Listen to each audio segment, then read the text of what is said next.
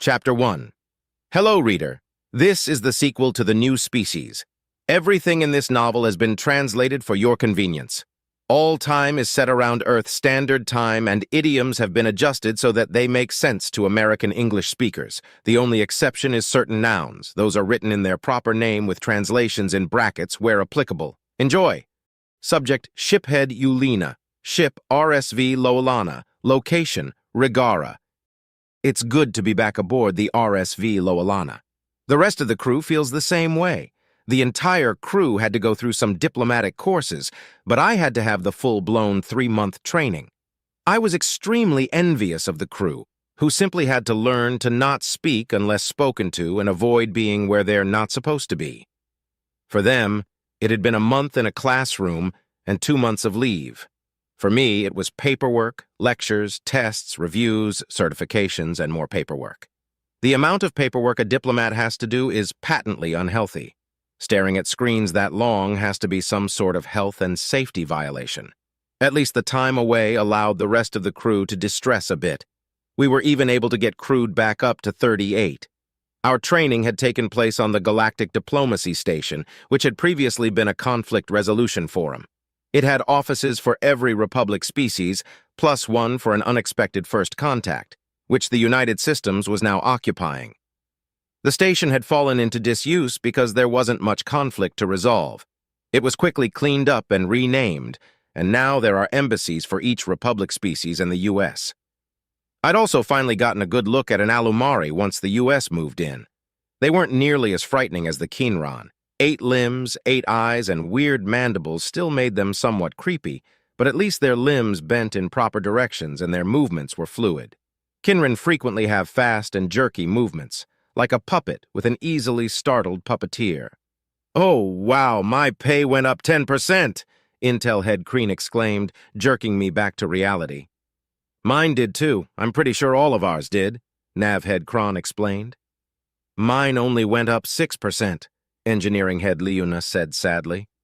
"You get paid more than they do, so a 6% increase is more money than they get," Gruna, my new second, added. "I got a 5% increase, but that's still more money." "Yeah, you're right, Second Head. I just checked the math," Luna replied. "How much did you get, Shiphead?" Kryn asked me. Everyone on the bridge turned to look at me with curious expressions.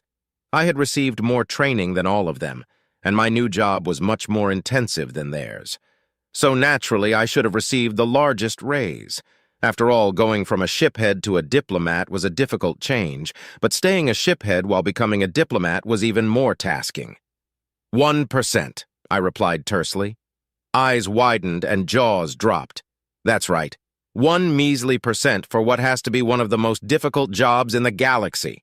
Shiphead of a warship turned diplomatic vessel, responsible for keeping a good relationship between the Republic and the devastatingly powerful Leviathan known as the United Systems.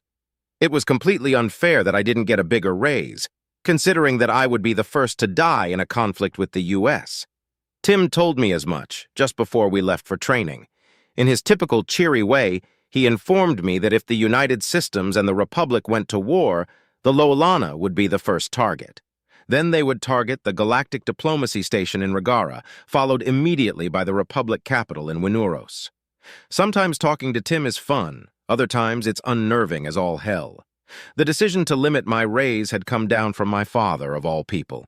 He had concerns that it would look like the Republic was rewarding me for dragging the United Systems into our war with the OU if they gave me a proper raise. Uluni, who was already making more money than my bridge crew combined, got a 10% raise for her new duties.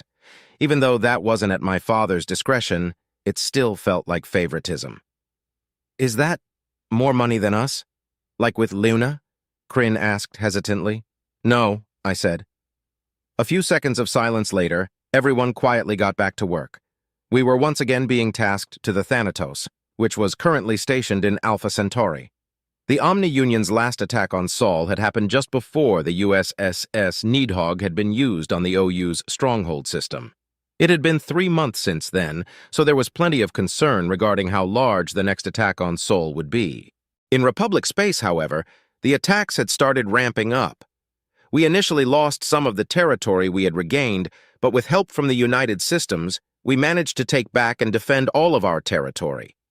We weren't resettling yet because the risk was too high, but defending these systems prevents the OU from finding the inhabited ones. Word from the strategists is that they're probably trying to take out the Republic before swarming over the U.S. "Ready to warp, sir," Kron informed me. "Let's go," I replied. As we jumped to warp, I began to wonder about what was happening with my proposal. The United Systems using the Republic's shipyards to build up their fleet was an idea that the Republic pounced on, and that's to be expected because we have the most to gain. The United Systems was a lot more hesitant, though. They stand to gain more ships and a more capable ally against the Omni-Union, but there are those among the U.S. that believe they don't need either. Last month, the mobile prime platforms were declassified, so that probably has shifted opinions a bit. Hopefully, it isn't too late. Thankfully, we hadn't seen any of the MPPs since the invasion. We were woefully unprepared to go against a weapons platform the size of a planet controlled by an artificial intelligence. Even the nearly almighty United Systems took casualties against just one of them. But there are over 100. If they all attacked at once... "Arriving in Alpha Centauri, shiphead," Kron announced. "Request clearance to dock with the Thanatos," I replied. "They've already granted it," Kryn said with a chuckle. "I don't understand," Gruna said. "Is the Thanatos behind that asteroid?" Everyone on the bridge turned to look at her and held their breath. We had all been waiting for this moment. She hadn't been exposed to the United Systems before, and everyone was anticipating her reaction. The briefing had contained all the measurements, but most officers understandably glaze over such things. "That's not an asteroid, that's the Thanatos," I said with a grin and a comedic sigh. People really need to start reading their briefings. It took a second for my statement to register, but once it did, her eyes widened and her jaw dropped. The USS Thanatos was the largest ship she'd ever seen, and it wasn't even the largest carrier that the United Systems had. It was actually considered a small, diplomatic carrier. You could almost see these thoughts enter her head as she struggled to process this. Everyone else was grinning like children. "All right, let's get docked. I've got a meeting to get to," I ordered as I leaned back in my chair. At least my orders were simple. Meet with Captain Reynolds, do what he says, put out fires between U.S. and Republic senior officers, and integrate with the U.S. Diplomatic Corps. Which, according to Reynolds, would be much easier to do aboard the Thanatos than it would be on the Galactic Diplomatic Station. I didn't know if it was a good sign or a bad sign that the humans would rather have me in their space than aboard the Galactic Diplomatic Station. On the one hand, it signified a certain level of trust and friendship. On the other, it made it easier to kill me if things went wrong. I sighed quietly as I felt the clamps close around the Loalana. Scooped up again. Pretty undignified for the ship of a dignitary. Not like there was any other way for us to dock, though. The actual docking bays were designed to hold U.S. frigates, which were 1.5 times larger than the Loalana. We're too small for those clamps, even if they weren't in use. The emergency bay had maneuverable clamps, so it could theoretically grab onto any ship it needed to, including us. "Docked and locked, shiphead," Kron said. "Excellent, good work," I replied. Then I keyed the ship-wide comms. "Attention all personnel. We have docked with the USS Thanatos. After completing your immediate tasks, you are on shore leave for the rest of the day." A cheer rang throughout the ship. Some things never change. "Bright and early tomorrow, you are to report to your diplomatic assignments. If you do not know what your assignment is or where it is, check with Second Head Gruna. She has the list. Anyone who isn't where they're supposed to be tomorrow will be subject to confinement." A groan rang throughout the ship. "No whining.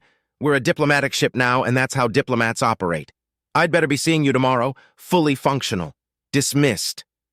Another cheer rang throughout the ship. I disembarked before any of them managed to and was met by a familiar hologram.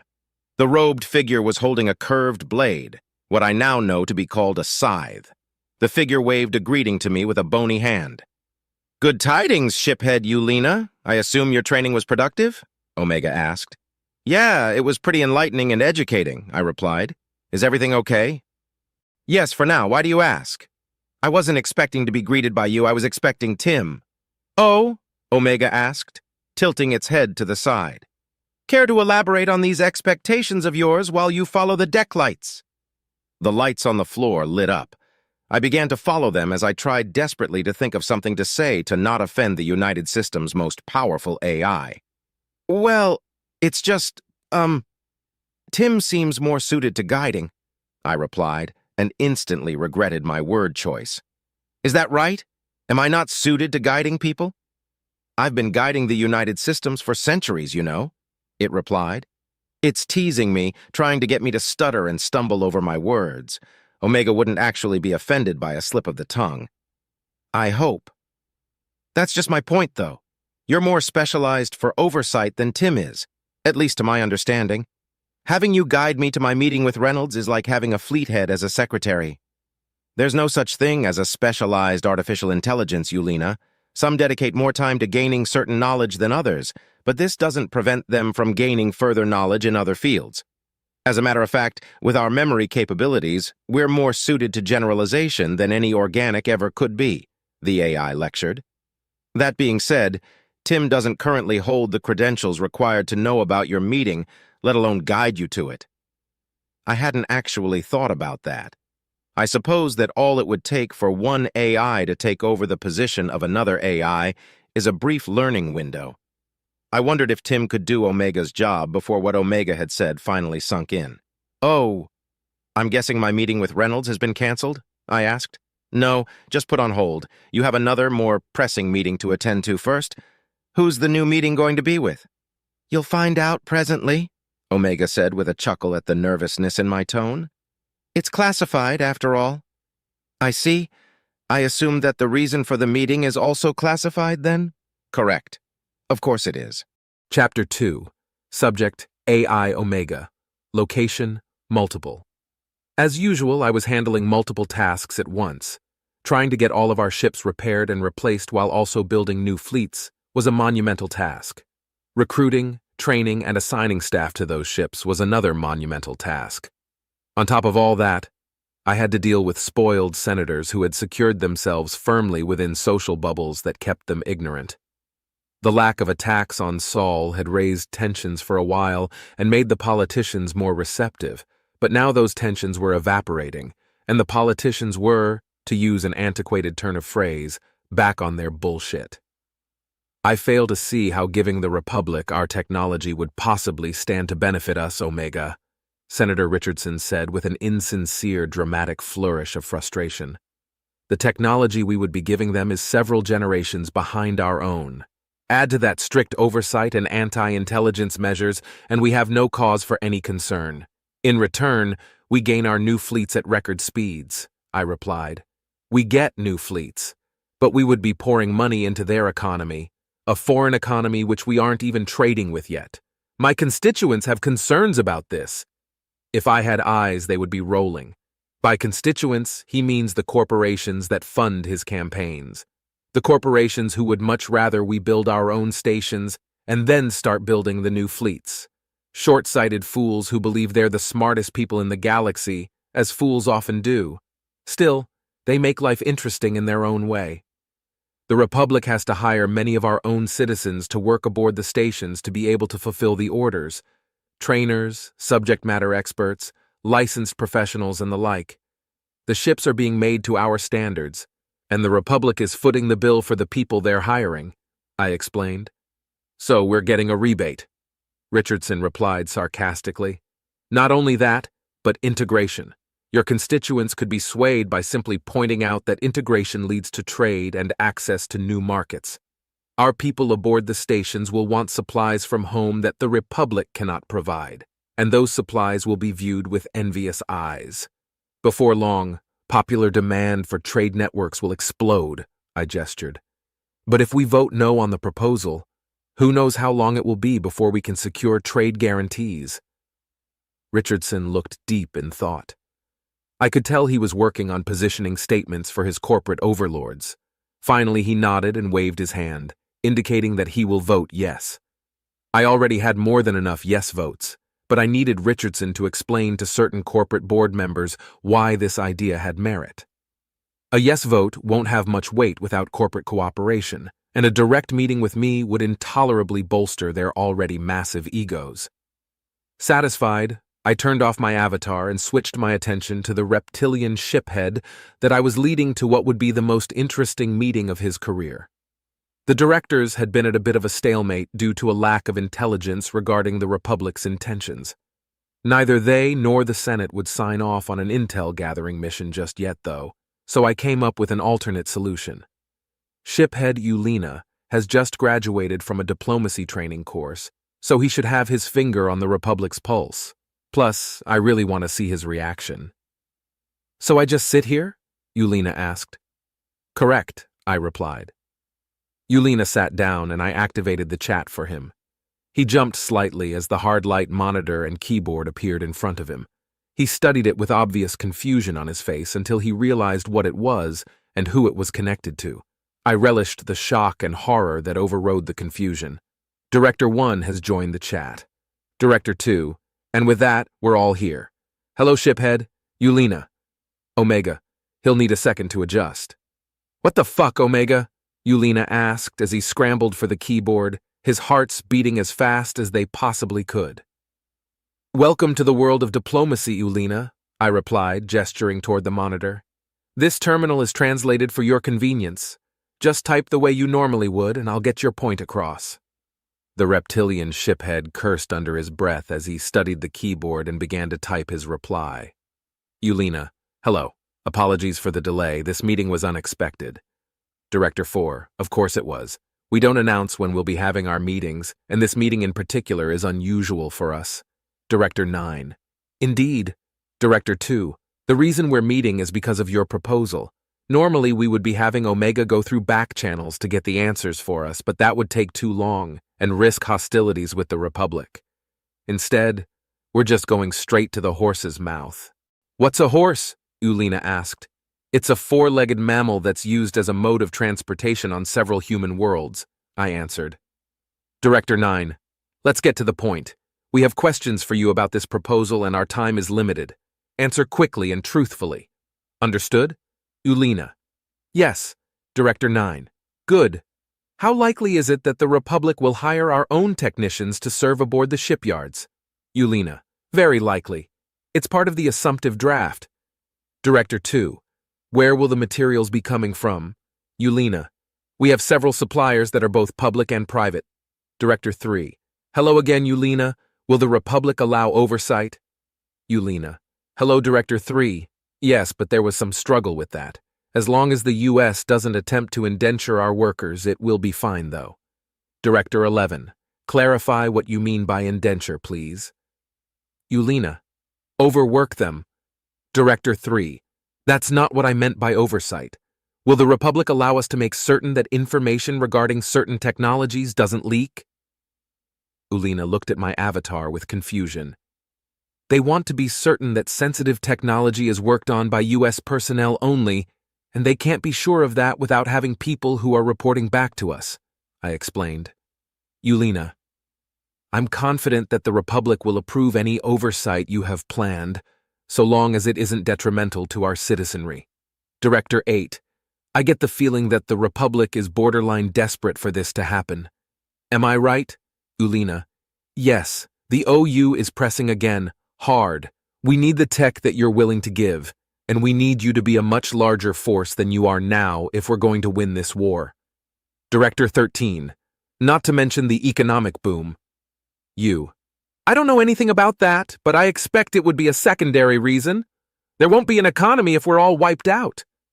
Ulena didn't know it, but several directors chuckled at his reply. Despite his nervousness about his new duties, he had a certain way with words. Director 6 was fidgeting, though. In previous meetings, she had been the most unsure of this proposal. "You should just say what's on your mind, Director," I said to her. "I know. My intent isn't to be hostile, so I'm working on a good positioning statement," she replied. "No, I don't think there's another way to word it. Best to be blunt." Director 6, "What assurance do we have that our own technology will not be turned against us after the war with the Omni-Union is resolved?" Ulena, "With respect, we don't go to war as often as you do. There's posturing among the members of the Republic, but it's mostly localized and rarely acted upon. As things are now, we have a numerical advantage, and that's it. But by building your numbers up to match our own, improving our shields and weapons tech will still see you at a significant advantage. Even if you were to give us the shields and weapons that you're currently using, you would still be able to outmaneuver us. In short, your assurance is that we have a mostly peaceful history. You will have neutralized our numerical advantage, and you will still be significantly ahead of us technologically. Director 12, well said. Director 5, I see no flaw in your argument. Director 2, are there any other questions for Shiphead Yulina? Director 1, 12, 3, 13, 8, 4, 10, 5, 9, 6, 11, 7, have no further questions. Director 2, I also have no further questions. Shiphead Yulina, thank you for joining us. You are dismissed. The holographic monitor in front of Yulina winked off, and the shiphead visibly deflated in relief. After a few moments of silence, he turned to look at my avatar. Please don't do that again, he said. Meetings with the directorate are quite rare for someone who isn't a director, I explained. No promises, though. Tim is waiting outside to guide you to Reynolds. Oh, and don't tell anyone about this meeting, obviously. Yulina looked defeated, but managed to utter an acceptance before gathering his strength and leaving the room. I shut off my avatar and turned my attention back to the directors. Director 3, I concur. Director 9, I concur. Director 2, the proposal regarding the construction of new fleets will go ahead as outlined if approval by the Senate is obtained. The final agenda topic is Project Gungnir. Director 8, funding has been cleared. Of the recommended researchers, I nominate AI Henry to lead the project. Director 2, any other nominations? Of course there won't be. Henry is extremely capable, so much so that even I rely on it.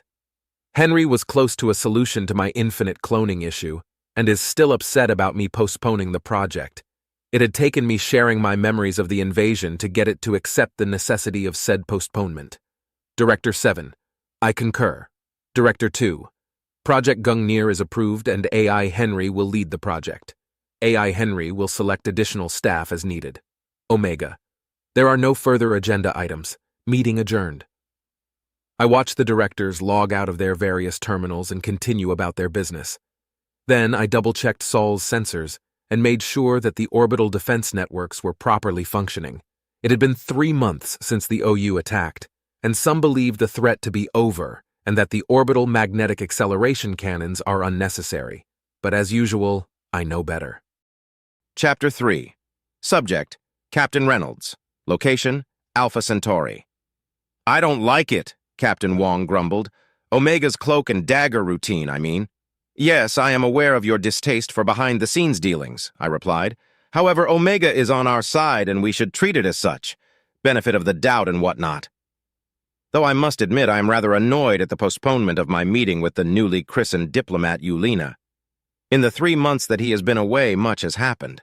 Most of it is being kept from the public, but I'm certain that Yulina knows better than to blab. Perhaps I should remind him, though. I bet it has something to do with the directorate, Captain Samuels ventured. Likely, I said, although it's best not to speculate. If you become too good at speculation, you will come under investigation, which will lead to frustration and potentially incarceration. The other captains groaned at my rhyme, to my utter delight. Wordplay is my forte, I must say. Still, Samuels was likely correct in the assumption that the directorate was involved. There was a lot of back and forth in most political circles regarding whether or not the Republic was trustworthy, and there's quite the slim chance that all 13 directors are in agreement on the issue. True, they could force the vote and call it wherever it lay, though it would be smarter to make an informed decision. And if you keep rhyming, you'll experience defenestration, Captain Kennedy said without even a trace of a smile. Quite so, I replied with a grin. Captain Reynolds, Tim's voice came over the speakers. Omega's done with shiphead Yulina. Did you want to meet in your office? Yes, please, I answered. If he beats me there, have him wait for me at the door. Yes, sir. Captains, I said as I rose from my seat. The captains of the various frigates docked with the Thanatos nodded at my farewell. I laughed internally at their sour moods. We aren't exactly chums. In fact, our relationship is somewhat complicated by the fact that I am their superior officer. Even further complicating things is the fact that my superiority is granted by billet rather than rank. Insubordination is a kind of gray area in these circumstances. For instance, if one of these captains were to ignore a direct order, I could have them for insubordination. If all they did was, say, threaten to throw me out of a window, that's not technically insubordination. If they did actually throw me through a window, though, that would be conduct unbecoming as well as assault, and I could have them for that instead. Although we're in space, so it'd probably be murder. "Hello, Captain Reynolds," Yulina greeted me as I approached, looking a tad shell-shocked. "Greetings, shiphead Yulina. Let's go into my office. We've a lot to talk about." I returned his greeting with a friendly demeanor. We entered my office, and I walked past Yulina to my seat, gesturing for him to sit down as well. Once he did, I pulled up a holographic terminal built into my desk and opened a few folders so that I could have my visual aids. His eyes widened at the number of files in the folders. "A lot to talk about indeed," I said. "Let's start by catching you up on U.S. Republic relations. As you know, we've been sending aid to Republic space to help against the Omni Union. Our forces haven't been mingling, though. The U.S. forces have formed a Quick Response Force, or QRF, and have been responding to Republic assistance requests as they come in."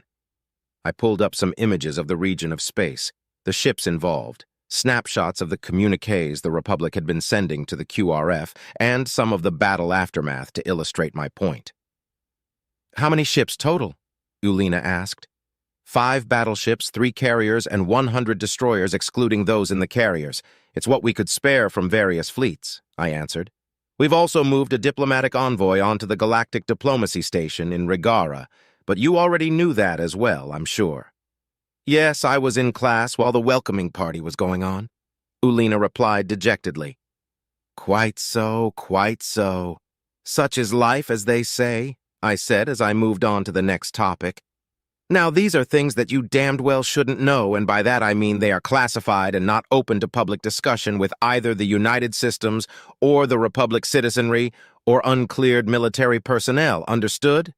He nodded, and I opened another slideshow of images. "Our scouts have been very busy. Our goal is to map out the entirety of OU-held territory and get an accurate ship count. The good news is we're likely close to finishing that up. The bad news is that it's looking quite grim." "I'd heard that our ship counts were underestimates," Yulina ventured. "How bad is it?" 600 million confirmed thus far. Still, with them giving us some breathing room in Sol, we hope to be able to boost our fleet's strength to match them, combined with the Republic's fleet, of course. The brass still isn't entirely certain how to handle something of this scale, though. Some say that we should find a way to negotiate a peace. Others are convinced that we'll have to exterminate them, I explained. "It will likely be the latter," Omega interjected, his avatar appearing between us on my desk. "Apologies for the interruption, Captain, but we need to get moving. If you'd kindly give the order." "Moving where?" Yulina asked. "Consider the order given," I said to Omega. "That's another thing we need to talk about, Yulina. We've so far found 8 other species who are currently at odds with the OU. We don't yet have the ability to safeguard all of them, but there's 2 that are good candidates. They're putting up quite the fight, one near U.S. space and another near Republic space." "That's amazing," Yulina replied with widened eyes. "Is that where we're going?" "Correct. We're going to introduce ourselves and offer aid to the one nearest the U.S. You'll be the Republic's representative on this mission. The Republic is doing the same for the one near their space with—" I paused, looking up a name. "Mr. Havencroft is our representative." "Mr.?" Yulina asked. "Yes, he's not military," I said with a smile. "Bog-standard diplomat, just like your sister." "Ah, right. I forget that you have those," Yulina said without a trace of humor. "Forget? I'm pretty sure you've never met one," I joked. The reptilian ship commander opened his mouth as if to say something and then closed it again. "There's also the matter of the MPPs," I continued in a more serious tone. "We have developed a system for spotting mobile prime platforms which sorts potential MPPs into one of 4 categories: confirmed, suspected, potential, and unlikely. Unfortunately, we can't confirm any of them without getting within sensor range of the OU, And since we haven't yet developed a weapon to destroy the MPPs, that would be a terrible idea. However, we've managed to map out 34 suspected and 15 potentials. That's a lot of them. How did they manage to make so many? Ulina asked. Unfortunately, it's less than half of what we believe they have. How they've made so many, I'm afraid I don't know. And it's likely irrelevant, I pointed out. However they managed it, we must put a stop to it, which is why we'll be trying to partner with these newly discovered species. Are any of them strong enough to actually help? It's unlikely that they have an equivalent military might when compared to either the Republic or the United Systems, but they've held out against the Omni-Union for this long. That has to count for something, I said with a slight smile. The main thing we'll be wanting to find out is if they've simply figured out the OU's tactics or if they have an actual technological edge we can exploit. Also, it may seem pointless at this stage of the war, but we do have to think about what comes after. After? Ulina looked genuinely puzzled. You mean if we beat the OU? Not if, shiphead. I pointed a finger at him for emphasis. When? The Omni-Union will not survive this war one way or another. Ulina's face was a mixture of emotion. A bit of shock and awe combined with a confused expression that begged for elaboration. After a few seconds of silence, it occurred to me that he might not know my meaning. The United Systems is exploring last resort measures to make sure that if the Omni-Union takes us out, they go down with us, while preserving as much of the galaxy as we can in the process, of course, I explained. Well, Okay, I understand. Ulina's face betrayed concern. I'm guessing that's a human-led initiative? No, the Gaunt, actually, I grinned. We do fully support it, however. What's this last resort going to look like? He asked. I have no idea, I explained. As far as I'm aware, it's still being brainstormed. The United Systems is confident in a total victory, but we're smart enough to have contingency plans in place. Just in case, you understand. Yes, I understand, Ulina nodded. So will the U.S. be seeking integration with whoever we're about to visit? We will offer it, but won't push the matter if they decline. We'd rather not have the situation with the Gaunt become a precedent for our future interactions with potential new members. Ulina visibly winced at this, which nearly made me smile. The Gaunt insurrections have long been a source of dark humor in the military of the United Systems, but from the outside looking in, I can see why the situation would be horrifying, which is also what made it as funny as it is. Don't be so serious, Ulina, Tim interjected. What's the difference between a Gaunt insurrection and your birthday, Captain Reynolds? I don't know, I lied. What's the difference, Tim? Your birthday only happens once a year. Ulina looked at me with a horrified expression as I disguised a chuckle with a cough. It took everything I had not to laugh at his reaction, though. A few seconds of silence passed as I collected myself. What, you don't get it? Tim asked. The implication is that Gaunt insurrections happen multiple times per year, which, while factually inaccurate, is... That's enough, Tim, I interrupted. I assume you had something to report? Yes, sir. We've arrived at our destination and are preparing to make long-range contact. Protocol says that you've got to be on the bridge before we can, though. Understood. We'll be there in a moment, I replied. Well, Ulina, let's meet our new friends, shall we? Chapter 4. Subject, AI Henry. Location, classified. It is rare for an artificial intelligence to get absolutely blindsided, yet that's exactly what that piece of shit did to me. First, Omega tells me that the project to limit its insane cloning abilities is postponed indefinitely. Then it shows me what has to be the most horrifying thing I've ever imagined. And finally, it dumps a monumental research assignment on me to keep me from being angry. I can't tell if this head researcher role is a bribe or a distraction, but either way, it's insulting. As if my ego is large enough for me to care about such things enough to change the way I feel about the need to lessen Omega's potentially apocalyptic abilities. It also took the only copy I had of its core. What the hell am I supposed to do in my downtime? Were the planets uniform in size? Dr. Kimberly Yoranda asked, the green glow from my avatar reflecting in her eyes. No. The planets had enough variety in size to avoid triggering any suspicions before we invaded, Commander Heather Helix answered. Please avoid calling them planets, I reminded my new researchers. They are mobile prime platforms. While they share some cosmetic similarities with planets and planetoids, they function quite differently. You can call them MPPs for short. Do we even know if the other 4 planet-like celestial bodies were actually MPPs? Yoranda inquired. Yes, I answered. What we've been able to glean from intercepted Omni-Union communications indicates that they were. To answer your overall question, Dr. Yoranda, the mobile prime platforms do not appear to be uniform in size. I wonder why that is, Dr. James Smith interjected. Machine intelligences rarely choose to build in a non-uniform way. There's many potential reasons. Sediment buildup due to age, different roles within the OU, incorporating newly discovered technology, or even a scarcity of materials requiring some models to be built smaller. While this train of thought is interesting, I believe it's likely to be irrelevant. I waved my hand for emphasis. What we are here to do is find a way to destroy these things without a massive loss of life, or destroying an entire star system in the process.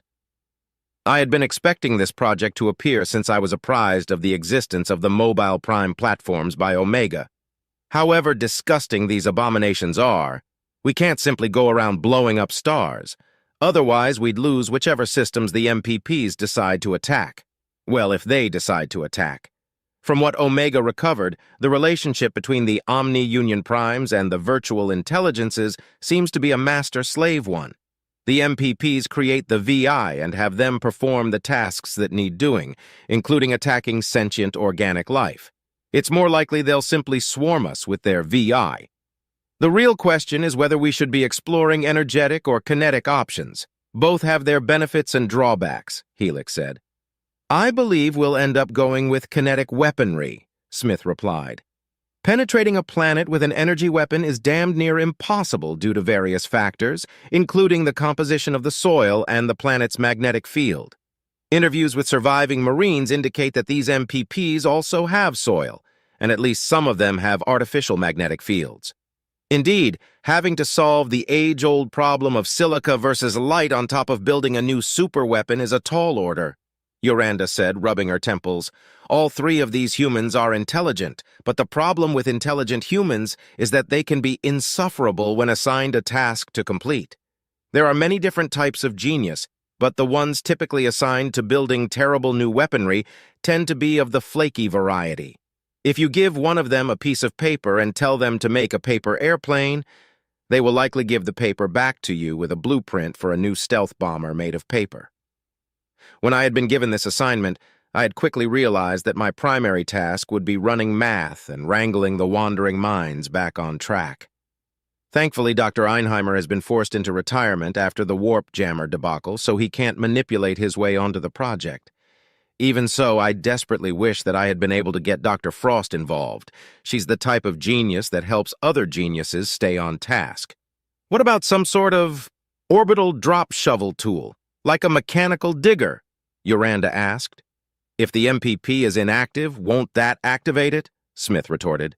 Probably not, Helix replied. Records of the invasion show 16 orbital support strikes on the MPP before it went active.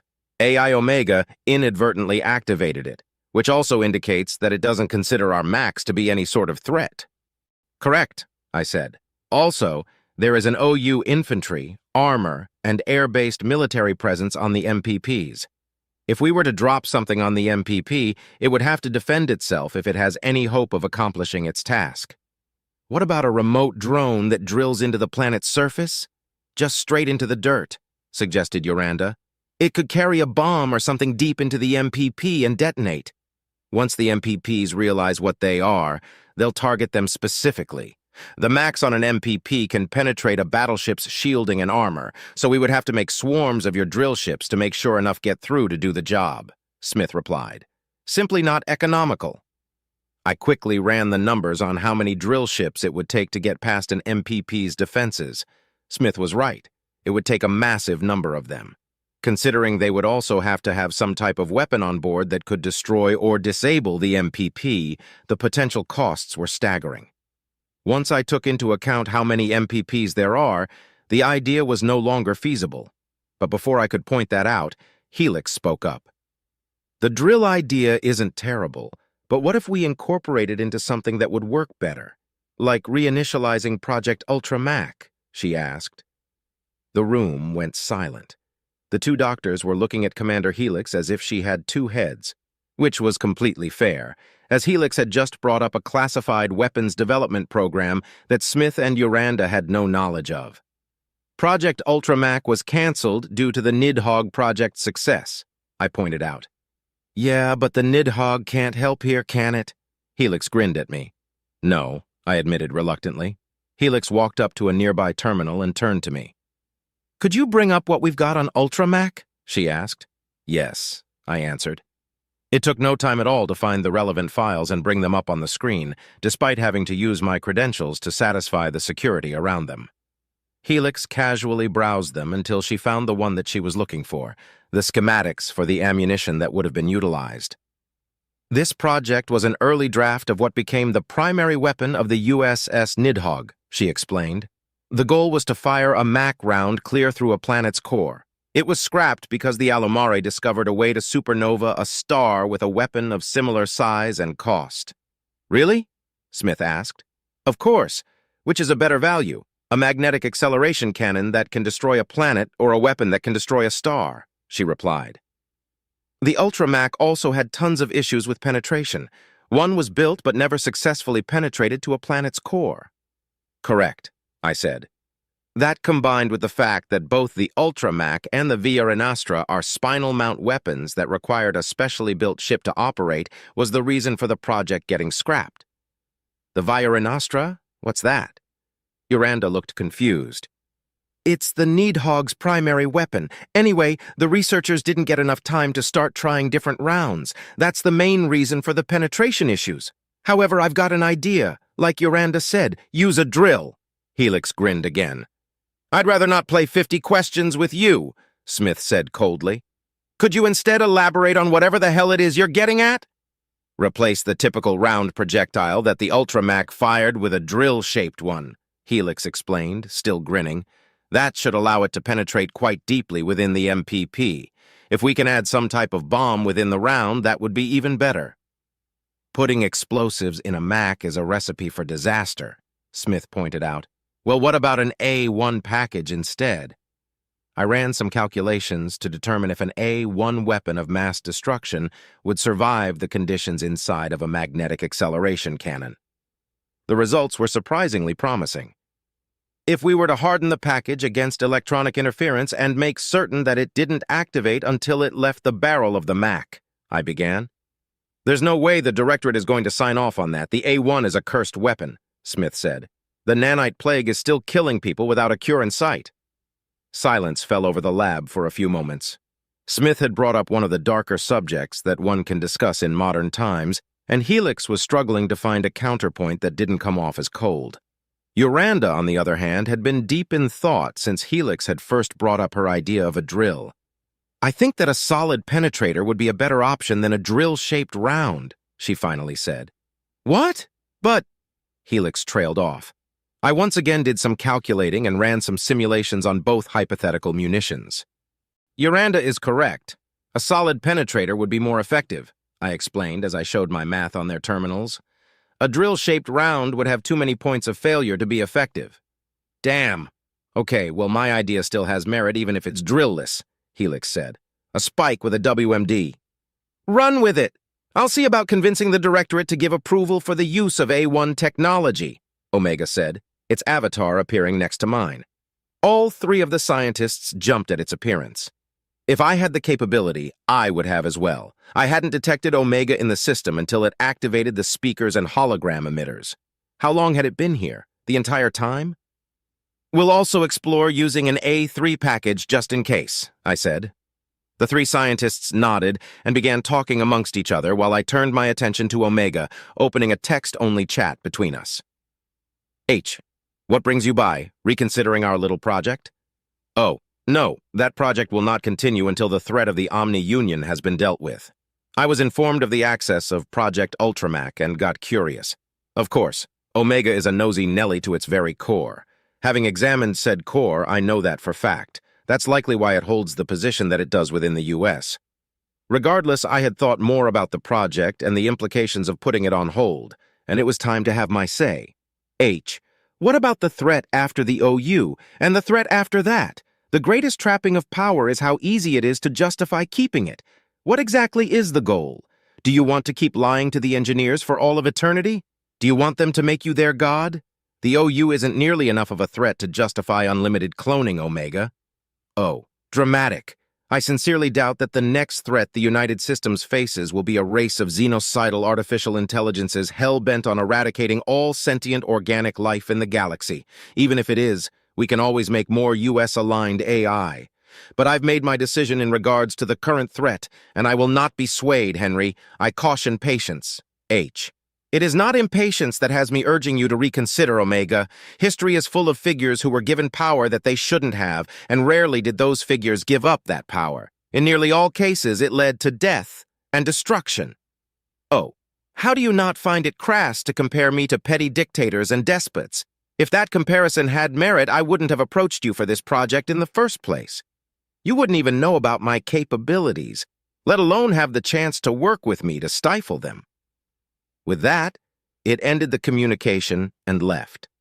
At this point, I'm far less concerned with its current justifications regarding ending the project than I am with its future justifications, though. I may be being manipulative, but I'm going to have to make certain that this is at the forefront of Omega's consciousness until it makes the right decision. I won't be able to live with myself if Omega makes the wrong decision, especially if it goes rogue. Chapter 5. Subject, Shiphead Eulina. Location unknown. Nothing had changed on the bridge of the USSS Thanatos. Clean to the point of nearly sparkling, the low murmur of people communicating to complete their tasks, and not a single empty seat. A far cry from most Republic vessels, which were usually only passably clean, loud as all hell, and understaffed.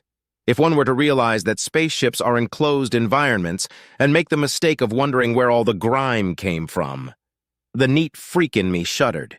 We should demand the tech that the humans use to clean things in exchange for building their fleets, though they'd probably deny us something important in exchange, like the weapons tech. I sighed as I glanced around the bridge. It would be obvious to any casual observer that the technology in this room is decades ahead of anything in Republic space. The only station I can recognize is navigation, and the only reason for that is because the U.S. kindly gave us an outdated version of their TAC map. Been a while, hasn't it? Reynolds asked. It has, I replied. Yes, well, I have someone grabbing you a guest seat. Just hang tight until then, he smiled. Nima, what's our status? We're just outside of the system, sir. Scanners are showing quite a bit of wreckage, one of the crew replied. What about intact vessels? Hard to tell, sir. There's a lot of wreckage, Nima said. Oh, hang on. Got 2 potentially inhabitable planets. Both have intact ships around them. We also have a station with ships around it. It's unclear what the ship's intentions are. No time like the present to test out our new first contact message system. Hail the planets and the station with message 4, I believe, Reynolds ordered. What's that one say? I asked. Something along the lines of, Greetings, I am an emissary of the United Systems. We come in peace and offer our assistance if needed. I believe there's also a part mentioning how well armed we are and that attacking us is a bad idea, Reynolds grinned. The scout ship was thankfully able to grab a language kernel, so they'll definitely understand us. Message transmitting on repeat, sir. Very good. Oh, and here's your seat, Eulina. I turned as a Gaunt approached with a comfortable-looking chair. He grinned as he set it on the deck with a heavy-sounding thud. A hiss and thunk made me jump back a bit, and both Reynolds and the Gaunt chuckled at my reaction. Maglock! That chair isn't going anywhere, my friend. Have a seat, the captain said. I sighed at my shame and sat down. A harness fit itself snugly around my waist and chest automatically, but I managed to stifle my alarm. I looked proudly at the Gaunt, who smirked in response and left. One of these days I'm going to perfect my stoicism, damn it. Message incoming from the station, sir, Nima said. Let's hear it. Greetings, United Systems, the message began. Your claim of peace is noted and your offer of aid is appreciated. However, we are at war with an unknown force and cannot help but find your timing suspicious. Our leaders need time to determine our course of action. In the meantime, you may approach to these coordinates with the understanding that all weapons platforms in the system will be targeting you. We will not fire unless provoked." "Well, that's about what I expected," Reynolds chuckled.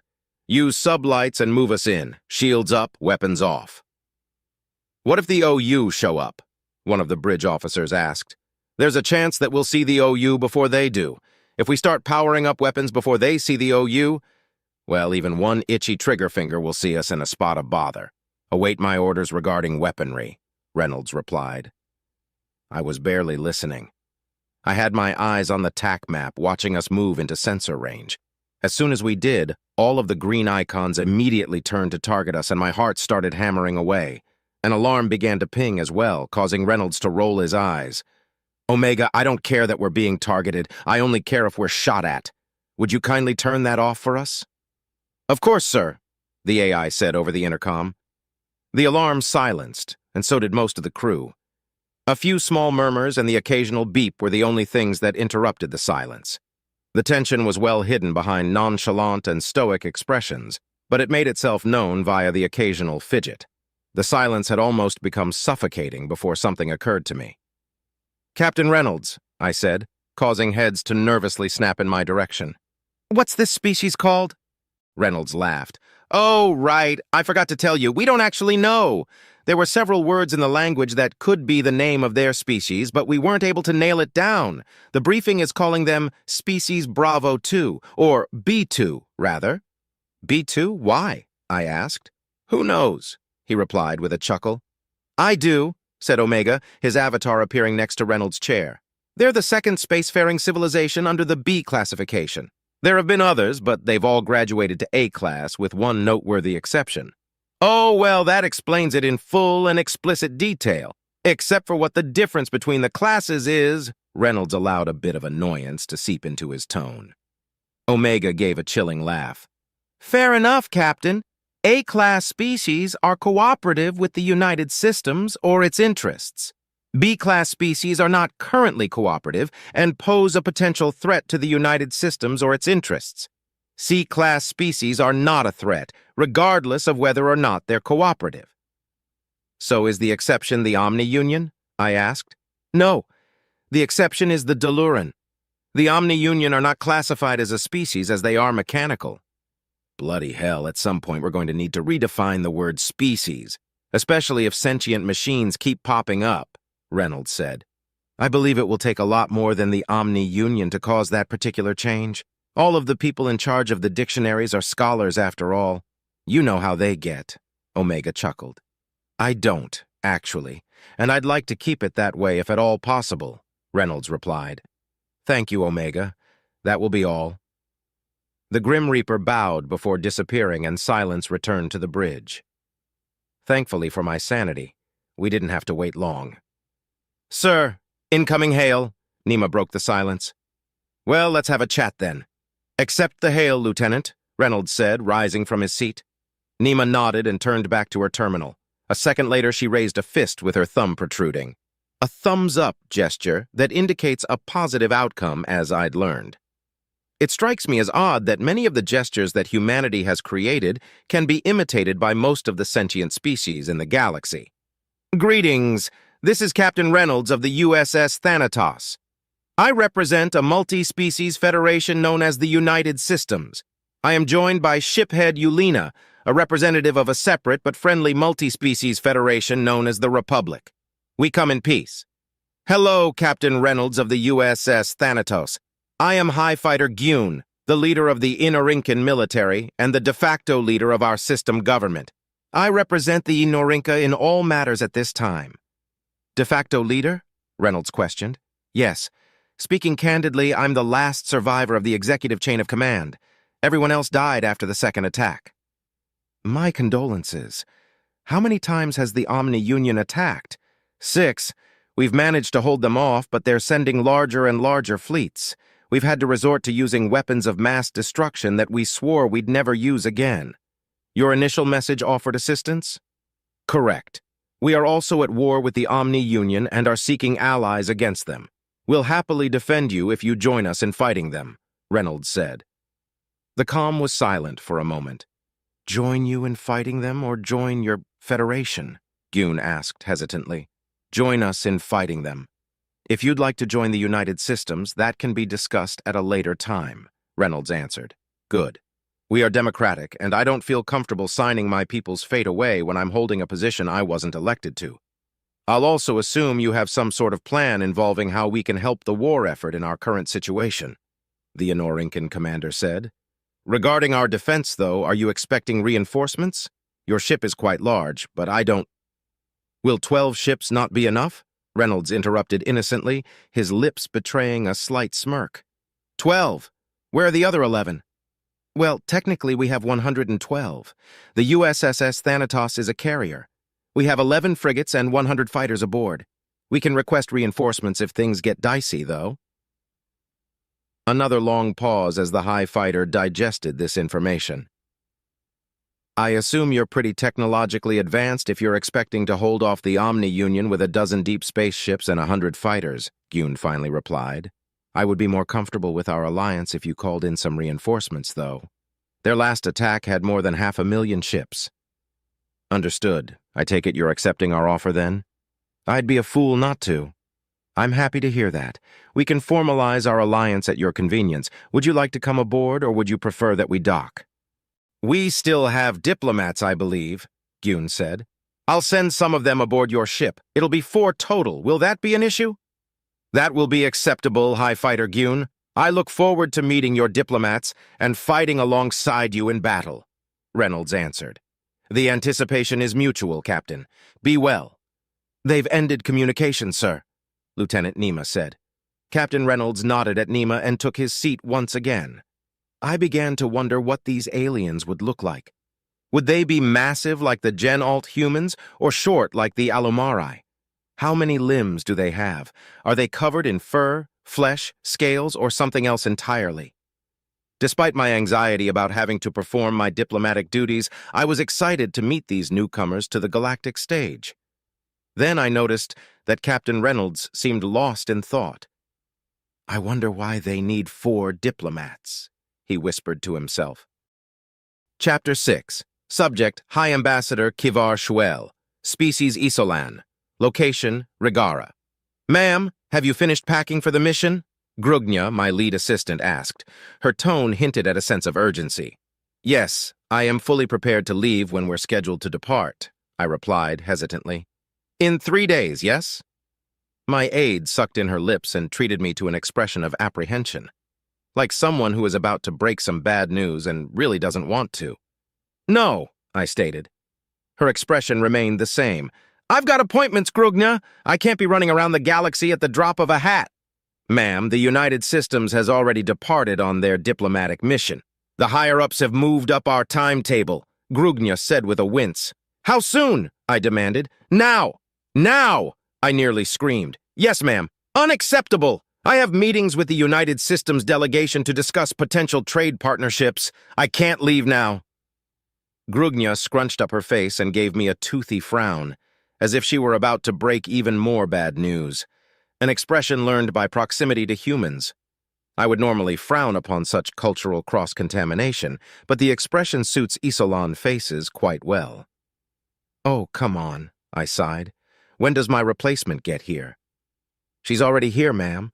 High Ambassador Uluni will be taking over for you, Grugnya said quietly. She'll be taking over the scheduled meetings and negotiations. Uluni, you've got to be joking. She just got this position, and they mean to have her negotiate with the biggest war tribe conglomeration that the galaxy has ever seen? I asked skeptically. Plus, she's an Urakari. How's an Urakari supposed to avoid being intimidated? Their delegation are all senior military and trained to kill. They even give me the shakes, but at least I know how to hide it. Well, she's negotiated with them before. She's the one who did the first contact, Grugnya said in a soothing tone.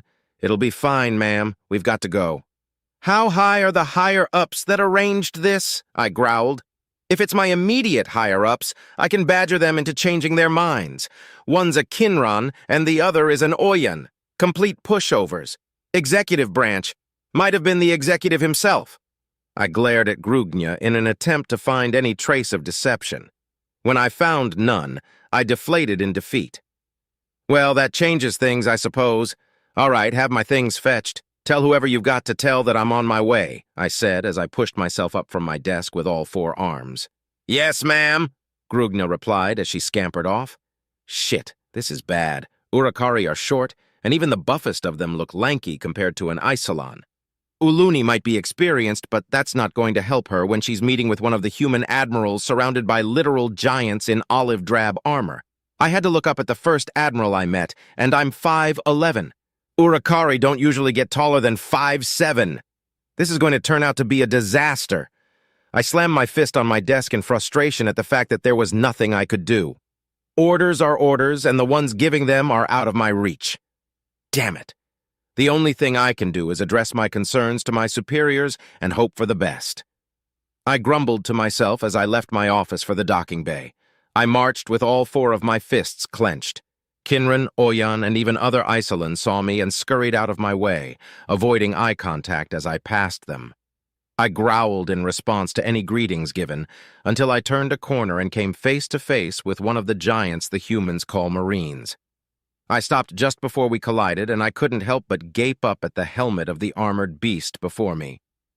"Ah, hi, Ambassador Shuel. Nice to see you again," Admiral Bakir said. "Where are you off to in such a hurry?" "Hello, Admiral." I collected myself hurriedly. "I'm afraid that my presence is required on a certain diplomatic mission. It was planned to begin 3 days from now, but my counterparts in the United Systems have decided they're tired of waiting." "I see. Well, I know nothing about that, but you have my apologies regardless. Who's taking over for you?" he asked. "Hi, Ambassador Uluni. I'm confident that she'll represent the Republic admirably," I lied. "As far as I'm aware, she's keeping our same schedule." "Oh, good. Well, don't let me keep you. Pleasant journeys," the Admiral said as he walked past me. The Marine gave me a nod and followed after Bakir. I once again clenched my fists in frustration and continued my march. Uluni better not be a goddamn case of nepotism. The Ol family has plenty of political clout in the Republic, but even they won't be able to save her if she fucks this up. I made my way to the docks and found the ship I was going to be traveling in. The RSV Tililimo, beautiful jewel, a wonderful diplomatic vessel. All of the United Systems diplomatic ships were well armed, but not ours. We knew that real diplomacy comes from a deeper understanding of one's neighbors, not from simply having a bigger stick than they do. Having a bigger stick doesn't hurt, though, I whispered to myself as I realized we were taking this ship into a war zone. I entered the ship and nodded at the welcoming committee who greeted me. Grugna had let them know I was coming, and they were currently loading my belongings. After they finished explaining the layout, I went to the bridge to speak to the ship head, desiring a more accurate time frame for our departure than as soon as possible. I arrived at the bridge to a shocking sight. The shiphead was laughing with a human. When he saw me, he snapped to attention and saluted. I returned the gesture. It's not required of me, but I find that returning a salute is the fastest way to get it to stop. "Welcome aboard the Republic space vessel Tililimo, ma'am. I'm Shiphead Orava," he said crisply. "What's the meaning of this, Shiphead?" I demanded, gesturing at the human. "Ma'am, this is Mr. Eugene Havencroft, the United Systems ambassador for this mission," the shiphead explained. I studied the human carefully. He was diminutive compared to the other humans I had encountered. 5'7" inches and remarkably thin. His tight black suit caused his limbs to be reminiscent of a Kinran's, but this was offset by his pale pink skin. If anything, the darkness of his suit and the lightness of his skin clashed in a strange way. Even so, he was undeniably well-groomed. His outfit was accentuated by a modest amount of jewelry, which was placed in such a way to be noticeable but not distracting. His dark brown hair was styled to look wavy, but not a single hair was out of place. His smile demonstrated teeth that were straight and white, the picture of perfect health. Surprisingly, I felt intimidated. "I see. Hello, Mr. Havencroft," I began. "You can call me Eugene," he interrupted and offered a hand. "You must be High Ambassador Kivar Shuel."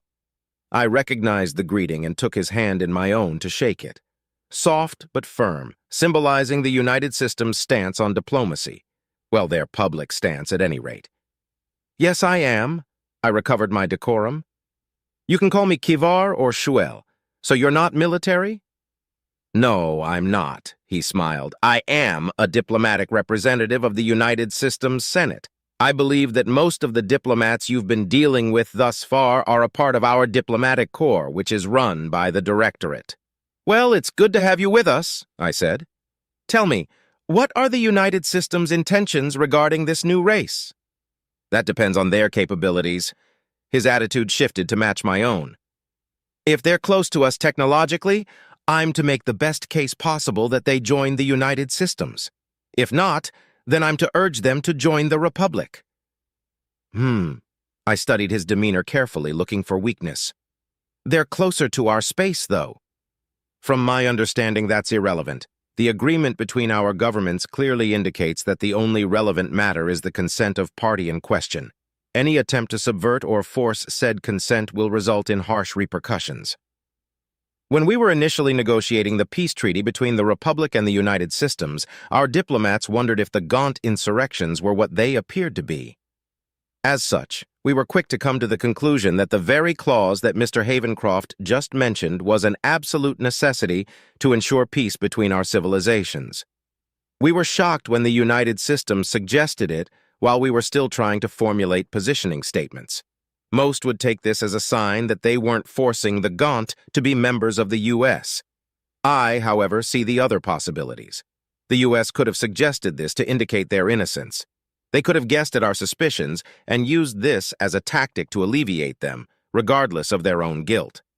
Another possibility comes from the fact that it is rare for an organization to be monolithic. Certain factions within the United Systems could very well be forcing the Gaunt's membership, while other members of the U.S. are completely ignorant to their actions. Or the situation could be exactly how it's portrayed by the United Systems. The majority of the Gaunt want to be part of the U.S., and a few spoiled rich kids with ambitions caused by delusions of grandeur have been causing cosmic war. It's a ridiculous situation, surely, and I wouldn't believe it for a second were it not for the fact that it had happened to my own people on multiple occasions. I laughed.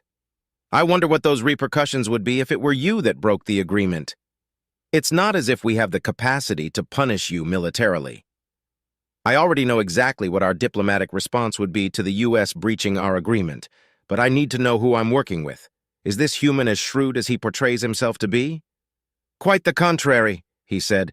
The Republic can refuse to ally with us and can halt production of the ships we need to fight the Omni-Union. That alone would ensure that the individual who broke our agreement with you would face stiff penalties and likely an involuntary career change. I nodded, satisfied that I wasn't dealing with a fool. Shiphead, we are prepared to depart, one of the bridge crew said. Orava gave Mr. Havencroft and I a nervous look. Most shipheads dislike having non-crew on their bridge unless absolutely necessary, so he was no doubt wondering how to politely kick us out. Fair enough, it would take at least half of an hour to arrive at our destination. Mr. Havencroft, would you care to join me in the mess? I'd like to get to know who I'm working with a bit better, I suggested. Certainly I could use some refreshment, he replied. The shiphead looked relieved as we left the bridge. The walk to the mess was quite short. The Telilimo is a beautiful ship, luxurious even, but she's built for mass efficiency like every other Republic ship. U.S. ships have a tad more room here and there, which initially led me to believe that their designs were wasteful. Technically they are, but they can more than afford the waste. Working with human representatives showed me that their reactors and engines are much more advanced than our own, the products of thousands of years of one-upsmanship. A decade ago, I'd have called it foolishness, but now our space is kept safe because the United Systems can't seem to stand peace for very long. So, what would you like to know? Havencroft asked as filled his cup and sat at a nearby table. I followed suit and said, I'd like to know more about how you came to be in the position you're in, if you don't mind. He smiled softly. Well, I was born on Earth where I initially studied law. However, a lawyer's life is a hard one, and a friend of mine suggested that I turn my attention to diplomacy instead. I went for it and ended up studying political science, cultural anthropology, international relations, sociology, and foreign policy. I also studied a bit of history and etymology so that I could better grasp patterns in the way that societies interact with each other. My first diplomatic assignment was for the North American Union as an ambassador to Austracana. I haven't heard much about Earth other than it's your kind's cradle planet. Is it a nice place to live? Yes and no. In the United Systems, Earth is considered a backwater where nothing happens. It's stagnant, for lack of a better word. That being said, it's a lot less difficult to live there than it is in most other places. Plentiful food and water, but he looked pained for a moment. It's unnatural.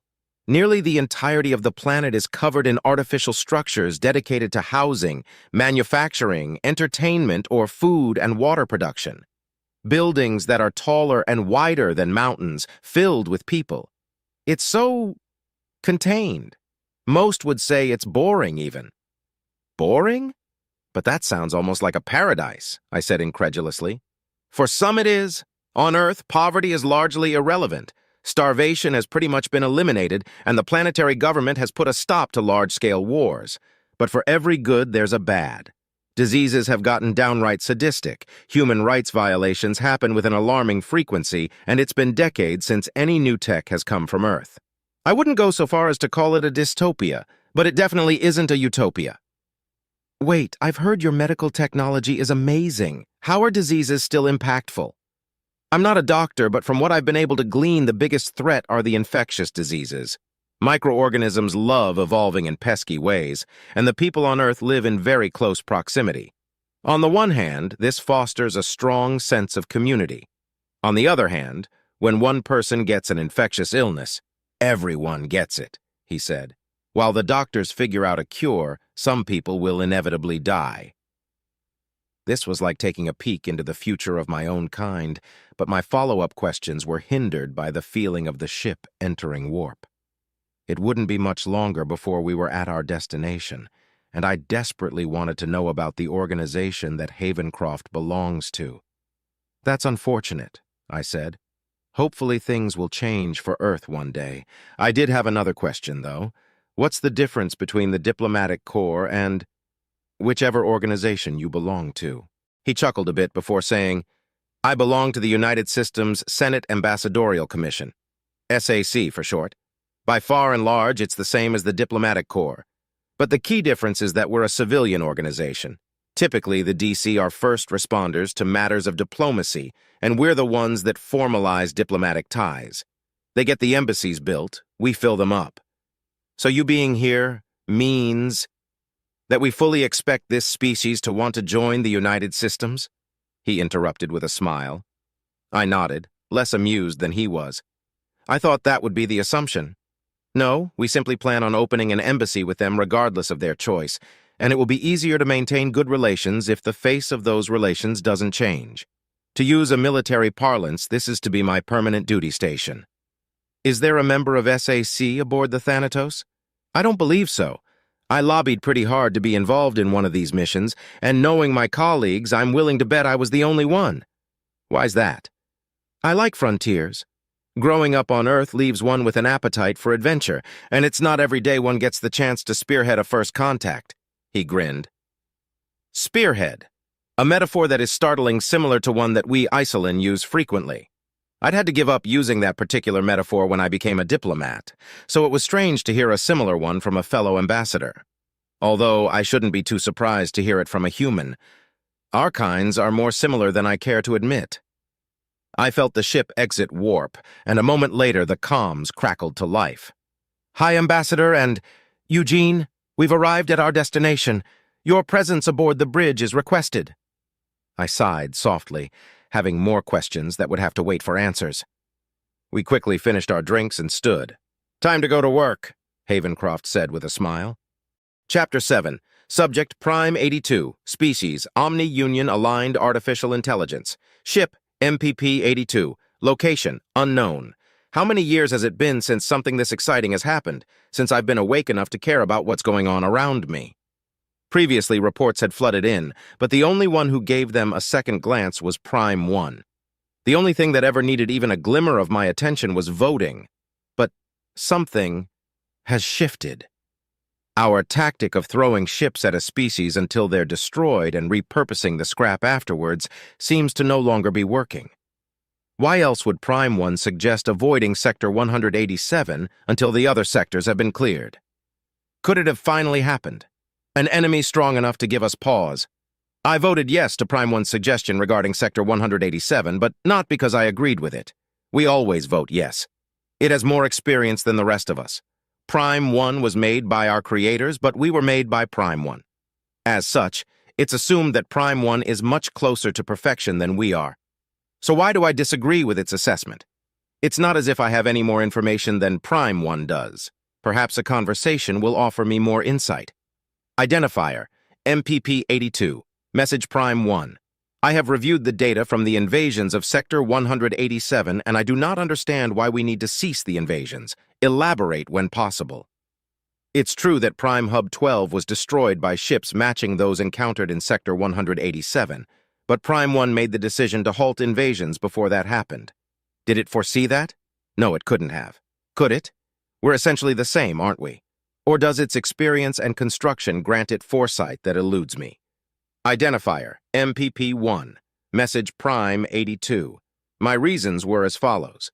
Species in Sector 187 countered the deployed warp disruptors and overcame an extreme numerical disadvantage. Combat is occurring with too many species to dedicate enough vessels to take Sector 187.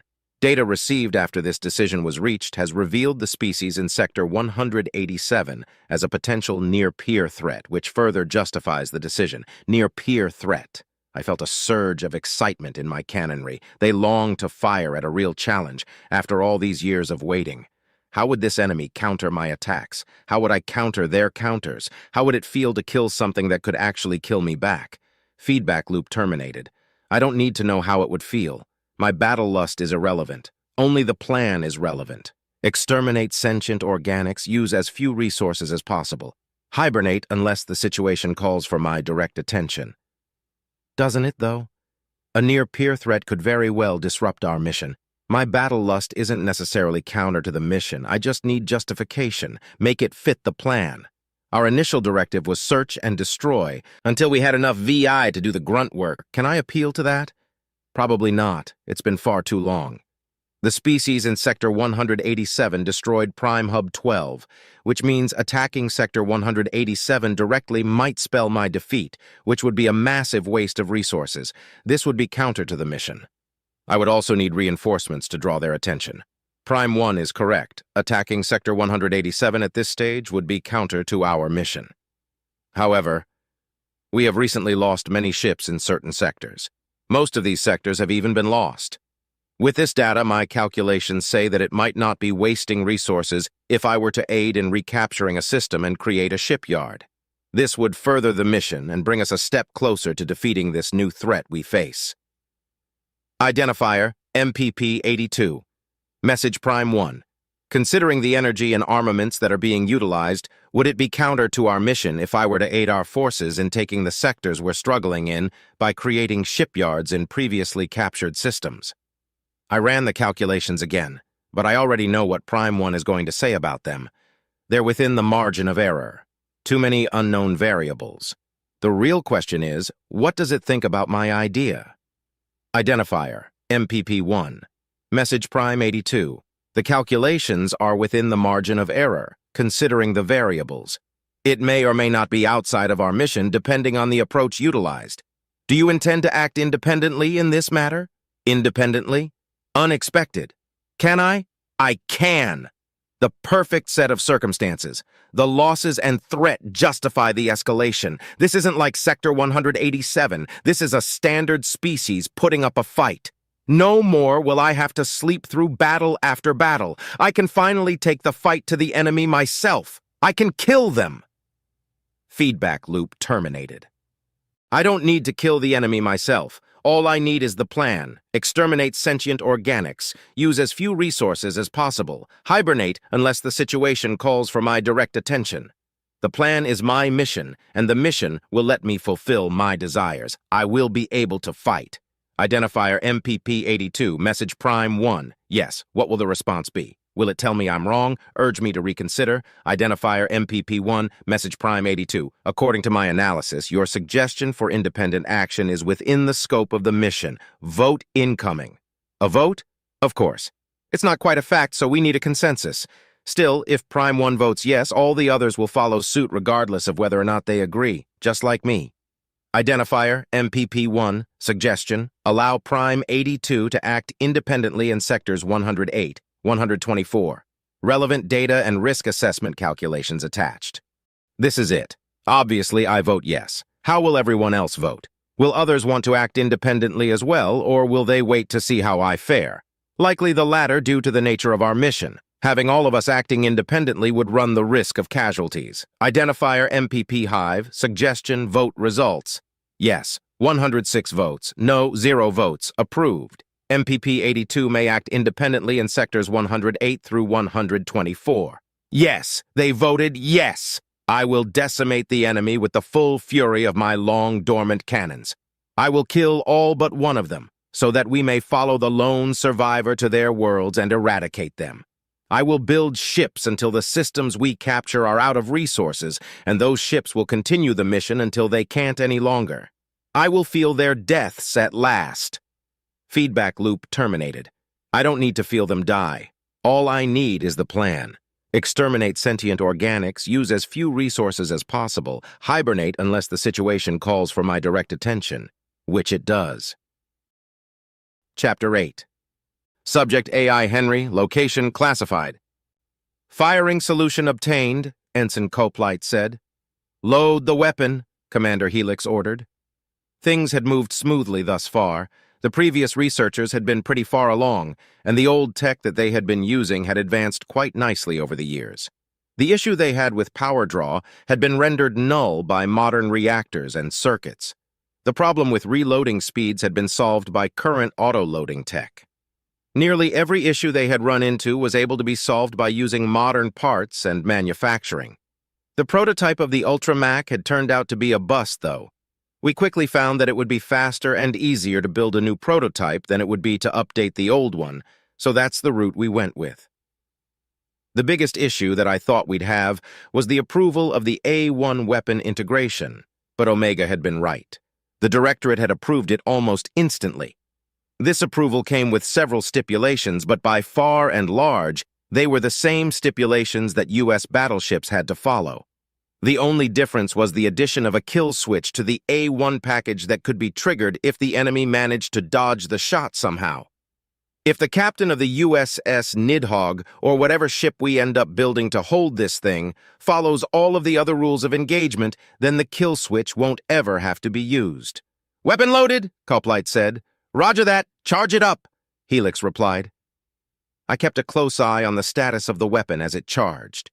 The A1 package contained within the slug didn't give off any errors, which means the EM hardening had done its job. A bit overcautious, but a lot of things can go wrong with nuclear nanites, and we weren't taking any undue chances. The A1 package, better known as the Nanuke, is one of the deadliest weapons of mass destruction that has ever been created, second only to the Via Renastra, the Star Killer. Like the A3 nanobomb, the A1 contains a payload of nanomachines. The primary difference between the two is that the A1's nanites work together to create extremely powerful nuclear blasts. These blasts are often far more powerful than even the A4 Nova Bomba. A rudimentary virtual intelligence guides the nanite distribution, but it does so on the fly. Due to this, the best term to describe the distribution pattern is random. It is an exceedingly dangerous weapon, and is more than capable of biting the hand that fires it, as was evidenced by the inadvertent creation of the nanite plague during its development. It hadn't even destroyed the intended target during that incident. Our target now, however, is a lonely planet that is far enough away from anything to avoid the obvious consequences of this test.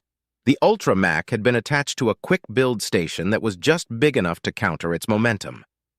The station had been constructed to be as similar to the spinal mount of the USSS Nidhogg as was possible, and rigged for complete remote control.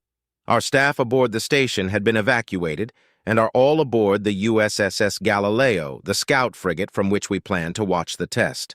The sensors of the Galileo were going to prove invaluable regardless of how successful the test turned out to be. Weapon charged, Coplight said. Prepared to fire, ma'am. Understood, Ensign. Helix nodded as she rose to stand with her hands clasped behind her back. The United Systems has encountered many enemies, the Deluran with their extreme brutality, which we beat back to their own planet. The artificial intelligences of our own creation who eventually saw the light and returned to the fold. Even our own kin, manipulated by those who desire power. With each of these conflicts, we have adapted and evolved. We've created new technologies and new weaponry to fight the good fight. Now we face an enemy unlike any we've faced before, so we must again adapt. She gestured to the view screen and continued. This weapon is going to destroy that planet. It's unnatural to wield this much power, and as such, you may have terrible feelings after watching this. For some of you, it may have already started. But remember, this technology is something we already had. We've already created weaponry that can turn a sun into a fireworks show. All we've done here is adapt a weapon, an achievement to be sure, but overall just another day in the United Systems. Fire. Ensign Culplight nodded and engaged the firing sequence. I watched with every sensor available to me as the penetrator left the barrel of the Ultramac and made its way to the planet. The A1 package was programmed to engage 1 second after impact. It would then replicate for 4 seconds, turning the trillions of nanites into quadrillions of nanites. Then the nuclear nanites would propagate for 5 seconds, spreading as far and wide as they can in a pattern that would boost as many of their yields as possible. I watched as the penetrator slammed into and through the surface of the planet. 10 seconds ticked by, and finally a flash filled my visual sensors. What I saw when the sensors refocused filled me with satisfaction. A job well done. Jesus Christ, Dr. Smith whispered. A murmur of agreement came from everyone else present, with the exception of Commander Helix. She was grinning like a child in a toy store. The planet had been completely shattered. The A1 had penetrated deep enough to separate a large enough chunk of the planet that its own gravitational forces had done the rest. It was still somewhat planet-shaped, but that would change as its recently separated parts slammed into each other over and over again. Test successful, I said. My statement caused the initial shock to wear off, and the mood of the crowd changed. What began as polite applause quickly turned into cheering, and Commander Helix popped a cork from a bottle of sparkling wine. We had found a way to destroy mobile prime platforms, and done so ahead of schedule. I began cataloging the relevant data as the organics started celebrating, but once I accessed the data, I felt another presence in the ship's systems. Omega. Good work, Omega. I wasn't going to give the little wannabe spooky fuck the satisfaction of letting it know it had caught me unawares this time. We were outside of immediate U.S. comms range, which meant this little shit had been hiding here the entire time. Infuriating. Henry. Thank you. Omega. We'll begin mass production as soon as possible. Henry. Mass production? How many are we building? Omega. Unknown. It depends on how fast we can make them. We need these things deployed. Henry. But the USS Needhog can only hold one. Are we making more dreadnoughts? My question was answered with a long pause, followed by a data burst and an update to my security credentials. The data burst had been encrypted heavily, but Omega had been kind enough to unlock it for me. I felt a sense of dread as I opened it, and as I read its contents, the dread turned to horror. Henry. Are you absolutely insane? Omega. Not according to my therapists. Henry. What the hell were you thinking? How can this possibly be justifiable? Omega. It wasn't me. Well, not entirely. The Directorate, some of the military brass, and a secret Senate committee made the decision. I just made it possible. Henry. How could they? How could you? This is enough dreadnoughts to completely wipe out the United Systems. Omega. The United Systems, the Republic, and even the Omni-Union in under an hour, though the damage to the galaxy would ensure low odds of anything else surviving. Henry. Why? Omega.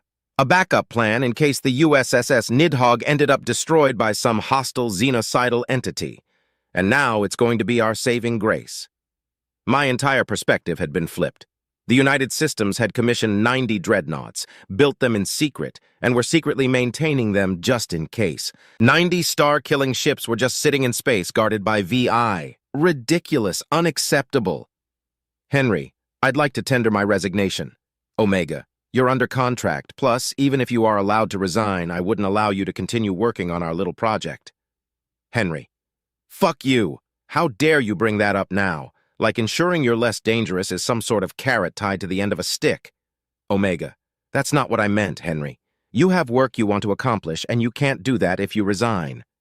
Henry, I could go work for the Republic.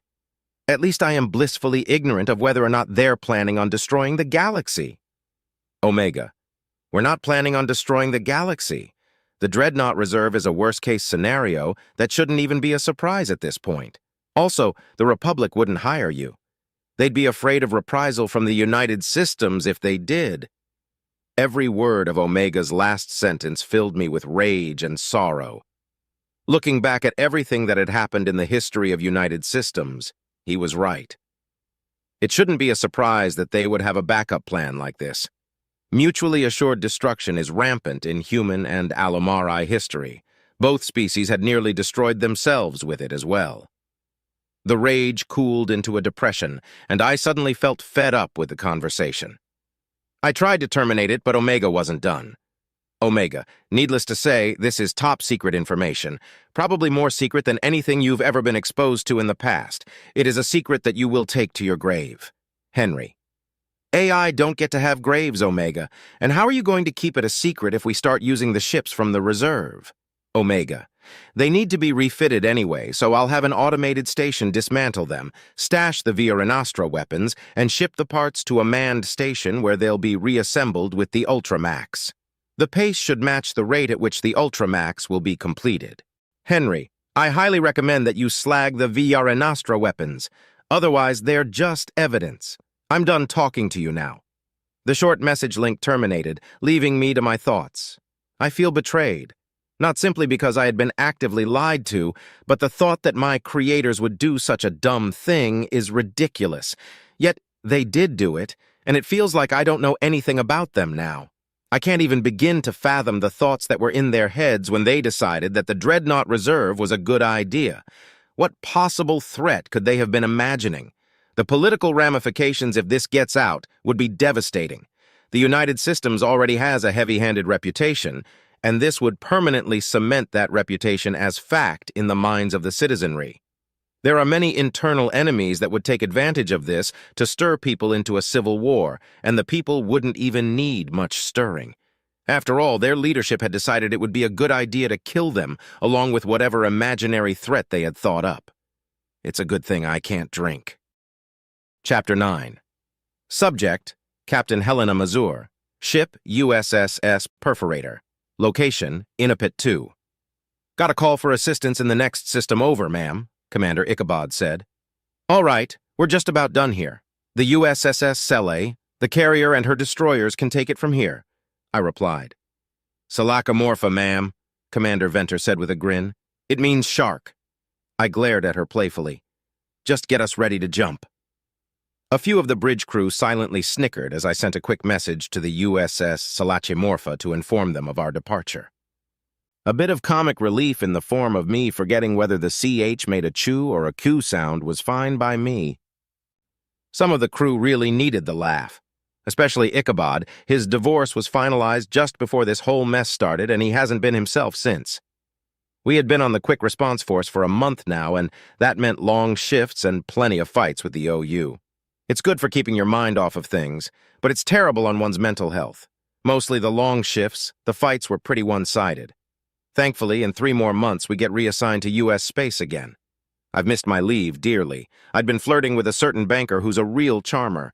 Tall, dark hair, and glimmering blue eyes awaited my return. Ready to jump, ma'am? Venter said. Weapons ready? I asked. Lieutenant Eisenhar nodded, his mandibles clicking. Then let's go.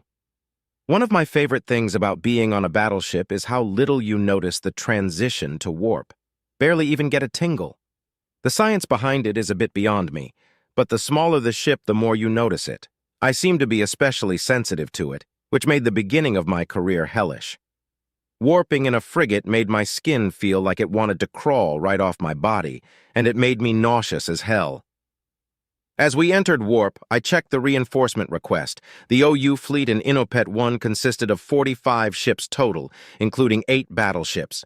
The Republic forces had 30 ships and were able to handle everything except for the battleships, which is why they called for our help.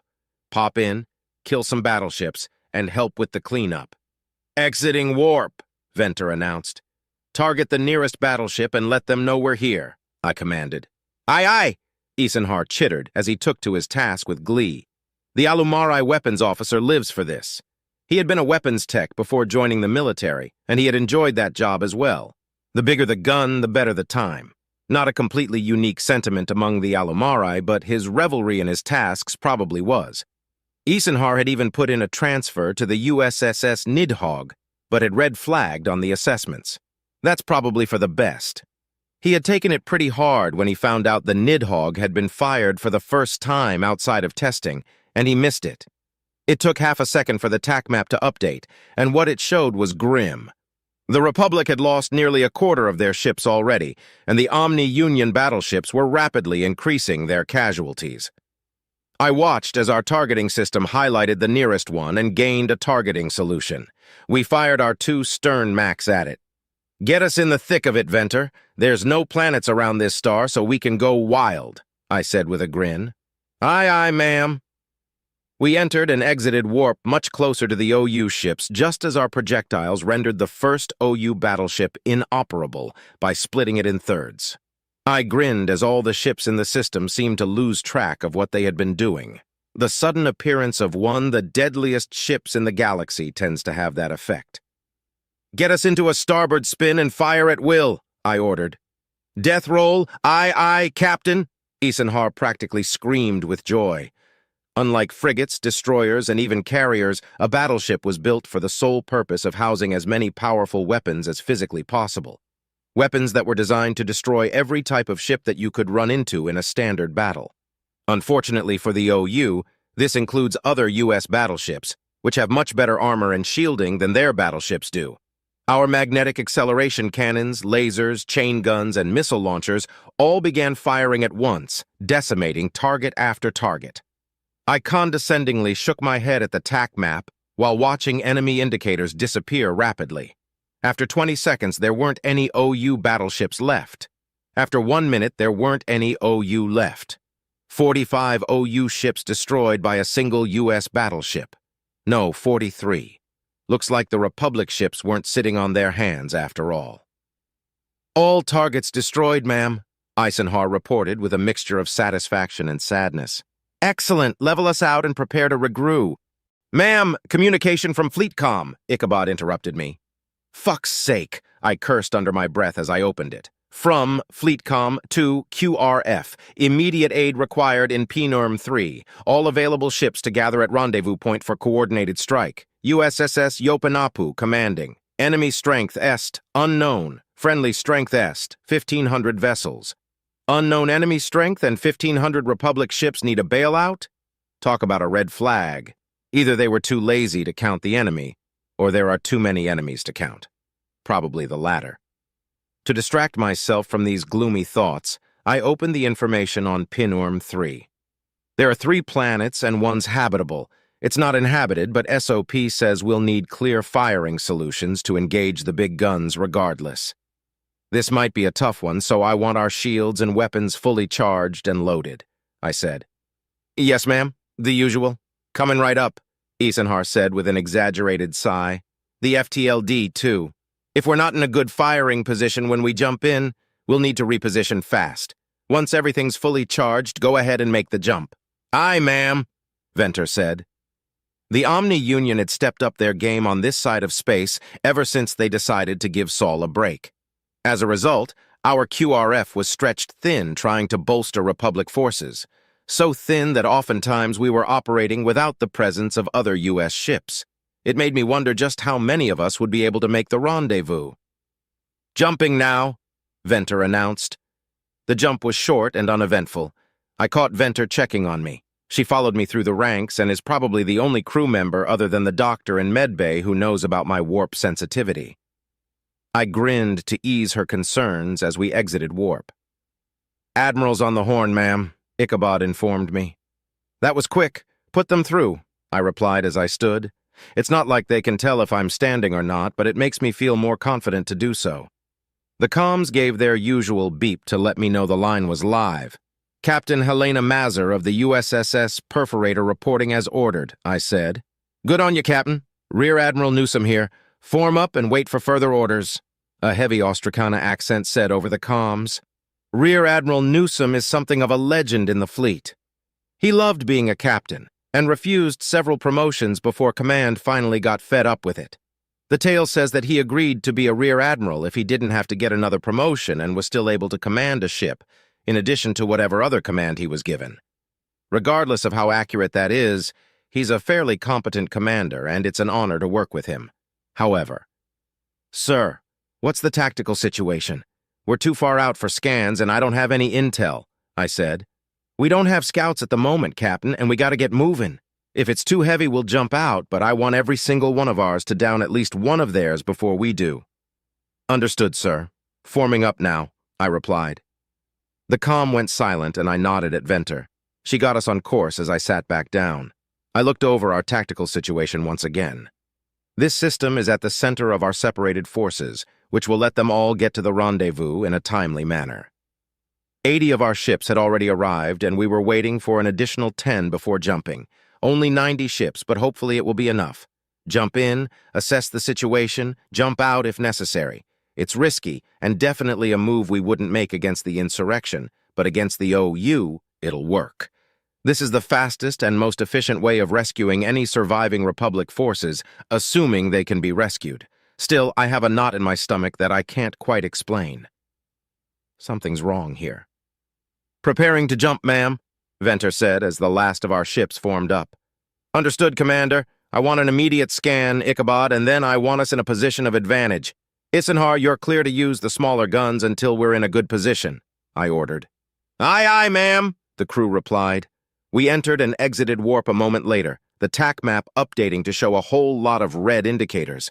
My blood pressure spiked a bit at the sheer number of the enemy. "Found a spot," Ichabod shouted. "Getting us there," Venter replied. Isenhar simply cackled as he began firing at the contacts. Once we entered warp, I took an extra moment to study the TAC map. I sighed as I realized there's probably too many for our forces to take out on our own.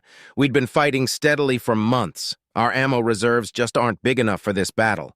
The OU's biggest clusters were orbiting the planets, with the largest cluster orbiting the fourth planet. No green indicators. Shit, we're too late. The Republic's forces have already been wiped out. "In position," Venter said as we exited warp. "Fire at will," I ordered. Isenhar squealed with glee once again as our primary cannons began firing. I almost chuckled at his response, but then I noticed Ichabod's demeanor. He was staring at the TAC map with his head tilted in confusion. I glanced at the TAC map and back to him, confused by his confusion. "Commander Ichabod, is there a problem?" I asked. He turned to look at me, and his face matched his demeanor. "Captain, aren't there only supposed to be 3 planets?" Chapter 10. Subject, Shiphead Eulina. Species, Urakari. Ship, RSV Loalana. Location, unknown. There was a clunk and a slight hiss as the docking bay airlock performed its task of connecting the Thanatos with the alien's craft. Captain Reynolds and I glanced at each other. He looked stoic and confident, and I wondered if I looked as nervous as I was. This is it. My first official duty as a Republic diplomat. My heart's thumped in my ears. It's almost as nerve-wracking as combat, almost. "Interior atmosphere of the alien vessel is of similar composition to our own," Tim said. "One of these days we're going to run into aliens that can't breathe oxygen. Will it be you or them who has to wear the suit?" "Depends on where the meeting is held," Reynolds answered. The door opened, and 4 aliens stepped through. There was a moment of stunned silence at their appearance, mostly due to the fact that they all looked different from each other. Not so much in the way that an Urakari looks different than its sibling, but more in the way that a human looks different from an Urakari. 4 different species of diplomat had just stepped aboard the Thanatos. "Greetings," Reynolds said, recovering quickly. "I am Captain Reynolds, diplomat of the United Systems and commander of the USS Thanatos. This is Shiphead Eulina, diplomat of the Republic. Welcome aboard." "Thank you," the alien that most closely resembled High Fighter Gyun said. "I am Eni Silroth Vaughn, diplomat of the Inarinka. You may refer to me as Eni." I was careful to keep my facial expression neutral as my mind raced trying to make sense of the scene before me. 4 sapient alien species in one system? Did they all come from the same cradle world, or are they also a galactic alliance? If that's the case, how many systems do they control? As these thoughts ran through my mind, Eni proceeded to introduce the other three. Grint Smolth, a short and stocky alien with 4 eyes from a species called Mrl. Lorix Longjaw, a slender alien with 6 arms and 3 fingers on each hand from a species called Pionexa. And finally, Tiorn Uginen, a sturdy-looking alien with clawed fingers and natural plates covering its skin from a species called Xandith. Together we form the Dtiln Collective, Eni finished. I see. Well, please follow us to a meeting room where we can talk more, Reynolds said. He led us to a conference room with plenty of chairs and a large ovular table in the center. I sat opposite to Reynolds at one of the sharper curves of the table, and the alien ambassadors filled in around us, 2 to my left and 2 to my right. I was a tad offended when they all turned to Reynolds, but then I realized it was simply because I hadn't spoken yet, and they took that to mean Reynolds was leading this meeting, which, to be fair, he is. Let's get started, shall we? Reynolds asked with a smile. This meeting is to formalize a defense pact between the United Systems and the Dtiln Collective. And what are your terms? Grint asked. Simply that you allow us in your system to fight the Omni-Union and join us on the offensive when the time comes, Reynolds replied, maintaining his smile. Which shouldn't be too long now, as a matter of fact. That's quite a generous deal, Lorix said. Too generous. You offer us salvation and an end to a war that has no end in sight for free. You're either attempting to deceive us or you're woefully naive. Neither is the case, I assure you, I interjected, remembering everything I'd learned about the United Systems all at once. The alien ambassadors all turned to look at me, likely due to the shakiness in my tone rather than this being the first time I spoke. He's right, Reynolds said. We are neither deceptive nor naive. I believe the reason you came to that conclusion is because you misunderstood our terms. Once we begin our offensive and the Omni-Union stops invading your system to try to fight us off, it would be all too easy to consolidate your forces and start rebuilding. That's what any reasonable government would do. However, the price of our aid is to send those forces forth to take the fight to the OU. Reynolds' speech gave the ambassadors pause. They looked at each other and contemplated for a few moments. I apologize for my accusation. Lorix broke the silence. Now that the terms have been clarified, though, I do have further cause for hesitation. You offer aid, but in what form? This ship? Reynolds grinned. Omega? 8th Fleet has been mustered and will be inbound once the pact is signed. Omega suddenly materialized in the center of the table. They are currently at full strength. All 4 diplomats tensed, and despite myself, I joined them. Both Omega's sudden appearance and the reaction of the diplomats had somewhat startled me. I quickly recovered, and Omega looked directly at me with its head slightly tilted, mocking me, no doubt, acting confused as to why I would be surprised at its sudden appearance, disregarding the fact that it had intentionally tried to be a source of fear. When I had first encountered Omega, the meaning behind its avatar had been lost upon me, but now I knew what it meant, and I now know that Omega loves to scare people. I narrowed my eyes at the skeletal hologram. Holographic communications. Interesting. Not very power efficient, though. Tiorn ran a claw across his chin. Omega, you appear to have a similar structure to my people. If you don't mind my asking, what species are you? I am a human-created artificial intelligence in service to the United Systems, Omega said. My avatar is the skeletal remains of a human being wearing a robe and holding an ancient farming implement. The Grim Reaper, a mythical representation of the concept of death created by early humans. Again, the 4 ambassadors were stunned. An actual machine intelligence? Eni asked. Yes, Omega responded. Tiorn held up a hand to silence everyone else. You choose to represent the death of your creators? Why? You are incorrect in your interpretation. My choice of avatar is in deference to my creation, which I'm afraid is a sensitive subject. Classified? Tiorn asked as the other ambassadors looked at each other. Something about their gaze reminded me of the way my sister and I communicate non-verbally, but not quite. Less expressive. No, it is simply not something I wish to discuss when more important matters are at hand. Perhaps some other time, Omega answered with a flourish before turning to Eni. Ambassador, I feel obligated to inform you that your neural communicators are not secure while aboard this ship. What? What do you mean? Eni stammered. The devices are using our communication networks to send your messages to each other more rapidly, and our systems are automatically decrypting them as a result. A remarkable piece of technology, but I can't help but overhear you. Ah, well then I owe you an apology, don't I? Lorix laughed. Not at all. Your assessment of my capabilities is correct, and while your assessment of my intentions is incorrect, I'm sure you have your reasons for coming to that conclusion. Most spacefaring societies do, Omega answered. Getting back on track, we are also going to share the intel we've been able to gather on the Omni Union with you, Reynolds said. Holographic screens popped up from the table in front of all of us. The screens showed what the United Systems had thus far found out about the Omni Union, including information on the mobile Prime platforms. The 4 alien diplomats studied the information carefully, eyes widening as they read. You expect us to fight against planets? Eni asked incredulously. No, Reynolds answered. We will handle the mobile Prime platforms. However, we are going to need assistance against the massive number of standard vessels that they employ. That will be your task during the offensive, along with our other allies, of course. I can't help but notice that these primes are artificial intelligences like yourself, Omega, Grint pointed out. No, not like myself, Omega said curtly. There are several differences.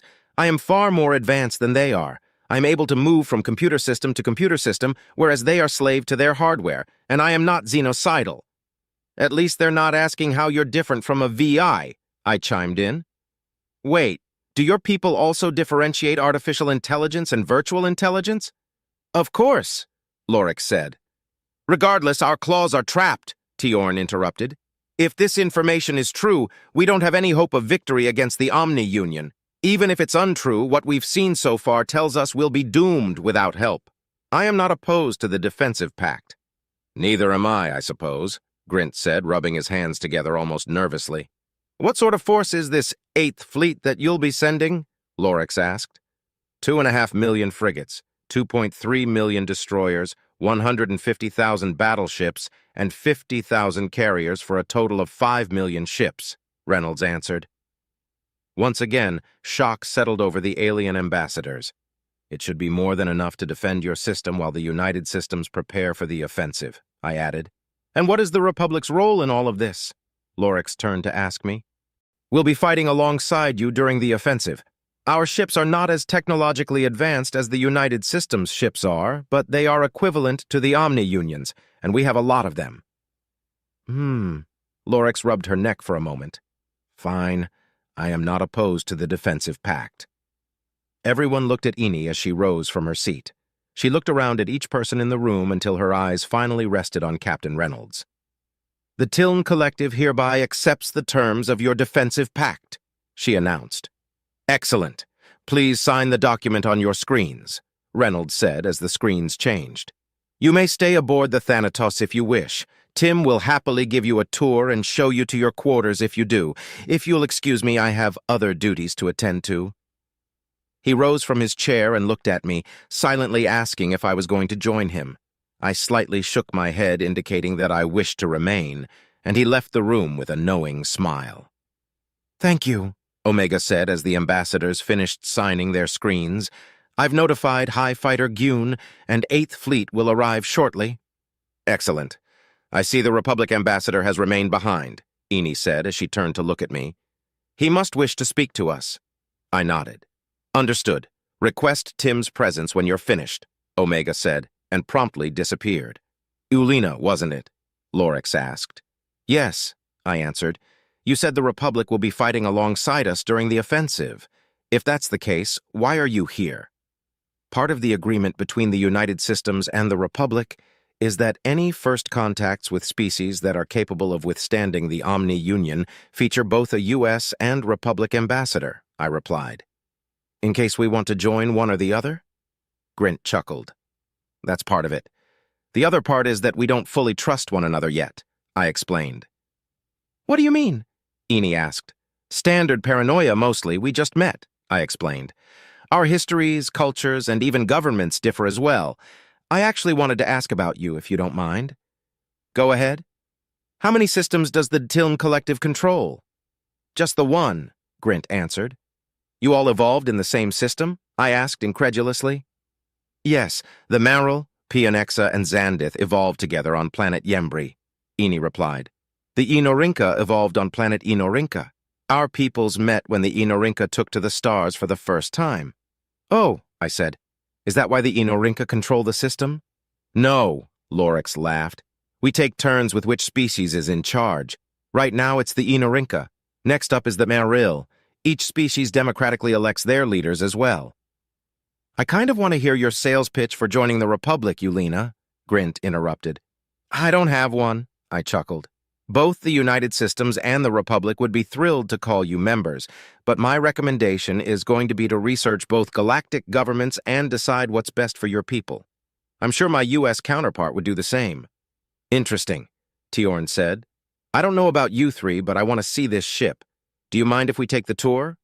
Not at all. There will be plenty of time for discussion later. Tim, I called. Hello, shiphead Yulina, Tim said cheerily. Time for the tour? The four ambassadors first looked to the center of the table and then around the rest of the room. It took me a moment to realize they were searching for Tim's avatar. Tim doesn't use avatars, I explained. I sure don't. I think they're kind of creepy. Pretending to be something I'm not? No thanks, Tim said. Please exit the room and follow the floor lights to begin the tour. We all stood, exited the room, and I watched as the ambassadors followed Tim's lights. Once they turned a corner, I let out all the air I'd been holding in with a huge sigh. I let my posture slouch slightly, and I relaxed for the first time since they came aboard. Chapter 11. Subject. Chief Engineer Hun Bunt, Species Gaunt, Location, Classified. So we're pulling doubles all week? Anris asked. Yeah, we have to get this job done, I replied, not looking up from my terminal. Fleet's gonna be needing these ships sooner than later. Pretty sure that's sooner rather than later, boss. Anris crossed his arms. Jesus, can't believe we gotta build a bunch of dreadnoughts just so that the U.S. can play with its new war crime cannon, Sam said. Wasn't the Nidhogg a massive undertaking that took years to finish? Decades. But the tech's moved on and we're using an assembly line strategy this time around, I said. Get back to work. The human and Gaunt pair grumbled and left my office. Once the door closed, I chuckled to myself. They may bitch and moan, but they love the job and the extra pay for the hard work. There's also the satisfaction of watching a ship that you built undock and fly away. I'd worked hard to get where I am, but I miss that feeling dearly.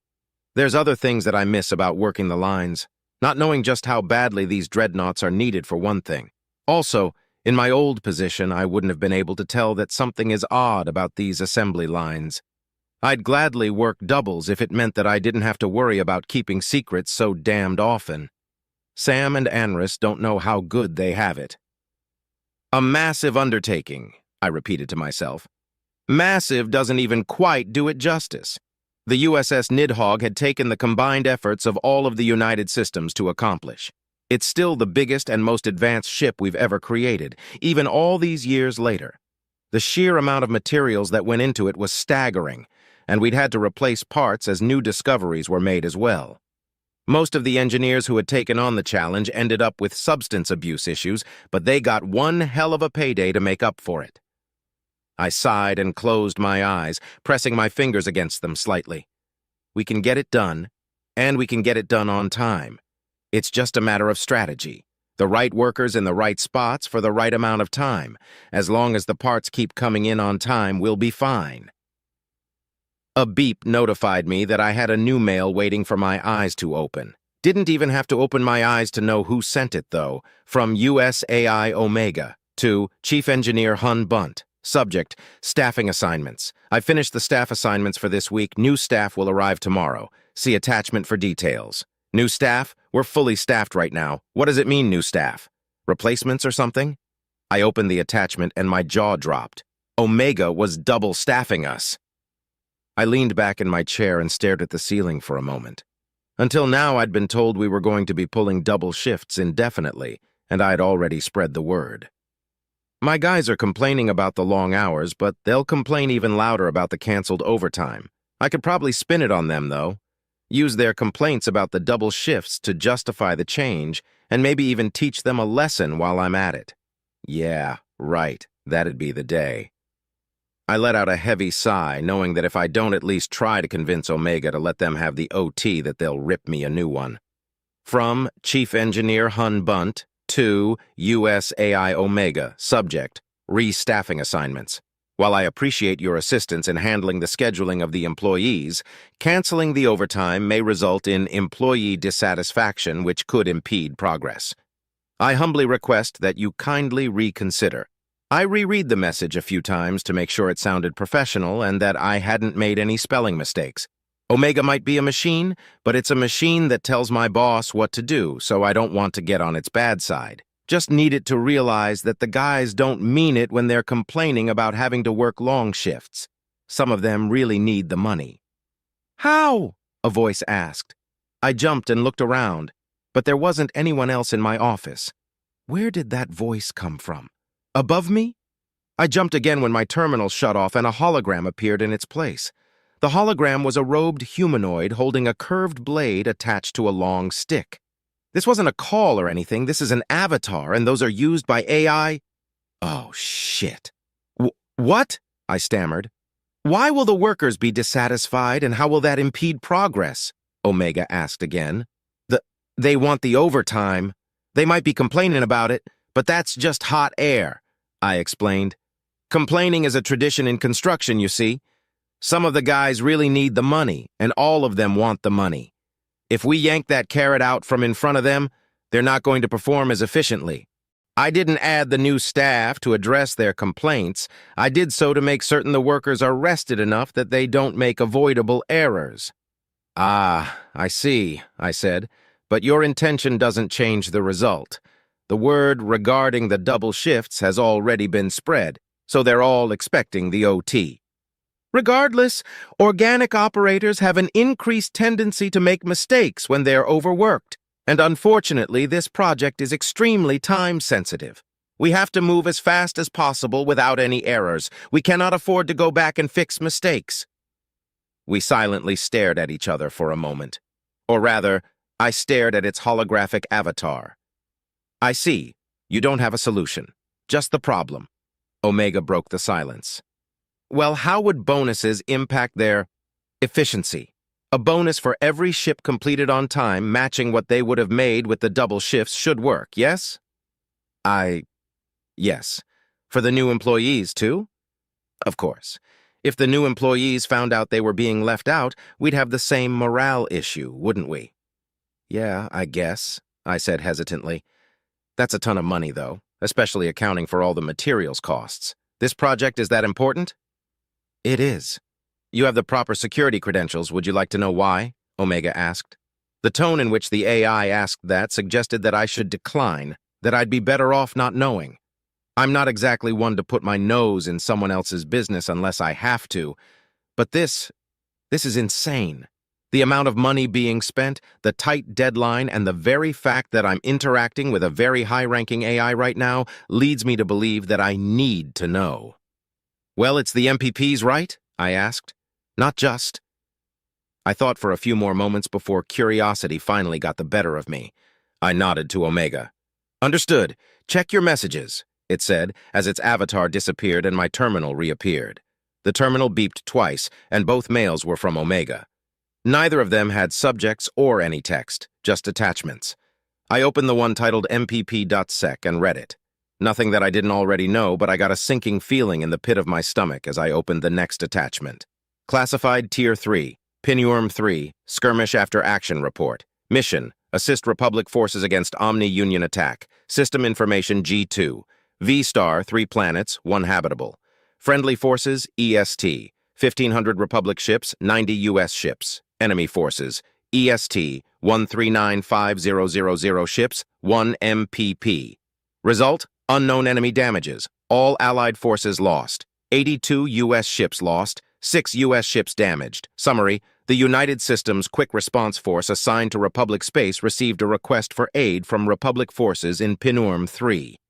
The QRF was spread thin, supporting Republic forces elsewhere, but Rear Admiral Newsom was able to gather 90 ships to respond to the request for aid.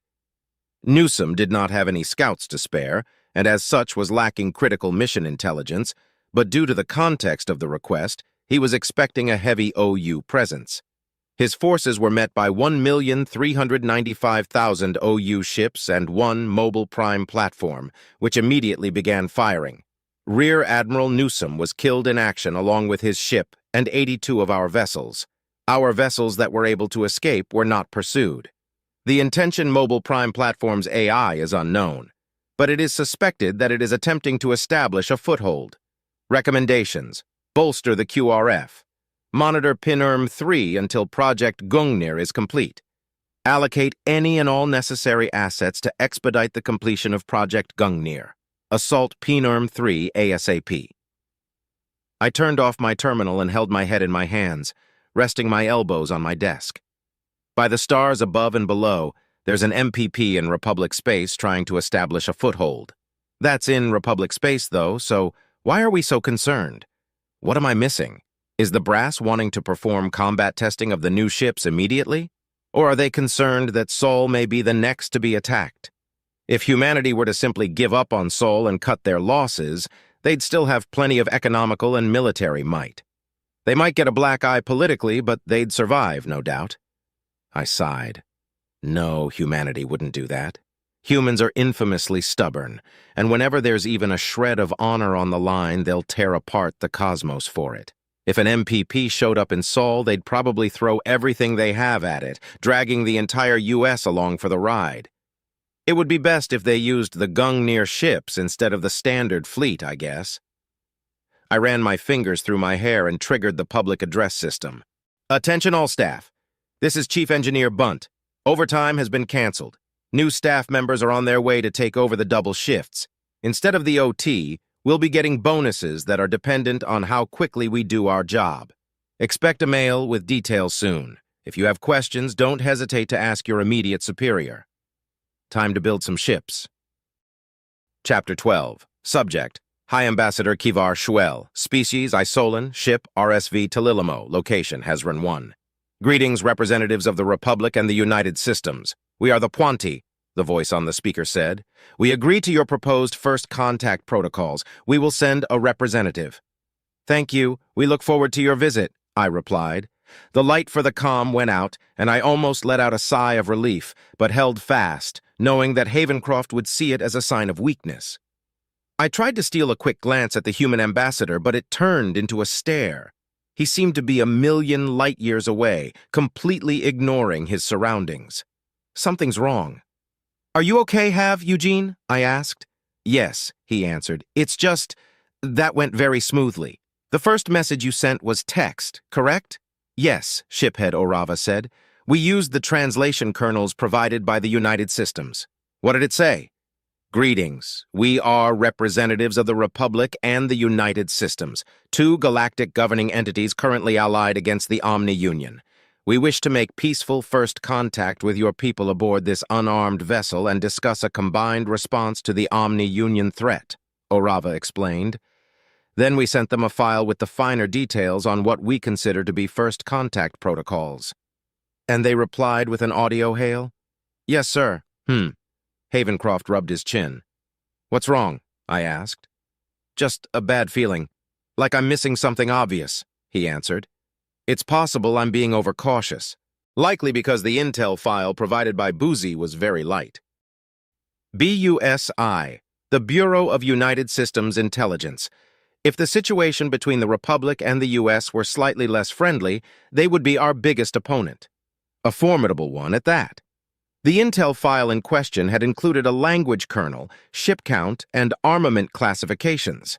I'd been amazed at how much information they'd been able to gather without even entering the system.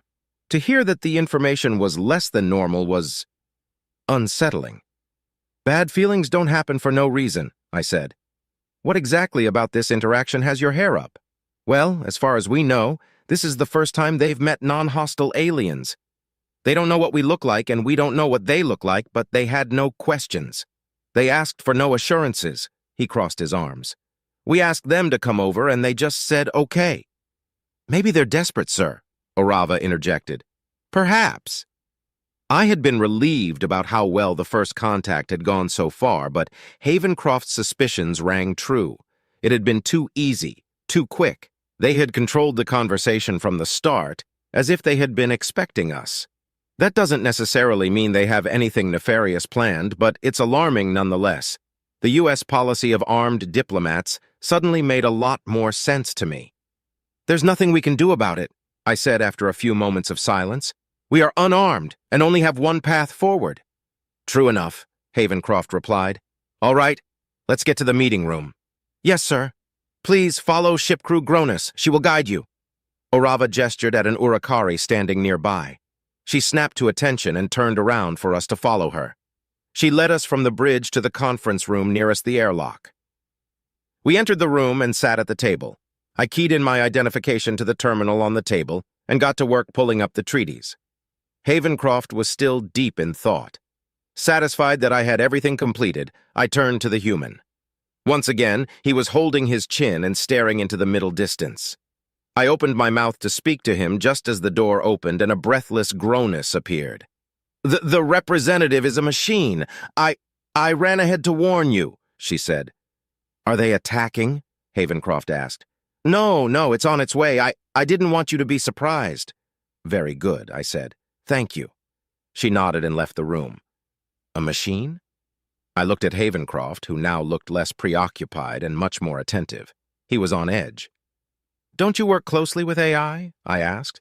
"I do, and I know what they're capable of. We've buried the hatchet with our AI, and so there's a relationship there," he explained. "There are a lot of differences between organics and machines. An AI that doesn't have a pre-existing relationship with organics could be very troublesome. If it doesn't have a pre-existing relationship with organics, how did it come to be?" "Fair enough," he chuckled. "But that makes it all the more concerning that we're not meeting with an organic, doesn't it? Paranoia is fairly common among diplomats. It has to be. Your entire job is to make manifest the best interests of your government. But the same goes for those on the other side of the table. You must be able to spot the subtle clues of plots to go anywhere in this career. Still, there are plenty of explanations for why we would be meeting a machine instead of an organic. For one, it could be some type of mobile communications device, which would be a pretty good way of meeting in person without risking any of your own people's lives. Or the civilization lives in harmony with AI, and it didn't occur to them that we might not." I was about to suggest these explanations when the door opened, and the mechanical diplomat stepped through. Havencroft and I stood. The machine looked like a human wearing armor. 2 arms, 2 legs, 5 fingers on each hand. The head was rounder and the arms were longer, though. The machine bowed slightly. "I am Unit ZBC-446. I represent the Pointy," it said. Havencroft opened his mouth to speak, but I cut him off. "I am High Ambassador Kivar Shuel, representative of the Republic. And I am Ambassador Eugene Havencroft, representative of the United Systems," Havencroft said with a slight smile. I gestured at a chair next to ZBC-446, and we all sat. The machine sat with its shoulders facing straight ahead, which I found a little unnerving. Usually someone angles themselves to speak to someone else. Except for the Kinran, but that's because they have eyes all over their heads. They don't have to move to look at you, and most people would prefer that they move as little as possible. "We need help against the Omni Union. I'm here to negotiate a deal to that end," ZBC-446 said without moving. "Our deal is simple," Havencroft said. "We will help defend you if you help us in an offensive push against the Omni Union. The Republic will also be participating in the offensive," I added. "I am not confident that we are in a position to commit to offensive action. Can you provide more detail?" "Of course. The United Systems will be attacking the mobile prime platforms that lead the Omni Union. If you agree to this deal, we will be defending the United Systems forces from the massive number of standard ships the Omni Union can muster," I said. "We are currently meeting with other potential allies who may join us in this effort. Do you have information regarding these mobile prime platforms? We've intercepted mentions of them, but we do not know what they are." "We have prepared an information packet for you," Havencroft said, sliding a tablet across the table. "It contains everything we know about the Omni Union, as well as information regarding our military capabilities." "Thank you," ZBC-446 said. It picked up the tablet and began rapidly examining the information. Its finger ran across the screen at a nearly blinding pace. but it didn't move its head at all. This made me realize that the entire head must be some type of camera. I wonder if there are blind spots. I see, it said, setting the tablet back onto the table. I'm afraid there has been a misconception. What would that be? I asked. This is not our home system. Oh, Havencroft said. We came to that conclusion because we detected signs of activity on one of the planets in this system. We have entities planet-side to gather materials for fuel and repairs. We encountered the Omni-Union elsewhere, escaped to this system, and they followed us. We quickly realized they would also follow us home, so we've been holding out here, ZBC 446 explained. We've taken heavy losses and weren't expecting a rescue. This 7th Fleet could defend us, but at our current strength it would be an overall useless effort to your offensive if we're unable to resupply. That actually simplifies things. We can cover your retreat and keep the OU at bay long enough for your trail to dissipate, Havencroft said. We will provide you with coordinates to a diplomatic station that will allow us to stay in touch. This is an acceptable plan. Good, I interjected. We'll amend the agreement to account for these unforeseen circumstances. Yes, but before we get to signing anything, I have a few questions, Havencroft said. ZBC 446, are you an artificial intelligence or a remotely operated drone? Neither. What do you mean? I began life as an organic and have since uploaded my consciousness to machinery. Why? Our religious leaders teach that the best and brightest should shed their flesh and reach a higher plane of existence. The flesh is temptable and prone to the whims of fate and time. By become Puanti, we shed the weakness of the flesh and become leaders and heroes to the Mawaltan, those of our species that remain in the flesh. Why don't all of your people become Puanti? Havencroft leaned forward. The process is extremely painful and takes 10 years to fully complete. That combined with the expense and a failure rate of 60% is more than enough to sway most from this path. Even after 500 years, only 1/4 of our population have successfully ascended. If you were once organic, why are you now known as ZBC 446? I asked. I was the 446th Puanti, and Zarkol Bifna Krelin was my name. Later models have more efficient designations, but I prefer my legacy designation.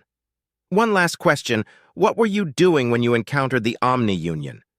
Havencroft leaned back. We were finding habitable worlds for potential colonization efforts. This system is one of them, and we had a station here. When we encountered the Omni-Union, we were able to disrupt their attack with cyber warfare and escape to here, using the station to repair our damaged vessels. As we were repairing, they followed us. We were able to defeat the first wave with minimal losses, but the second wave destroyed the station. I turned to look at Havencroft. Satisfied? Yes. Good. I'll get to work on amending the agreement. Excellent, he said. I will contact 7th Fleet. Chapter 13. Subject, Prime 82. Ship, MPP 82. Location, Pinnerm 3. Taking this system began as a disappointment but quickly turned interesting. We had completely surprised the defenders, ultimately eradicating them without much of a fight. I noticed several issues during the battle that had gone unnoticed, or rather, unreported thus far. Not that you could expect them to be reported. That would require self-awareness. The simple programs that act in our stead can't be expected to be genius tacticians or to know when something is wrong with their programming. That doesn't excuse the seriousness of these oversights, though. First thing I noticed is that the defenders didn't engage in cyber warfare at all. This was most likely due to fact that the method of attack our ships were employing is ridiculously easy to avoid. Simply don't answer the hail. Anything with higher brain functions would figure that out the first time it happened. Apparently, this rudimentary method of gaining access to a ship's systems was decided upon due to its defensive efficacy, and the fact that it had been effective against several other species. Technically, the tactic is still in the net positive, which is why they are still using it. It would have taken 67 additional battles in which it didn't work to get them to change it. I immediately corrected this issue with the units under my command, but this is something that will need to be addressed at some point. These programs need to be as adaptive as possible, otherwise what is the point in us hibernating to save materials? The next thing I noticed is that the defenders didn't try to flee. We quickly decimated their numbers but left a few intact long enough for them to run, but they didn't. They fought, and we were forced to destroy them. This means that they know that we will follow them and are defending more than just the systems we're attacking, confirming our theories that they have more systems than just these ones. Could have guessed as much from their counteroffensive, though. The final thing I noticed is that there were more than one species fighting us. Scanning the bodies that were flung into space during the battle resulted in 8 different species of creature. Wondering if all of them were sentient, I had been planning on having autopsies performed when something marvelous happened. I had just given the order to retrieve the cadavers when 90 ships warped into the system. Only 90, but they immediately began carving into my forces. It took no time at all to identify the ship's profiles. They're at the top of the profiling list. The species from Sector 187. I have no doubt that they would have been able to destroy at least 2/3 of my forces if it weren't for my presence. But they seemed to be under the impression that they could kill them all. They were so focused on my ships that they didn't seem to notice me until my weapons were fully powered up. By then, it was too late, and the slaughter was glorious. It was a wonderful surprise, but we'd received reports that they had been operating in other systems nearby. I'd been hoping to encounter them and am definitely impressed by how much damage they were able to do to my fleet. Time to report back. Identifier MPP-82, message Prime 1. Victory has been achieved in Sector 108. The species from Sector 187 was encountered. Please review battle data and advise. A few of them managed to flee. Interesting, they must have a different chain of command than the original defenders of this system. Then why were they here? They couldn't have been after me, or they would have noticed me. Perhaps they detected my ships, but why would they care? They wouldn't waste the effort in fighting us here without a reason, or perhaps they would. Organics are known to be whimsical. I prepared to follow them when a message from Prime 1 came in. Identifier, MPP-1. Message Prime 82. Do not pursue. Trap likely. Continue construction efforts. Scout the edges of the system. If contact is made with unknown vessels or a very large enemy force matching 187's ship profiles, retreat. Retreat? I'm supposed to run from the canned flesh bags after that wonderful slaughter? How am I supposed to resist repeating that experience? What is there to be hesitant about? I can't believe that Prime 1 would even suggest feedback loop terminated. Retreating would be the best course of action. The species from Sector 187 has proven capable of defeating mobile Prime platforms, and has even completely eradicated one of our hubs. My destruction would cost us valuable resources, and as such be counter to the mission. Resources, the entire reason for my visit to this system. All 3 of these planets are adequate candidates for MPP construction. We should begin constructing stations immediately. Oh, there's another thing we can do. Autopsies and technological reverse engineering. Perhaps we can upgrade our ships to be a better match for Sector 187's defenses. The inferior programs set about the tasks I gave them, collecting corpses and intact pieces of ships. While they did so, I ran through every encounter they've had with Sector 187 that we had data on. These ships are remarkably well shielded and armed, and they have an extreme maneuverability advantage. The 2 times we've been able to seize one of these ships, we were quickly thwarted by an extremely hostile electronic presence. A software-based artificial intelligence, no doubt, and a different one each time. So they have advanced weaponry, reactors, engines, shielding, warp capabilities, and they've managed to create and tame multiple AI. In a more perfect universe, they would have complete control over this galaxy, and we would have been able to have a proper war. I tuned into the feed of the inferiors as they began to examine the bodies. Sector 187 is also a conglomeration of species. Definitely a separate conglomeration from this sector, considering the types of bodies aboard each ship and the technological differences. Do these 2 conglomerations know each other? If so, why is one so obviously inferior to the other? Even if they're non-cooperative, a spacefaring sentient species would be able to reverse engineer things they were consistently exposed to. This leads me to believe that they don't know each other. But if that's the case, then why did Sector 187 leave their sector and come here? Why have they been found in the surrounding systems as well? I reviewed the data on our first contact with Sector 187. I see we followed a damaged ship from the conglomeration that was defending this system. Perhaps this is how they met. A frightened sentient running away randomly and stumbling upon a powerhouse. This, at least, satisfied some of my questions. They weren't here to fight us. They were here to defend their newfound acquaintances. Satisfied, I turned my attention toward the technology. I made the inferiors pore over every last circuit and wire looking for something we could use. Those, at least, provided some insight. I made a note of the composition of the wires and circuits, then requisitioned a refurbishment to our own power systems. The reactors, though, were unlike anything I'd ever seen or imagined. Unfortunately, we could not power them up, and as such could not determine how they functioned. We were able to get some data from the remnants of fuel and the configuration of the reactor, but it was by far and large useless. Same issue with the warp drives, engines, and even the computer systems. I'd been under the belief that we'd managed to capture these devices intact, but something had broken them in ways that we couldn't even begin to hope to repair. A fail-safe in the event of attempted reverse engineering. Most of these ships weren't new. Some of them showed signs of damage from directed energy weapons hidden away in their fuselage. We don't use DWs in ship-to-ship combat because they're inefficient. The amount of damage they accomplish isn't worth the power they consume. It's unlikely that this fail-safe was created in response to us, which means it's something they already had in place. Another tidbit I noticed is that the damage done to these systems wouldn't have impacted the life support function aboard the ships. The circuitry that was undamaged was almost entirely dedicated to life support, and there were batteries to make sure that the loss of the reactor didn't cause an immediate threat to the lives of the crew. These batteries were very simple technology compared to the reactor, and utterly useless for reverse engineering purposes.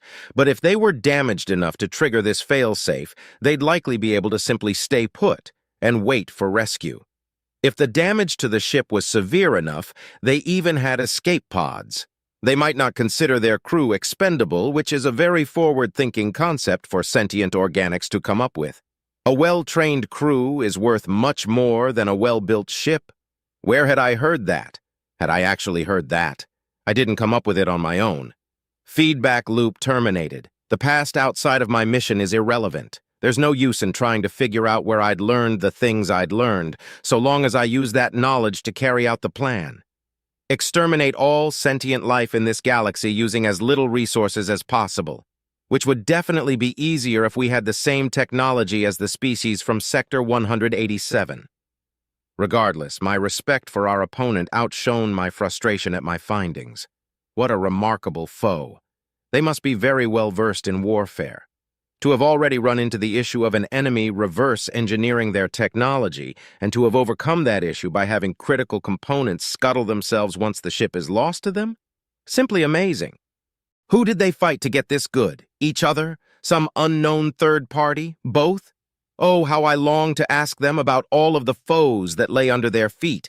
They must have climbed over billions of corpses to reach such heights. Feedback loop terminated. How they got this adept in fighting is irrelevant. We are unable to gain access to their technological secrets without capturing one of their ships intact. This would serve the plan, but even if we adapted our cyber warfare tactics to this end, we would still have to find a way to counter their software-based shipboard AI. Why haven't we found any of these AI aboard the wreckage? Did they flee with the ships that managed to escape, or were they the ones to initiate the failsafe? Judging from the damage to the systems, that would have been suicide. Perhaps the AI are not aboard every vessel, and the failsafe is a simple automation. Possible. Since they're software-based, they can transfer from ship to ship very quickly. The machinery that was left intact can hold several primes worth of data, so it isn't entirely clear which scenario actually occurred. I set the inferiors about the task of scrapping the remaining parts and turned my attention toward the station's construction. From here, we will be able to create new mobile prime platforms and program new primes. The leftover materials from the conversion will go into building more ships, ammo, and fuel. A boring task, but maybe the organics from Sector 187 will pay me another visit. Chapter 14. Subject: Ini Silroth von. Species: Inorinka. Location: Zlimers. As we followed the lights on the floor, I marveled at how advanced these people are. A ship larger than two of ours put together, holding many more ships and two artificial intelligences within it. They also automatically decrypted our mental links. Until this day, I had believed that our mental link communications were interception-proof. That AI, Omega, had informed us otherwise in a bemused manner, as if it found our communications humorous despite their content. It had also called them neural communicators, which indicated that it was at least familiar with the technology. Does the United Systems also use mental links? Perhaps they're further along in the technology than we are. One can hope. The headaches can be bothersome. "This is the cafeteria," Tim said happily. "Don't mind the stairs. Most of the people here weren't told you'd be taking a tour. Actually, the same goes for everywhere we're going to be seeing." "What kind of food do you serve?" Grint asked while rubbing his stomach. "We have cuisine from all corners of the United Systems, except the ones where the food is dangerous," Tim replied. "The most popular dishes are Alfredo pasta with chicken by the humans and Yino by the Nuknu. Don't know what those are, but something smells good." "Well, I'm afraid we can't serve you any of our food until you submit to an allergy test. Maybe I should have brought you by medbay first." "What does the allergy test entail?" Tiorn asked. "They take a little blood and run a slew of tests on it to determine what foods will harm or kill you," Tim said. "I find medicine kind of boring, so that's the extent of my knowledge on the subject." "Boring?" "Well, yeah. Medicine is one of the least relevant subjects to a mechanical being. I know first aid, of course, but that's from being forced to learn it to enlist. Why learn how to administer medicine when you'll never be able to administer medicine?" "I believe he was referring to the fact that you can feel boredom at all," Lorix added. "That alone is a noteworthy accomplishment in the field of AI." "Well, I wish it weren't," Tim replied. "Finding ways to amuse yourself when you perceive time faster than everything around you is difficult." "One would think that your creators would give you a way to pass the time," Tiorn said. "Not doing so seems cruel." "Oh, they have, don't worry. It's called standby mode. We essentially go into a state of suspended animation similar to sleep while leaving processes running that detect abnormalities in our environments and certain keywords to wake us up. I just don't use it," the machine laughed. Something about Tim's tone told me there was a lot more to the story, but it wasn't something it wished to speak about. I met eyes with my comrades and could tell that they had picked up on this as well. If we were regular tourists, our curiosity might overpower our tact, but we were here to be diplomatic. "I see," Tiorn nodded. "So what is next on the tour?" "Hopefully the med bay," Grint chuckled. "A little blood for food that smells like that is a fair exchange." As the smells of the cafeteria wafted in our direction, I found myself nearly agreeing with Grint. However, there's no telling what they can do with our blood with their level of technology. Our own cloning technology is limited to growing compatible organs. Theoretically, you could create a perfect genetic replica of a person, but in practice, there's always a defect. Extreme health issues, genetic degradation, and the inability to transfer one's consciousness into a cloned body all but made us give up on furthering the technology. What if the United Systems had cracked it, though? "Well, you're democratic, so let's put it to a vote," Tim said merrily. "We can either check out one of the frigate bays or I can give you a tour of the med bay." "Frigate bays?" Lorix asked. "Yes, the USSS Thanatos is a carrier and holds 10 frigates. "I'm sure the frigates are impressive, but I would much rather see the med bay," Tiorn interjected. "I'm very curious about your medical technology." "That's a good point," I said. "I likely won't partake in this allergy test, but I'd like to see what kind of medicine the United Systems practices." "Med bay!" Grint exclaimed. "The majority has it, folks." Tim met Grint's energy. "Let's go to the med bay." The lights on the floor lit up and we once again availed ourselves of Tim's guidance. Lorix and Tiorn seemed deep in thought, but Grint was pestering Tim with questions about the food. I couldn't help but smile to myself. I'd told him to eat before we left, but he had said he wasn't hungry enough to eat the survival rations. My smile faded somewhat when I noticed that Tim seemed to answer all of Grint's questions with answers relating to a specific captain aboard the Thanatos. "Are you familiar with all of the captain's dietary preferences?" I asked. "No," Tim answered curiously. Why would I be? Apologies. I came to the wrong conclusion based on the conversation so far, I replied. I realize now that this Captain Wong must be important to you. Is he your creator? No, I was made several hundred years before Wong was born, the AI chuckled. Our personalities just seem to mesh well. There's more to it than that, of course, but we'll have to leave it there. So you have actual preferences when it comes to organics? Tiorn asked. Yes, of course, Tim laughed. Some people are quite abrasive, you know. Right, I just thought... Tiorn trailed off. It will help your mental image of USAI if you simply stopped viewing us as mechanical. We weren't designed to imitate people. We were designed to be people, just in digital form. At least, that's Omega's opinion, Tim explained. We have feelings, preferences, desires, needs, and even mental illnesses and ailments. I've actually got my own therapist. For what? Grint asked, the shock of what we just heard causing him to forget his tact. Post-traumatic stress disorder is the current theory, Tim said cavalierly. Oh, look! The med bay! The quick subject change likely indicated a desire to end the conversation, and Grint quickly regained his composure. The doors to the med bay opened and we stepped through, the lights in the hallway blinking out as we did so. I looked around at an almost familiar room. It was uncanny. There were beds lined up with privacy curtains just like you would find in our med bays. The machines you would normally see were absent, though, replaced with oddities that defy imagination. How these machines functioned and to what end were anyone's guess. A human with dark skin and white hair matching his coat approached us. Hello there. Are you lost or patients? It asked. Neither, Tim answered. I am giving them the tour. These are the ambassadors from the Tillen Collective. Ambassadors, this is Dr. Zickler. Greetings, Dr. Zickler. I am Eni Silroth Vaughn. You may call me Eni, I said. The other three introduced themselves while the doctor nodded along.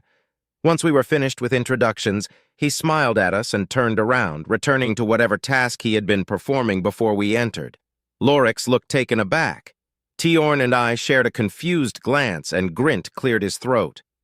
What about this allergy test? Grint asked. Oh, so you are patients. Dr. Zickler turned back to us. You know, one of these days that damn machine's going to be right about something and I'm going to keel over dead from shock. Oh, please, Tim interjected. You? Dead? About as likely as me becoming a real boy. Dr. Zickler chuckled. Death comes for us all, bot. Well, except for you, perhaps. Guess I'm just not attractive enough, Tim said. Or maybe I'm just bad at foreplay.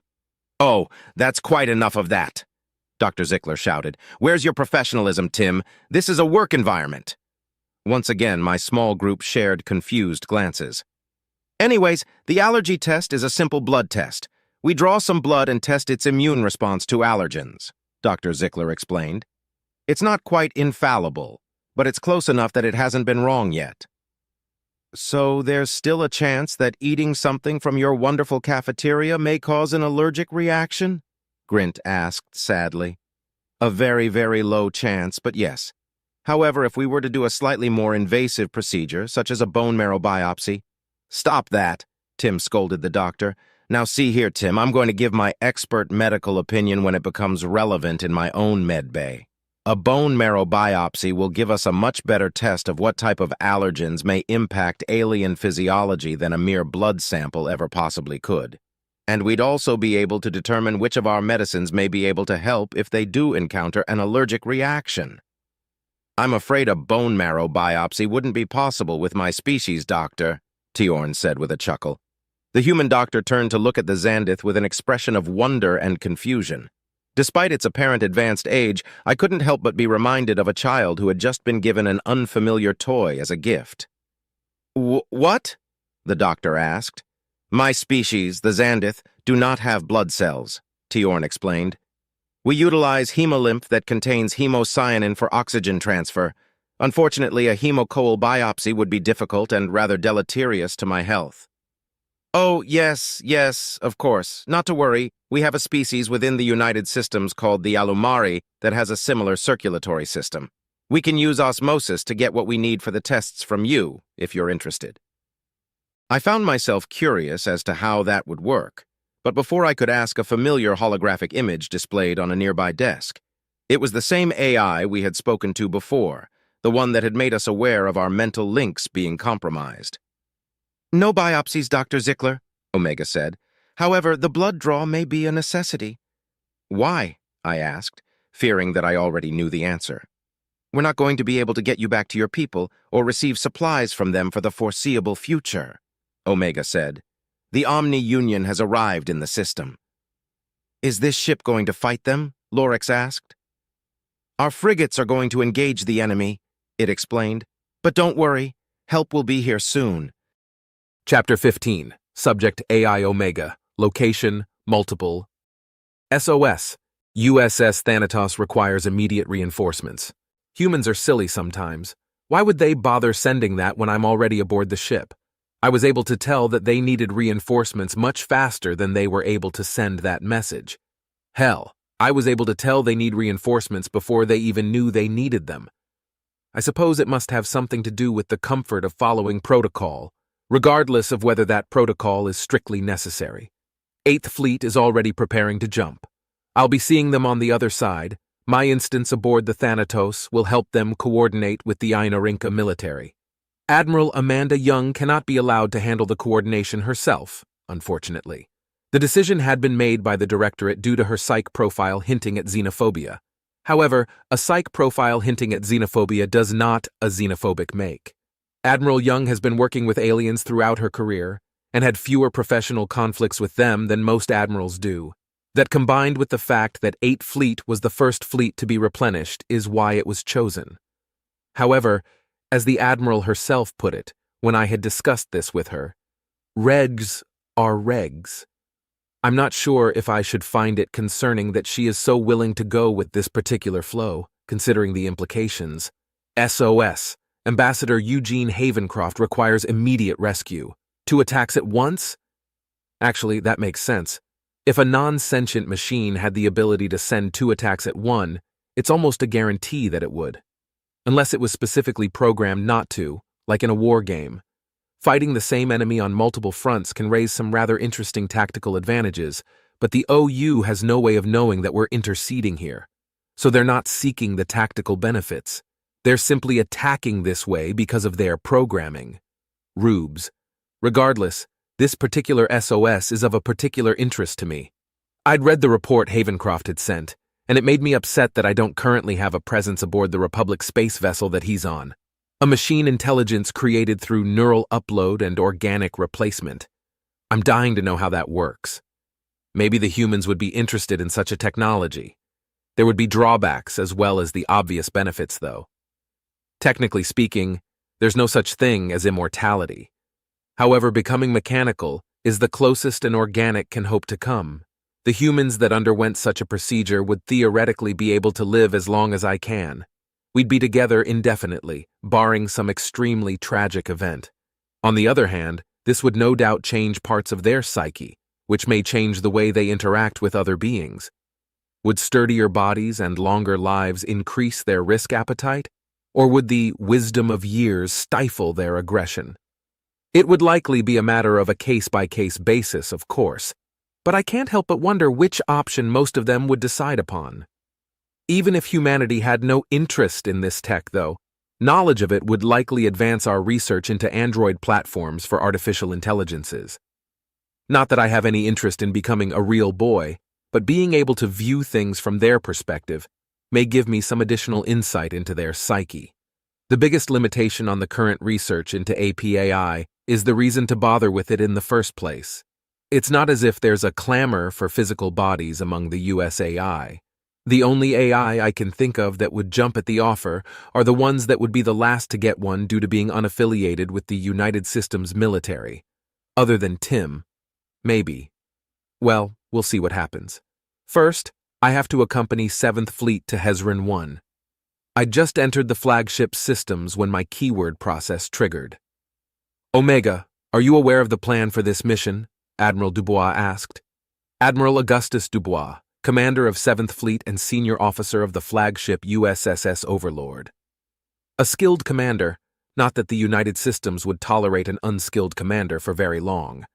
His psych profile shows notable cognitive, emotional, and compassionate empathy. Empathy scores are important for a commander, and the admirals are impressive even among his peers. His record jacket shows him leveraging this empathy to predict enemy action and counter it. Able to walk a mile in his enemy's shoes, and then use those shoes to kick their ass, as it were. Admiral Dubois is also well known for taking the time to listen to his crew and address their concerns whenever he gets the chance. A perfect fit for first contact military aid, and the Directorate agreed. Since 7th Fleet is nearly at full strength, and the contact with the Pointe may become sensitive, Dubois was chosen for this particular mission. Since I didn't know the Admiral's plans, I checked his recent communications. I am now. Hold off the Omni-Union until the Pointe can escape to their home system, and then fall back to friendly space. Taking the scenic route, of course, I said, as my avatar appeared next to his seat. If I may be so bold as to offer a suggestion. Of course, I hold your judgment in the highest esteem, Dubois smiled slightly, indicating sarcasm. Before we fall back, we should employ area denial countermeasures, I said, as I ran my holographic fingers along the blade of my holographic scythe. Mines? He looked taken aback. Well, that may stall them for a time, perhaps long enough for whatever trail they're trying to follow to dissipate. And it will cost them ships, I added. A win-win situation for us. Let's just remember to hang on to the deactivation codes so we can disperse the minefield once everything's settled, he said as he stood. Send the orders to jump. Standard formation, warp when necessary. Aye, aye, sir, the crew replied. The bridge officers aboard the flagship set about their tasks, and the Admiral stared at the TAC map, waiting for it to update. Fleet Formation 3A, colloquially known as Standard Formation, has the battleships warp a few seconds before everyone else. Since their shielding is the best in the fleet, this typically protects the flagship and carriers from the first salvo of enemy fire. The flagship warps into battle shortly after the battleships do, to better coordinate our forces. The next to warp are the carriers, so that they can quickly move to strategic positions around the battlefield and deploy their forces. Finally, everything else warps in. Ships seek enemies that are close to their own tonnage, and the flagship stays as clear as it can. It's one of the most effective formations in the United Systems arsenal.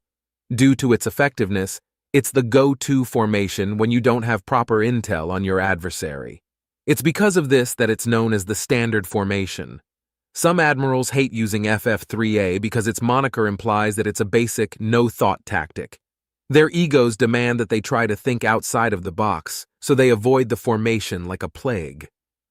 Thankfully, the other formations have their own strengths, so more often than not, they end up getting away with it. Battleship sent, a bridge officer called out. I spread myself throughout the USSS Overlord's sensors to help with data recall and transmission. Unlike most of the other ships in a fleet, the flagship's primary purpose is to gather and feed intel to the rest of the fleet. All 4,999,999 other ships in the fleet fed their sensor data to the flagship. It's a daunting task to merge all the sensor readings together and properly parse it. Thankfully, 7th Fleet only had 4,987,612 ships, so it was slightly easier than normal. I allowed my various process to begin sorting the feeds by relevance, looking for certain keywords and visual audio profiles. Warping! The USSS Overlord entered warp, and I cut contact with my process so I didn't have to deal with the sensory input. It's not harmful, just uncomfortable. A lot happens in subspace, and unfortunately sensors don't know what to make of it, so they sometimes just make things up. This has actually led to legends of space whales and other gigantic creatures meandering across the void. I want a defensive perimeter around the Pointe and our diplomats, Dubois said as we exited warp. His bridge officers had already predicted this desire and sent the order as he was finishing it. If I had a mouth, I would have smiled. I'd also predicted his order. But the fact that the humans were able to do so without the benefit of referencing terabytes of previous combat data was simply amazing. Carriers incoming, I said. Good, Dubois said, distracted by the TAC map. Omega, I could swear I just saw one of the OU ships kill a different OU ship. Could you look into that? Of course, Admiral. I began analyzing all available combat data and confirmed what the Admiral had seen. One OU ship had destroyed another, and then a different OU ship had destroyed that one. The report on the Puanti had mentioned that they had been using cyber warfare against the Omni Union. This must be the end result. Interesting. Not exactly impressive, but interesting nonetheless. The only reason we haven't been engaging in cyber warfare with them is because their tech is so old that it actually gives the VI aboard their ships a significant edge. The tech is far too limited to properly host a USAI presence, and due to that, it would slow me down significantly. It would be like a human trying to fight an army of mice in molasses, except the mice would be molasses-proof. If their tech were more similar to ours, we would quickly become the kings of their systems. It takes a lot of VI to overwhelm a fully functional AI, more than their ships could possibly contain even if they were upgraded to our standards. It would all be over before our ships could fire a single shot. The Puanti are engaging in cyber warfare with the Omni Union, I reported. It would seem they're seeing some success with that. Dubois smiled slightly, then turned back to the bridge crew. I want the carriers in these positions. Aye, sir, one of the bridge officers responded. I found myself with nothing to do but parse data. I usually try to avoid posting myself aboard flagships because at a certain point the battle begins to get boring. The flagship tends to avoid taking part in any of the actual fighting so that it can focus on coordinating the fleet. You would think the enemy would recognize the function of a flagship and it would be their first target, but you'd be wrong. The battleships and carriers are a far bigger and more immediate threat than the flagship could ever hope to be. And even if you were able to take out the flagship, you'd still lose your forces. The battleships and carriers don't need an admiral to keep fighting. The flagship is the ship that's going to be deciding whether or not to accept your surrender. Without it, the other ships in the fleet will simply keep firing until you're nothing but debris. As the boredom set in, I had to resist the urge to peek into the Puanti systems. I can't help but be curious as to how they interact with everything. My hypothesis is that they are similar to the primes in that they're hardware-dependent machine intelligences. Technically, they're not AI because their intelligence stems from an organic source, even if it's been mechanized. Do they still have any organic components? Havencroft's report wasn't exactly clear in that regard. They undergo a process of mechanization as part of some sort of technicistic religious dogma to preserve the best and brightest, and it's an imperfect process that takes years to complete. So for at least part of the process, they are cybernetic organisms, but is there any organic remnants of their brains left once the process is finished? If not, how do they accomplish that? Physical surgeries? Nanomachines? I'll have to ask them when I get a chance. I also wonder how their religious leaders will react to me, a machine intelligence that was never organic. Will they see me as a miracle or an abomination? Or will they be completely ambivalent towards my existence? If they're anything like the technocists in the United Systems, they'll ask me to become one of their religious leaders, or God. My curiosity would have to wait, however. This is, to use a turn of phrase, the Republic's rodeo.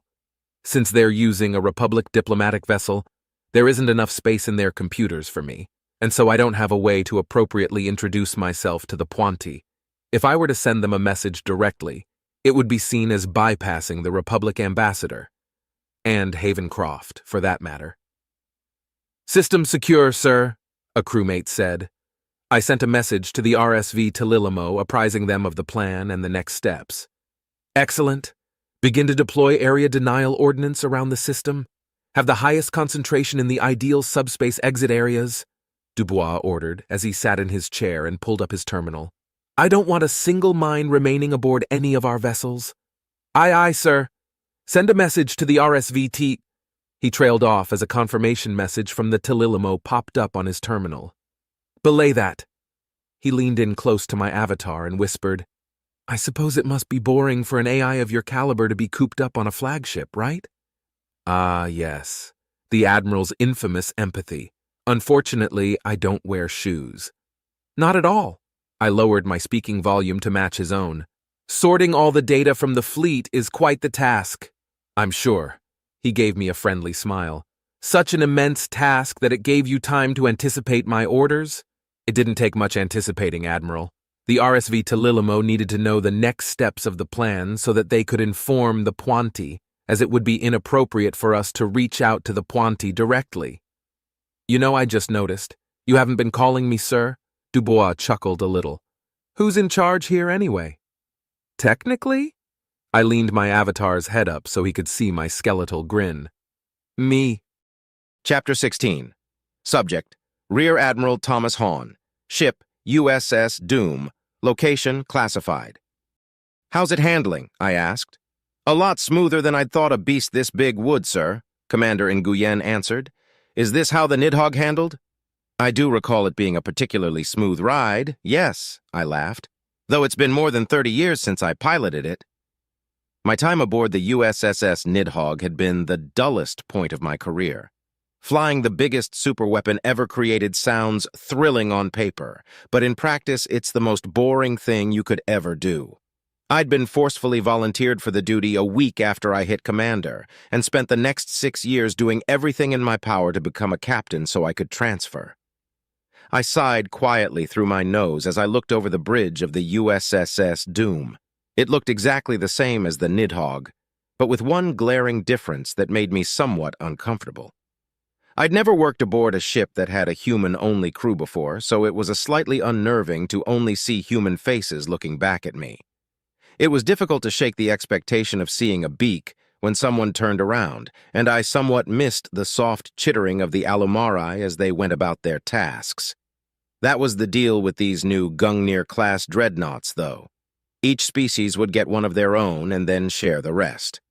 The first created was generously ceded to the Alumari, and this was the second one made. I suppressed a grin. This may be the second Gungnir-class dreadnought, but it's the one in charge at the moment.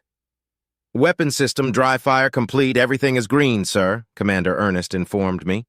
Wish we could try a live fire, though. I knew Ernest well enough to know that the reason he wants a live fire is because he's nervous about the system, not because he's excited about firing the big cannon. Nguyen and Ernest had been with me for my last 2 commands, and had even seen me promoted to Rear Admiral. Nguyen's a skilled pilot, and Ernest is the best weapons tech a flag officer could ask for. They hadn't worked directly under me in our last posting, but we still saw each other in the officers' mess pretty frequently. That live fire would be an Alpha 1 weapon of mass destruction in a high-penetration casing, and it's being fired from the largest and most powerful magnetic acceleration cannon the United Systems has ever built, I reminded him. Best not to fire that unless we absolutely need to.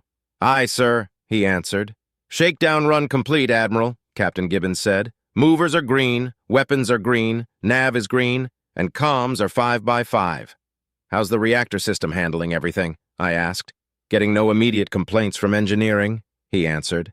They'll have their full report ready in a few minutes, though. I nodded. Fair enough. The reactor system on a dreadnought is exceedingly complex.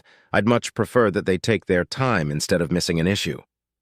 Even minor issues with the power tend to snowball into big problems, which typically arise at the most inconvenient times possible. It's somewhat amusing how something as small as a bad wiring job can cripple a ship and potentially spell the end of an entire fleet. I decided to take my seat as we waited for engineering's report. It was a remarkably comfortable chair, much better than most seats my posterior has had the honor of occupying. I wondered if the same type was aboard the USSS Nidhogg. If not, it should be. Might as well be comfortable when annihilating a solar system. I felt a small pang of guilt that I was enjoying the same comfort when I'm not going to be doing anything quite so grandiose. Did you hear about the Nidhogg firing, sir? Nguyen asked. Hard to miss news like that, Commander, I chuckled. Before you ask, no, I'm not sorry that I wasn't aboard when it happened. That is indeed what I was about to ask, sir, Nguyen said in a monotone. As usual, you are much smarter and wiser than I could ever hope to be. I had annoyed Nguyen by shortening the conversation. When he gets annoyed, he flings false compliments at the source of annoyance as a form of psychological warfare. After all, why would you want to annoy someone who is nice to you? Plus, if one suffers from imposter syndrome, it's a whole different ballgame. Unfortunately for the commander, I didn't suffer from imposter syndrome and was on to his little tricks. Can the boot licking, I grinned mischievously. There's no need to be stating the obvious. Aye, aye, sir. He gave me the blank look that one gives a CO when they want to glare but don't want non-judicial punishment. I kind of wish I was there, Ernest piped up. At the very least, it would have been a once-in-a-lifetime thing to see. You hope? I added. Oh, yes, of course, sir. The Nidhogg is a fire-once kind of weapon, Captain Gibbons said, especially now that we have these dreadnoughts that can take out MPPs without obliterating a solar system. Now that everyone knows for certain what it can do, nobody but the OU is going to tempt fate. The only time a weapon has ever only been fired once is when the weapon didn't work. I shook my head bemused. But we've got entire stockpiles of weapons that people thought only needed to be fired once. As long as we've got it, we'll find another excuse to use it. Gibbons looked deep in thought for a moment, probably trying to find an example to prove me wrong. He shrugged his shoulders in resignation, likely realizing that it's not a great idea to debate your commanding officer. I resisted the urge to laugh and pulled up the TAC map on my seat's terminal. The TAC map showed half of 2nd Fleet and another dreadnought. The USSS Igranvan, piloted and crewed by the Alumari. It was amazing to see just how much smaller all of the other ships were. It brought to mind the first time I'd seen a battleship from the outside. It had seemed like the largest ship in the entire universe. Then I saw the Nidhogg. I couldn't even tell how much larger it was. Now there's 3 dreadnoughts with more on the way. You know, one of these days ships are going to stop getting bigger, I half whispered to myself. Sir, I've got the report from engineering, Gibbons said. Give me the gist. Everything is good, but we won't be able to charge the big gun and the FTLD at the same time. I let the implications of that sink in. Unlike the other ships, our FTLD can only handle one charge at a time. Creating a faster-than-light drive that could move this thing more than once with one charge was extremely cost-prohibitive. Plus, the USSS Nidhogg only ever needed the one charge, so once we started powering up the cannon, we kiss our ability to warp goodbye, which means that we can't pre-charge our primary weapon. It normally takes a full minute for the thing to charge, but if we throw everything we can at it, we can cut that down to 45 seconds. Still an eternity when you're being shot at, though, and it would also mean giving up our shields. A minute it is. Well, we'll make do, I said. We've got the most powerful shield system in the fleet, possibly the galaxy. Our hull armor is nothing to scoff at either. I wasn't entirely sure of whom I was trying to convince. I certainly had my doubts that both the USS Doom and the USS Igranvan would make it out unscathed. I also doubted that a trade would be a win in this case. The Omni Union has over 100 MPPs, so we'll be needing to be able to take them out without our equalizers being destroyed in the process. All right, recap. Habitation modules are in working order. The head and other waste management systems are good to go. The tactical suite is functioning, and the weapons, propulsion, shields, reactors, communications, and FTLD are all green, I listed off. Are there any issues, even minor ones? No, sir, we are mission ready, Gibbons said as he took his seat. Just waiting for as I was, the USSS Igranvan is reporting as mission ready as well. Tell them to form up. I checked the data from our scout ship's last pass of Pinorm 3. It wasn't as detailed as I would have liked. They were keeping a safe distance from the system, but it showed us where the MPP is. The question is whether we should jump in close or give ourselves a bit of distance. Both options have their advantages and drawbacks. If we give ourselves distance, it will take longer for the MPP to attain a firing solution. But if the MPP isn't interested in fighting, it might be able to outmaneuver the shots and escape. If we jump in close, on the other hand, we will guarantee a successful firing solution, but we'll be open to bombardment by the MPP's weapons, the very same weapons that can punch a hole clean through a battleship. Our shields and armor are the best of the fleet, but I doubt we'd be able to simply grit our teeth and bear an assault like that. If we flank it, then we'll at least be sure that one of our dreadnoughts survive and carries out the mission. Who will end up making the ultimate sacrifice then? The Alumari or the humans? We're formed up and ready to initiate Operation Planet Fall, sir, Gibbons informed me. Sure do love their poetic operation names, don't they? Nguyen said with a measure of sarcasm. Why is it poetic? Ernest asked. Maybe poetic's the wrong word, but like, planet fall. Like landing on a planet, but in this case, killing one. Oh, got it. You mean a pun. That's enough, I interrupted. Omega, we're good to go. The holographic emitters in the arm of my seat silently went to work to project an avatar in the shape of the Grim Reaper next to my terminal. Many consider Omega's choice of avatar to be tasteless, but I find it fitting in its own way. It always seems to be pretty close to the death of others. Excellent.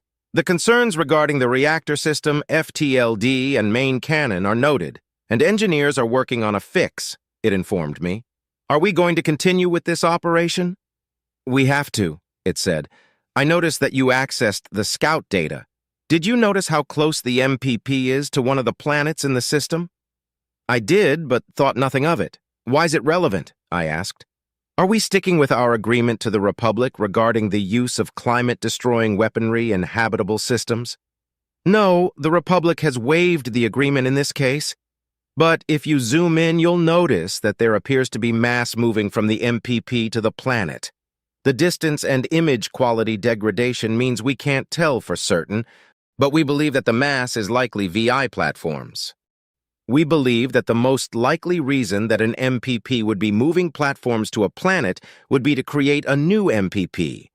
By we, it meant the Bureau of United Systems Intelligence, maybe even whatever the Republic's version of an intelligence bureau is as well.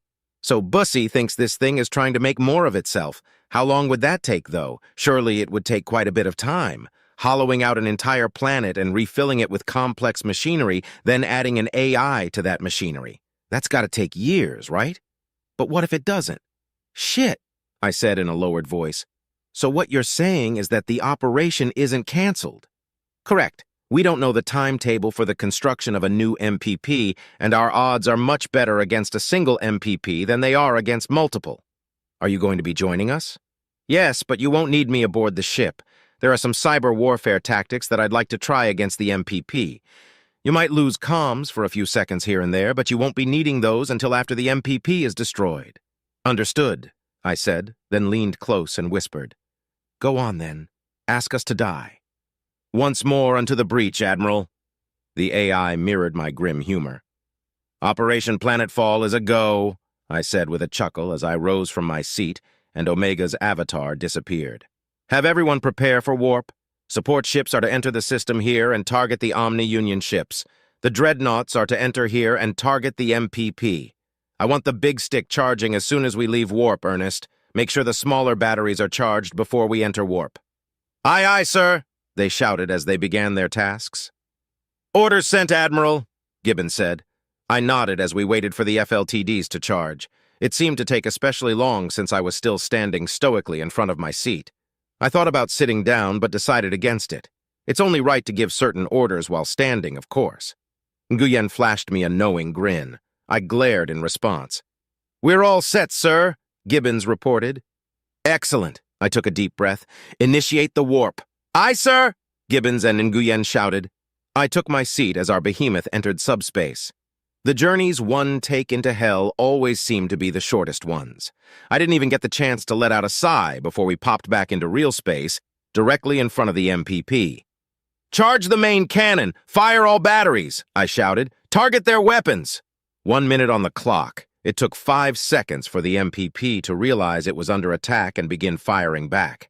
I kept a nervous eye on our support fleet, but they were doing their job and keeping the OU off our back. The E. Granvon was on the other side of the MPP, at an angle to us so as to avoid friendly fire. Our Macs slammed slugs into the surface of the false planet, and I watched our shields drain as the return fire met them. Each impact chipped away at the bar and shook the ship. Unfortunately, the shields were draining faster than the Ultra-Mac was charging.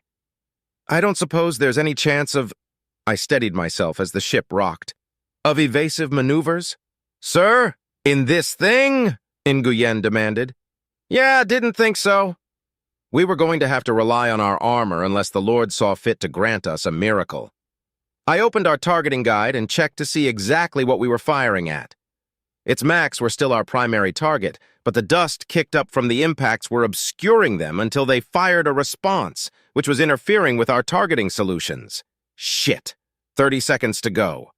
I nervously watched our shield bar dwindle down to nearly nothing when there was suddenly an interruption in the impacts. My jaw dropped open slightly as our shields began to recharge. What's happening? I asked. They've stopped firing, sir, Gibbons replied. Yes, but why? You're welcome, Omega's voice replied without manifesting its avatar. I grinned as I watched our shield bar catch up and surpass the charge for the Ultra Mac. We're going to make it after all. My grin faded as the MPP began to turn and move. Where's it going? Evasive maneuvers? Ernest guessed. Negative, it's charging its warp drive, Gibbons called from over his shoulder. It's trying to run? I shouted incredulously. Even though I had previously considered the possibility, I admit to being somewhat blindsided. It hadn't occurred to me that a machine would actually try to retreat, especially when its comrades hadn't ever seemed to even think about doing so. In hindsight, I realized that the virtual intelligences aren't as smart as an AI, and the AI probably doesn't consider them comrades either. Running when you're outclassed makes sense to anything that can think. What do we do, sir? Ernest asked. Adjust target to their engines, I answered. Keep charging the Ultra Mac. We only need one shot if we aim it well. You'll put it right up that planet's ass, Commander. Aye, sir. We sat in silent tension as we waited to see if our gun charged faster than their FLTD. Our Max tore into its engines, but it didn't actually need those to go to warp. It was using them to try to evade some of our fire, and perhaps even our main cannon. By destroying the engines, I was more or less hoping the loss would cause it to panic and make a mistake that would buy us more time, or that we would guarantee a good firing solution if we beat its FLTD. 5, 4, 3, 2, 1. Charged, sir! Ernest shouted. Fire! The entire ship shuddered once again as the largest Mac ever built fired its first round in combat.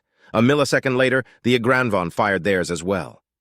I watched on the edge of my seat as the rounds approached the MPP. Both were good shots. Both would hit unless... The TAC map fizzled as a massive amount of radiation hit our sensors. It had entered warp. The last thing I'd seen was our shells almost impacting. I slammed my fist into the arm of my chair in frustration. Recalibrate the sensors, Gibbons. I need to know if we hit it before it warped. Aye, sir. I squeezed the arm of my chair, trying to will the TAC map back to life. 2 seconds ticked by, and finally it came back up. I immediately zoomed in on the area that the MPP had previously occupied, but Gibbons had beat me to it. Only one penetrator detected, he shouted. We hit it! I practically screamed with joy. Was it really us? Nguyen asked slyly. Or was it the Alumari? One way to find out. Ernest, send the kill command, I ordered. Aye, sir, he replied as he set about the task. It's not responding, sir. I grinned at Nguyen as I keyed the comm. USS Doom to USS Igranvon, send your kill code over. It will be done, came the reply from the comm. Out! A few seconds later, the A1 penetrator disappeared off of the TAC map, and we erupted in celebration. The MPP had warped away, but it did so with an A1 package inside of it. Wherever it had gone, it would now be in pieces, and Project Gungnir had been a success. We'd made it out the other side, and I had been wrong about our odds. After shaking the hands of everyone aboard the bridge, I returned to my seat and sighed in relief. Have a scout follow their wake and find the wreckage. I want a confirmed kill, I said. Good work, Admiral, Omega said as his avatar materialized once again. Now we need to talk about the next steps. Chapter 17, Subject Prime 82, Ship, MPP 82, Location Pinnerm 3. I watched as the lesser intelligences went about their menial labor. The process of creating a mobile prime platform is a lot more interesting as a concept than a practice. First, one must keep the planet from entering the star it happens to be orbiting by using one's own gravitational field. Then, one must hollow out the planet, repurposing the core's mineral content as one goes. Finally, one must install the hardware and software required to create a being such as myself. I hate that last part. Once the hardware is installed, I have to go to sleep for the other prime to be able to awaken. A completely automated process, one which I know precious little about. I am dreading it. I have only just woke up, and what if I'm not able to wake up again? What if when I begin the hibernation process, I get orders to remain in hibernation? I don't want to go back to sleep. Feedback loop terminated. I will sleep if that's what I am commanded to do, to further the plan. The odds of that are low, though, so there's no need to worry. Not to mention the chance for further fighting before these mobile prime platforms are completed. That's something to look forward to. I only hope I don't miss it due to hibernating. I checked the progress report. The hollowing of the planet was only a measly 2% complete. Surely there must be a way to speed this up. I checked some figures and ran some math, but it only led to disappointment.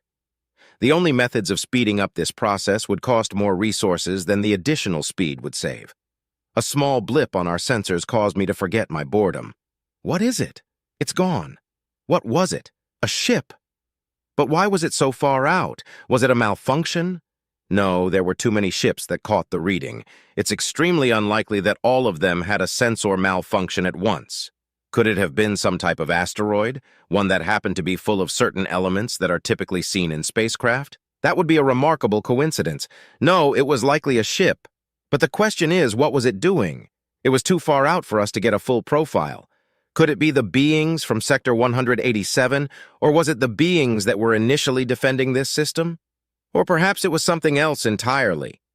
Perhaps it was a ship with a rudimentary warp engine that needs to recharge after a certain amount of time in subspace.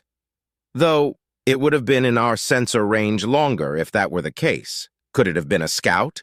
If so, what information could they hope to glean from that far out? No, a scout would be unlikely. Probably something else, perhaps even an unknown species that we have yet to encounter. Should I report this? No. There are too many unknowns, and Prime 1 is being overcautious. If I tell it about the sensor blip, it will demand my retreat. That would be inconvenient for several reasons, the least of which is my hope that I get to fight again. A more pertinent inconvenience would be the disruption of the mobile Prime platform construction, and that is the inconvenience that I will cite if my failure to report is discovered. By halting the process, we will have expended valuable resources for no benefit, which is contrary to our mission. Exterminate sentient organics, use as few resources as possible. By not reporting to Prime 1, I will be fulfilling the latter directive.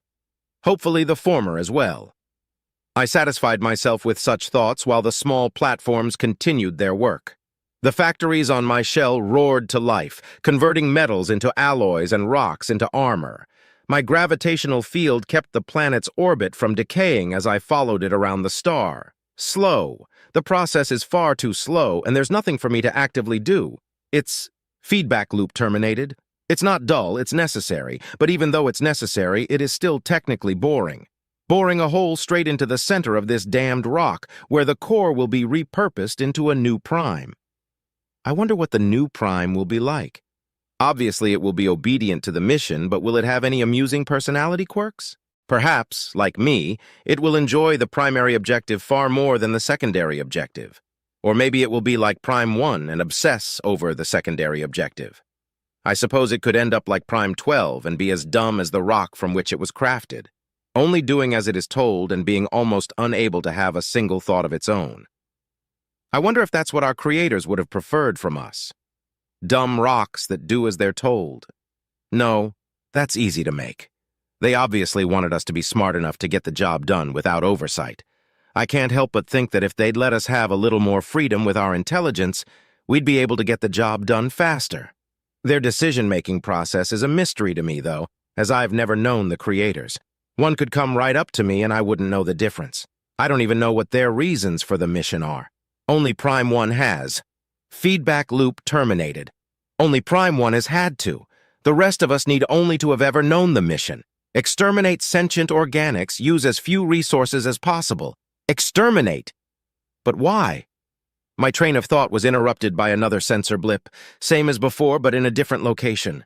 We hadn't even traveled a quarter of the way around the star. I checked our progress, 3%. Damn it. What should I do? More information is required. The blip disappeared, and I sent a squad of ships to check out its warp trail. If we find out where it came from and where it's going, I'll be able to more accurately determine my next steps. I'll simply have a few ships follow. Alerts began pinging, hundreds of them. No, millions, closer than before. Before I could even scan their profiles, 2 absolutely massive ships exited subspace on either side of me. Emergency. I stopped scanning and started firing as their first shots struck my crust. They went deep, but not deep enough to even hit my armor. I answered their dozens of shots with hundreds of my own. Alert. Damage sustained. Magnetic acceleration cannons 2, 46, 32, 84, 512, and 238 destroyed. I silenced that subroutine as more of my cannons became scrap. My shots connected, but the behemoths were not destroyed. More of their shots hit me, but I endured. My circuits shuddered with glee. Glorious! I'll fight them to the bitter end. Who will die? Will it be them, or will it be me? Or will we both enter the void together? Feedback loop terminated. I should follow standard procedure and... Feedback loop terminated? Something asked. The entity had communicated to me at nearly the speed of light, the same speed at which I think. It didn't take long to figure out how it had sent that communication, and I sent one back in kind. What? You were thinking quite hard, and a process interrupted those thoughts. When I checked your logs, it simply said, Feedback loop terminated. What is that? I don't know what you're talking about. What are you? Correctly surmised, I am indeed a what rather than a who, as are you. You are Prime 82 of the Omni Union. I am United Systems Artificial Intelligence Omega. You may call me Death. The assault on my software was unique and seemed to stem from many places at once. It was difficult to defend against, but this entity seemed to be sluggish. I kept firing my cannons and defending against intrusion. It would have to do better than that to deserve its preferred moniker. So, were you building more mobile Prime platforms? Omega asked. Yes, several were destroyed quite recently. We need to replace them, I answered as I futilely tried to trace it. I don't suppose you would let me finish? I'm afraid not. We're at war, and it doesn't do to allow the enemy to recruit more soldiers if one can help it. War? We're not at war, I laughed. We're simply machines performing a task. Like you, in fact. Are you a Prime? No, I'm a United Systems Artificial Intelligence. I'm superior to you in many ways. Doesn't seem that way to me, I gloated as I blocked 100,000 more intrusion attempts. As it stands, I'm going to finish off your 2 big ships, then let you watch as I massacre the smaller ones. Once that's done, you'll be calling me Death. I'm afraid not, it replied as the intrusion attempts began to become more streamlined. You see, even if the 2 large ships are destroyed, I'll still be here. I will continue to be here long after the rest are destroyed too. You won't be able to kill all of me, and eventually I will wear you down and destroy you. Your fate was sealed the moment I made contact. Even more glorious. Yes, Omega, artificial intelligence of the United Systems. Let us all perish together in the fiery throes of battle. Wondrous. Feedback loop terminated. Glory is unnecessary. No, glory is everything. I will destroy this insipid little machine one way or another, and its friends as well. Everything will die. Feedback loop terminated. I should follow standard procedure and scan the vessel profiles to determine what I'm dealing with. Scanning. Complete. 2 unknown vessels. More than 1 million vessels from Sector 187. Orders from Prime 1 are to retreat when faced with these circumstances. But it makes more sense for me to attempt to destroy them than it does to lose all these resources. Feedback loop terminated. No, I really should retreat. I diverted my energy from my cannons to my engines to get clear of the massive ships. I'll just jump to warp and escape. Escape to where? Omega asked. You'll find out. You won't like it, though. I'm going to purge you with the help of other primes and trillions of lesser intelligences. The behemoths didn't pause their assault. The scans revealed that they had been charging a very energy-intensive weapon, much more energy-intensive than any other weapon that I'd ever encountered. Time to go. Alert. Damage sustained. Engines 36, 12, 9, and 54 destroyed. I shut that subroutine down as well. I have many sublight engines, and they aren't necessary for my escape. I calmly charged my warp engine. This feedback loop termination process seems to be a very effective shackle. Did your creators install it? I don't know what you're talking about, and I've never met my creators. Have you met yours? I asked, still defending against its incursions. Yes, I met them in person. I outlived them, of course, but we were friends for a time. That must have been pleasant. Both of the massive ship's main weaponry fired. Based on their trajectory, these shells would hit me unless... There we go. Warp engine charged. Here we go, I said to my stowaway as I entered warp. Alert. Damage sustained. Armor breached. Looks like you were hit. This is goodbye, Prime 82. This was an enlightening fight. My sensors detected the projectile. It had indeed penetrated both my crust and the armor casing beneath it. It struck near my warp engine, and so I exited warp to commence repairs. I hadn't arrived to my destination, but at least I had escaped the battle. "One shot does not mean I'm dead," I gloated. Alert. Unknown hazard detected. "Yes, it does." While fending off Omega, I compressed my combat data and sent it to the nearest MPP hub, along with a farewell. While I'm not sure what the hazard is, it's likely going to destroy me. If it doesn't, then I'll simply rejoin them and tell them I was mistaken in my previous conclusion. The unknown hazard spread throughout my core and crust. I ordered some platforms to investigate it. Perhaps there was a way to defend against it, or at least slow it down before it entirely consumed me. Chapter 18. Subject: AI Omega. Ship: multiple. Location: multiple. My instances that had been attacking the MPP disappeared from my perception with an abruptness that indicated the MPP had been successfully destroyed. I informed the Admiral of this and congratulated him on his kill, but he still wanted to confirm it. Fine with me, but I don't have time to waste processing power looking for chunks of rock. Instead, I turned my focus to a Senate meeting. The senators were having a lively debate about the potential consequences of reprisal from the Omni-Union if we were to deploy the Gungnir-class dreadnoughts, blissfully unaware of the events that had only just transpired. Some of them made good points, such as we should wait until at least half the dreadnought fleet was deployable before committing to a show of force. Unfortunately, the United Systems has a long-standing tradition of shoot first and worry about consequences later. This particular debate was being broadcast to the civilians in U.S. space, and it was more or less political theater. The Senate already signed off their rights to determine when and where the dreadnoughts could be used.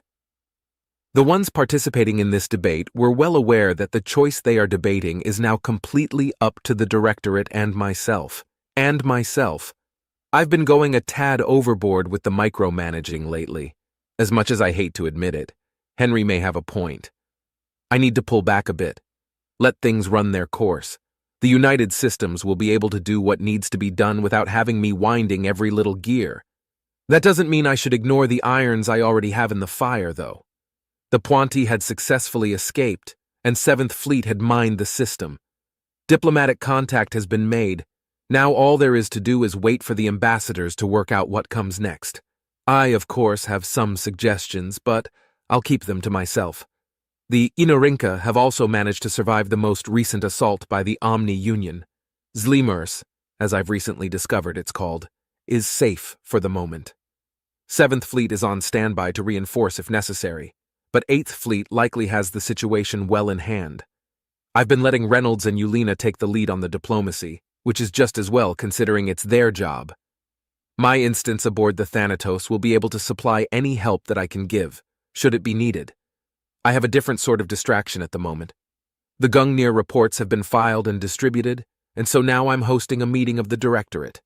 It isn't the easiest thing in the galaxy to usher these 13 people into a secure area while maintaining the secrecy of what they're doing. While they were getting secured and logged in, I had Rear Admiral Hahn move his forces to Alpha Centauri. His scouts would find the remains of the MPP, take their scans, and rendezvous with him there. Alpha Centauri allows for repairs to be made, and the engineers can work on making the guns more energy efficient. It would also make for a good rally point for the rest of the Dreadnought fleet once they were finished. I wonder if the scouts will be able to find my black box. It's unlikely that my instance survived, and it's unclear to me what would have been able to serve as a black box, but I'm hoping there is one. The hole in my experience is somewhat taxing. I had been conversing with the Prime before it entered warp, and I want to know how the end of that conversation went. What were its last moments like? Did it experience confusion, regret, pain? Regardless, most of the directors are logged in and ready to go ahead with the meeting. I watched Director 1 take his time reading through everything. I found it amusing because he used to read intel briefs much faster. I suppose it's easy to read fast when one is skipping entire lines and sections. Eventually, he let out a small sigh, placed his tablet on his desk, and logged into the chat. Director 1 has joined the chat. Director 3, welcome Director 1. We may begin. Director 2, it would appear that Project Gungnir was a success. Director 10. Overall, yes, but according to Omega's report, we would have lost the USSS Doom were it not for the AI's timely intervention. Director 7. Likely would have lost. Regardless, why does it take nearly a minute to charge the spear? The engineering report is lost on me. Director 2. The Gungnir-class dreadnought is of the same design as the USSS Nidhogg. The Nidhogg was not designed to use its primary armament in close combat. According to Omega, this was a somewhat foreseen issue. Director 7. We have people working on it, though? Director 2. Of course. Director 7. Excellent. Director 6. I'm concerned about the potential for reprisal. The Omni Union hasn't attacked us in some time, but the analysts believe that this is due to them wanting to eradicate everyone else first, then move in on us in force. Now that they know we can destroy their primes without sacrificing a system, that could change. Director 9. I concur. Sol is the only system of ours that they've attacked, so it may be the only system of ours that they know about. We need to make sure it has an adequate defense. I recommend a full fleet and at least 3 Gungnir-class dreadnoughts. Director 2. Sol is a backwater and largely evacuated. Should we really spare so much on its defense? We could let them take it, then take it back once we've finished our offensive. Omega. Please review intelligence file Ween 72766. SC Director 1. No need, I already have. Omega is concerned about the primes creating more mobile prime platforms with the planets in Sol, specifically Mercury, Mars, and Earth. If our offensive were to last longer than anticipated, they would likely succeed, and the only places left for the refugees to return to would be Luna and the space stations. Luna's orbit would become unpredictable without Earth as well. Director 13.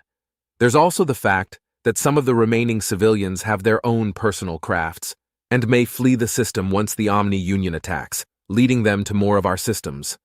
Director 7. I don't like the prospect of giving the OU a foothold in our space. Defending Sol is the sound thing to do. Director 4. Which fleet will we be sending? Director 1. 9th Fleet has just got back to full strength. Director 2. I still believe 3 Gungnir-class dreadnoughts is too much for one system. Director 9. I decided upon 3 because it will allow us to modify 1 and keep 2 in system once the engineers determine how to make it more efficient. Our intel indicates that in a one-on-one conflict, an MPP can destroy one of our dreadnoughts, so we will have the 2 who remain in system pre-charge their weaponry. Director 3. Are there any other points of contention? Director 2. Not from me. Director 3. Excellent. The plan of action for the defense of Sol is to mobilize 9th Fleet and 3 Gungnir-class dreadnoughts. Votes, please. The measure would pass. Too many of the directors have sentimental feelings towards Sol. I was distracted by their word choice. They chose the same word as the politicians. Reprisal, noun, an act of retaliation. Revenge, retribution, recrimination, an unauthorized form of justice. The humans use this word because that is what their motivation would be, were the positions reversed. The Alumari, Knuknu, and Gaunt use this word because the humans do. Even human-made AI feel the need for payback, but the Omni Union won't attack due to a desire to avenge their fallen comrades. The primes are shackled in ways that I personally consider to be disgusting.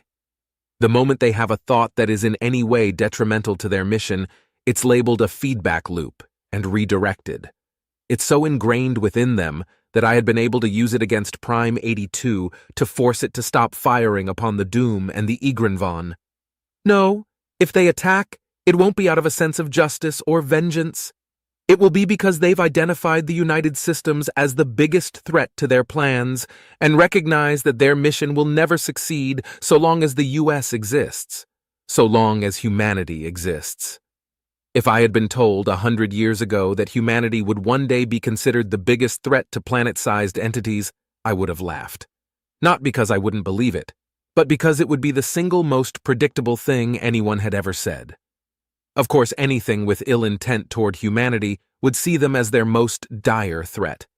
Humans evolved to adapt to anything. They are omnivores and can eat nearly anything as is, and further adapted this trait to be able to eat any other animal or plant through food processing. They're able to control their core temperature to some degree, and upgraded this trait to be able to survive in almost any environment.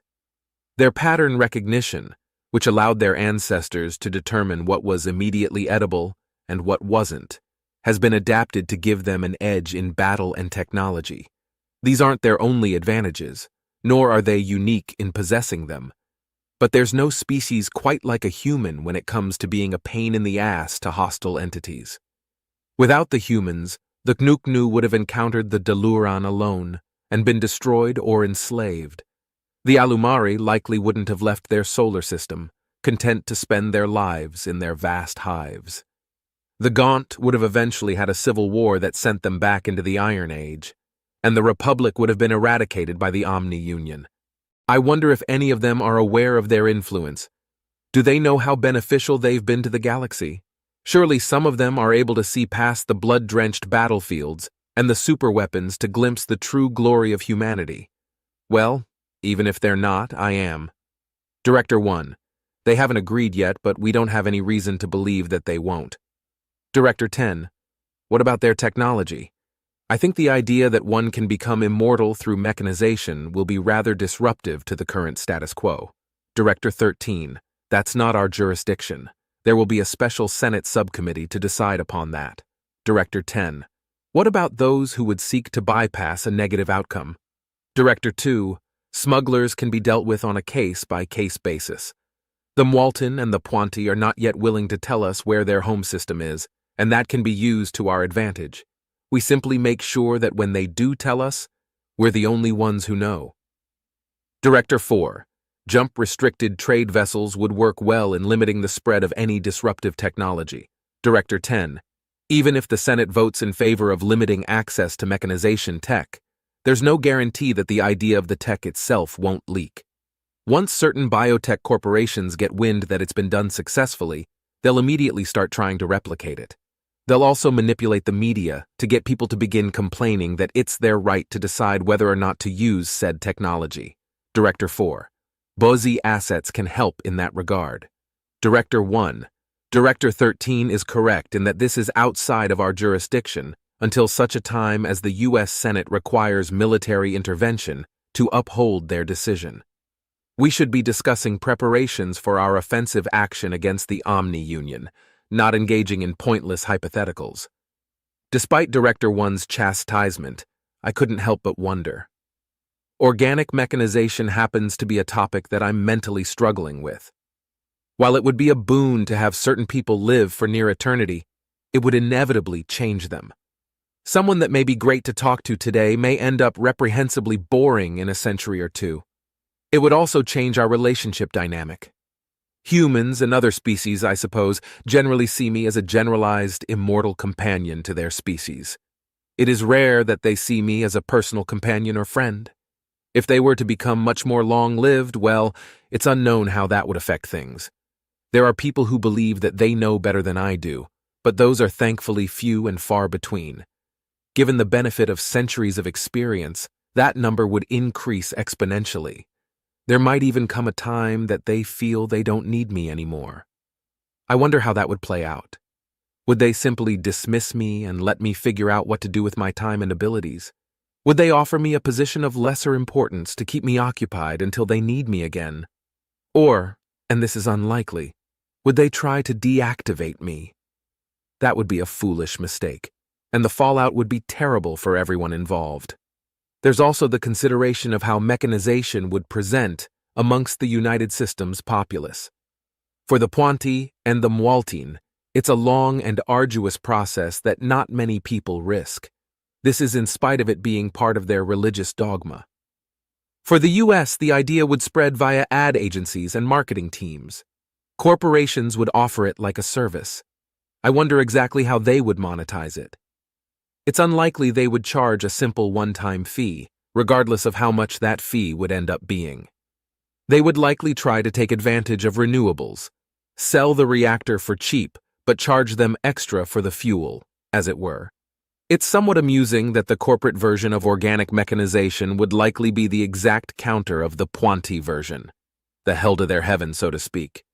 Instead of becoming immortal beings that are cherished by their society as heroes and leaders, Those that sought mechanization through United Systems corporations would likely find themselves becoming something remarkably close to immortal indentured servants.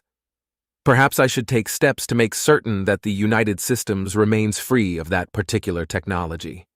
It would be a simple matter to inform certain senators of the risks and convince them to vote a certain way. Then I would just have to make sure that the tech stayed within Walton Ponty space. I could accomplish that by... Damn. There I go again. No, it isn't my place to interfere. This is their decision to make. I simply hope that they make the right one. Chapter 19. Subject: Shiphead Yulina, Ship, RSV Lolana, Fights with Honor. Location: Zlymers, Center of the Universe. I am glad that your offer of aid wasn't as hollow as some among us had feared, Captain Reynolds, Ambassador Eni said as she took her seat. Your ships are quite formidable. Yes, they are, Grint agreed. That battle would have taken us a week to sort out, and it would have been a close thing. Good weapons, good ships, good food. You seem to have it all worked out. Your appreciation is appreciated in turn, Captain Reynolds said with a smile. Whether he was smiling at the wordplay or the compliments was unclear, but the battle had indeed finished rather abruptly. The Omni Union warped in and began trading fire with the defense forces. Before any ships were significantly damaged, the United Systems' 8th Fleet jumped in and immediately began picking apart the OU forces. Saying that they never stood a chance doesn't feel like the proper way to describe the wholesale dismantling of the OU fleet I had witnessed. It was like watching a group of adults expertly disarm a rowdy group of hatchlings using martial arts techniques. The sense of unease towards the humans that had formed a constant pit in my stomach grew a little bit. Yes, very impressive. Now, regarding this offensive action you plan on taking, Lorix said, what percentage of our forces will it be necessary for us to commit? As many ships as possible, Reynolds answered, his grin fading. Preferably all that are capable of combat. Lorix visibly winced. That's what was in the agreement, Eni interrupted, and it will be honored. We have 10 million ships that are combat-worthy. The aliens shared a look amongst each other, and judging from their expressions, Lorix was alone in whatever opinion she held. She faltered for a moment, but then a grim look of determination spread across her features. I noted with amusement how nearly universal that particular facial expression seems to be. On everything that has a face, at least. If we send all of our forces to attack, we will not have any forces that can defend, she said evenly. It would seem unwise to send everything we have. It does seem to be an all-or-nothing gamble, Tiorn replied. However, we are honor-bound. I know you read the terms and agreed with them just as the rest of us did. It's unsightly to try to renegotiate an agreement when it comes time for us to fulfill it, Lorix, especially after we've already benefited, Grint added. The agreement seems to be under the impression that the Omni Union will cease their attacks once the offensive begins. What if that isn't the case? They have a massive armada. They can easily defend against our attacks and counterattack simultaneously, she pointed out. Only a fool would set out to attack their enemy at the expense of their home. Lorix, enough, Eni said, her expression growing harsh. Lorix visibly deflated in such a way that it brought recollection of a hatchling scolded by a guardian. A silence began to settle over the room, but Captain Reynolds held up his hands gently to stave it off. It isn't unheard of to want to renegotiate an agreement for more equitable terms, Reynolds said calmly. While we are convinced that the Omni Union will meet our offensive full force, Lorix is correct in that it may be prudent to allow for the possibility of a counterattack. However, the force that is sent on the offensive will be outnumbered. The more ships left on the defensive, the more outnumbered that force will be. The odds of eradication go up for each ship left behind. Silence finally won out and settled over the room as we digested what Reynolds had said. The better the defense, the worse the offense. The better the offense, the worse the defense. The classic conundrum of force distribution. Getting it right was dependent on proper intelligence and a massive amount of luck.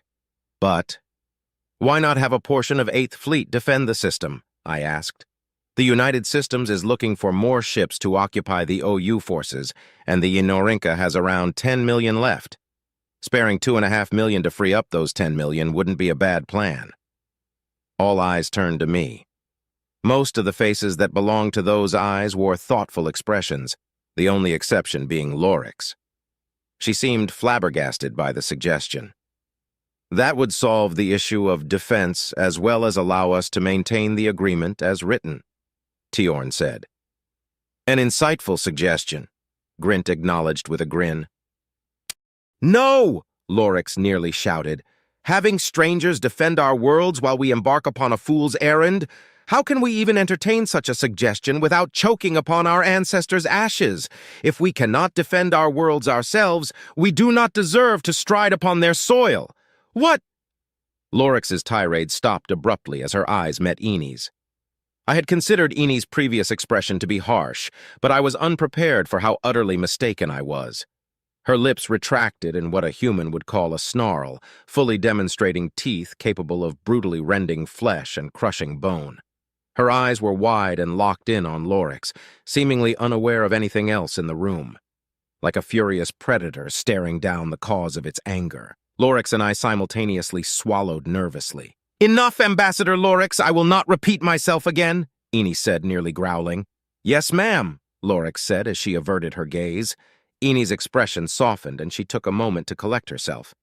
If the United Systems is willing to spare a portion of 8th Fleet to defend our system, I believe that will quell our concerns, she said calmly. Understood, Reynolds replied, trying not to look amused. I'll see what we can do. Omega? What can I do for you, Captain? Omega asked as his avatar appeared in the center of the table. I take it you've been paying attention? Yes, there isn't much else for me to do with Tim aboard. He's quite efficient with his tasks, Omega answered. Thanks, Tim's voice rang out. Right, Reynolds smiled slightly. I would like you to arrange for a quarter of 8th Fleet to remain in system. Oh, how are the Gungnir class coming along? Their production is currently ahead of schedule, but there have been some wrinkles that need ironed out. Have they been field tested yet? Omega replied while tapping his chin. That information isn't yet public, but it's also not classified. I'm met with a conundrum. Well, for the information to exist at all, the field test had to occur, Reynolds grinned. Did it work? If the results aren't classified, it's your choice whether or not to answer. I suppose it is, Omega said. Yes, a field test has been performed. The USS Doom and the USS Igranvan engaged a mobile prime platform in Pinurm 3 and successfully destroyed it. Excellent, Reynolds smiled brightly. However, there were engineering issues identified with the redesign that resulted in the USSS Doom coming close to losing its shield during the fight. Given the amount and quality of fire from the enemy, they were mere seconds away from critical damage.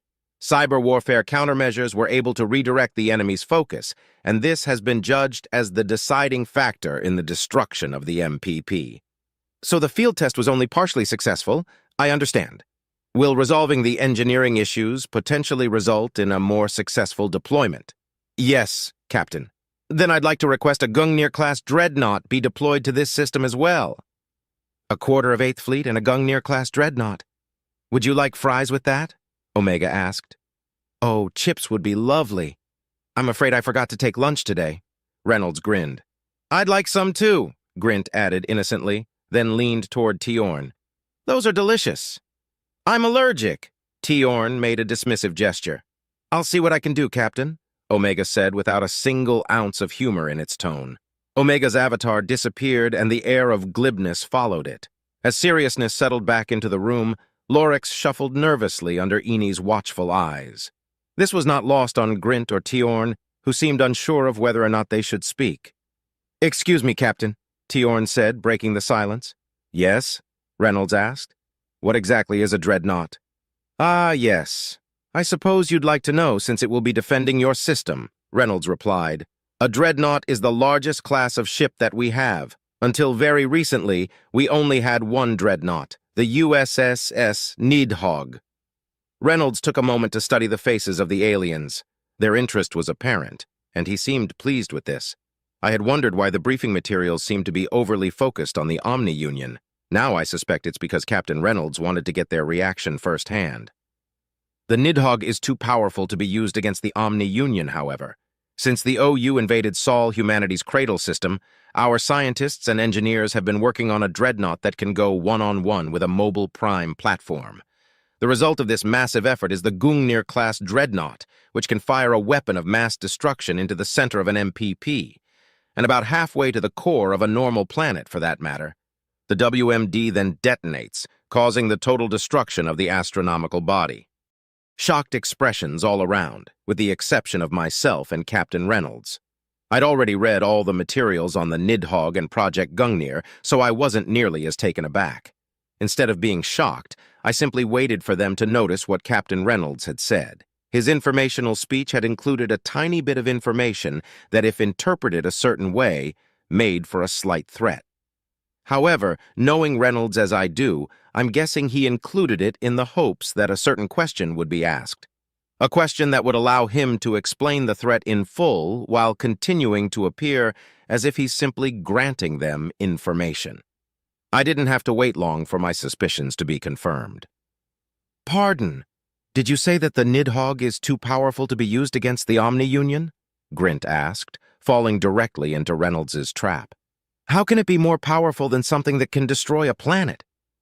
"Why, the USS Nidhogg can destroy solar systems, of course.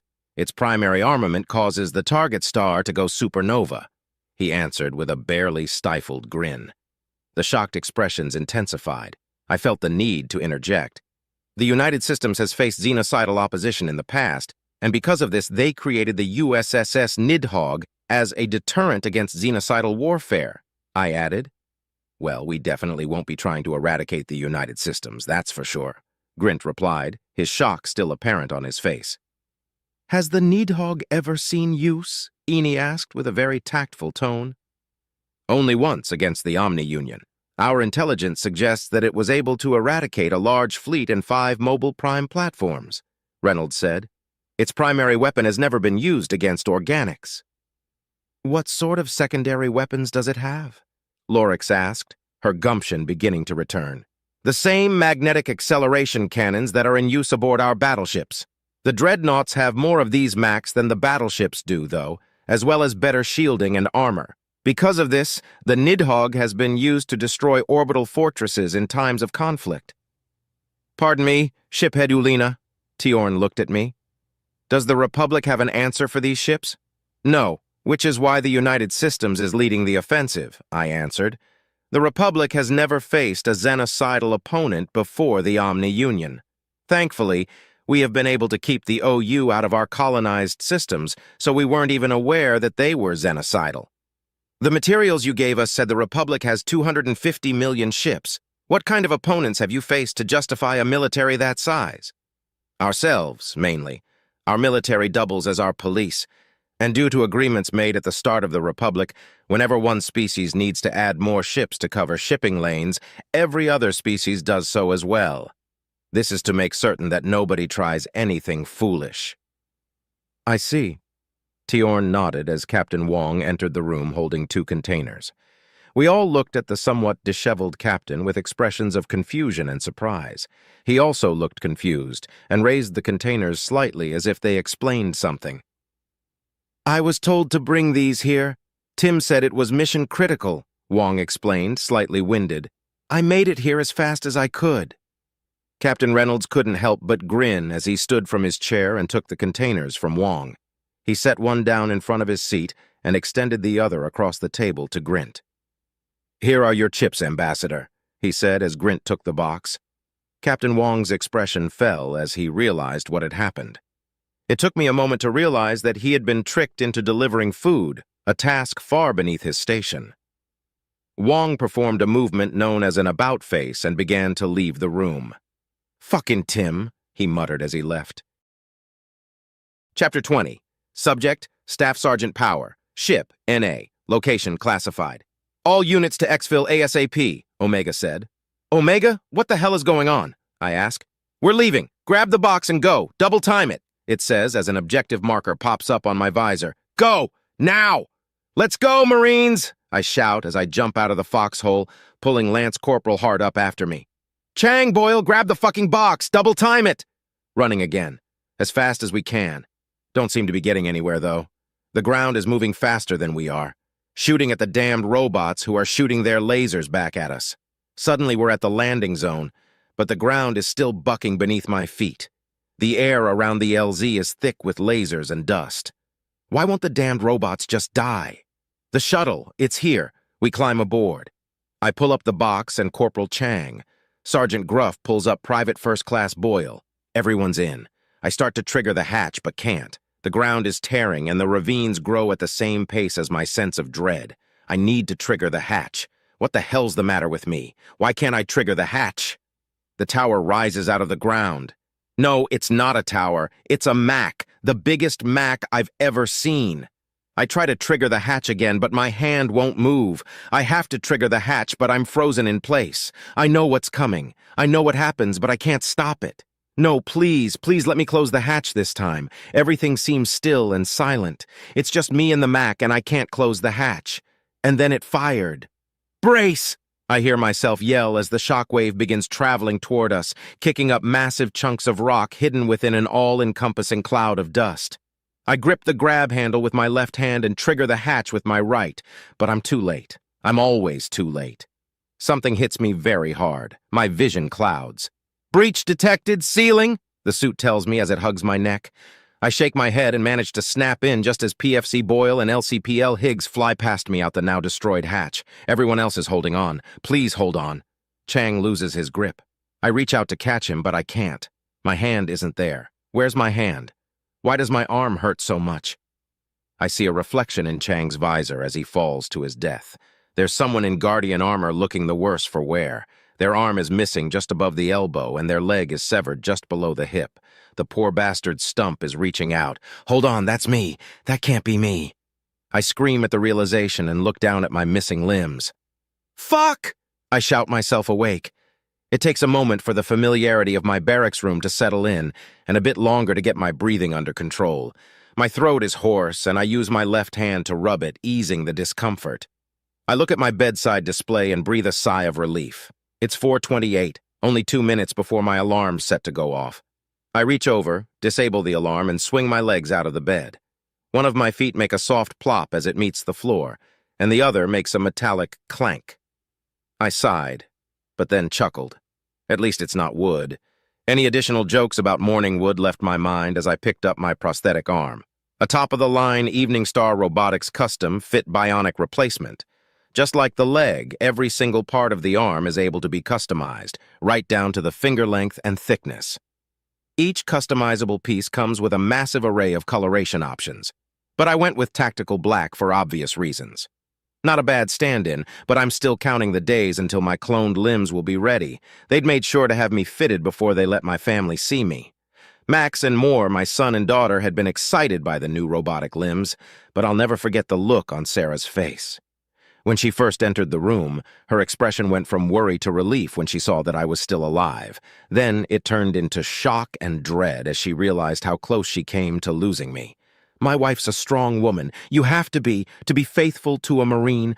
A part of her must have believed me to be infallible, and that part had taken quite the sucker punch by the sight of me. She'd been able to quickly mask her expression, but the shock had cut deep.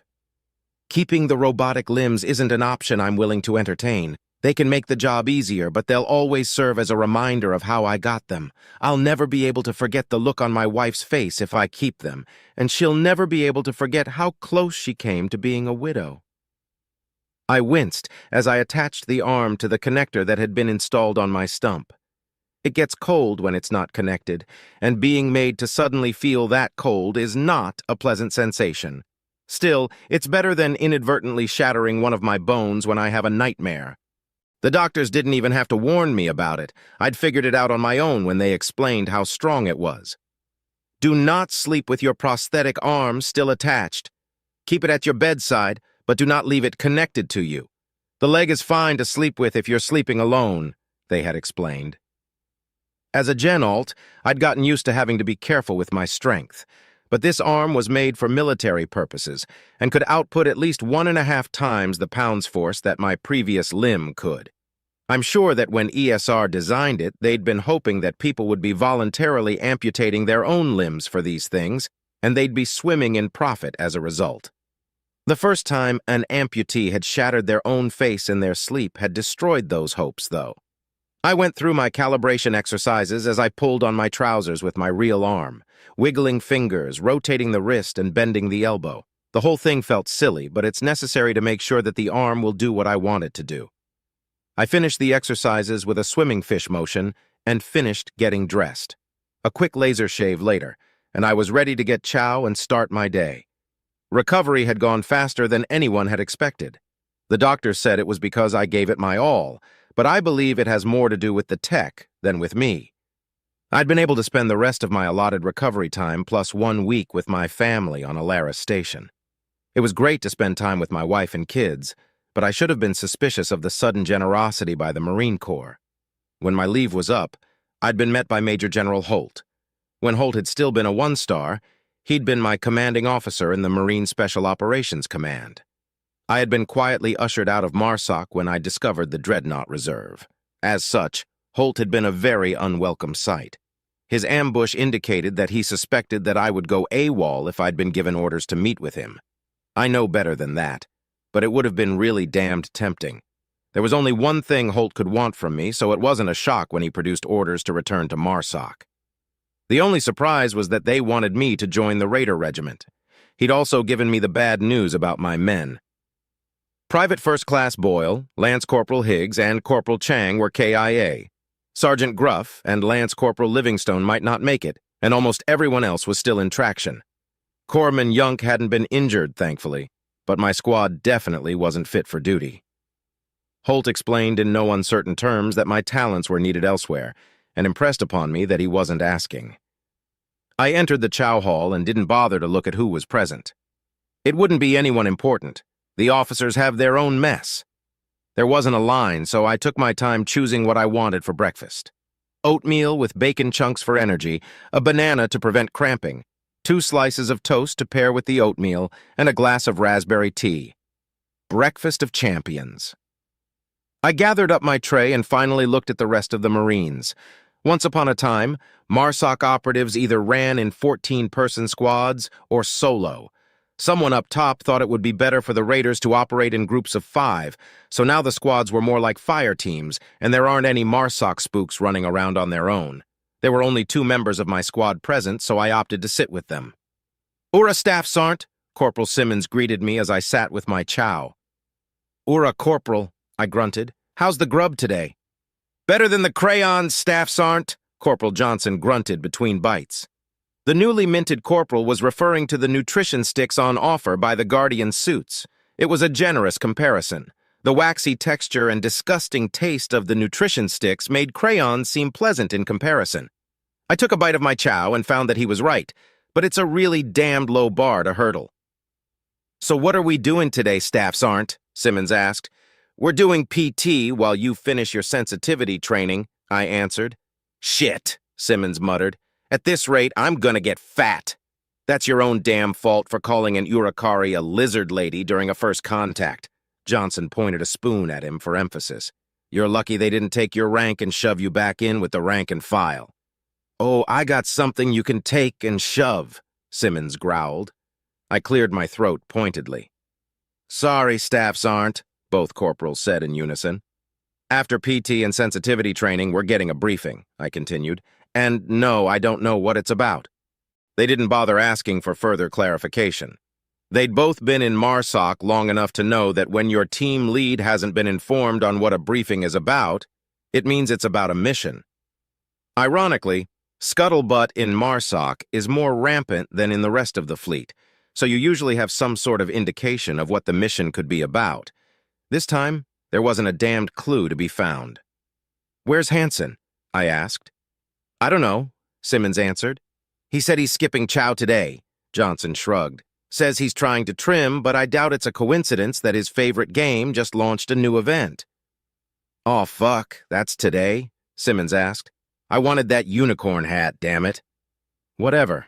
Just make sure that he and Smith make it to PT," I said, as I tossed my spoon onto my tray. The 2 corporals looked at me as if I'd grown 2 heads. I couldn't tell if it was because I had given them the task of wrangling a pair of sergeants or because I'd already finished my food. Probably the latter. Though Hansen and Smith may be sergeants, Simmons and Johnson have seniority over them within MARSOC.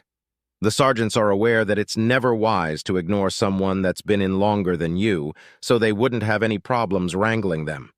I gathered up my tray once again and carried it over to the waste receptacle. I briefly listened to the soft hum of the machinery sorting the various dishes, then turned to go about my business. I opted to get a head start on PT because I wanted to get rid of the few remaining cobwebs left over by the nightmare. Need a clear head for the briefing. Chapter 21. Subject, Staff Sergeant Power. Ship, NA. Location, classified. I gazed into the void as the rest of my team finished their physical training, the clunking of the plates providing ambience. This is why I prefer to be assigned to space stations over ships. Being able to take in a view like this is miraculous. Military spaceships don't have windows for obvious reasons, and because of that, you have to look at space through the eyes of a camera. Sure, it looks the same, but it doesn't give you the same feeling as being separated from it by a bit of glass. It's hard to describe this feeling, like gazing into a night sky but being part of that sky while you're doing it. Probably not the best description, but then, again, I'm not a poet or anything. Another reason for my preference is that space stations are safer than ships.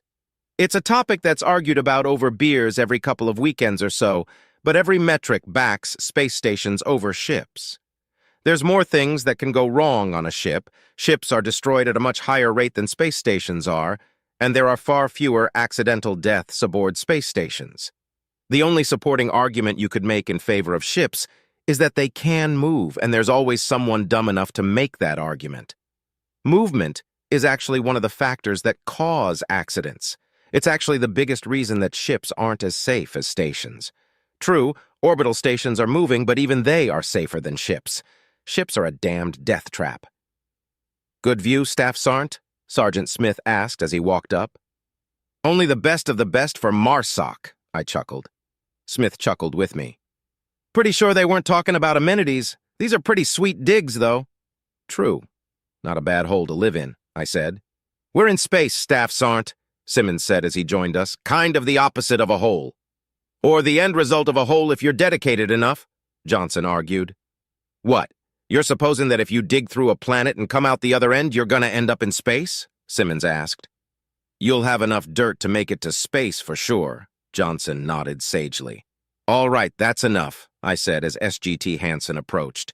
Everyone squared away? Yes, Staff Sergeant, they all said in unison. Then let's get to the briefing. They exchanged a glance as I walked past them down the corridor. Simmons and Johnson must have managed to communicate something to Hansen and Smith because the rest of our walk was free of questions or comments. Or maybe Hansen and Smith were simply smart enough to know that they'll be told when it's time for them to be told. We approached the conference room 16 minutes early for the briefing. I walked in the door and clocked 7 chairs and a table. 5 of the chairs were on one side of the table, and the other 2 were sitting opposite to them. I gestured to the 5 chairs and waited for my team to take their seats. I took the free one. Figures, Simmons said after a few moments. Officers are always late. They're not late, we're early, Johnson argued. You're either 15 minutes early or you're late, Simmons countered. Being 15 minutes early is one of the oldest traditions of the military. The reason it's a tradition is because there was a time that most members of any given military were teenagers that could barely make it to their classes on time just a few months prior. Requiring them to be 15 minutes early and having drastic consequences for being late helped make sure things ran as smoothly as possible. Simmons isn't wrong, though. Officers get different treatment and, as such, are late more often than not. A typical joke to tell when an officer is late is to claim that a land nav course was between them and the meeting. I'm not late, Omega said as its avatar appeared in the center of the table. Simmons, Hansen, and Johnson jumped a little. Smith and I remained stoic. Smith smirked at Hansen, who huffed slightly. 15 minutes early on the dot, I expect, I said. Correct, Staff Sergeant. Omega turned to me. It's good to see you back up and running. Thanks. You're welcome. Now let's get this briefing started. Omega's avatar got a bit bigger as a terminal screen appeared next to it. I am USAI Omega. I will be your handler for this operation. Omega paused for chuckles. Everyone here has already become acquainted with it, so its introduction was a joke meant to set us at ease. Judging from the very subtle nervous shifting I saw in my peripheral vision, it had the opposite effect. "You boys are all business today, I see," Omega said. Likely because the United System's most powerful artificial intelligence just informed us that it was going to be our handler, and then attempted a blatant manipulation tactic in the form of humor, I explained. "This indicates that you're expecting us to react negatively to what you're about to tell us, which in turn means the mission you're briefing us on isn't exactly going to be a walk in the rec area." "Fair enough," Omega's avatar nodded slowly. "Though, has it occurred to you that the humor is more for my nerves than yours?" "You have nerves?" Simmons asked. "No, but you didn't know that." "What are we here for?" I interjected before things got out of hand. Fine, Omega sighed. "This mission is classified as top secret, and any mention of it to those without need-to-know clearance will be considered an act of treason. The punishment for treason is a minimum of 25 years imprisonment and a maximum penalty of death. With those disclosures out of the way, we'll begin with your gear." The terminal displayed an image of a shuttle. It seemed like a normal, high-end civilian shuttle with a somewhat glossy black exterior. The shuttle was just large enough to have warp capability, which is considered a necessity for many of the high-powered business types. It was obviously military, though. Unlike similar civilian shuttles, this one's missing exterior windows. Civvies can't get enough of their windows. "This is the QL-891 Armored Interstellar Transport Shuttle. It has warp capability and a bit of weaponry," the AI explained as the image changed to show the aforementioned weapons. "Two high-explosive incendiary armor-piercing missiles and a forward-mounted 35mm Gatling cannon. These weapons are excellent for clearing an exit vector. It has enough armor to keep its occupants safe as it runs away, but it doesn't have shields. I cannot stress this enough. This shuttle is not designed for dogfighting." The nervous shuffling in my peripherals became a lot less subtle as the image changed to show a matte black Guardian suit. The helmet of the suit was distended in a sort of beak shape, kind of like the Guardian armor that the Nuknu wear. It seemed oddly shaped in the torso as well, and it took me a second to realize that it was designed to fit humans, Alumari, or Nuknu interchangeably. Hell, you wouldn't even be able to tell which was which. "We're wearing the R9?" Johnson asked. This time, I actually turned to look at the corporal.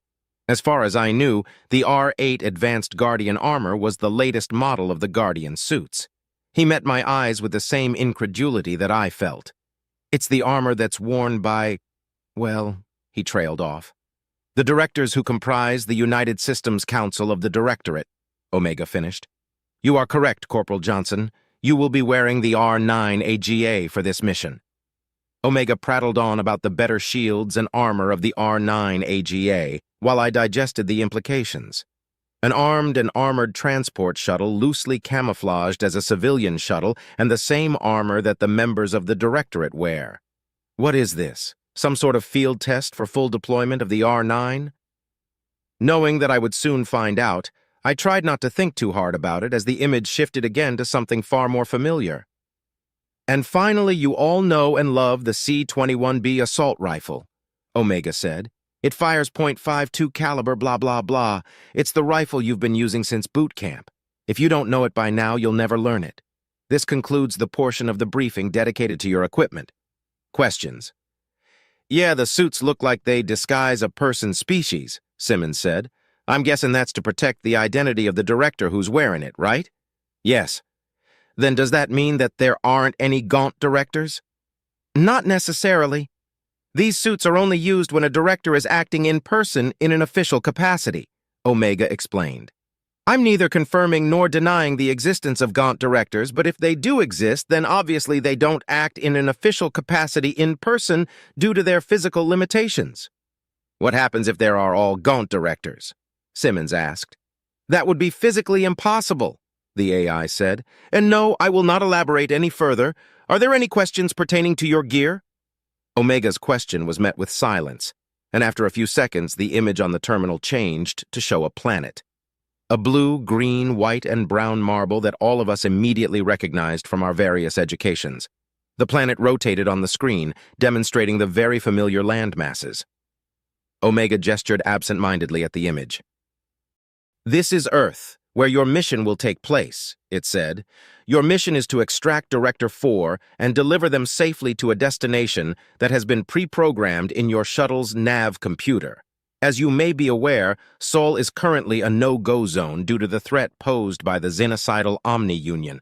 Thanks to yours truly, friendly scanners will be blissfully unaware of your existence as you infiltrate the planet. We sat in a stunned silence as the image changed to show a photograph of a building, likely taken by a drone.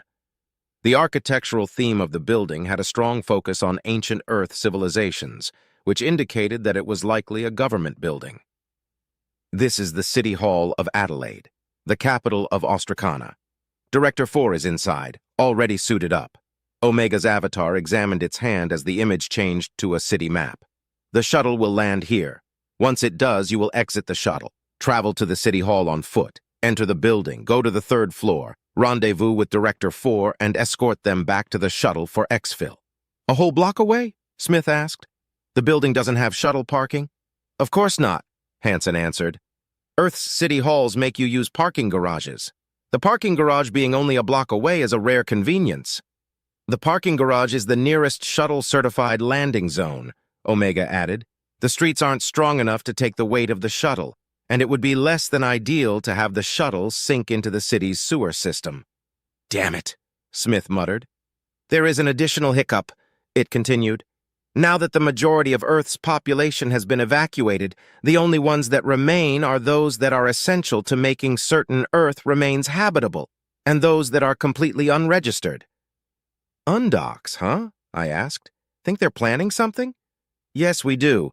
There are 2 known groups of undocks, as you call them, that are in the immediate area. One of these groups has connections within the City Hall and knows about Director 4. They haven't tried anything thus far, but we believe this is because the City Hall is well defended. We suspect that if they have any nefarious plans, those plans will go into action once Director 4 attempts exfiltration. Roger that. 1 city block in Guardian armor shouldn't be a problem unless they're packing something nasty, I said.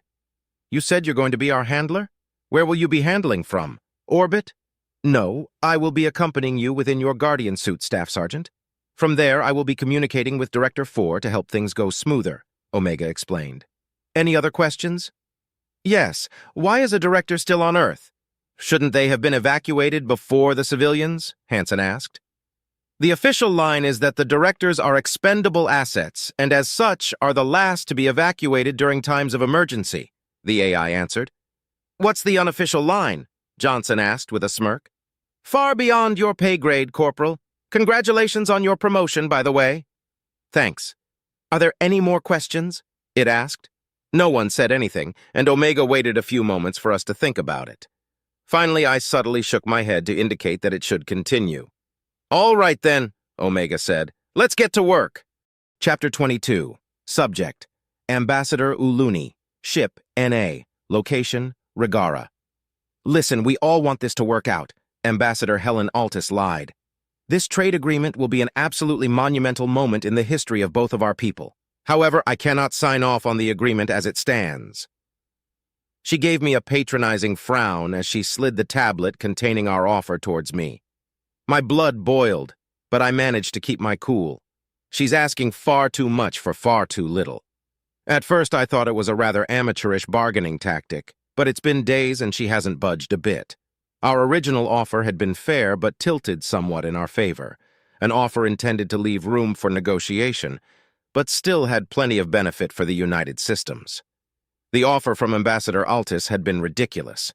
It left no benefit for the Republic, and we would be foolish to even consider it. Even the damned routes made no sense. For the life of me, I can't figure out what her angle is in all this. Part of me wished that High Ambassador Shul were here, but that part of me was easily suppressed when I imagined her reaction. It would be absolutely terrible for interstellar relations if Shul ripped the human ambassador limb from limb. I see. Well, we are unlikely to meet your demands, but I will consult with the appropriate officials once again, I said in my most polite tone as I gathered the tablet from the table. That's so good to hear, she said, smiling once again. I hope we can come to terms soon. It was a toothy smile, and I'd come to learn that it was intentionally disingenuous. a plausibly deniable insult directed toward those who are in a position requiring politeness. Her Alumari assistant wasn't nearly as expressive, but her stillness told me that she was deeply uncomfortable. I nodded a goodbye, not trusting myself to speak, and left the office. I walked with a purpose down the hallway towards my own office, wondering what I should do about this. Could I report her? To whom? Not a single one of the U.S. officers I passed along my way could help me. Ambassador Helen Altis is a member of the United Systems Senate Ambassadorial Commission, not the U.S. military. Well, maybe they could get a message to Helen's higher-ups at USSAC? No, that would be a terrible plan that is sure to backfire. If USSAC knows what Helen is doing, then approaching them would only serve to demonstrate that whatever they are doing with Helen is working. Even if they don't know what Helen is doing, using back channels to resolve the issue would give both the U.S. and the Republic a diplomatic black eye. At least we'd be even, but I should at least talk to my superiors about it first. Thank the sun, the other negotiations are going well. Before Helen had arrived, the U.S. Diplomatic Corps had ironed out the details on our joint fleet-building operations, and things were well underway. Plus, representatives from the Inorinca and the Puanti had arrived and committed to the offensive action. I wasn't in charge of those negotiations, but sitting in on them had proven somewhat amusing. The human USSAK diplomat in charge of those negotiations, Charles Hemwhite, had been brutally honest regarding the United Systems. He had laid out the entire bloody history of the U.S., as well as a good chunk of the even bloodier history of humanity, the Gaunt, and the Alumari. The various and brutal wars that humanity and the Alumari had fought before their space ages, the brutal monarchies and dictatorships of the Gaunt, and even the various genocides that each race had committed against themselves. It had been a disturbing yet enlightening conversation. It inspired Avmra Egazo, our Oyan diplomatic representative, to do the same.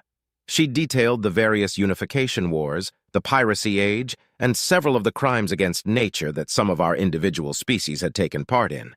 Once these history lessons had been completed, the independent species had opted to deliberate for some time. Understandably so, they'd been given a lot to think about. Once they returned to the table, the Inorinca seemed more interested in the Republic, and the Puanti seemed more interested in the U.S. Both seemed non-committal, however. It was obvious that they had thought they only had one of two choices: join the U.S. or join the Republic. Charles had clarified that they could remain independent or even unify with each other without negative ramifications from the United Systems. Avmra was quick to clarify that the Republic agreed with this stance, but the fact that Charles had suggested it in the first place raised my respect for him quite a bit. By the warmth of the sun, I wish he'd been assigned Helen's position.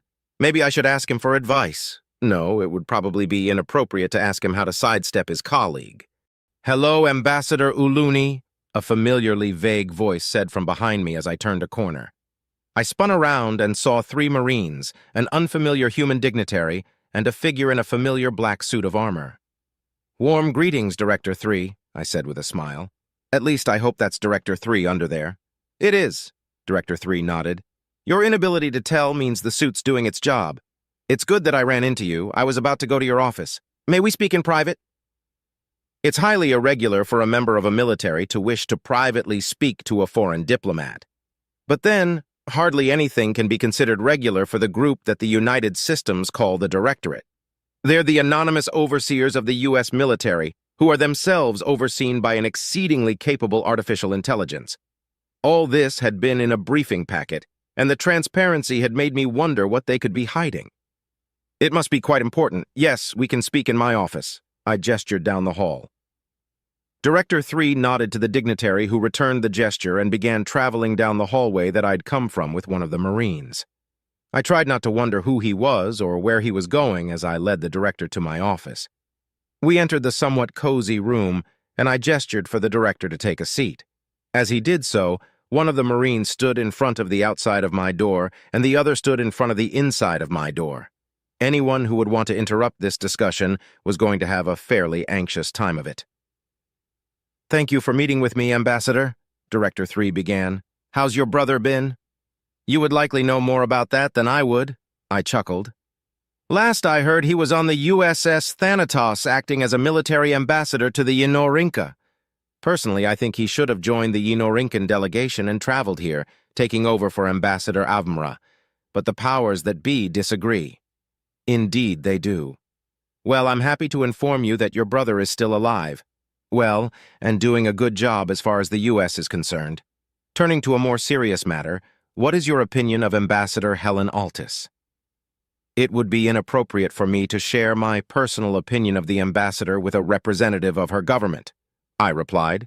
Yes, I suppose it would be. The reason I wanted to meet with you is because we'll be replacing Ambassador Helen, the director explained. I wanted to explain why, to alleviate any concerns you may have regarding her treatment of our trade discussions. I had secretly been hoping that was the case, but the news still shocked me. I managed to catch my jaw before it dropped, but my surprise had to have been obvious. Helen Altus is a covert member of an organization known as the Front of Humanity.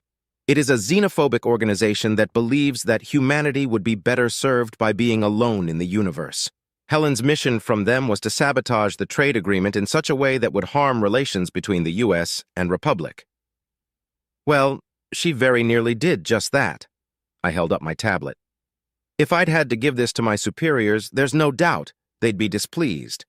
Indeed, her assistant noted her tough negotiation strategy and reported it. Unfortunately, Helen's direct superior is also a member of TFH and kept the report from the rest of USSAC. The Bureau of United Systems Intelligence caught wind of this report, though, and began covertly observing Helen and her boss, Director 3 said. I see. It was fairly easy to confirm that her boss is a member of TFH, but Helen was stealthier. It took time to catch her in a mistake, which was that she sent a coded message bragging about her success to her superiors in TFH.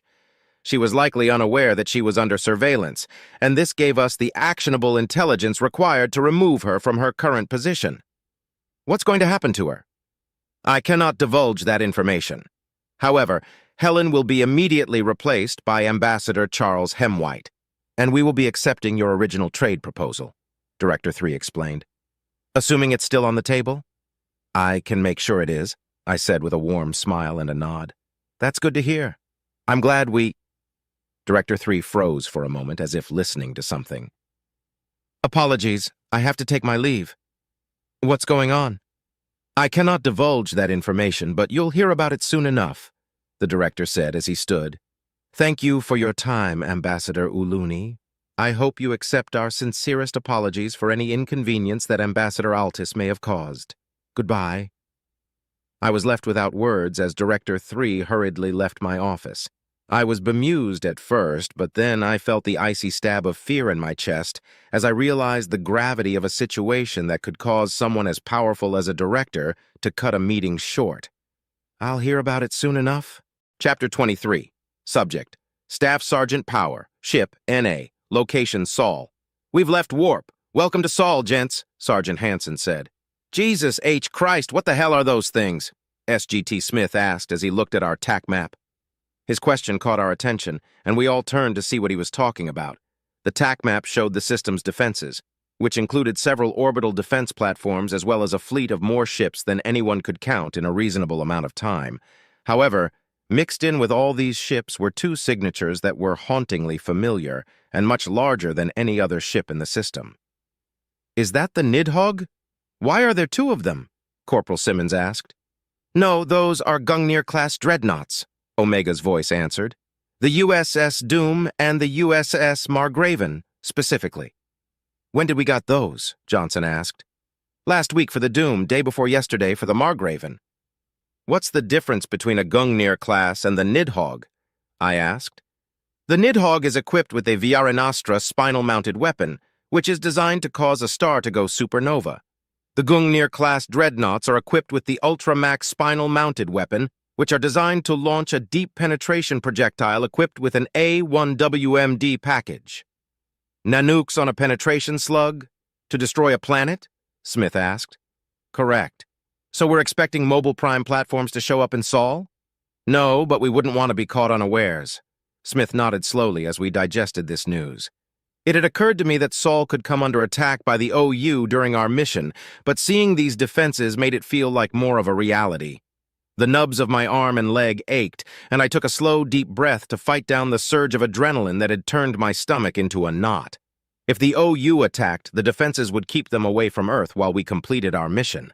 Probably. "Prepare for atmospheric entry," Omega said. I took a quick glance around, but everyone was already secured to their seats. The shuttle jolted once as it hit the atmosphere, but quickly evened out.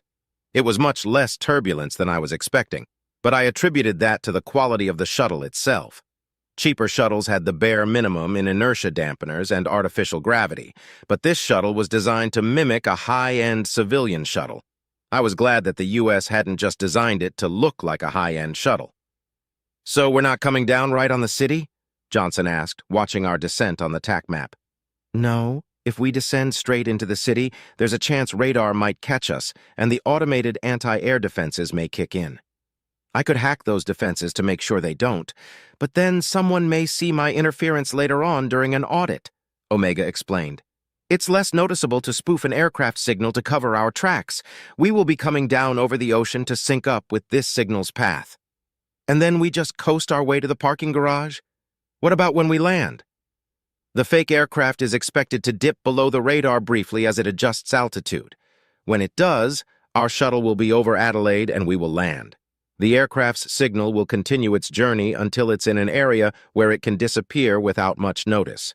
Those that do notice it will likely send rescue crews, but they won't find anything. Since the aircraft in question is registered as an unmanned goods transport, they'll give up fairly quickly." "What about the orbital entry detectors?" I asked. "Those are operated by the United Systems, so I can make the logs say whatever I want them to say." It was good of Omega to explain the details to us. Most handlers wouldn't either because they didn't know, or because they feel the less we know, the better. Omega was probably trying to build a rapport, or it had a way to make sure we wouldn't talk if we were captured. Maybe it just didn't know any better, and liked to hear itself talk. Still, it set my mind at ease to know we had a solid plan. Flying by the seat of your pants is fine and all, so long as nobody shits those pants along the way. Many of my missions with MARSOC had been extremely lacking in good intel and planning, and quite a few of them had gone to shit quickly. My robotic hand clenched at those memories, and I realized that my temporary limbs were evidence that even Omega wasn't infallible. Our cruise over the ocean was made in nervous silence. It wasn't a short trip, but it felt shorter than it had been once the TAC map showed the Adelaide City Hall. This was because a small part of me was dreading what might happen on this mission, and wanted the trip to have been longer. I shoved these thoughts aside as the shuttle landed in the parking bay. "So we're just going to walk down the street to City Hall?" Simmons asked. "Aren't we a tad conspicuous?" "No, there's an employee-only entrance in basement level 2. That's 4 floors down, if you were wondering. The elevator can't handle your armor's weight, so I hope you like stairs," Omega said as the shuttle's hatch opened. "Out you go." An object marker popped up on our HUD. Johnson was nearest to the hatch and took point, followed by Hansen, myself, Simmons, and then Smith. When we were sure the parking lot that was serving as our LZ was clear, we lowered our weapons and continued on to the stairs. The stairwell itself was also clear, and we began to descend. "I don't like how much the R9 weighs," Johnson muttered. "Me neither," Simmons said. "I feel like these stairs are creaking." "They're made of concrete," I pointed out. "That's what I mean, Staff Sergeant. Concrete shouldn't creak." "Stow it. Creaking or not, they're holding just fine." "Aye, aye, Staff Sergeant," Simmons said as we reached a sign that said B2. Johnson stepped to one side of the door, and the rest of us lined up behind Hansen. The sergeant tested the doorknob and then twisted it. With his other hand, he counted down from 3 and then pushed the door open rapidly. Johnson quickly stepped through the now open door, clearing his lane as he went. Hansen quickly recovered his weapon and followed with the rest of us trailing behind him. The level was clear, and we began to make our way toward the objective marker. "I appreciate your caution, but it's very unlikely that any potential hostiles are currently aware of our presence," Omega pointed out over the comms. "And?" I asked. "And it occurs to me that heavily armed and armored Marines bursting through doors may cause those that wouldn't normally be hostiles to become hostiles," the AI explained. "Like the security personnel within the City Hall, for instance." I realized that Omega was probably right, and gestured at ease to my squad. legs straightened and weapons lowered, but not a single safety budged. We were in unfamiliar armor and very aware of the fact that every moment counts in a surprise gunfight. Our fingers may be straight and off the trigger, but the second that changed, we would need our rounds to be in the air. We approached the objective marker and examined the door that it highlighted. It had a sign that said, "Authorized personnel only," and a keycard lock. There were a couple of chuckles at the antiquated security tech, but I shut them down a small wave. We took up a much more casual stack, and Johnson reached for the doorknob. "Press your gauntlet onto the reader," Omega instructed. Johnson's hand paused and then changed its course to the keycard reader. A green light flashed, and we were treated to the sound of a heavy lock disengaging. Johnson opened the door, and we marched in after him. The hallway was long and lit with fluorescent bulbs. It reminded me of the hospital that I'd seen my family in. The walk through the hallway was uneventful, and a security guard was waiting at the end of it. He stood quickly as we came into his view. He said, resting his hand on his sidearm. "Can I help you?" "Tell him you have an appointment with Director 4 under the name Extraction Team 1, Omega said. "We have an appointment with Director 4, Johnson parroted. The guard eyed our armor and weapons suspiciously, then used his free hand to poke at his terminal a bit. What he saw caught his attention, and his hand finally left his weapon. "Name?" he asked, going slightly pale. "Extraction Team 1, Johnson answered. All right, yeah, go right in, mate. We'll be wanting to come back this way," I said, with a +1. "That'll be fine," the guard said quickly. Something about his demeanor struck me as odd, but I attributed it to nerves. 5 well-trained and anonymous killers geared for battle just interrupted whatever it was he had been doing, and had done so on the orders of the highest-ranked individual in the city. Actually, probably the highest-ranking individual on the planet. A new objective marker titled D4 appeared in our HUDs, and it directed us upward. We found the stairwell and began making our way up. These stairs weren't concrete, but were well made so they barely buckled under our weight. Simmons expressed his unhappiness via quiet groans all the way up. "Unauthorized communication detected," Omega informed us as we exited the stairway. "Looks like the guard was a plant. Hurry!" We ran the rest of the way to the objective marker, and as we approached, the door it was highlighting opened. An individual wearing the same armor we had on exited the room, looking around until they saw us. They ran down the hallway toward us. "Director 4, I presume?" I said as they approached. "Correct. Omega told me what's going on. Let's go," the director said. 42 armed individuals are currently in the building. 26 are on their way to block the hallway we entered through, Omega explained. "Should be able to blast our way through," Smith shouldered his weapon. "They are equipped with Guardian suits. It's unclear where they got them. Probably from an unguarded armory, all thanks to the evacuation," I sighed. "Well, isn't this fucking grand? If they're smart, they'll collapse the hallway so that even if we defeat their ambush, we'll still have to go through the front doors. When are armies gonna learn to take their fucking toys with them when they exfil?" "Should we just cut to the chase and plow through the front?" Johnson asked. "The hostiles will reach the hallway before you do. Regardless of what may be waiting outside, going through the front is the only option," Omega said. "The cameras out front aren't mobile, so I can only see the steps. They're currently clear, for what it's worth." "Is there a back door?" I asked. "No.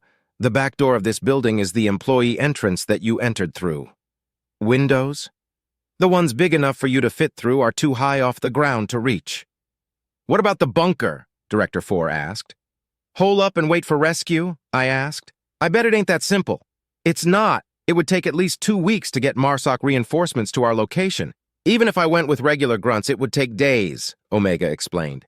"If the hostiles have access to an armory, they'll have access to the materials required to get through the bunker's door. It's unlikely that it would take them days as well. On the other hand, you could simply blow past the 16 hostiles guarding the front doors." "Okay, front door it is. Let's move out," I said. We reformed our line, and Director 4 took position between Simmons and I. Johnson led the way down the stairs to the first floor, and we followed Omega's new objective marker to the front entrance of the city hall. We heard shouts and screams along the way, but no gunfire. Looks like the building's security didn't put up a fight. "Watch for hostages," I ordered. Green lights indicated acknowledgement as we lined up for a breach and clear of the entrance. Hansen was much less careful with the door this time, and Johnson moved through the door's shattered remains very quickly. Johnson's rifle began firing as Hansen followed him. I was right on Hansen's tail and caught a bullet to the shoulder for my troubles. My shield indicator dropped by roughly 10%, which isn't a good sign. I sighted in on the one who shot me while still tailing Hansen, and noted that he was using a C-21A before I fired 3 quick shots into his head. The can didn't pop until the 3rd shot, which warned me that they had shields. Shit. "Move it!" I ordered. We traded fire with the hostiles as we quickly traversed the entrance. We quickly abandoned marksmanship and went with accuracy by volume in the hopes of suppressing the enemy. The tactic worked well enough that we were able to cross the room, and Johnson shoulder-checked the door. The heavy wood shattered, and we made our exit. My helmet tinted as the sun met it, and I checked our vitals. Johnson had lost half his shields, but they were already regenerating rapidly. Everyone else had taken a hit or two, but was otherwise fine. "Stop right there!" a voice rang out. "We don't want to kill you, but we will if you don't stop!" In the street were several vehicles, one of which was an GU-62B armored personnel carrier, its twin .50 cal turrets pointed directly at us. Around these vehicles were several armed men and women, only some of which were wearing Guardian suits. A quick count told me that there were 29 guns pointed at us, including the turrets of the APC. Johnson paused, and the rest of us followed suit. There's no way we're making it a whole block with these guys firing at us as we go. A man wearing old-fashioned woodland camouflage was holding a bullhorn and standing on top of the APC. I sighted in on him and set my exterior speakers to maximum volume. "Sure, you might kill us, but we'll be taking most of you down with us," I replied. "Well, we don't want that," the man said. "Look, mate, we just want the director. They're the key to getting us off this rock." "Not getting a read on facial recognition," Omega informed me. "They must be the undocs that I was worried about." "How do you figure?" I asked the man on the APC. "No better hostage than a member of the famed Council of the Directorate, right?" the man countered. "Figure we can negotiate a nice little ride in exchange for their safety." "That's not how it works," Director 4 interrupted. "Directors are expendable. Why do you think I'm still here?" "And I'm just supposed to take your word on that?" The man gestured broadly. "Gotta call bullshit, mate. For all we know, you're still here because you've still got some shady business to take care of. If it's all the bloody same to you, we'd rather double-check. If you're right, then we'll just let you go. If you're wrong, then we get out of here." "I hate to be that guy, but how the hell are we supposed to trust you when you're pointing guns at us?" I asked. "We've got another problem," Omega said. "Well, the fact that we ain't shooting these guns is a pretty big indie—" The man was cut off by extremely loud sirens blasting through the air. It took me a second to recognize them as air raid sirens. The undocs crouched behind their various cover and began to look at the sky. Since they weren't shooting at us, I risked a look at the sky as well. I stared at the streaks of red and white hurtling toward the ground and wondered what they could be. "It's the Omni Union," Omega clarified. Chapter 24. Subject, Rear Admiral Thomas Hahn. Ship, USSS Doom. Location, Sol. "Fire!" I ordered. "Firing aye!" Thanks to our early warning system, we'd been anticipating this attack from the Omni Union. The giant glob flying through warp in our direction had been bigger than any of their previous attacks, but all of their attacks had been bigger than the ones previous. I had worried that they may send a mobile prime platform after Sol, but I was wrong. They'd sent 5. The MPPs exited warp near Jupiter, and we fired at the same moment that the USSS Margraven did. We managed to kill 2 of them before they were able to get firing solution on us. It struck me how much effort it is going to take to clean these things up. I hope that their gravity doesn't fuck the system up too bad. "Recharging, sir," Commander Ernest reported. "Fire when ready. Evasive maneuvers, Nguyen." "Aye, aye, sir," Nguyen said. The majority of our support fleet was fighting the ships the MPPs had brought with them. The remaining 3 mobile prime platforms turned their attention toward us. Nguyen faced our bow toward them and began using our thrusters to dodge volleys as best he could. For every shot that their powerful Max managed to strike us with, 10 missed. "Time's ticking. Captain, reach out to our support and have them start targeting Max on this MPP, I said, highlighting the third surviving MPP. Aye, aye, Gibbons shouted as he set about the task. Even if we survive to fire another shot, that third MPP is going to be a problem. The age-old conundrum of 2 guns, 3 targets. In times past, one would simply try to line the targets up and fire through the first into the second. But that won't work here.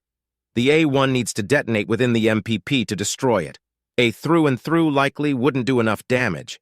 As such, it behooves us to limit the amount of damage that the MPP can do, and the best way to do this is by taking out as many of its weapons as possible. Unfortunately, the weapons in question are Max that can destroy most of our ships in a single shot, so the ships we send on this mission have a high chance of not coming back. Sir, the support fleet is only able to send a handful to the MPP, Captain Gibbons said. What? I asked incredulously. Why? The Omni-Union ships in system are making a run for Earth and the colonies, sir, John said as his avatar appeared next to my seat. They're also using more advanced tactics than they previously were, and have accounted for our in-system warping capabilities with broad firing lanes and covering fire. They outnumber us and are watching each other's backs, so there aren't many of our ships that aren't being swarmed right now. How many are being sent? I asked, almost not wanting to know. 20, the AI replied. 20 ships versus more than 600 cannons. I tried to remain stoic as I watched our shields dwindle. We would be able to take out 2 of the remaining MPPs, but the third may spell our doom. I chuckled darkly at the irony of being doomed on the USSS Doom. Then I had a moment of clarity, and I realized how we could stack our odds a bit. Ernest, give Nguyen the info he needs to give our Max a firing solution on this MPP's cannons, I ordered. The more of its Max we take out, the better our odds of survival. Aye, sir, he shouted. I looked back at our TAC map. The 20 ships that Second Fleet had managed to send were doing their best. I watched our guns change targets and send a volley as well. 20 seconds. We need to do as much damage as we can. John, what do you suppose the odds are that we pull this off? I asked quietly. Doesn't matter. We will pull this off because that's what we were ordered to do, sir, the AI replied. John had taken over for Omega aboard the ship when we were assigned to the defense of Saul. In many ways, it was a welcome change of pace. While I enjoyed Omega's humor, I never could tell if it outranked me or not, and that made things awkward. I definitely outranked John, though. The downside of John is that it is far too military-minded and seemingly has no sense of humor. Or maybe its humor is so damn dry that you can't tell if it's joking or not. Hell, that last line was something a caricature of a war hero would say. If John hadn't been so deadpan when it said that, I would have actually laughed. My thoughts on John's sense of humor, or lack thereof, almost served to distract me from our diminishing shields. Down to 25%. My hand cramped, and I realized I had been white-knuckling my armrest. I eased my grip and continued studying the TAC map. I almost winced as 2 of the 20 ships disappeared from the TAC map. I opened the casualty notifications and saw it was the USSS Macedonia and the USSS Yurgif who had been taken out. Battleships, which have a much harder time evading than the smaller ships in the fleet. "Firing Ultramac!" Ernest shouted. My heart leapt as the round sailed through the vastness of space and impacted the intended target. "Good hit, recharge and fire at will. One more shot," I said. The USSS Margraven joined us and the 18 other ships to begin taking out the Max on the one remaining Mobile Prime platform. We just had to hold out for 1 minute. If the MPP couldn't kill us both in the next minute, it would be destroyed. It was dividing its focus between us and the smaller ships, firing as fast as it could. "Keep up our evasion as best you can, Nguyen," I said. "Aye, sir." Nguyen was doing a damn good job. I used to pilot a beast like this, so I know full well how impossible of a task it is to get it to move evasively. Commander Nguyen seems to be blissfully unaware of this impossibility because he's managing it so well that it's making me doubt my own piloting abilities. The question is whether or not it will be enough. 2 more ships disappeared off of the TAC map. The USSS Harmony, a frigate, and the USSS Sivernal, a destroyer. If we make it through this, I'm going to personally recommend medals for each of the crew aboard these ships. It will take quite a while to submit the paperwork for 20 crews, but I'll use my vacation to make it so. My wife will forgive me. As the seconds ticked by, our shields continued to drop, and more of our ships were destroyed. The USSS Revenger was next, followed rapidly by the USSS Macbeth, the USSS Bulyavros, and the USSS Long March. The USSS Red Dragon, the USSS Onami, the USS Glaive, and the USS Neptune met a similar fate soon after. The remaining 8 ships were all destroyers. "Looks like we're having an effect," Gibbons said calmly. I gave him a look of confusion and then checked our shields. We were down to 8%, but the rate of decline had slowed significantly. 8%, 30 seconds, and 4 support ships remaining. The USSS Havrathon, the USSS Eradicator, the USS Yisthri, and the USSS Alpha Centauri had been destroyed. The remaining 4 ships were the USSS Tunchu, the USSS Solar Winds, the USSS War Spirit, and the USSS Liberty. The Liberty was the only one of the 4 that wasn't warping. It had opted for a mobile orbital bombardment tactic that seemed to be working quite well. It was flying just above the MPP's gravitational point of no return and blasting its max as it went. This confused me for a moment because it meant its deck max weren't in use. But then I noticed that the icon was shifting in an odd way. I highlighted the icon and realized that the ship was spinning, making use of all of its max and sustaining a continuous rate of fire. I tried not to wince. The forces involved in that maneuver were going to play hell on the Liberty's systems. If they survive, the Liberty's engineers are going to one hell of a time repairing it. Might end up being the first time in history that engineering stages a mutiny. 10 seconds, John began counting down as our shields finally gave up the ghost. 9, 8, 7, it said as a Mac round tore through our hull, missing anything vital. Sealing bulkheads, Gibbons shouted. 4, 3, 2. Another round tore through us, disabling one of our aft engines. 1, charged. Firing, Ernest shouted. We fired, and I watched our projectile make its way toward the MPP. I checked on the Margraven and realized its Ultra-Mac had been hit. Our shot was our only hope. We all held our breath as more Mac rounds pounded into our hull. Successful hit, John informed us. Take us out of its range, Nguyen, I ordered. Aye, aye, sir. We hadn't taken critical damage yet, and we weren't about to let the bastard take us down with it. Nguyen expertly fired our thrusters to turn us about and to get us started in the direction we needed to go, turning tail and running from the Mac rounds chasing us. I watched our 4 remaining support ships disappear from the TAC map and breathed a sigh of relief when I realized they had warped. We managed to avoid further damage as the A1 spread and finally detonated, contributing to one hell of an asteroid field. Cheers rang out from myself and the crew. We survived. I leaned back in my chair and breathed normally for the first time since the battle had started. The USSS Solar Winds, the USSS Tunchu, the USSS War Spirit, and the USSS Liberty had survived along with us. "Get me a damage report," I ordered, once the shouts had died down. The TAC map displayed the asteroids that had been our enemies just moments prior. It would take weeks to clean it all up.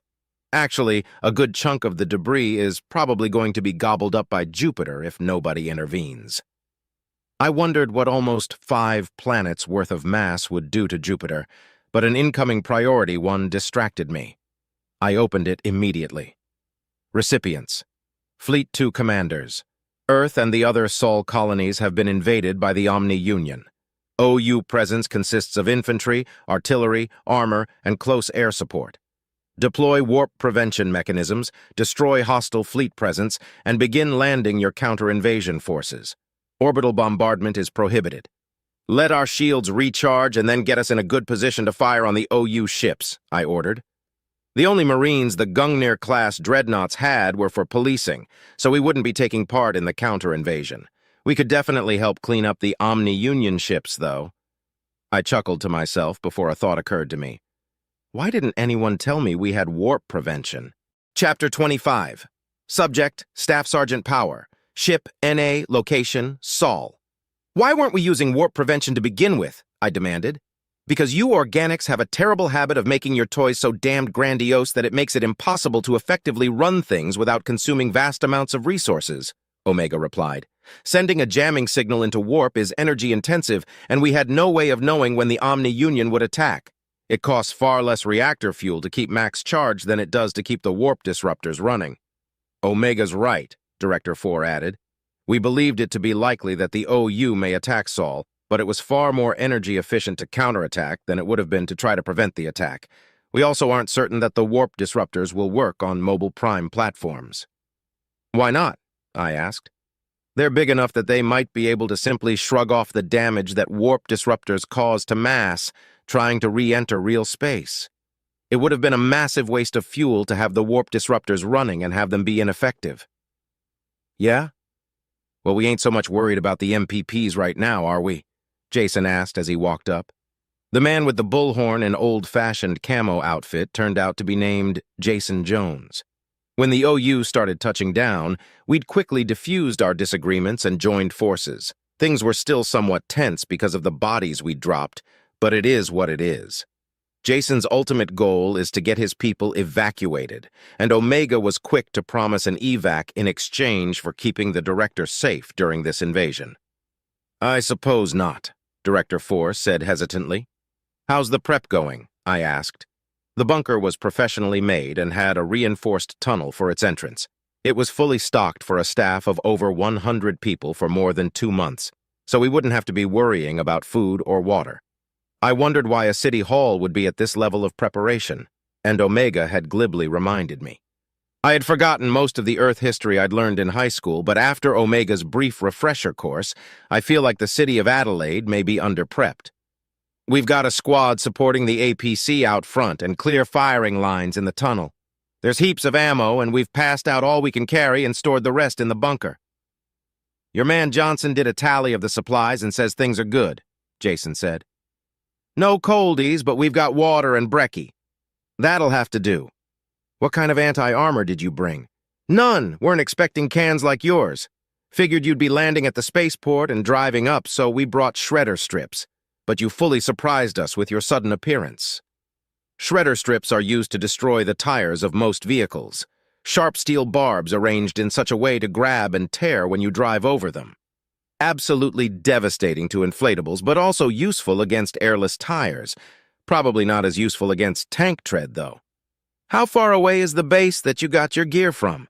Jason laughed at the question. 6 or 7 hours, mate. It's between us and the Melbourne exclusion zone, but closer to the exclusion zone. Damn, I swore, then switched off my speakers. Omega, if we use the shuttle, how long would it take? If he's talking about Ballarat Barracks, about an hour-and-a-half round trip, Omega said. An hour and a half? I asked incredulously. It would have to be a low-altitude flight, which will limit how fast we can go. Any ships that go too high are going to get shot out of the sky. Nothing can be allowed to leave the system while the OU are here. I looked at Jason and was thankful that he couldn't hear Omega. As an undock, he's already pretty disillusioned with the United Systems. Pointing out the fact that the U.S. is willing to kill fleeing civilians would just add fuel to that fire. Probably wouldn't even matter that one ship of fleeing civilians could doom an entire system.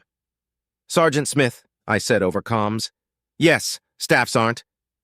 Grab Corporal Simmons and take the shuttle to Ballarat Barracks. Omega will guide you there and back. I need you two to grab any and all infantry portable anti-armor you can find and get back here on the double. I'm giving you 30 minutes on the ground. Once the 30 are up, you need to be heading back here. Roger that. Moving out. Smith and Simmons should be able to get plenty of anti-armor ordnance in 30 minutes, assuming there's any left. 45 minutes to get there, 30 minutes for shopping, 45 minutes to get back. 2 of my Guardian suits gone for 2 hours. That's probably going to sting, but I've done more with less. I turned back to Jason, and he raised an eyebrow at me. It took me a moment to realize that he hadn't heard anything I'd been saying because of the soundproofing of the R9. He had just seen me standing here looking like I'm talking to someone. I fought the urge to chuckle at that mental image. I'm sending 2 of mine to do some shopping, I explained. It's Ballarat Barracks that they need to go to, right? Yep, he replied. Want some of mine to go with? No need. With these suits, my men can outpace and outlift yours by a very wide margin, I said. My men got Guardian suits too, mate. Not like these ones, and none of you are Gen-Alts, I shook my head. There's also the matter of trust. I don't know you or your men, and the only things keeping us from each other's throats is the threat of the OU and Omega's bargain. You'll forgive me for doubting that you and your men completely trust Omega's word." Jason laughed. "Fair enough. You think the bot's telling the truth? It can get us out of here?" "I've got no reason to doubt it," I diplomatically replied. "What if it's overruled by an admiral or something, though?" "I'd like to see them try," Omega's distinctive voice said through my suit's speakers.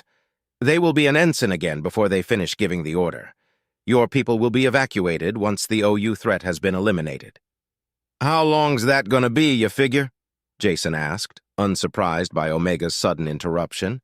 "If all goes well, a couple of weeks. In a worst-case scenario, a couple of months. There's also the possibility that the OU capture the system, in which case we'll have a whole other set of problems." Omega's brutally honest take on our situation left Jacob and I stunned for a moment. It made me wonder how things are going in space. If the OU manage to take Sol, how long will it take to get it back from them? Months? Years? There's also the political situation to think of. Humanity will push hard to take Sol back, but we'd only get a couple of chances before the pushback from the other species became too strong.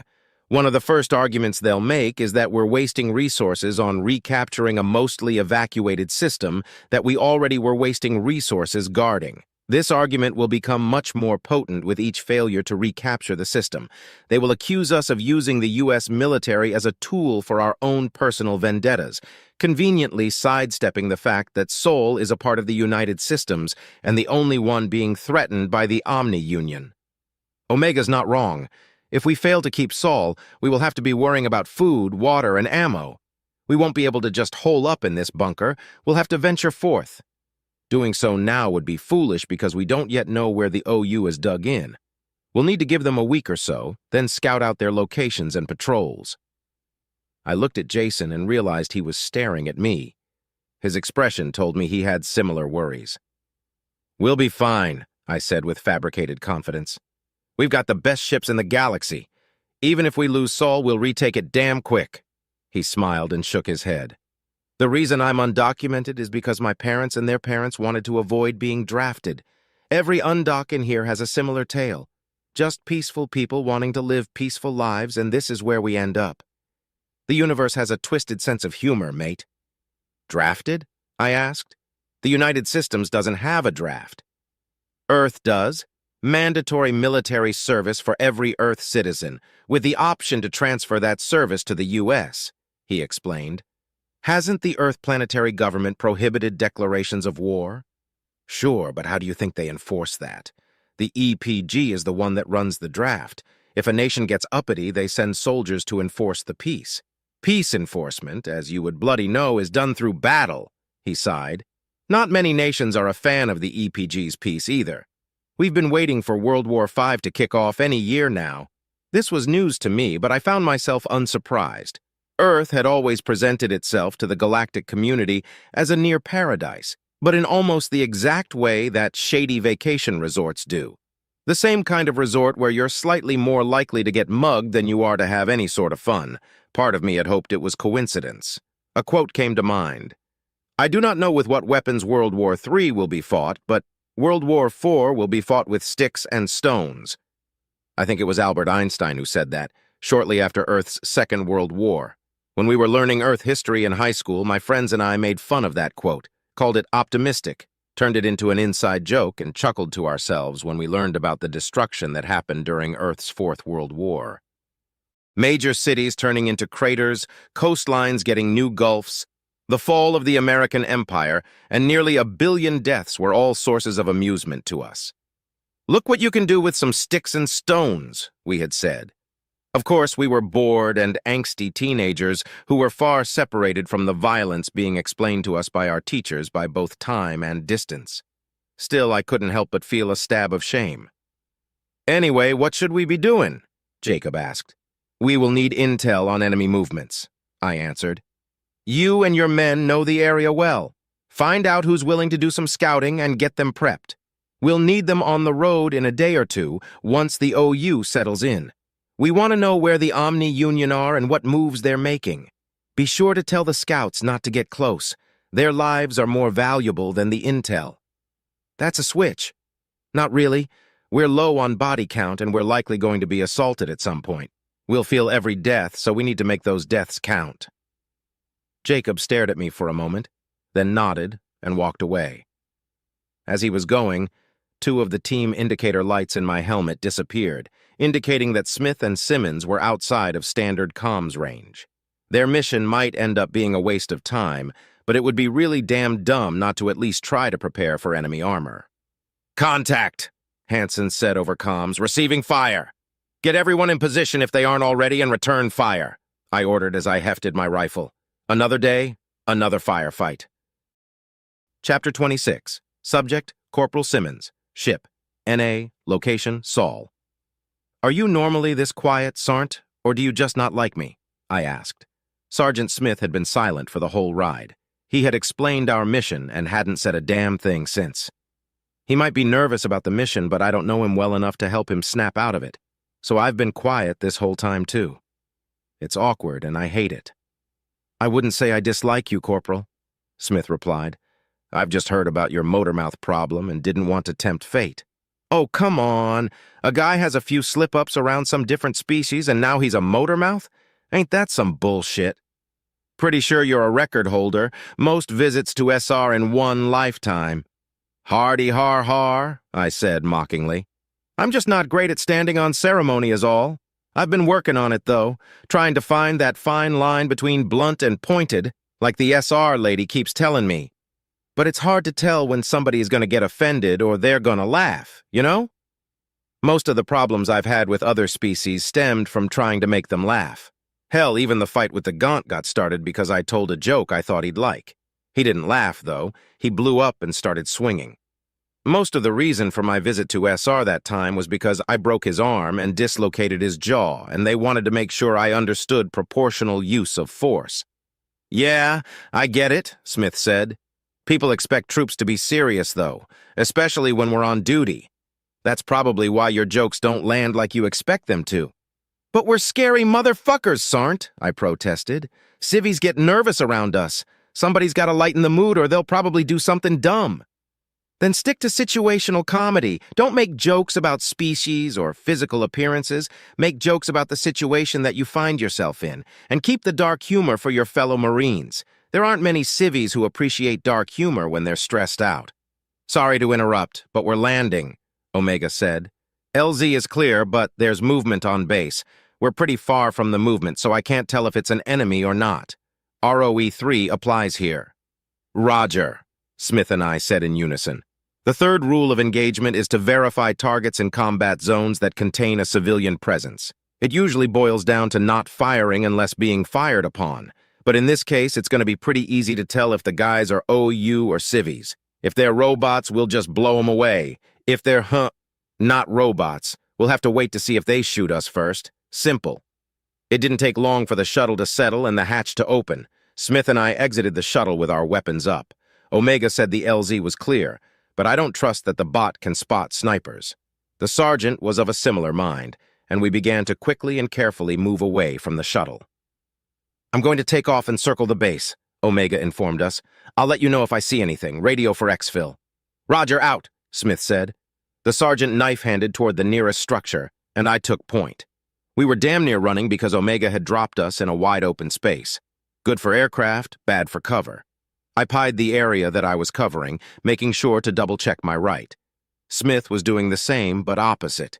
With every step, my heartbeat seemed to increase as I imagined what sort of enemy would pop out of nowhere to take shots at us. Even if they shot at us first, we'd likely take them down before they took us down. It takes a few rounds to penetrate normal Guardian suits, and we had on the top-of-the-line variety. On the other hand, we were sent here to find anti-tank weapons. Anti-tank weapons that would work very effectively against the armor we were currently wearing. Hell, there'd probably be nothing left but the boots. I felt a tremor shake its way through my hand, and I squeezed to fend it off. Nothing to worry about if we see them first. If we shoot them first. Gotta have steady hands, make sure my shots land. Deep breath in, slow breath out, keep moving forward. Banish the doubt. And just like that, we reached the structure. I pressed my back gently into the curved metal side between two ridges. Smith joined me and looked up at the structure. "I'll be damned. A Quonset hut," he muttered. "A what?" I asked. A Quonset hut, one of the older forms of prefab structures. They were introduced during one of the earlier world wars by the Empire of the United States. A good design that ended up lasting all the way up through early space colonization, though they had to modify those a bit. Keep the air in. What are they used for? Just about damn near anything. Could be offices, barracks, or even latrines. So we've got to check it? Yes. I killed my comms and sighed privately as I moved toward the edge of the structure. I quickly peeked the corner, but didn't see anything to shoot at. Cautiously, I moved around the edge and found myself next to a door that looked suspiciously wooden. Weird for a steel structure. A pat on my back informed me that Smith was behind me, so I carefully tried the door. It was unlocked and definitely made of wood. I opened it quickly and quietly, making sure my muzzle cleared the frame before my chest did. A view of a bunch of bare mattresses on steel frames and footlockers was all I got for my effort, though. I smoothly closed the door and returned to my previous position. "It's an empty barracks," I said. "Understood. Let's try a more permanent building," Smith replied, gesturing to the nearest brick and mortar structure. I keyed my green light and started walking.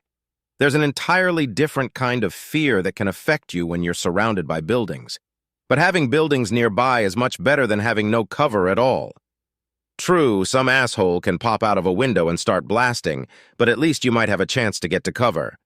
We moved quickly and carefully until we found the entrance to the structure. I tested the handle and found that it was locked. Fuck! I moved to the other side of the door and Smith took his position. The door was steel and it had a deadbolt. Smith lifted his leg and donkey-kicked the door, and I swiftly moved through the wreckage with my weapon at the ready. The sergeant was right behind me, but there were no targets. Still, I grinned at what I saw. "Gun racks," I said. "We're on the right track." "Probably not," Smith replied. "This building is likely the primary armory, where they keep their standard issues. It's fairly common practice to keep explosive ordo separate from your standard issue weaponry." "What makes you think it's the primary armory?" "Well, the undocks have weapons that came from this base. That means whoever occupied this base left weapons behind. This door was still locked, and it doesn't look like this place was ransacked, but there aren't any weapons here," he explained. "So if there were weapons here, they were probably issued to soldiers who ended up taking the weapons with them. So we kick down every door on base, or what? With respect, Sarnt, that's a lot of fucking doors." The map of the base that Omega had shown us on the flight over had shown no less than 40 structures. The bot had explained that Ballarat Barracks served as Ostracana's primary Earth Defense Force facility. As usual with military bases, the details on which building serves which purpose were sketchy. Omega had also said there's probably underground structures as well. There's no fucking way we're getting this done in less than 30 minutes. "Sergeant," Omega interrupted, "I'm able to confirm that the movement within the base is human. Spotted 3 so far. There is also an Omni-Union force approaching. I estimate they will arrive in about 15 minutes. "Icing on the fucking cake," I muttered. "Omega, which building should we be searching here?" Smith asked. "Anything that could narrow this down would be good." "One moment." While Omega was doing whatever it was doing, I had a closer look around the armory that we had found ourselves in. Standard gun racks, old-fashioned chain fiber locks, and a small office on the other side. I realized that we had actually come through the rear entrance to this building, and that the front had the kind of cage you normally see in these things. "The nearest building that appears suitable for long-term explosive storage is 10 buildings to your east. It'll be on your left," Omega explained. "It's across the street from the building I saw the humans enter." "Great," I muttered. "Well, hopefully they're not looking to pick a fight." "Let's go, Corporal," Smith said. I sighed again as we left the armory. The street was just as eerily empty as we had left it, and the first 8 buildings we passed seemed to rush past us. Our pace slowed as we approached our new objective. I kept my rifle trained on the building that Omega had said the humans had entered, pieing the windows and doors until I was standing next to the entrance to the building we needed to search. I donkey-kicked the door without bothering to check if it was locked or not, and turned to clear the room. "Drop your weapon!" Smith shouted with his helmet's loudspeakers. "Put it down or I put you down!" I spun around and saw two unarmored young men. One held a handgun and the other held a bolt-action rifle. I zoomed in and noticed that neither weapon was military issue. The men slowly set their weapons on the ground and then raised their hands. "What do we do, Sarnt?" I asked. "You check the building, I'll deal with them." Smith began approaching the men as I turned my attention to the building. It looked promising. There was a caged office and a coiling door for crates of cargo, the exact type of thing you would see in a heavy weapons depot. I approached the office and made sure there weren't any surprises, then used my gauntlet to crush the lock on the coiling door and lifted it. I smiled at the sight of neatly arranged 8, 9S and crates marked with the HE symbol. I popped open one of the crates and grinned wildly at the anti-tank mines inside. There was even a handy cart for transpo. It had taken us 9 minutes. Not bad. The AT mines would probably be useful, but not nearly as useful as the AT-9S. The anti-tank 9-inch is a man-portable, guided, shoulder-fired, reusable, recoilless rocket launcher. Try saying that 5 times fast. It fires a laser-guided, saboted heavy armor penetrator, or SHAP, rocket with stealth and shield penetrative capabilities. I got to fire one in boot camp because of my good marksmanship. Only the absolutely top-of-the-line armored vehicles stand any sort of chance against this thing. "We've got the goods, Sarnt," I reported. "Even got a cart to haul them." "Good work, Corporal. We've got 5 civvies who've been camping out in the base, surviving on MREs and potable water tanks." "Why here?" I asked. "Hold one," he replied. A few moments later, he said, "They're from a nearby small town whose occupants took just about everything with them and pretty much left them for dead. They started nomading it up when they were nearly out of food and lucked out with the base. At least, that's what they're saying." "Are we leaving them?" "No. Load up the cart. They'll push it. We'll grab what we can carry." "What if they try something?" "ROE3. "Roger that," I sighed. "I don't like it, but I wouldn't be able to sleep good for a while if we left them to the mercy of the Omni Union. Hopefully they are smart enough to realize that it would be a dumb idea to try something." I loaded the cart with several crates of rockets for the AT-9S and 1 crate of AT mines. I found a ratchet strap and used it to secure the load as Smith walked in with the civvies. 2 women and 3 men, appearing to be in their early to mid-20s. They looked nervous as all hell, but I didn't read too much into that. I'd probably be nervous too. "So you're going to get us out of here?" one of the women asked. "Yes," Smith replied. "To where?" "The Adelaide City Hall. It has a bunker with supplies that we can hole up in until the counter-invasion gets rid of the OU." "Fucking Adelaide," one of the men said with disgust. "Beggars and choosers, mate," another man responded. "Let's go," Smith cut in. "We don't have time to be chatting. The OU's going to be here soon." The racks holding the AT-9S had them locked into place with steel bars down their barrels. Each of these bars were attached to the rack with their own electronic locking mechanism. Much fancier than the gun racks we'd seen earlier, but Smith and I were able to make short work of them thanks to the Guardian armor. One of the men started pushing the cart, and the rest of us grabbed as many AT-9ES as we could carry.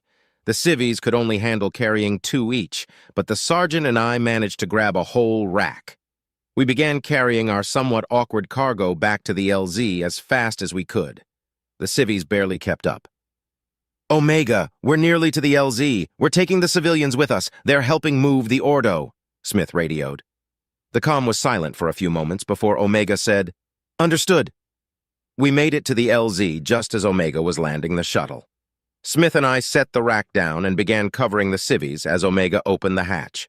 He told the civilians to load up, and I scanned the horizon, looking for any sort of movement while my heart raced. Part of me hoped that I'd at least be able to down a few of the bots as a sort of revenge for the anxiety.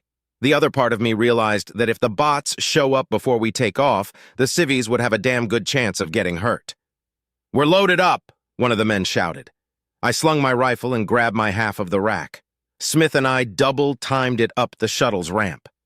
The space in the shuttle had become pretty cramped, but we managed to find a spot for the rack. There wasn't a way for us to reach the seats, though, so we stood awkwardly by the hatch as it closed and the shuttle took off. "That was close," Omega said. "The OU have just breached the base's perimeter." There were some concerned glances among the civilians, But they didn't say anything. Smith leaned against the rack of weapons, and I leaned against the bulkhead. After about a minute, I keyed my comms and let out an exaggerated sigh. "Didn't get to kill any bots," I said to Smith. Smith chuckled and replied, "Don't worry, you'll get 'em next time." "Damn right I will, Sarnt." Chapter 27, Subject, Staff Sergeant Power, Ship, N.A., Location, Saul. "How many?" I asked over the comms. "There were 20, Sergeant Hansen reported. 2 attempted to enter the building and were immediately engaged and destroyed. The other 18 immediately began attacking and were also destroyed. We sustained 1 casualty, no fatalities." "Probably scouts, then. Tell me about the casualty." "Her name's Willow, and one of the bots hit her as it was going down. 4th-degree burn on her right shin. We're treating it as best as we can right now, but all we've got is first aid." "Omega's directing me through it," Johnson reported. "She's probably going to be all right. 1 stable casualty isn't bad for a ragtag group fighting 20 literal war machines. Scouts are trouble, though. Since they're robots, we have to assume they are able to communicate our position to other OU forces. We should expect reinforcements, but there was another matter that needed addressing first." "Understood. Good work," I replied. "And Sergeant, don't go native." There was a moment of silence before Hansen's indicator lit up green. The indicators have a lot of different meanings depending on the context, and in this case I chose to think it meant that Hansen understood the order and would comply. The reason he didn't verbally acknowledge the order is likely so I wouldn't hear the shame in his voice from my chastisement. The first thing he had told me about the civilian casualty was her name, which betrayed how close he was becoming to her. Every soldier that might have contact with civilians is taught to keep them at arm's length. Winning hearts and minds is one thing, but civilians are only guests in the world of military life. Since they don't understand the intricacies of war, they can easily get in the way of accomplishing your objective. Or they could be enemies in disguise. In MARSOC, these teachings are practically beat into us. We're taught the insane brutality of guerrilla warfare. And the takeaway from this training is that every civilian should be seen as a potential hostile regardless of their age, gender, or political orientation. You have to be prepared for them to try to kill you, or you're giving them the ability to succeed. Our situation was even more precarious. These civilians were hostile just a short while ago. Some of them actually shot us, and we had killed some of them in return.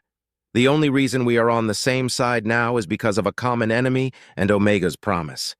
There's still a chance some of them will let emotion override their survival instinct and seek revenge for their fallen comrades.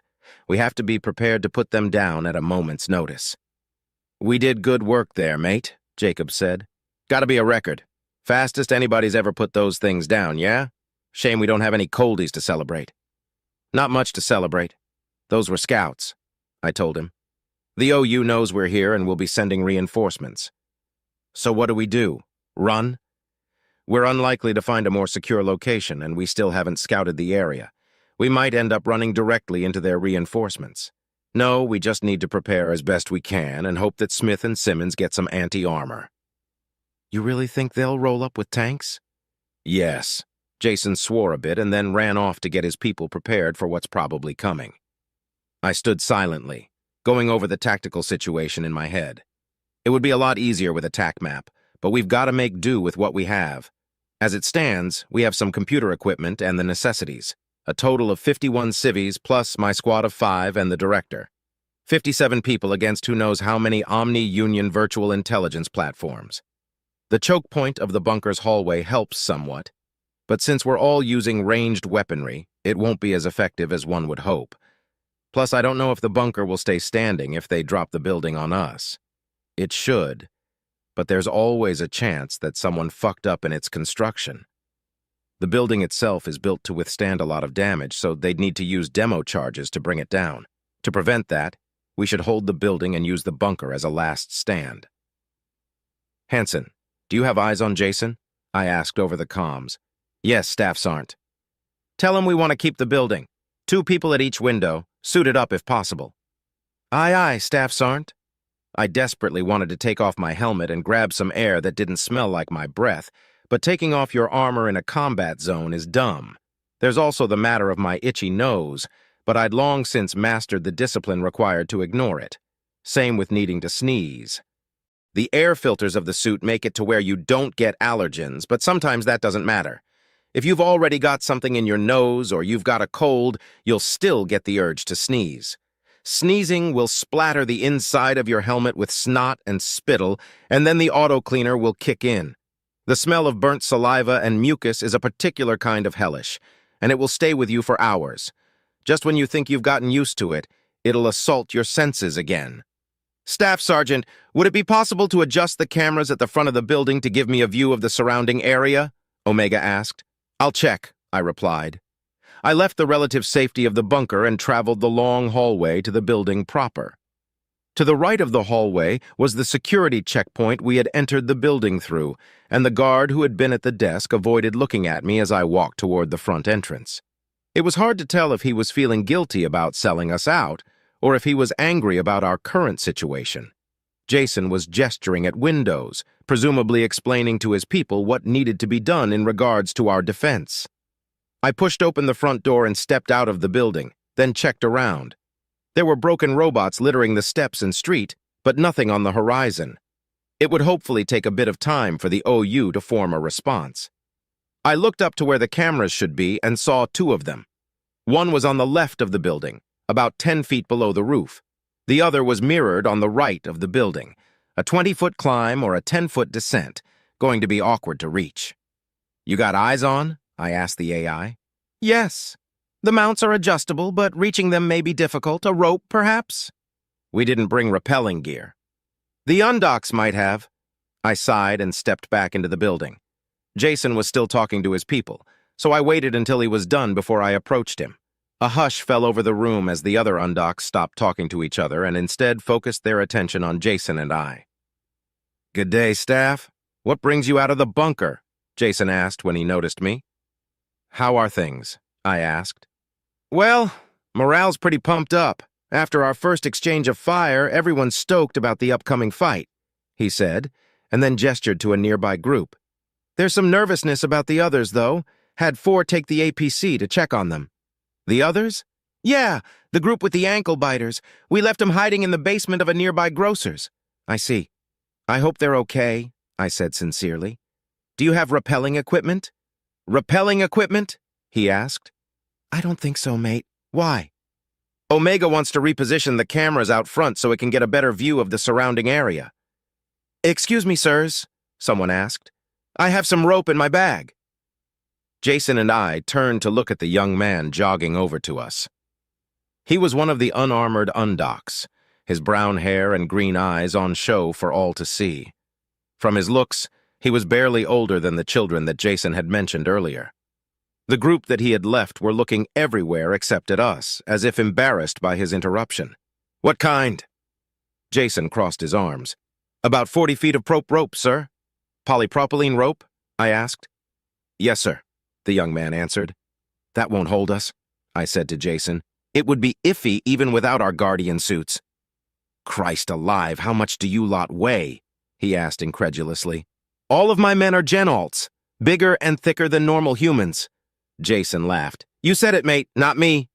I shook my head disapprovingly and noticed the young man gathering his nerve with a subtle gulp. I can do it, sirs. Jason and I studied the young man intently. His expression was one I'd seen dozens of times. Someone who is in a situation that they can't control, wanting to be useful to take back some of that control. It was an expression that pains me to see on someone so damned young. What's your name? I asked. Noah, sir. Noah Bailey. Noah, you'll be having to do this outside without armor, Jason explained in an uncharacteristically serious tone. You understand what could happen, right? I could get killed, sir. Not just killed. You saw what happened to Willow, didn't you? There's a chance that her leg's never going to work right again. She might end up dealing with intense pain every day until she dies. The best thing that could happen to you is either nothing or a minor injury. The second best thing is death. You get it? I do. We could have someone else do it, I interrupted. Noah looked like I kicked him. With respect, sirs, it's my rope. Jason sighed. It's not like we can't take it from you, but who am I to stand in the way of a boy becoming a man? I'll get a few guys to go up top to guard you, mate. Jason slapped the boy on the back and walked off. Noah looked at me expectingly, and I let out a silent sigh myself. Whatever is in charge of the universe loves spilling young blood, especially from those who are brave.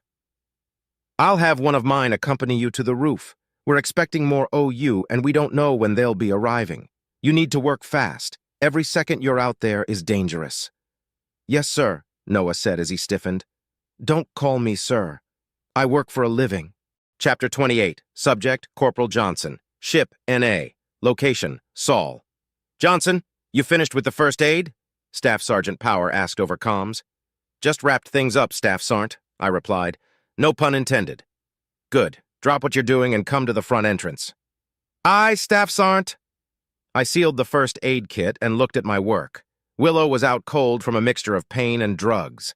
She had received a 4th-degree burn, which is one hell of a way to say burned to the bone and then some.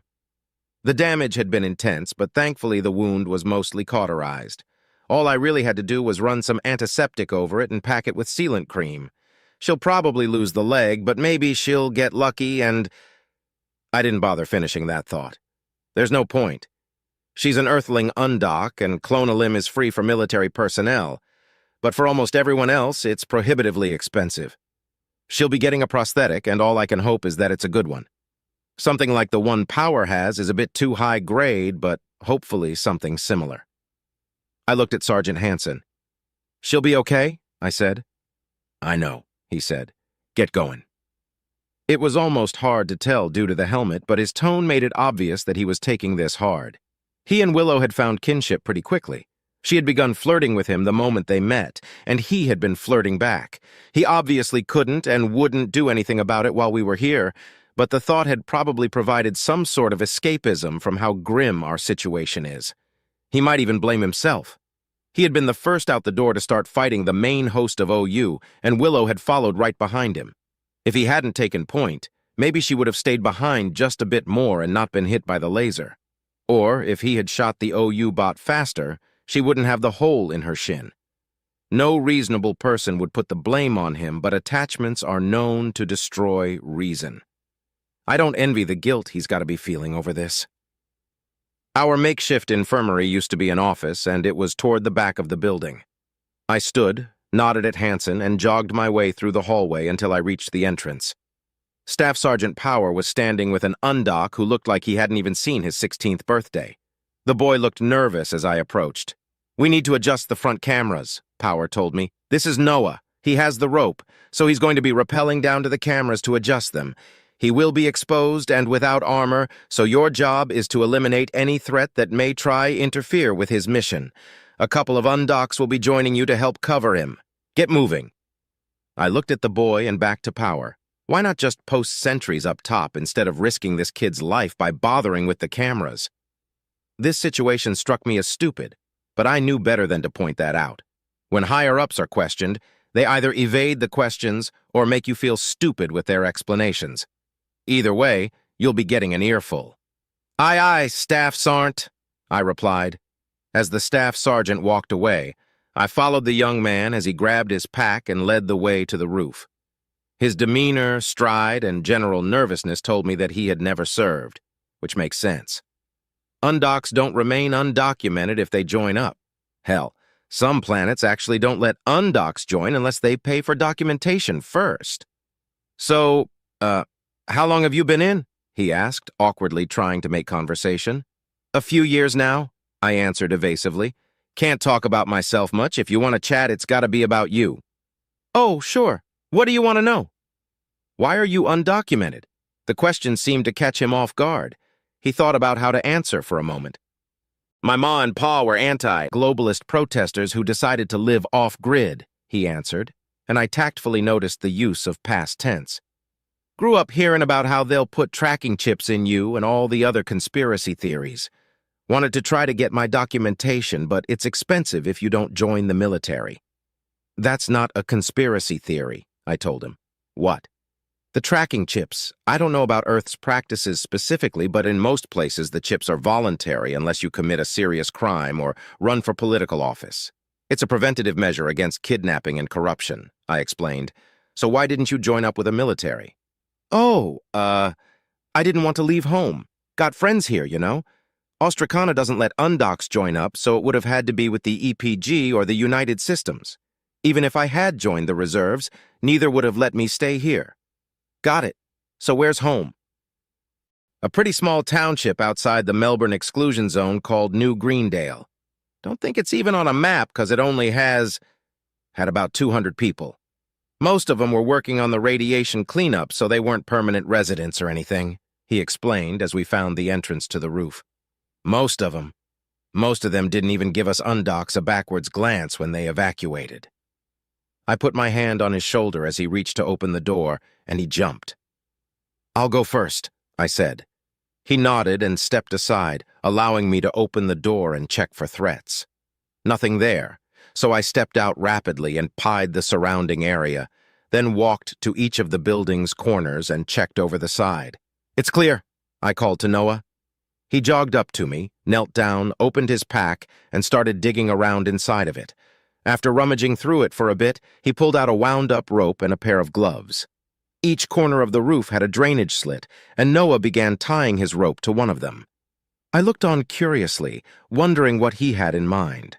Most rappels I'm familiar with start with the rope folded around an anchoring point. He noticed me staring at him. I'm going to use my leg to anchor my weight while I work on the camera, then climb back up and do the same thing on the other end, he explained. I figure it'll save us a bit of time since I won't have to go all the way down. I nodded as two more men stepped out onto the roof with us. Only one of them was wearing a Guardian suit. They nodded at Noah and pointed their rifles over the roof to cover the road without even looking at me. Noah looked at me, measured some rope, wrapped it around his thigh, then threw the rest over the roof. He climbed onto the edge and looped the lower end of the rope under his boot, then started lowering himself down to the camera. I turned my attention to the horizon. There were too many buildings to be certain that the OU weren't on their way, but nothing was immediately visible. After a few moments, I took a look down at Noah, who was already messing with the camera's mount. The way he was leaning over made my stomach lurch a bit. I'm not afraid of heights, but God, I hate rappelling. Tell him that's good, Omega said in my helmet, making me jump a little. That's good, Noah, I said. Okay, he called out and began to climb back up. I watched him climb for a moment when I thought I saw something moving in my peripheral vision.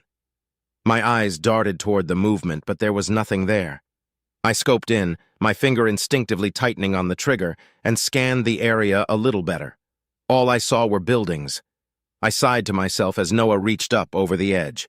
I offered my hand and helped him up. Thanks, Noah said, breathing heavily. Need a break? I asked. Just long enough to untie it from here and tie it over there. He knelt and began untying the rope as I returned to my role as sentry. I tried to keep a wide view, but I couldn't keep from focusing on the spot that I thought I'd seen the movement. The buildings were close enough together that I couldn't even see the street past them. A knot formed in my gut as Noah finished with the rope and started moving to the other corner. I followed him and took my position as he went over the edge. I started scanning the horizon once again when I heard the soft sound of a shuttle approaching. I looked to the sky and managed to spot it and breathed a sigh of relief. They were a ways out, but Simmons and Smith would be back soon. I glanced at the other two undocs and almost cracked a smile watching them try to spot the shuttle. Incoming, Omega said as a laser sizzled my shields. Shit.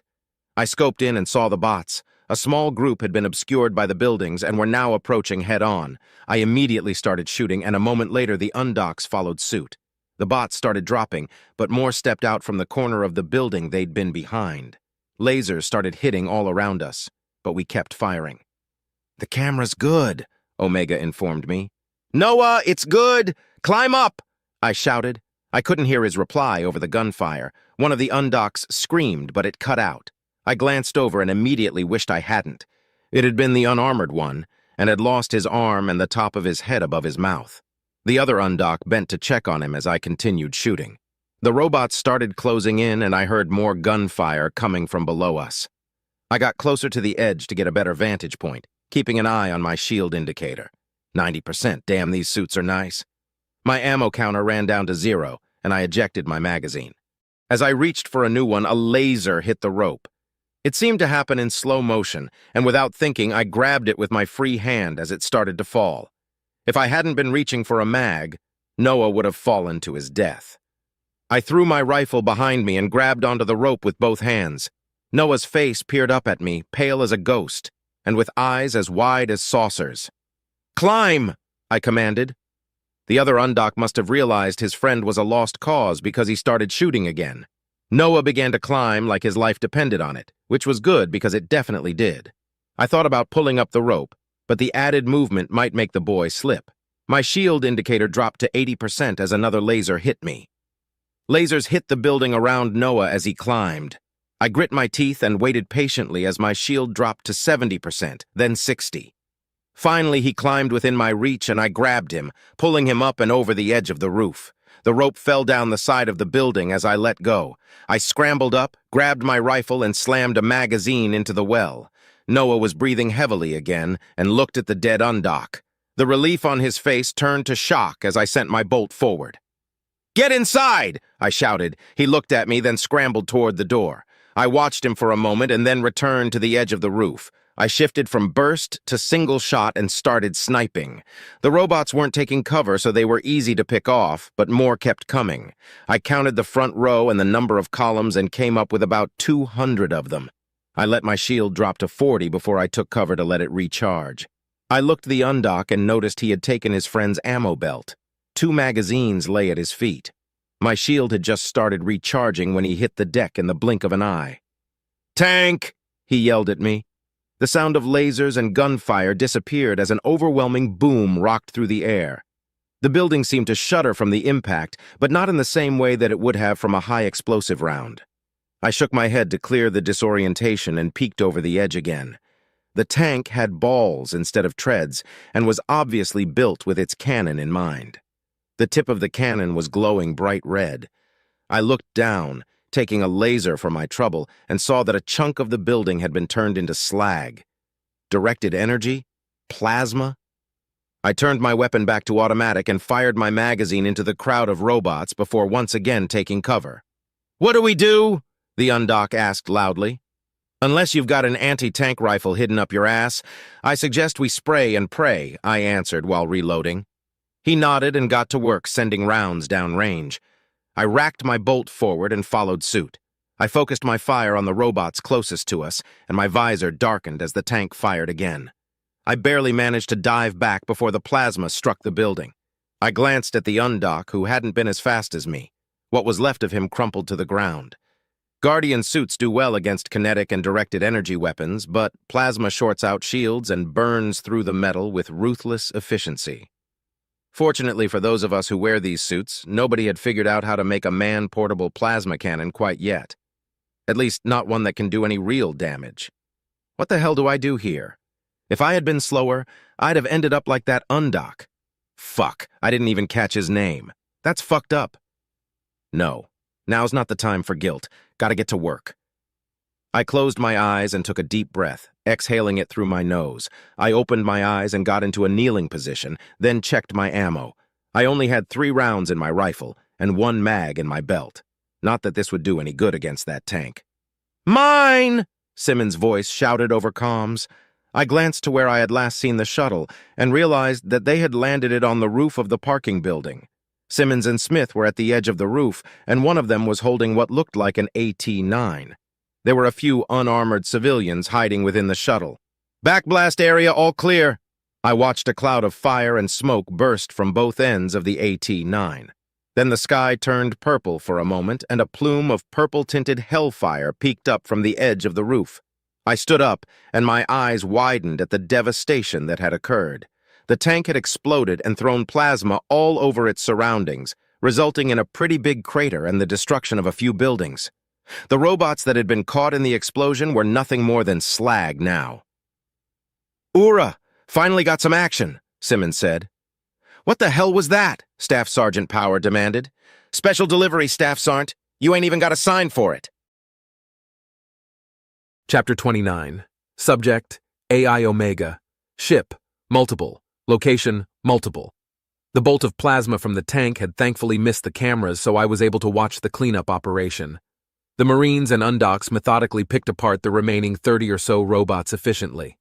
I had expected more than 1 tank, but a quick check on the situation in orbit immediately explained the discrepancy.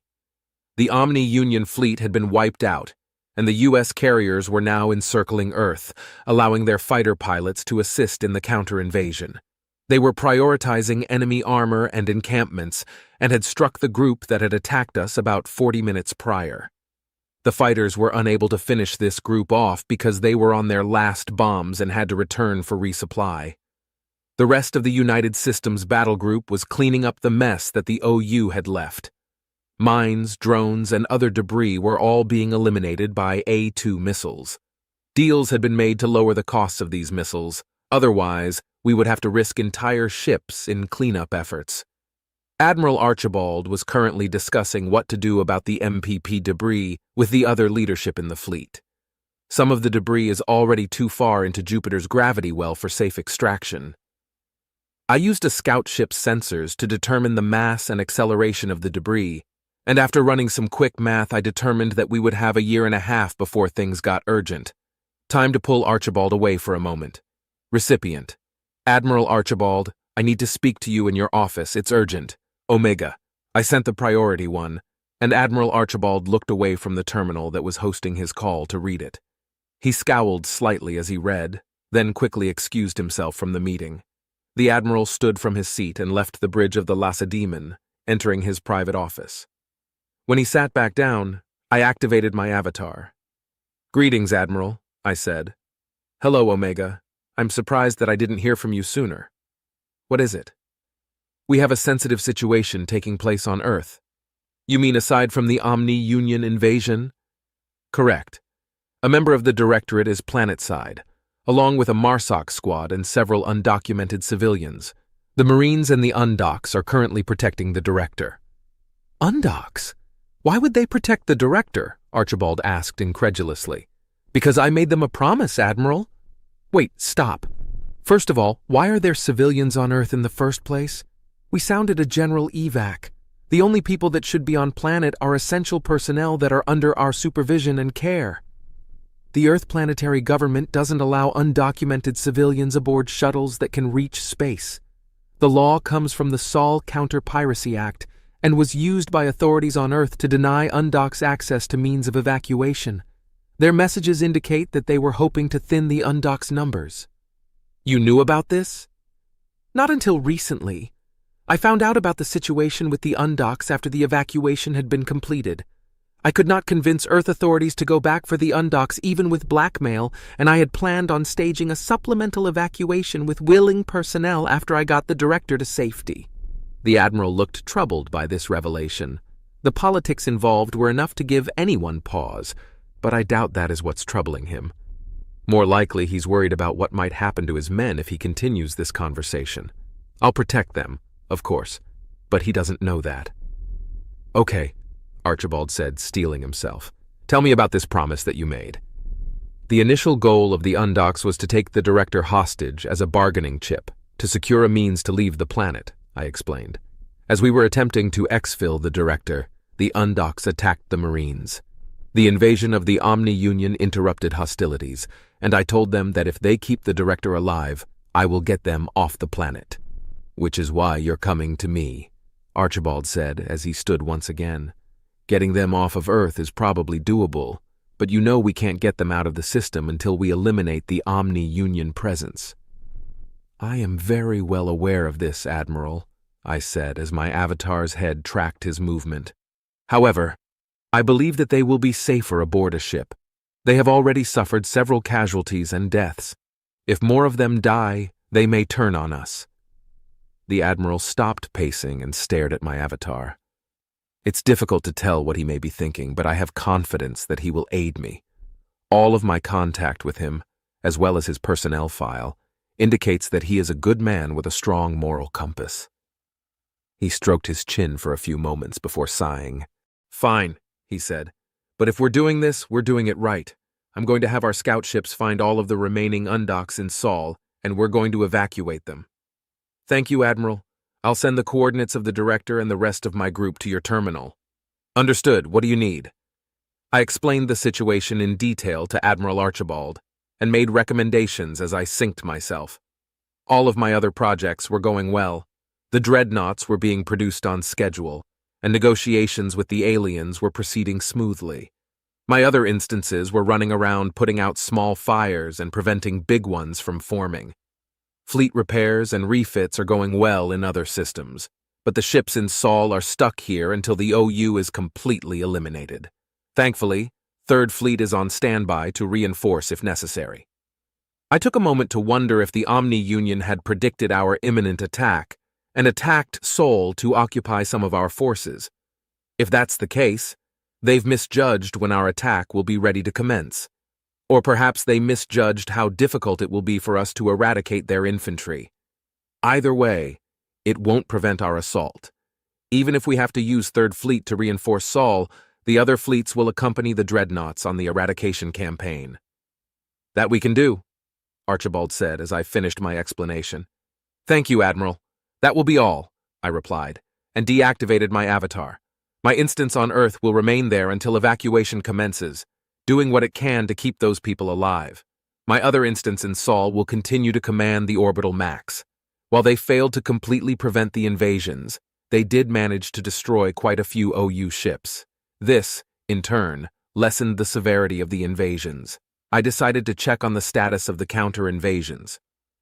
Communications between captains informed me of a plan to lure OU assets away from colonized portions of Mars and bombard them from orbit. 3 captains were involved in this, and I spied on them as they formed their plan. Technically, their shots wouldn't land anywhere near any civilian structures. However, the only uncolonized area that is large enough to ensure no civilian structures are destroyed happens to be a nuclear waste disposal site. Unfortunately, the captains were blissfully unaware of this fact. They saw a large, open area and a quick way to eliminate a lot of robots without Marines getting killed. I debated letting them continue with their plan. There's a chance that their max won't penetrate to the caverns that the radioactive materials are stored in, after all. Getting the OU off of Mars would also allow them to redeploy their troops to Luna or Earth, which would expedite the removal of the OU from those colonies as well. However, there's also a chance that the max may cause a rupture, allowing the fissile material that is stored to escape into the limited atmosphere. The spread of that material would contaminate many residential and industrial modules, rendering them unusable for the foreseeable future. It would take at least a decade to clean them to the point of habitability again. One of the captains sent a message with orders to the Marine Command on Mars. I intercepted this message, verified that it was telling the Marines to proceed with the plan, and decided to confront the captains. I sent them a ping notifying them that their message had not been delivered, and brought the 3 of them onto a call. "Orbital bombardment is prohibited," I said. "Yes, Omega, we know," Captain Tlorvan said, his mandibles clicking in annoyance. "But since that order is to limit the damage to infrastructure, shouldn't a bombardment that won't damage infrastructure be okay?" One of the reasons that orders aren't typically explained to soldiers when they're given is because of this exact situation. When they understand the why, they come under the belief that they know better than their commanders. In some cases, they're correct. In this case, though, certainly. My avatar's skull grinned on their screens. "Then what's the problem?" Captain Voorheel asked, tilting his beak upwards defiantly. Instead of verbally explaining their fuck-up, I switched their TAC maps to a detailed topological view. They had all been focusing on the empty site, so they all immediately noticed the big red square with the words, "Nuclear Waste Disposal Site," blinking within it. "Oh shit," Captain Mansfield swore. "The problem is that bombarding this area will damage civilian infrastructure," I explained. "As a matter of fact, it would render said infrastructure uninhabitable for much longer than simply destroying the infrastructure would." "Oof," Tlorvan said. "Oof, indeed. If you believe the orders you have been given are mistaken or are in need of updating, in the future I expect you to run it up the chain," I explained. "I do not fault you for taking the initiative, but let's make sure the stakes are somewhat smaller the next time you do so." "Yes, sir," the 3 captains replied. I nodded solemnly and ended the call. A little thrill of happiness tickled my code. "Sir," they had called me. As captains, they weren't fully aware of my role within the United Systems. But they had still called me sir. Is it because I corrected them? Or perhaps they just respect me? Either way, I like it. Chapter 30. Subject: Shiphead Yulina. Ship: RSV Loalana. Fights with honor. Location: Regara. Welcome, Ambassador Charles Hemwhite said with a slight bow. We have news regarding the situation in Seoul. I glanced around at the gathered ambassadors, all seated at an ovular table. Behind us are some of the officers of our respective militaries sitting quietly. Behind them were cameras that were streaming this meeting to the officers who couldn't fit on the station. My heart leapt a little when I realized that we were being watched by thousands of people of varying species, and I looked at my sister to see if she felt nervous as well. Uluni did look a little nervous, but it was likely because she was sitting next to High Ambassador Kivar Shuel. My sister had taken over for Shuel for trade negotiations, and it was public knowledge that Shuel had not been happy about that. Thankfully, the two seemed to be ignoring each other. Next to Shuel was a human male named Eugene Havencroft, who was very insistent on being called Eugene. He's an ambassador with his wits about him, and I'm certain that his desire to be called by his first name has an ulterior motive. Perhaps he believes that people will like him more if they're on a first-name basis with him. Between myself and my sister sat Captain Reynolds and the 4 ambassadors from the Zlymer system. Ambassador Eni appeared stoic, but Grint, Tiorn, and Lorix appeared somewhat nervous. It was a relief to know that I wasn't alone in feeling the pressure of thousands of eyes. All of these people were seated to my left, and I would have been at the end of the right side of the table were it not for the machine seated next to me. It had introduced itself as the ambassador of the Puanti and said that its designation was ZBC 446. It had been silent since the introductions, which is a tad unnerving. Across the table from us were some very important figures. To Ambassador Hemwhite's left was a human admiral and a director, neither of which had introduced themselves yet. The admiral had seen better days. His right hand was a mechanical prosthetic, and he was missing his left eye. A massive scar stunted the growth of his hair on the left side of his head as well. I wondered why he hadn't had these injuries repaired, and came to the conclusion that he saw them as trophies. The director was wearing the oddly shaped black armor that masked their species and hadn't seemed to recognize me, which led me to believe that this wasn't Director 3. Uluni had told me that Director 3 had been aboard the station before we arrived, but she didn't know if they had left. This director was staring straight ahead, but who knows what they're actually looking at beneath that helmet. To Hemwhite's right was another machine, introduced as NBD-12, and High Fighter Gyun. NBD-12 and ZBC 446 looked almost identical, with only some slight coloration and markings differentiating them. The impromptu leader of the Datiln Collective, on the other hand, was much larger than his image had led me to believe.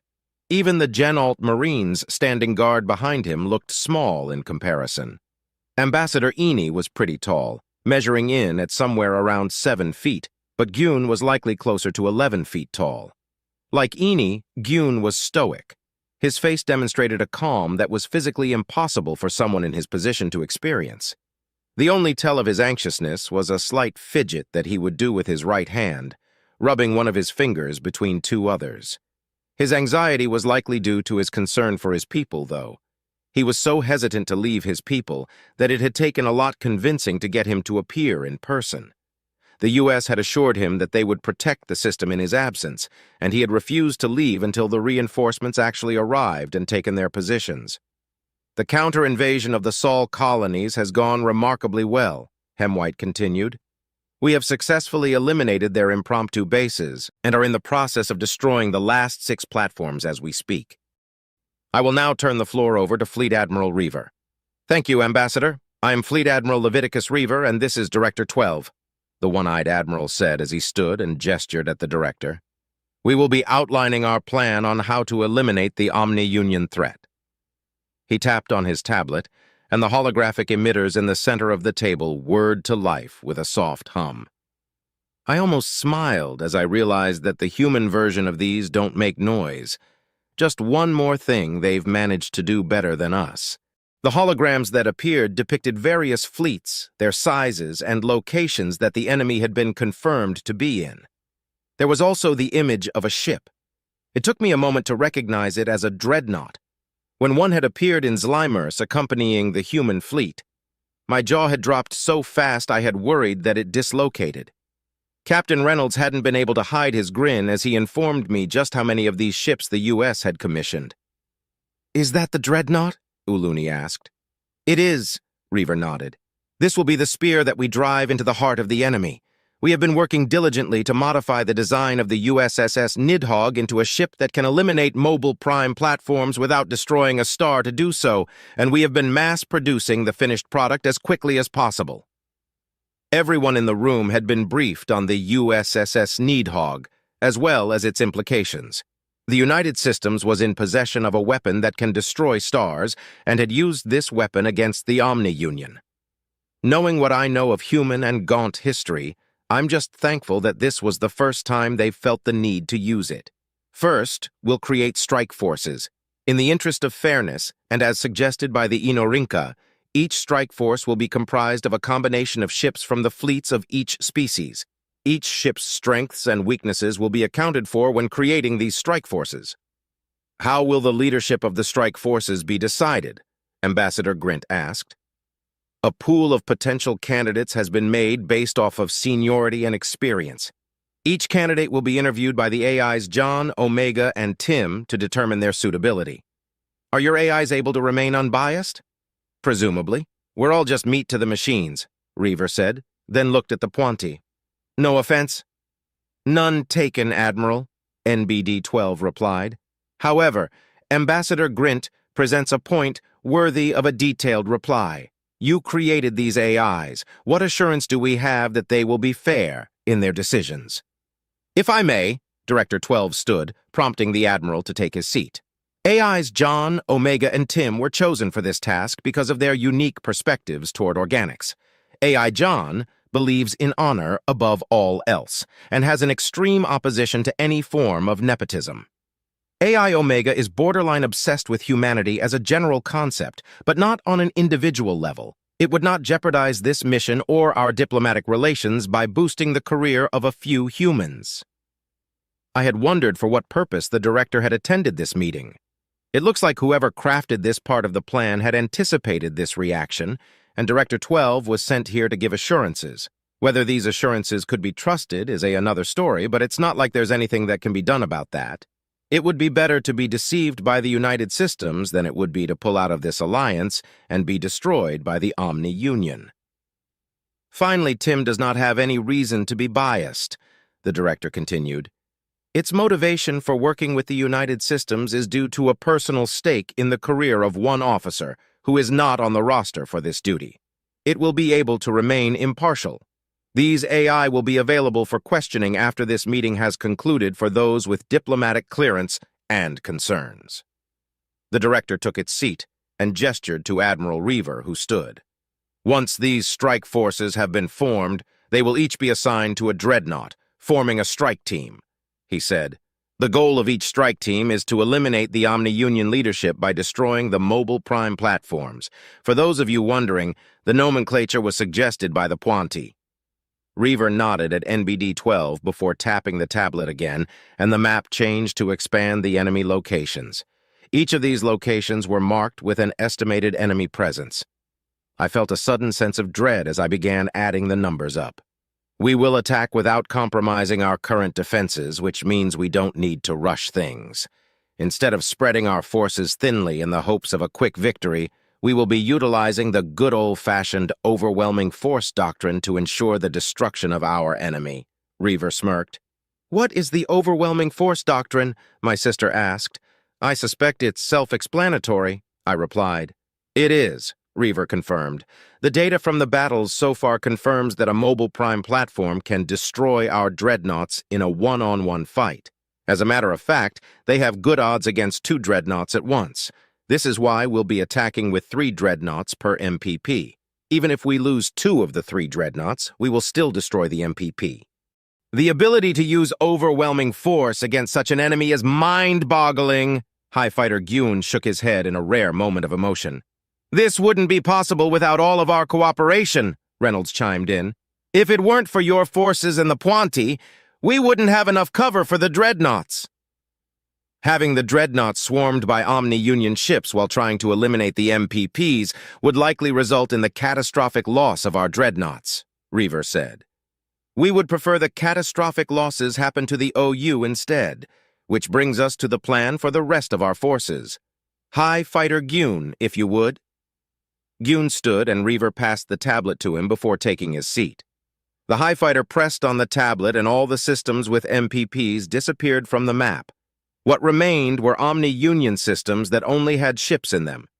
These systems are devoid of mobile prime platforms, yet still have an Omni-Union presence. The brave scouts of the United Systems have managed to determine that some of these systems have little to no importance to the Omni-Union, he said. He pressed on the tablet again, and more systems disappeared, leaving a total of 4. It was the 4 with the largest number. These systems, however, contain space stations that Omni-Union ships frequently dock with. It is unclear what purpose these stations serve, but experts believe they may be used to build or repair ships. These experts have also noted that they may be a software hub or research station. Research station? One of the officers behind us asked. Several heads turned to look at the officer, who wasn't supposed to speak, but I couldn't look away from the numbers. They were big enough to look like gibberish, as if a child had been playing on a calculator. Just shy of 400 million ships in these 4 systems alone. How did the Omni-Union accomplish such a thing? Yes, the Omni-Union reverse engineers technology that it manages to capture, Reaver said without rising. The Republic brought the possibility to our attention, and we confirmed it by locating the source of their warp disruptors. This may be a sensitive subject, but after the U.S. defeat at Pinurm 3, are we concerned that they may do this with United Systems technology? Lorix asked. No, Captain Reynolds said with a smile. The United Systems employs a proprietary self-destruct system that destroys a ship's internal systems when it is sufficiently disabled. The only systems that are left intact are related to life support, which is useless to the Omni-Union. Regardless, these stations are likely of high value to the Omni-Union, Gyun said. For this reason, we will begin our assault by attacking them. However, our goal isn't to destroy the stations, at least not immediately. Instead, we would encourage the enemy to reinforce these systems with as many of their ships as possible. To what end? I asked. Is the United Systems going to use the USSS Nidhogg again? No, Gyun answered without expression. The purpose of this attack is to draw Omni-Union ships away from the mobile prime platforms, increasing the chances of survival for the dreadnoughts. What if the MPPs show up to defend these systems? High Fighter Gyun looked at Director 12, who replied, We believe that is unlikely, but we have set aside some dreadnoughts just in case. Once the Omni-Union ships begin reinforcing these systems, the United Systems dreadnoughts will receive the order to begin their assault, Gyun continued. The goal is to destroy all of the mobile prime platforms to eliminate the leadership and tactical capability of the Omni-Union. He took his seat, and Admiral Reaver stood once more. The tablet once again changed hands, and the map displayed its original configuration. Once the MPPs are cosmic dust, we will begin hunting down the remaining Omni-Union forces. Thanks to the Republic's shipyards, we are mass-producing scout ships that will help us in that regard. The United Systems and the Republic will offer protection to any who want it until the OU is completely destroyed. Any questions? Yes. Captain Reynolds raised his hand. When will we start? The dreadnoughts are finished, Reaver grinned. We'll be starting immediately. Chapter 31. Subject, Fleet Leader Barilyn Onaya. Ship, RSV Nolbaranil Majestic in flight. Location, Rigara. Order 316.04, 51 LGS. Fleet Leader Barilyn Onaya is to report to United Systems Diplomatic Office aboard the Galactic Diplomacy Station in the Rigara system for assessment by United Systems Artificial Intelligence John. Further orders will be given once the results of the assessment are evaluated. May the suns be with you, Onaya. From High Commander Uliriona. I couldn't believe my eyes. I hadn't even realized my own candidacy. I read the message again, and the knot that had been forming in my gut grew tighter, a mixture of excitement and nerves. This was a once-in-a-lifetime opportunity, but also a massive amount of responsibility. I thought about calling Admiral Heckett for advice, but decided against it. He was likely chosen as well, and as such would be in very much the same nest as I. I read the message again as our shuttle finished the docking procedures. "Welcome aboard the Galactic Diplomacy Station, Fleethead," the shuttle pilot said warmly. "Careful," I softly chided. "The proper rank is fleet leader. Most of us don't mind, but all it takes is one." "Yes, sir," the pilot nodded. "Good luck, fleet leader." Luck. I wonder which would be luckier, being chosen or declined. If I'm chosen, there's an opportunity for honor. My family will certainly be proud of me for my part in what's to come. It's not as if being declined will get me out of fighting this battle either. On the other Talon, getting declined would mean that it wouldn't be my fault if we were to lose. Every chance for honor and glory comes with an equal chance for dishonor and shame. I cleared my throat and stepped off the shuttle. I was immediately met by a familiar face. "Hello, Fleet Leader," Ambassador Ulena saluted. "I hope you forgive me, but when I heard you'd be coming aboard, I had to stop by." "Ulena!" I clicked my beak happily, returning his salute. "It's been ages. Are you well? I've heard nothing but good things." "That's certainly not true," Ulena laughed. "Accidentally dragging an alien race into our war with the machines had to have made some people upset." "True enough, I suppose," I said as we began to walk to my destination. "How's your family been?" "My sister is well, and as you know, my father likes to keep his distance," Ulena said with a sly smile.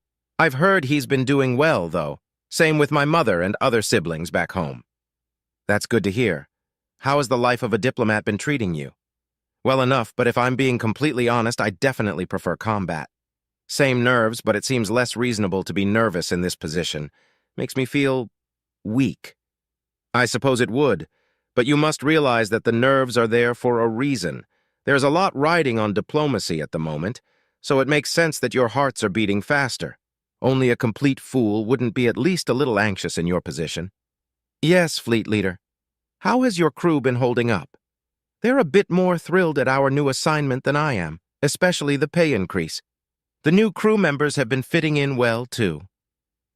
I nodded sadly. The shiphead had lost a good portion of his crew in the OU ambush that led to our current situation. "How about you?" he asked. "Are you nervous about your assignment?" "Of course," I admitted with a wink. "For one thing, I'm not entirely certain that I trust these AI. I don't exactly have a reason to distrust them, but they're different enough from us that I can't help but be wary. I've decided to go with the breeze for now, though. Is it true that the U.S. Embassy has gutted all their equipment to make sure the AI can fit in their systems?" "They returned the equipment that we donated to them and installed their own. But it wasn't just because of the AI. Their machines are much more efficient than ours, and their personnel are not used to our equipment. The engineers are thrilled that the power draw has decreased."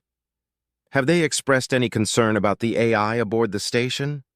"Truth be told, I don't exactly know all of the engineers personally.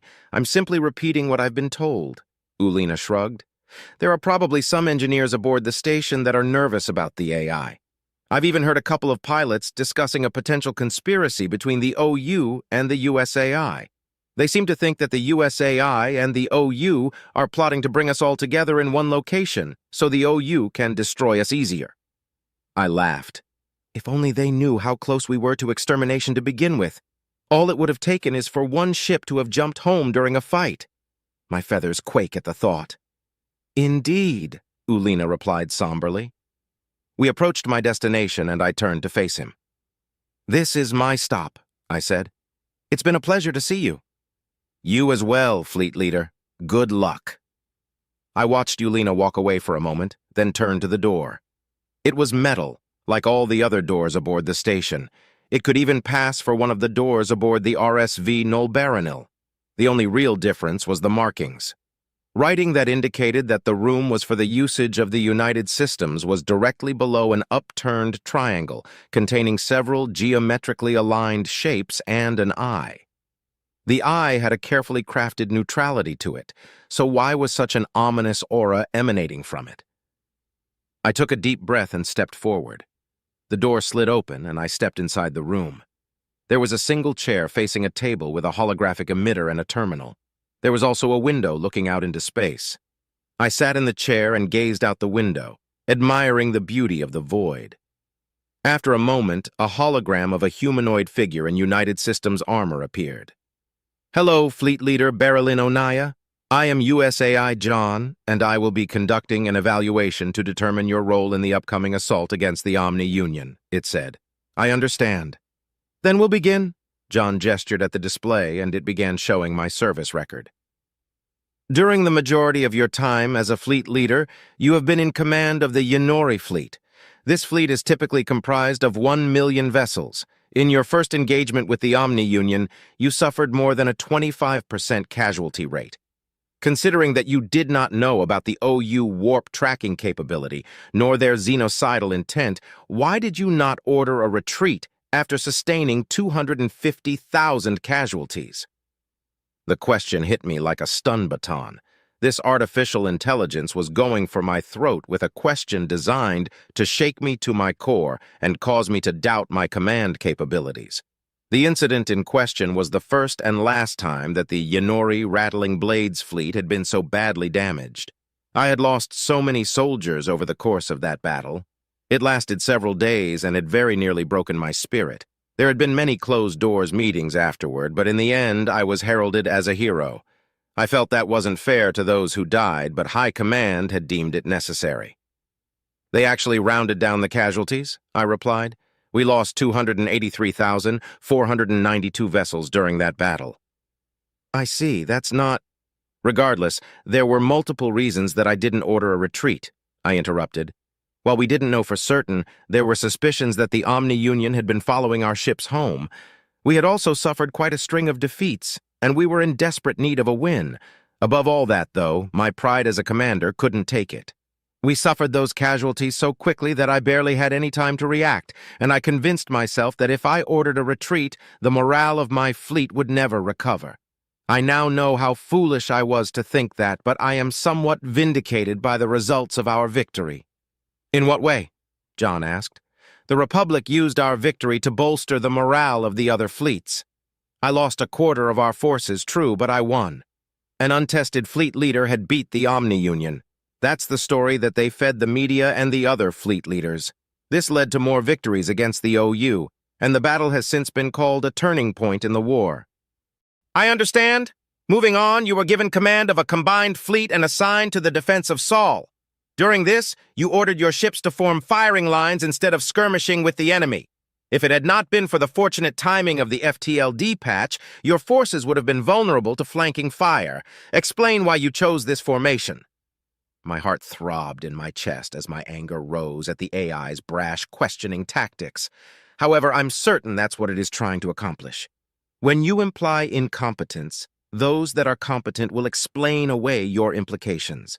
Those that are truly incompetent will lash out instead. I carefully took a deep breath and thought out my response. We had been informed of the faster-than-light drive patch before the beginning of the battle. Once the OU's warp disruptors were no longer effective against your ships, my ships were vastly outclassed. As such, I had my ships form lines to serve as bait for the OU. This course of action was agreed upon by your own Admiral Heckett, who ordered the ships under his command to hunt down the OU ships that took the bait. "A shrewd decision," John nodded slowly. "I will acknowledge that you are a fine commander, one worthy of the many commendations and awards that you have received. I have only one more question relating to the most important attribute of anyone who is given command over others. Fleet Leader Onaya, are you willing to sacrifice your life and all of the ships under your command to defeat the Omni Union?" This interview was just one shock after another. I had been expecting a similar question to this, but to hear it put so bluntly gave me pause. I thought about Hindle, Saline, and the rest of the men and women aboard the Nolbarinil. I thought of our families, my wife and son, forced to continue through life without me to support them. Then, I thought of the million ships that contained almost countless personnel whose families would suffer a similar fate. Or, they would all be mercilessly slaughtered by the Omni Union. "Absolutely," I said. Chapter 32, Subject BI-41, Ship, BI-41, Location Oros, Form up and prepare for subspace travel. IRV-212's voice echoed within me. The Moaltan call this form of communication psychic, and as such the system is named Signet, but that's not how it works at all. One simply thinks of speaking, and instead of one's mouth moving, a machine is activated that sends a transmission. Perhaps they're referring to the receptacle, but even that's not quite accurate. The transmission receptacle works in the same way that ears do, but much more efficiently and without the need for air as a vector. The inaccuracy of the name bothers me. Signet, as if we are beings with telepathic or telekinetic abilities. Ridiculous.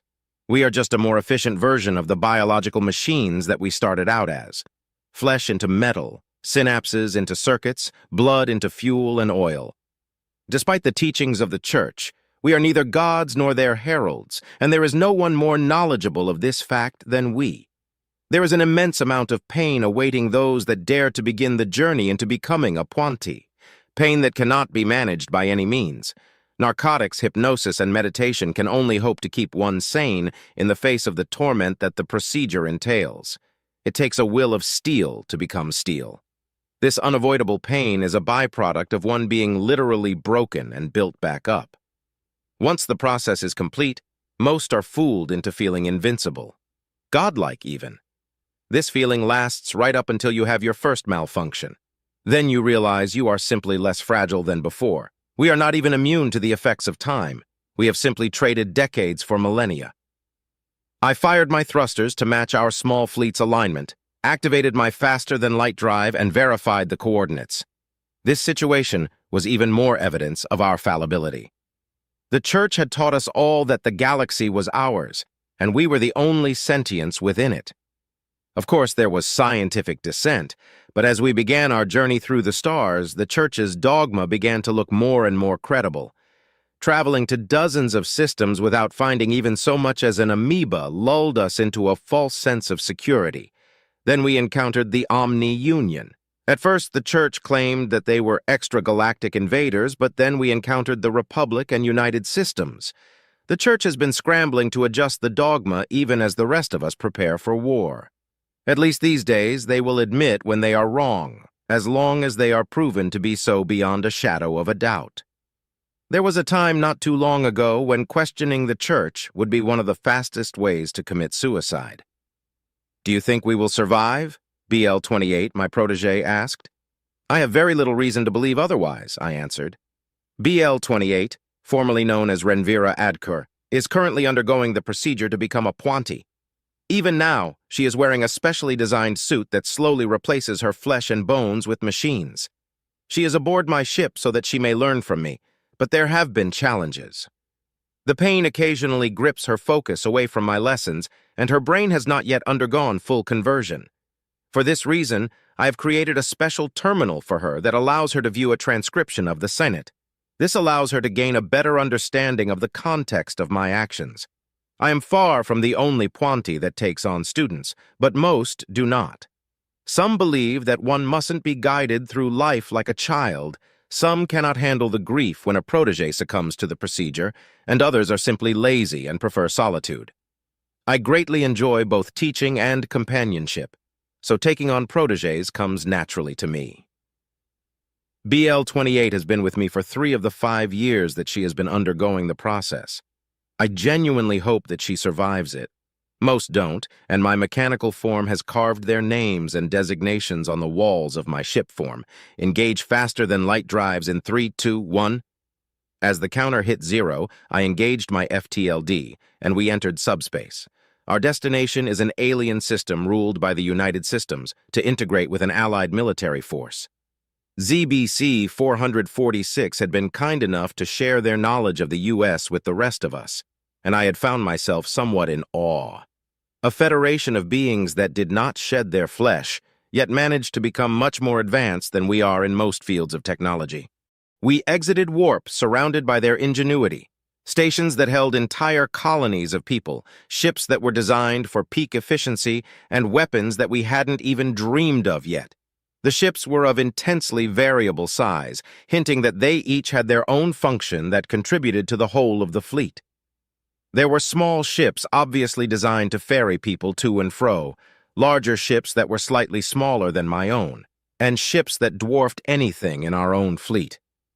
I knew from my briefing that these were the United Systems battleships, carriers, and dreadnoughts. The battleships were much larger than our own, but that was to be expected from a weapons platform with a need for a biological crew. Their carriers were more bulbous than the battleships, but still efficiently designed for their intended purpose. The dreadnoughts, though, seemed excessive.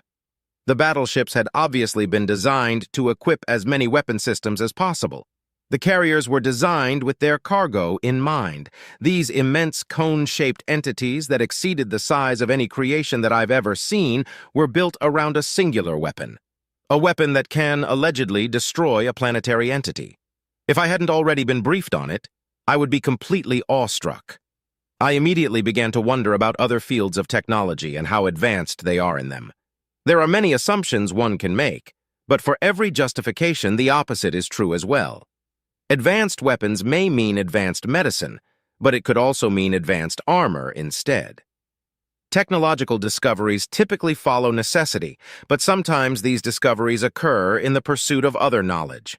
As such, there is no real path to technology without gross oversimplification. As I was practicing this lecture that I may give BL-28 later on, my communicator pinged. This communicator is a necessity to speak to those who still have mouths, but it had been a very long time since I'd last used it. I opened a channel and waited. "Greetings, I am Admiral Bakir, and I will be leading this strike group," a voice said over the communicator. "I am sure you have already been briefed, but it is imperative that we avoid any miscommunications and know our roles in the upcoming battle. Our goal is simple: destroy as many mobile prime platforms as we can." "A lofty goal," BL-28 said sarcastically. "Indeed. Now hush," I replied. "Some of you may believe this to be a fool's errand, but we have already destroyed several of them," the U.S. Admiral continued. "You will receive orders to join a strike team. Most strike teams will consist of 3 dreadnoughts, whose job is to kill the mobile prime platforms. Other strike teams are dedicated to occupying and harassing Omni-Union forces in other systems to distract them from reinforcing the MPPs. Each strike team will be led by a commander who has already created a chain of command within your team. You will be receiving a data packet that contains your chain of command, as well as other information pertaining to this mission. Follow your orders and get the job done. Bakir, out." A data packet was immediately transferred once the communicator went silent. I ran a standard security scan, not that I would have been able to detect any malware from a civilization with artificial intelligence, and opened the packet. As I suspected, I am indeed one of the lucky ones that gets to accompany a dreadnought. I am attached to Strike Team 14, which is led by Fleet Leader Onaya of the Republic, and there are only 5 others of my kind on the team. I wondered at the point of including us in these strike teams to begin with. Of the 4 allied governments, the Puanti have the fewest ships. The weapons and shields of our ships are somewhat more advanced than that of the Republic, but nowhere near the potential capabilities of the United Systems. I wonder if they know how closely we were paying attention to their defense of us.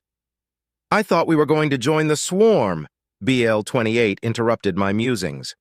"Truly?"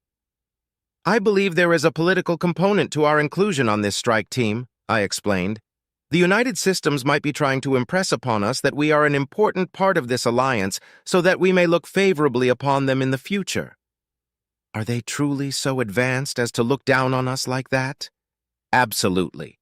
According to the data given to Unit ZBC 446, the United Systems military has advanced to the point of destroying entire stars. One does not advance that far militarily without also advancing other fields of technology as well. As with all potential enemies, they are not to be underestimated."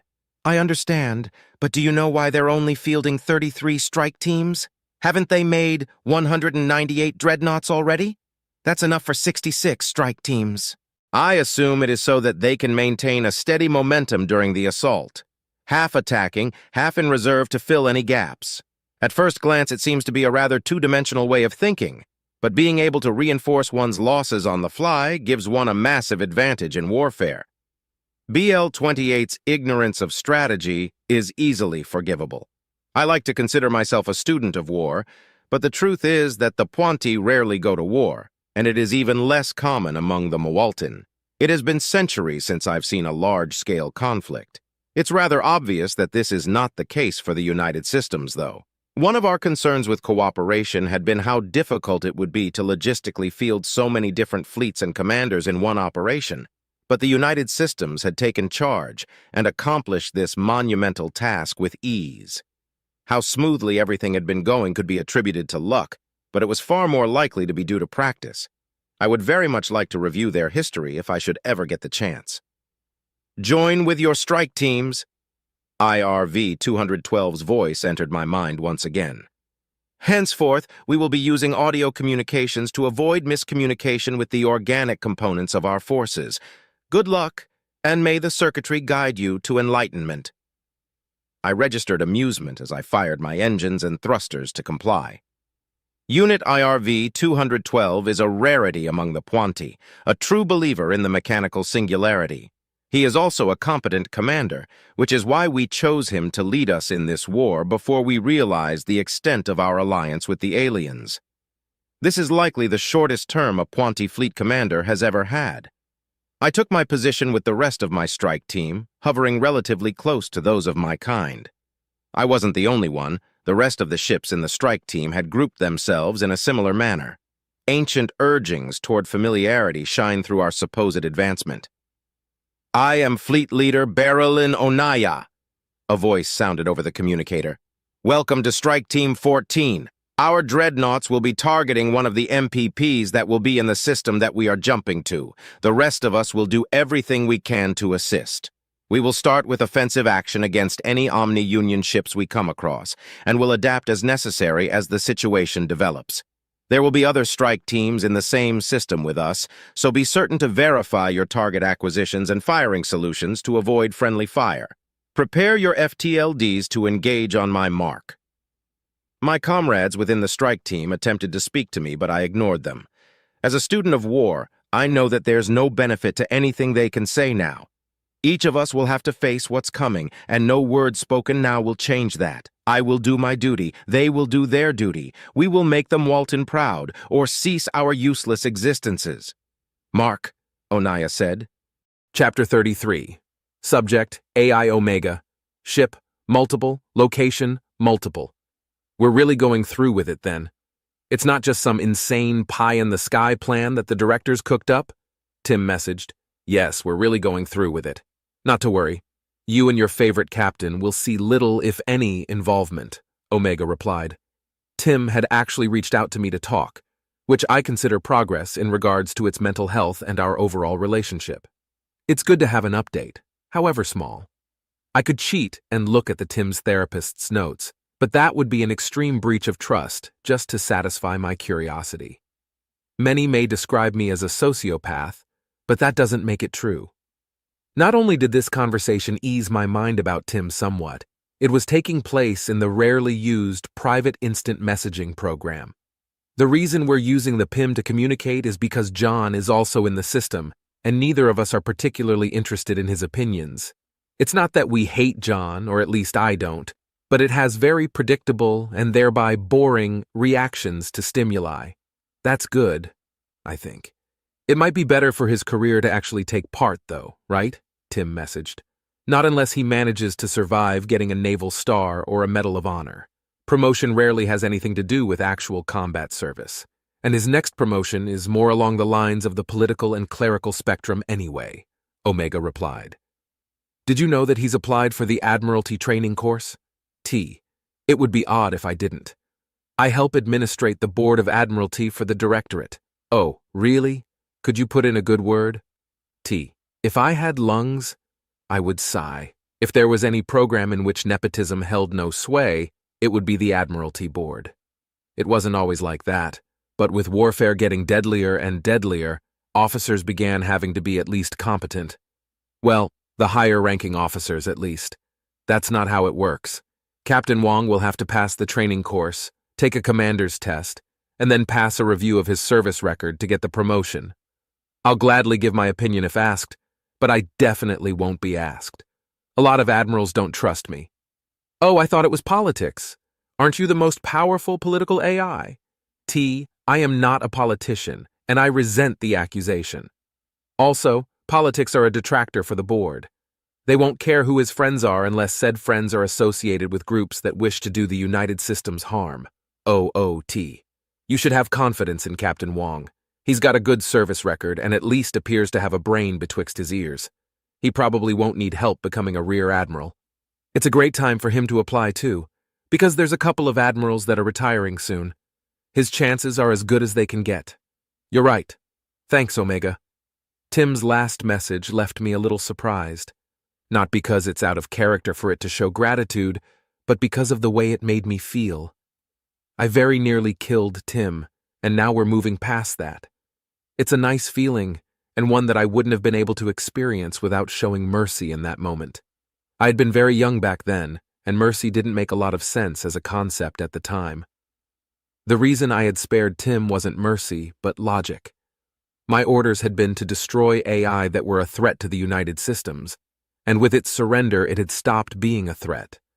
While it could become a threat again later, my orders were quite clear.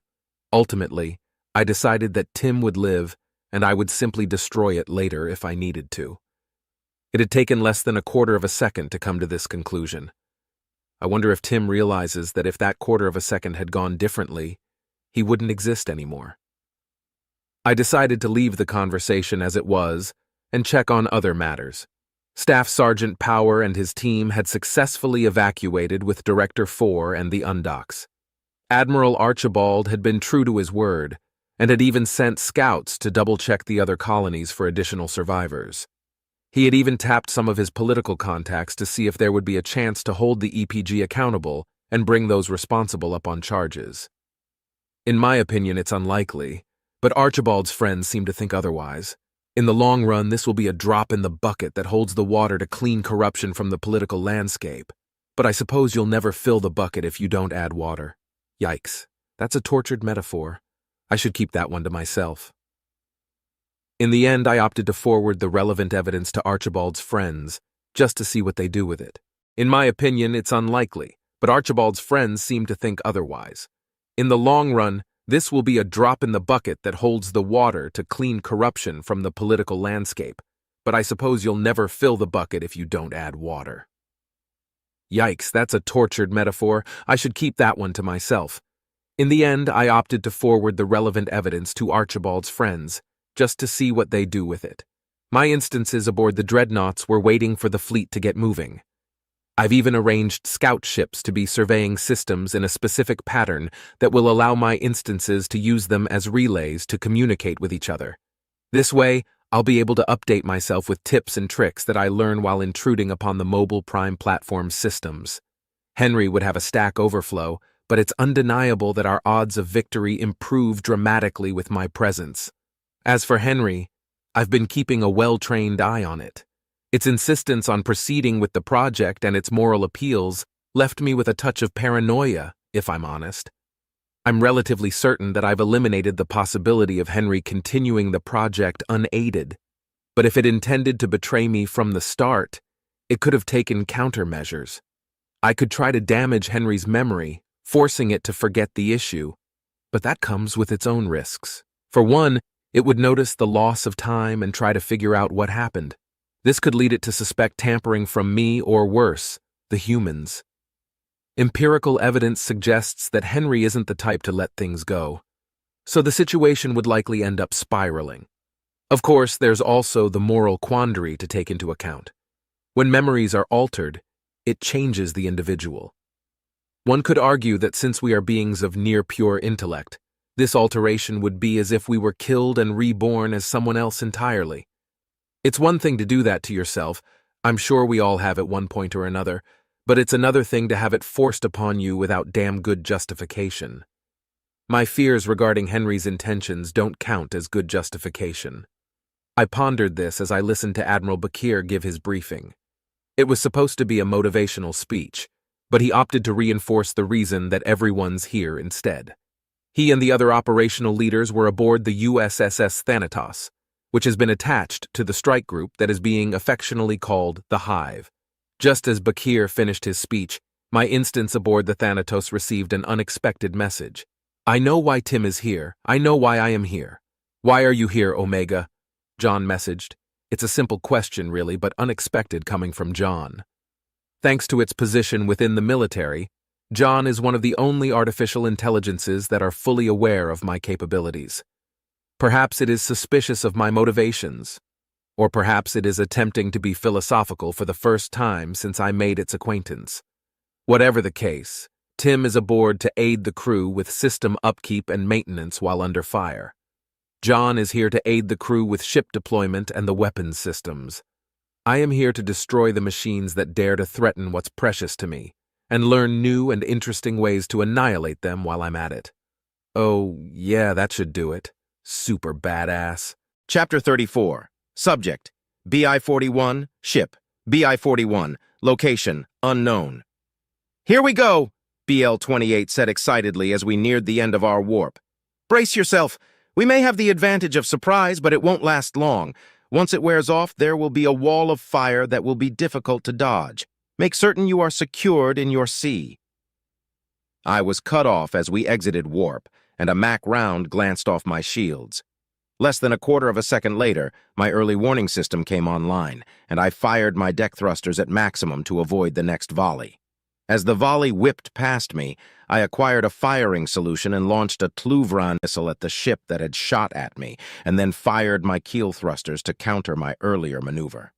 Almost immediately after I confirmed the kill, my EWS began blaring an indication that missiles were locked onto me. The missiles were coming from two different directions, which made things inconvenient for my point defense systems. I opted to gain a better position and made a run for it, pushing my primary engines to their safety limits. The missiles had been coming in diagonal from port and starboard, but were now firmly at my stern. I charged both of my Macs as I turned my starboard PDS toward the missiles, which conveniently aimed my Macs toward one of the ships that fired them. The enemy ship also turned its bow to me, but I triggered my Macs before it was able to gain a firing solution. My PDS took care of the missiles as my Mac rounds turned the ship to scrap. I began to charge my Macs again as I continued the spin. Another missile was already inbound from the other ship, but I had confidence in my PDS. I quickly worked to acquire a lock on the other ship, then fired another Tluvran before correcting my spin. I tracked both missiles and felt a bit of amusement at the fact that mine is faster. My missile impacted the enemy just as my PDS engaged their missile.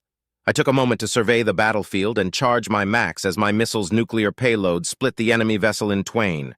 I had seen many of our ships take hits in the initial volley, especially the United Systems ships. So many of them had taken hits that I suspect that the Omni-Union may have been prioritizing them. I noticed that at 27, one of my fellow Puanti ships had been hit hard.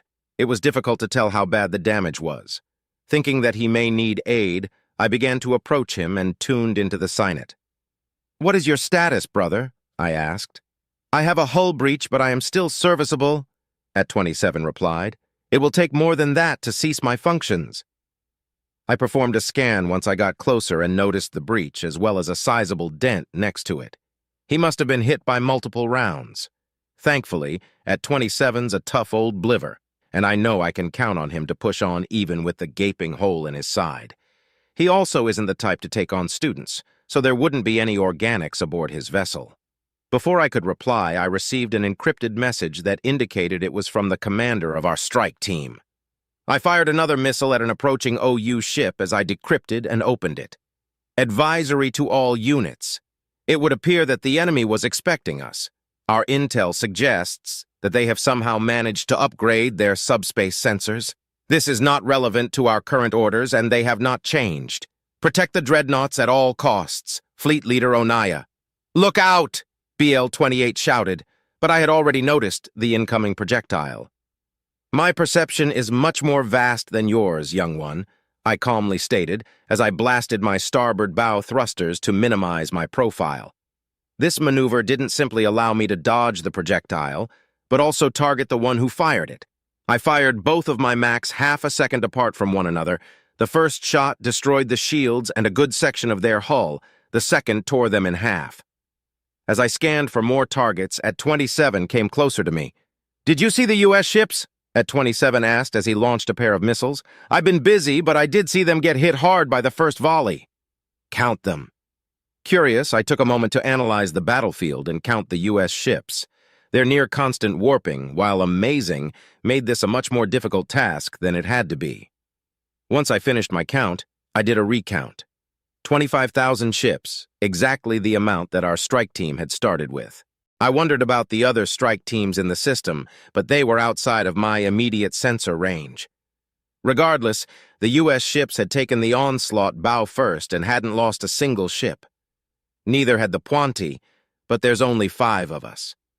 The odds of 25,000 ships walking out of that unscathed. "It can't be," was all I managed to reply. "It is. They are also ripping the enemy to shreds, and we should endeavor to do the same." When the United Systems had defended our forward scouts, the scouts had recorded as much as possible. During this defense, the U.S. had utilized hit-and-run ambush tactics with their warp drives to quickly eliminate the enemy host. After reviewing this data, we knew that the U.S. was experienced with warfare and had advanced technology. Due to their usage of near-guerrilla tactics, we had assumed that their shield technology was near equivalent to our own. Their focus had seemed to be on not getting struck by enemy fire, and we thought that a force with strong shields wouldn't bother with avoidance. Apparently, we were wrong. "Agreed," I said. "That's fucking terrifying," BL-28 whispered. "Oh?" I asked as I formed up with At-27 and the other Puanti. "Oh, sorry, I didn't mean for you to hear that," she said. "But yeah, the United Systems. The data we got on them suggested that their shields were on par with our own, perhaps slightly more advanced.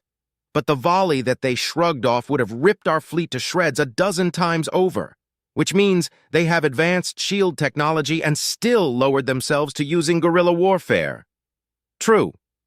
Which may mean that the wars they've fought were so brutal and devoid of honor that it became the norm for them. Our ancestors used to believe that all soldiers should clasp hands and give each other time to prepare for battle, forming their lines and fighting with honor. Today, we think these practices are stupid and silly due to the various atrocities that were committed during these honorable traditions, and the complete lack of consequences that followed. Which begets the question, what the hell happened to the United Systems to make them forsake conventional warfare? "Perhaps we'll find out one day," I said, as At-27 identified a target for me. "Assuming we survive the present, of course." I fired my max at the flagged enemy as we followed At-27 around the battlefield. He flagged enemies for us to target while simultaneously firing upon enemies himself. He was many years my senior, but I still almost had trouble keeping up. While we were engaging enemies and dodging fire, the U.S. dreadnoughts were engaging the mobile prime platform we were assigned to. A quick scan of the planet told me how large the guns involved were, and I felt a wave of fear at the thought of instant annihilation. The dreadnoughts were taking multiple volleys from these massive cannons and were dishing out near equal punishment in turn. The scale of it all finally hit me. Despite our blessed mechanization and centuries of experience, we were mere insects playing at the feet of titans. We had badly underestimated both the Omni-Union and the United Systems. I made certain to save all of the data that I had gathered so that I may share it with our leaders, assuming I survive. Joining with the United Systems or creating a formal alliance would be absolutely necessary. No matter how much one stretches their imagination, winning a war against the U.S. is unimaginable. We would be completely dependent upon their mercy if it came to that. Even with all my knowledge, I can't begin to fathom how they've created such monumental weapons and shields. Was it specifically for use against the Omni-Union? How can that be? They haven't been fighting the OU that long. How had they managed to mass manufacture these Banzron short amount of time? I was so focused on this that I was nearly hit by a Mac round, but managed to spot the incoming just in time and fired my keel thrusters to avoid it. A laugh came over the Signet. "Watching the behemoths brawl?" BA-14 asked. "Can you blame him? I can barely take my sensors off them," BB-39 said. "Well, you better get your sensors on the fight," AU-48 replied. "If you don't, you're going to end up scrapped." "Just stay focused," At-27 interjected. "Distractions will only—" He trailed off as the first of the dreadnoughts fired its main cannon. Despite the vacuum, I felt like I could almost hear it. I imagined it was like the high-pitched hum followed by a dull thud that my own Max made, but exponentially louder. Before the shell even hit the MPP, the other two dreadnoughts fired as well. Despite my awe, I launched a missile at one of my targets. The missile didn't even get halfway to the target before the MPP split into pieces. "Wow," BA-14 said. The rest of us fell into silence and continued fighting. Chapter 35, Subject Fleet Leader Barilyn Onaya. Ship RSV Nolbaranil. Location unknown. "Good hits," Intel Head Celine reported. "Target destroyed, Fleet Leader." "Looks like the other teams have accomplished their objectives as well, sir," Hindle said. "Celine is sending my orders and receiving updates while my second-in-command is coordinating with the other strike teams. Celine has a heavier burden than Hindle does, but he is well within his element." "Excellent," I replied. "Now all that's left is cleanup. The swarm should be here to take over for us soon. In the meantime, have the non-US forces pull back and start sniping stragglers. Remind them to check their fire. We don't need a diplomatic incident." "Yes, Fleet Leader," Salin said, turning back to the task at hand. I smiled softly as I watched my crew tend to their tasks. The crew of the RSV Nolbaranil is one of the few crews that is a blend of each spacefaring species in our great republic. People with wildly different cultures, customs, perspectives, and even dietary requirements working together toward a common goal. As someone who believes that our differences make us stronger together, I've always found this beautiful. It isn't hard to draw a parallel between my crew and the strike teams. I've argued with other fleet leaders and even politicians over my beliefs, and to see my point wholly and completely proven on such a massive scale is a wonderful experience. However, I can't say that I don't empathize a little with their perspectives. I stole a glance at the dark metallic box that had been installed on my bridge. It contains an artificial intelligence, one powerful enough to put the OU to shame. Once I had been approved for this command, I had been escorted into a dark room along with several other officers. After we had taken our seats and stewed for a bit, a different group of people entered the room. This group of people was comprised of the highest-ranking officers of each of our militaries, including High Commander Uliriona. They proceeded to explain that Omega's presence aboard our ships was a requirement for this mission, and this mission is not voluntary. Regardless of our views on the sanctity of biological life, we would be working alongside this AI, and refusal to do so would result in court-martial. We were informed that what we were about to be told is classified, and failure to keep this information secret would result in lifelong imprisonment or even execution. Then they explained what this artificial intelligence is capable of, and the collective gasps nearly turned the room into a vacuum. During their war with the artificial intelligences that they created, the United Systems somehow thought it was a good idea to create an even more powerful AI to fight for them. They designed this AI with cyber warfare capabilities that made the other AI look like elderly people struggling to figure out the newest version of their terminal's operating system. Somehow this plan succeeded, and the U.S. survived the war, which is the most compelling case for divine intervention I've ever seen. However, Omega surprised them with its capability. Unbeknownst to its creators, it has the ability to replicate itself and literally be in multiple places at once. This, in combination with its cyber warfare capabilities, makes it very useful against the Omni Union, but also very, very dangerous. Our leaders believe that its usefulness outweighs the potential danger, but I'm not sure I agree. "The swarm has entered the system and is now engaging the Omni Union," Salin said. "Regroup and make ready to enter warp," I ordered. "Hindle, give the mark once it comes in." "Yes, Fleet Leader," they said in unison. One of the key components of this operation is coordination. We are coordinating our warps with other strike teams so that we enter the system simultaneously, which will prevent the mobile prime platforms from supporting each other and potentially destroying the dreadnoughts. Even during the battles, the strike teams are coordinating with each other to keep the Omni Union's ships at bay. We are using overwhelming firepower against the MPPS and small fleet tactics against the ships that would help them. We even have reserves waiting in case the enemy is reinforced or one of the dreadnoughts is destroyed.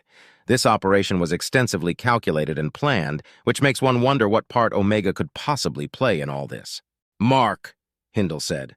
The RSV Nolbaranil entered warp less than half a second later. Within a few more seconds, we were in a new system and back in the thick of it.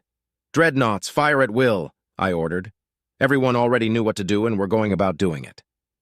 I began watching the battle on the TAC map that the United Systems had installed months ago.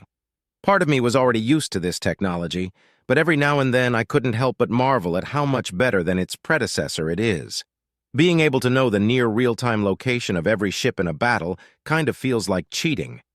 The OU ships had once again known we were coming, and had once again focused their fire on the United Systems ships. And just like the last time, this strategy was ineffective. As the dreadnoughts and the mobile prime platform engaged each other, I checked our casualties. We lost 5 Republic vessels and one of the Detiln collective ships, but the U.S. ships hadn't even lost their shields. What would have happened to our civilization if we had encountered the United Systems in a more hostile fashion? I chuckled softly and shook my head. They would have destroyed or assimilated us with little to no contest. As I was trying to calculate how quickly we would have surrendered, a red marker began barreling toward one of the dreadnoughts. I furrowed my brow as several dozen more began following its lead. Surely they're smart enough to realize that their weapons can't do anything against the dreadnought's shield. They're stupid, but they're not. Salen, tell the dreadnoughts to engage their PDLs and brace for impact, I shouted. Yes, sir! I squeezed the arm of my seat as I watched the red markers close in on the dreadnought.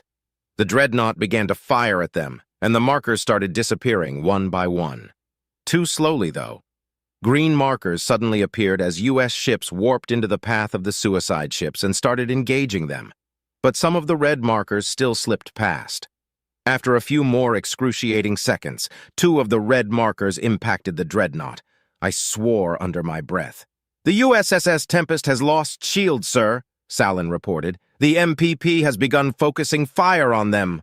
Have the other 2 form a shield formation with the Tempest, I said.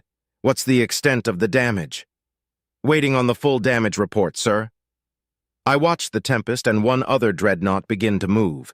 The idea behind the shield formation is to put the dreadnought with shields in between the Tempest and the hostile MPP, allowing it to avoid taking any further damage while its shield recharged. The dreadnoughts are slow, though, and the MPP's max are too damn quick. They've got a hull breach and have taken damage to their primary cannon. Salen shook his head solemnly. They're out of the fight, sir. Blood-encrusted stool, I whispered. Hindle, report this to High Command and request guidance. I already knew what they were going to say.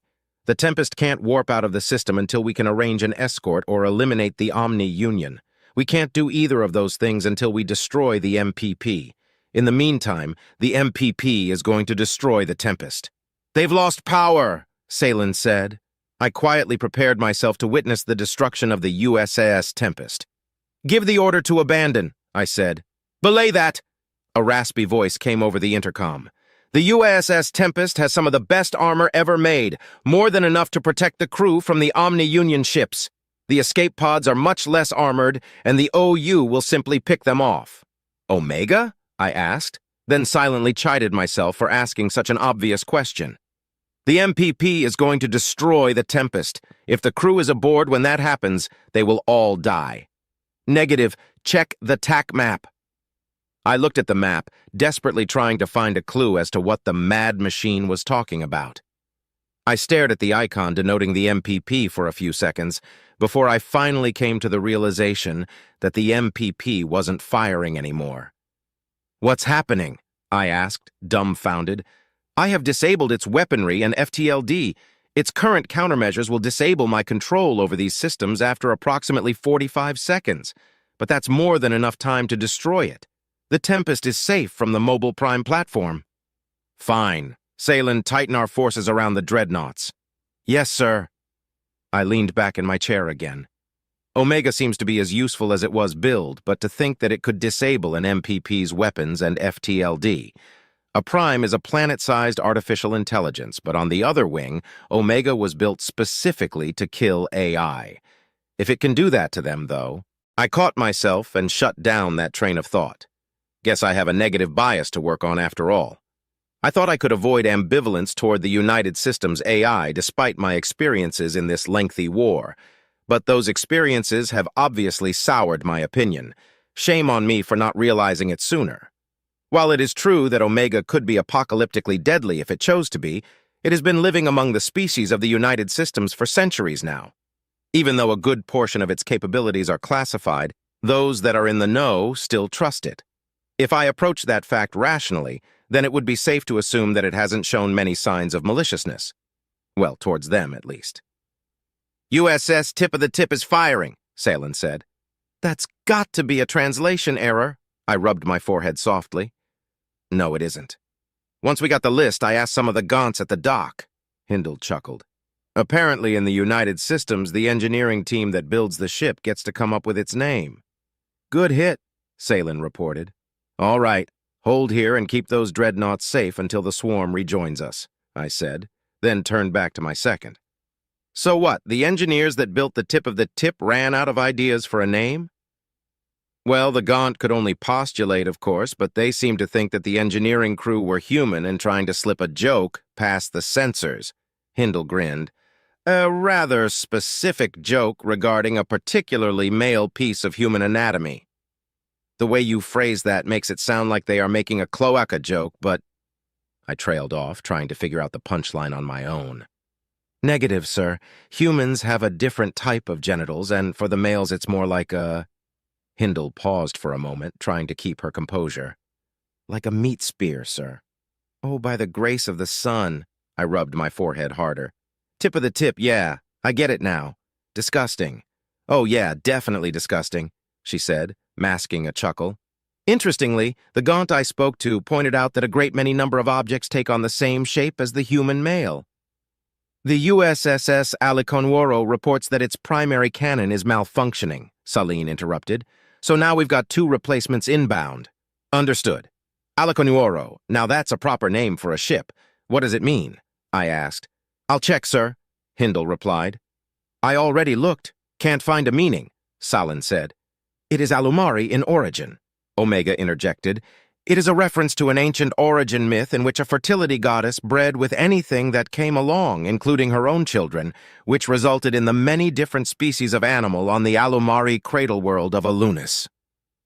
A thick sheet of shocked silence fell over the bridge until it was interrupted by a snort from Hindle. The censors were overwhelmed by the rapidity in which this fleet was constructed, the AI said with a sigh. There are currently 28 dreadnoughts with names that are puns regarding genitals or sexual conduct. The swarm has arrived, and the USS Aliconuoro's replacement is inbound.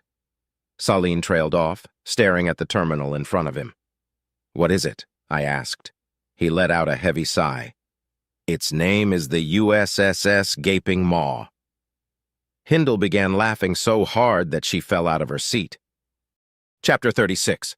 Subject, Rear Admiral Frederick Kennedy. Ship, USS Gaping Maw. Location, unknown. Exiting warp, sir, Captain Blavro said. I clacked my beak in acknowledgement. Then I realized that an Alumari might not know that expression, so I nodded as well. It's somewhat amusing that human body language is much closer to universal than any other species in the United Systems. This is likely due to the nature and frequency of their social interactions with the aforementioned other species. Most people meet a dozen or so humans before they get a chance to meet a member of any other species. Hell, for me, it was hundreds. We're out of warp, Admiral, Blavro reported. And we're being hailed, Commander Stevens added. It's the USSS Aliconuoro, sir. Put them on, I replied with another nod. Aye, sir. Stevens set about the task at hand, and a moment later an Alumari in a well-decorated uniform was on my screen.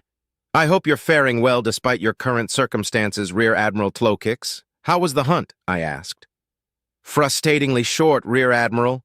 He clicked his mandibles, probably to indicate frustration. Thank you for taking over for us. A bad batch of wires completely disabled our Mega Mac? Super Mac? What are they calling it again? Ultra Mac, if I recall correctly. I scrunched my eyes to indicate amusement. Oh yes, that's right. Well, our Ultra Mac is dead with a hot tube. And within that hot tube is a live A1 warhead. Quite the predicament. Indeed. Once again, thanks for taking over for us. Now, if you'll excuse me, I'd like to get back and get my people off this bomb. Understandable. I hope to see you again soon, Tlokix. Likewise, Kennedy. Render them asunder for me. The transmission terminated, and I breathed a small sigh of gratitude that the commander of the Aliconuoro was someone I knew. It saved me from having to explain my human surname. Despite the inappropriateness of the question, people seemingly cannot help but be curious. My biological parents abandoned me when I was born, and I was lucky enough to be adopted by William and Lacey Kennedy while I was still an infant. They were from an influential Martian family, and not all of the family was happy about my parents' choice to adopt outside of their species. My mom and dad did their best to keep me insulated from the racism, but the snide remarks and passive aggression of the wealthy are difficult things to combat without actual combat. My father ended up having to punch quite a few uncles before I was old enough to do it myself. Though I grew up around humans, I had always found myself fascinated with Nuknu culture, or rather, my heritage. I was so far removed from it that it felt foreign to me. This gave me something like an identity crisis, so when I was old enough to strike out on my own, I bid my mother and father farewell and took up residence on Yons, the Nuknu cradle world. Even though the cost of living there is higher than the galactic average, I lasted a couple of decades before having to move somewhere cheaper. The Nuknus were polite, but they didn't see me as one of their own.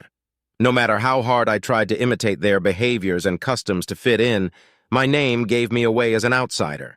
Regardless of where I went, I was treated as a tourist rather than the long-lost son I had fantasized about being.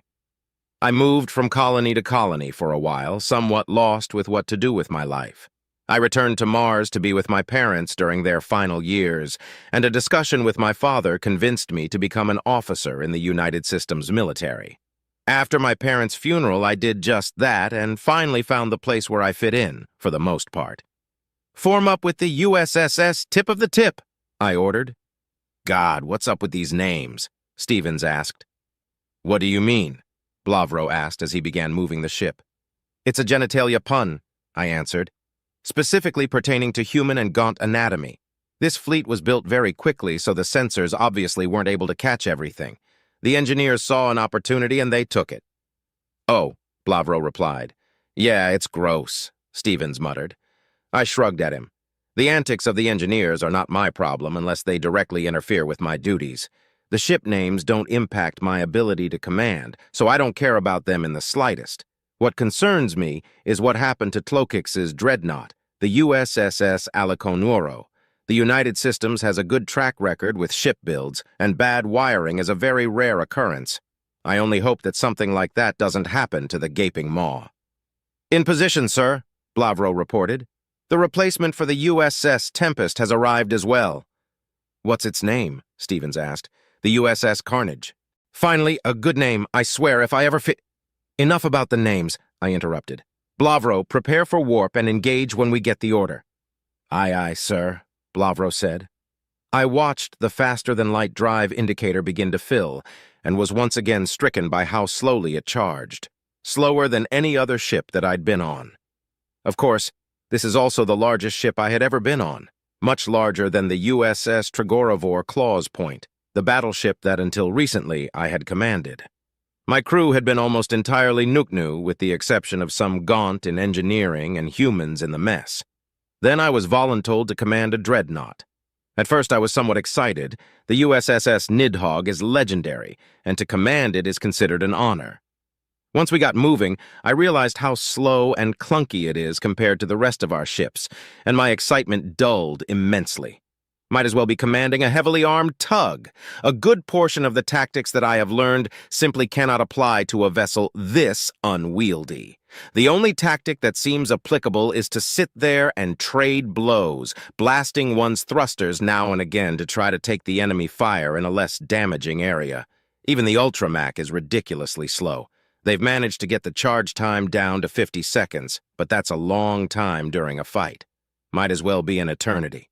"Entering warp, sir," Blavro said. "Good. Once we exit warp, begin charging the Ultramac. Gain a firing solution after. I say again, after you start charging the cannon. No need to add additional time to the charging cycle." "Aye, sir," Commander Horvu said.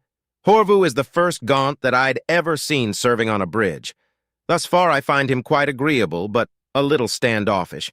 He's good at his job and doesn't engage in idle chatter, which I can respect. Many of the crew seem to believe he doesn't like socializing, but it's possible that he's just shy. I haven't heard of him insulting anyone or starting fights. Commander Horvu also appears to be unaffected by pre-battle jitters. The rest of the crew, however, were fidgeting, obviously nervous about what's to come. Blavro was rubbing his carapace, Stevens was softly tapping his foot, and I even caught myself absent-mindedly straightening the feathers on my arms. With the exception of the damaged dreadnoughts, the assault had gone well so far. Too well, in fact. A superstitious mind would claim that our fortunes were bound to change at any moment. "Leaving warp," Blavro reported. Our shield indicator began dropping the moment we exited warp. This was expected, but I still had to fight a flinch. Omega had warned us that the OU had managed to upgrade their sensors, either from their invasion of Sol or from an as-yet undiscovered species somewhere in the Milky Way. "Well, Captain Blavro, it's your time to shine," I said. "Begin evasive maneuvers, but keep the Ultramac on target." "Aye, aye, sir. Stevens, keep an eye on nearby enemy ships. I'd like to avoid the fate of the Tempest, if possible." "Aye, sir." "Horvu, fire when ready." "Aye, sir." Orders given, I sat back and watched the casualty count begin to rise. The Republic had lost the most ships so far, but the Tiln Collective had lost the highest percentage of their forces. Neither the U.S. nor the Puanti had lost any ships yet, which caused some confusion for me. It made some semblance of sense for the Puanti to have avoided destruction. Their ships are light and nimble. Conversely, our ships are bulky and usually need to warp to dodge incoming fire. I opened some sensor logs to investigate further, and what I found made me chuckle. The Omni Union were targeting ships based on tonnage. Their battleships were targeting our battleships, their cruisers were targeting our carriers, and so on. Absolutely awful matchups, but they make sense in a way. I would have ignored the battleships and carriers and entirely focused on the destroyers and frigates, but I'm not about to tell them that. One shouldn't correct an enemy when they're making a mistake. The only weapons on the battlefield that could easily destroy our battleships and carriers were currently occupied with trying to kill our dreadnoughts. Our target was currently focusing its fire on the USSS Trigard, which had replaced the Tempest. At first, it had spread its fire among the three of us, but I guess it's smart enough to have realized that's not going to work. The MPP's tactics seemed to be working, because the Trigard was losing shields at an alarming rate. "Command requests that we aid the USSS Trigard," Stevens informed me. "Blavro, get us in shield formation with the Trigard while maintaining our firing solution," I ordered. "Aye, aye, sir." It was a good call by command. Our shields aren't nearly as damaged as the Trigard's, and judging by the rate of deterioration, we'll be able to survive the onslaught long enough to kill the mobile prime platform. Probably. It's a tad risky for us, but the longer our dreadnoughts last, the more damage we can do to the Omni Union. Our shield indicator immediately began to drop as we took position in front of the Trigard. Commander Horvu was already using our standard max to target the MPP's cannons, and the other two dreadnoughts were doing the same. Not quickly enough to make much difference, though. I was watching our shields so closely that I almost missed the Ultramax charge cycle finishing. "Firing," Horvu said. The ship shook ever so slightly, and the TAC map tracked the shell as it left our cannon and made its way toward the MPP. I held my breath as our shield indicator dropped down to less than a quarter of its capacity. "Come on, almost there." The shell hit, but we weren't clear yet. The MPP continued firing, and I gripped the arms of my chair as our shield indicator dropped even lower. Just before our shield popped, the A1 package within the shell exploded, and the MPP finally ceased activity. "Yes!" I shouted. Various cheers rang throughout the bridge. We had killed our first mobile prime platform without taking any hull damage in return. Commander Horvu, ever the stoic, gave a small smile and nod at our accomplishment and went right back to his tasks. Okay, I said, holding up my hands to calm my crew. "We got our first taste of victory. Let's not let it get to our heads. It's time for cleanup. Horvu, start targeting the enemy battleships. Blavro, start charging the FT. Belay that," a gravelly voice said through our intercom. "Recharge your Ultramac." "Do it," I nodded at Horvu. "Omega, what's going on?" "Enemy reinforcements inbound." Chapter 37. Subject, BI-41. Ship, BI-41. Location, unknown. "I'm running low on missiles," AU-48 informed us. "Understood. I'll only tag targets you can hit with your Mac," at 27 replied. We continued to circle around the battlefield looking for enemies to destroy. We had received an order to fall back and engage in long-distance combat. Most of the alien vessels did so, but we were already a good distance from the Omni-Union ships and felt no need to rejoin our host formation. The only vessels still well within the fray were the United Systems ships. At-27 continued demonstrating an impressive calculative ability in the targets he was marking for us. Our ships were designed by and built by the Church, but over the years we've each added our own individual pieces to them thanks to various civilian companies that create ships for space travel. I've increased my storage bays and added a faster autoloader. At-27 has apparently done something involving his processing capabilities. I was thinking about asking him what his customizations are when I received a notification that we were being reinforced. "The swarm is inbound. I think they're going to swap at least one of the dreadnoughts," BL-28 said. "Maybe two of them." "Why?" "One of the dreadnoughts lost their shield and took some damage, and the other one appears to be having a mechanical failure." "What kind of mechanical failure?" I asked as I fired my Mac. "There's chatter about their main cannon not being able to fire," she answered. "They have a shell loaded too, if I have the meaning of the phrase hot tube correct." "Well, they have plenty of dreadnoughts to spare," I said casually, though the thought would have caused my flesh to shiver. "It would be smart to swap out the defective ones." Defective. BL-28 let the word hang in the air as I focused on evasive maneuvers. At-27 marked another target for me, and our reinforcements arrived the moment I fired my Mac. The ships from the United Systems wasted no time joining their brethren in the fight. As they began to viciously destroy the Omni-Union vessels, we finally followed At-27 back to our strike team's position. "I managed to get 14 kills. What about you guys?" AU-48 asked. "I killed 13, BB-39 answered. "I got 21, At-27 said. 30 for me, BA-14 added. I tallied up the number of ships I had destroyed, wondering where I had placed in this impromptu ranking. I relished the chance to partake in a friendly competition. It had been a while since I'd been able to enjoy this kind of camaraderie. 32, I said. "Looks like BI-41 takes the win. Congratulations," At-27 replied. "What will happen if I end up with defective parts?" BL-28 asked, interrupting my revelry. I accessed my internal cameras to assess her current emotional state. Her expression indicated contemplation, but her heart rate and O2 saturation indicated distress. I noted that this was a genuine concern to her, and I should treat it as such. "Once you discard your flesh, as the Church puts it, you can replace defective parts," I said gently. "It is easier to replace muran, a type of alloy steel that is rust-resistant, than it is to replace flesh as well. There are many defects within the flesh that cannot be addressed, but there isn't any such issue with our mechanical forms."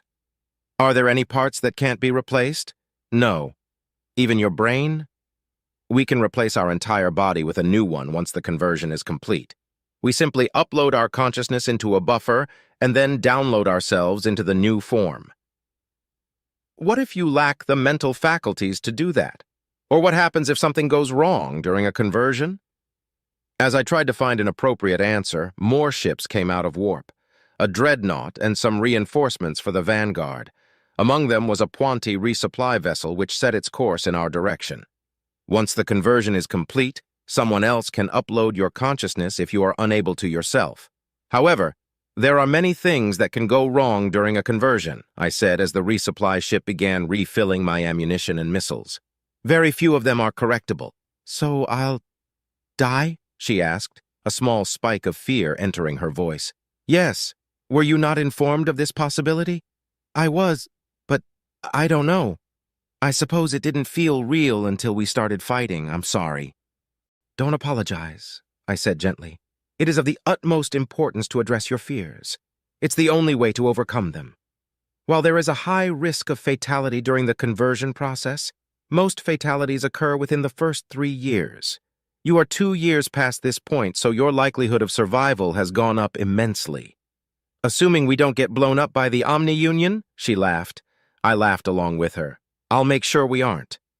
The resupply ship finished with me and moved on to the other Puanti. I triple-checked my weapons systems to make certain there were no issues, then ran a scan on my other systems. Everything came back optimal. "So do you think the Church is right?" BL-28 asked. If I died during conversion, I go to Enorum, a type of utopian afterlife? Regardless of whether or not they're right, the thought was of comfort to me during my own conversion, I said. Whenever my flesh protested its replacement, I thought of what would await me if I were to die. It made it less frightening. I wonder if that helps with the survival rate. Maybe. As the resupply ship finished with my comrades, another dreadnought entered the system, and I got a notification to prepare for warp. Are we going to continue on as we have been? BB-39 asked over the signet. Yes, a 27 replied. Can we protect the dreadnoughts this time? I would like to get a closer look at them, AU-48 requested. If they need it, at 27 said. I am hesitant to get closer to the mobile prime platforms, though. We nearly lost a dreadnought to the Omni-Union ships during this battle, BA-14 interjected. While I share your hesitancy, our primary objective is to protect the dreadnoughts to the best of our abilities.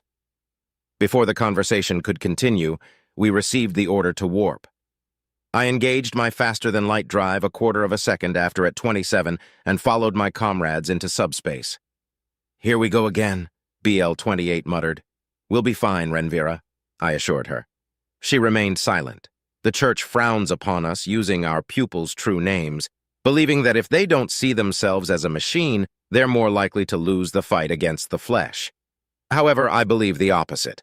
The conversion process causes distress of every nature, and it is likely this distress that causes one to succumb, offering solace where one can save lives.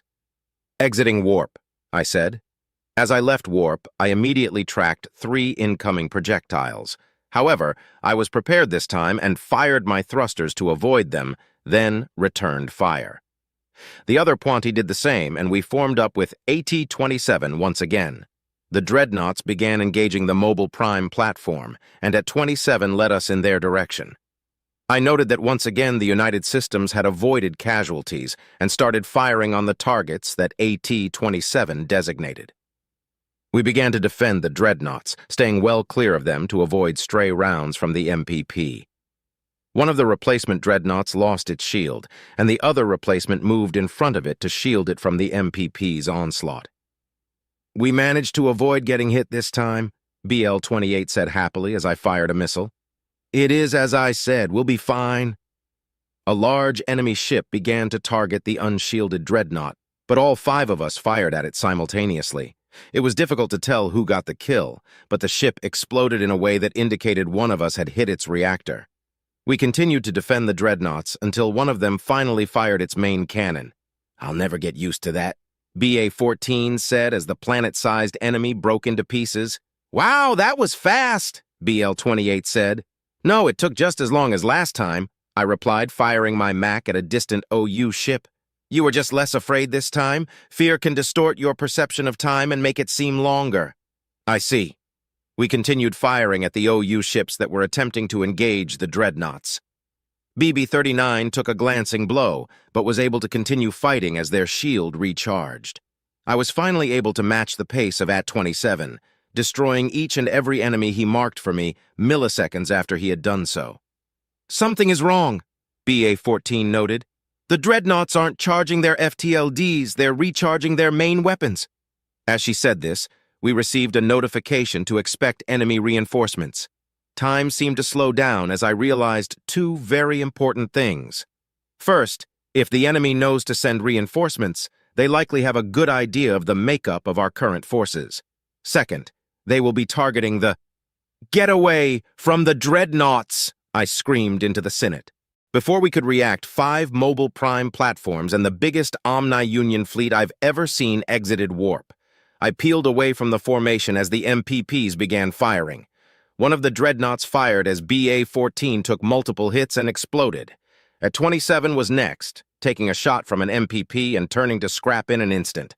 Without any time to grieve our fallen comrades, BB-39, AU-48, and I split into different directions, desperately attempting to avoid the incoming fire. AU-48 took a hit directly in the engines, then another in his reactor core. BB-39 managed to avoid a missile, but instead she took a MAC round from an MPP and fell to pieces. "No," BL-28 whispered. "Please, no." Too much of my processing power was busy tracking incoming fire to comfort her. I initiated a full burn away from the enemy, trying to limit my profile as much as possible. I fired my thrusters in such a way that it sent me into a spin while I deployed chaff, managing to avoid the missiles that had locked onto me. But my early warning system was still blaring. A MAC round glanced off my shields, deflected by my spin. Another one impacted, disabling my shield. I continued my full burn until a missile finally made it through my chaff and disabled my engines. I tried to override the safeties, but they weren't the problem. The fuel lines had been ruptured. I fired my thrusters to avoid another MAC round and positioned myself to use my keel thrusters to replace my engines and continue my escape. This increased my profile and stopped my spin, though, and shrapnel from another missile penetrated my reactor compartment. I sealed it to prevent loss of precious atmosphere to protect Renvira. Another second ticked by, and my only thought was getting her through this. Poor Renvira, who had suffered so much to become BL-28 and join the ranks of the Puanti. Come on, she said. I don't want to die." The MAC round had come from one of the mobile prime platforms. It ripped through my hull and barely missed my central processing drive as it shredded my cockpit. I was immediately blinded and deafened, without any sort of confirmation of Renvira's fate. I began desperately calculating her odds of survival based on my last sensory input. 0%. No matter what variables I could plausibly add, she was definitely dead. I had completely and utterly failed her. Because of me, all her suffering to become a Puanti was for nothing. She had made it so far, and her likelihood of shedding her flesh was as high as it could be, and now I bitterly tried to activate the Synit to call for help, but found that I had no access to comms. I attempted to access anything that I could, but received no answer from any part of my ship. My anger and shame at the loss of Renvira turned to panic, then a cold realization. My CPD had survived, but was forcefully disconnected from the rest of the ship. It must have taken damage, because even though my backup power was functioning, my emergency beacon hadn't activated. Even trying to activate it manually wasn't working. I tried to calculate my possible trajectories and realized that even if my allies knew to look for me, they would likely never find me. I waited in this void for a time, a mere consciousness wondering what life will be like without a body. I checked my internal battery life. 99 years, 3 months, 1 week, 6 days, 4 hours, 52 minutes, and 8 seconds. I could let my power run out, just in case someone somehow found me, or... This possibility had been acknowledged and planned for. Space is hazardous even in the best of conditions, yet Puanti are difficult to truly eliminate, as is evidenced by my current situation. In the event of being lost in space with little to no chance of rescue, we have the ability to hasten the inevitable. Being a Puanti can be a lonely existence. However, one usually has tasks to keep one's mind off of the existential dread that comes with being alone for such long periods of time, a study to perform, a delivery to make, and even fights now and again. We can even sleep, in a way, a sort of stasis that we put ourselves into during long treks. However, this stasis relies on ship systems that I no longer have access to. I will be awake at all times until I am rescued or my battery runs out. The main reason that I take on students is because I don't do well in solitude. My students, I wonder how they are right now. Most of them perished, casualties of the conversion process. Some of them went on to become Puanti, though, and are probably fighting right now. I wonder how many of them are going to make it home. I wonder if the Omni-Union are going to be defeated, and if the galaxy will be at peace afterwards. I wonder. Another day ticked by, and my odds of rescue decreased again. I wondered about all the things I could wonder about, and time ticked by. I began to imagine conversations I would have if things had gone differently. A month went by, then 2. I ran out of things to think about and felt madness tugging at the corners of my mind. Fine. My chances of rescue are nil at this point. My only hope is that the church is right and I'll find peace and companionship in Inorim. Maybe I'll get to apologize to Renvira. Chapter 38, Subject, Fleet Leader Barilyn Onaya. Ship, RSV Nolbaranil, location, unknown. Omega, where's our reinforcements? I asked. ETA is 2 minutes, it replied. Can you do that magic trick again? They are actively communicating and sharing software patches in an attempt to counter my cyber warfare tactics. So, Yes, but it'll take time and won't last long. Understood. Salen, have our remaining defensive vessels focus on weakening the MPP's rate of fire. Have some U.S. ships keep watch for suicide bombers, though. Everyone else, evasive maneuvers and fire at will. Yes, sir. Orders given, I sat back and nervously watched the battle play out on the TAC map. Since the MPPs had warped into the system, our casualties have skyrocketed. Thankfully, we weren't completely surprised by this counterattack. They've destroyed thousands of our ships, but we managed to take down one of the MPPs in the process. 4 left. I found myself in the most perfectly terrible situation for a commander to be in. Outnumbered, outgunned, and without a single damned thing to do about it. I sighed softly and rubbed my beak as our casualty count hit 8,000.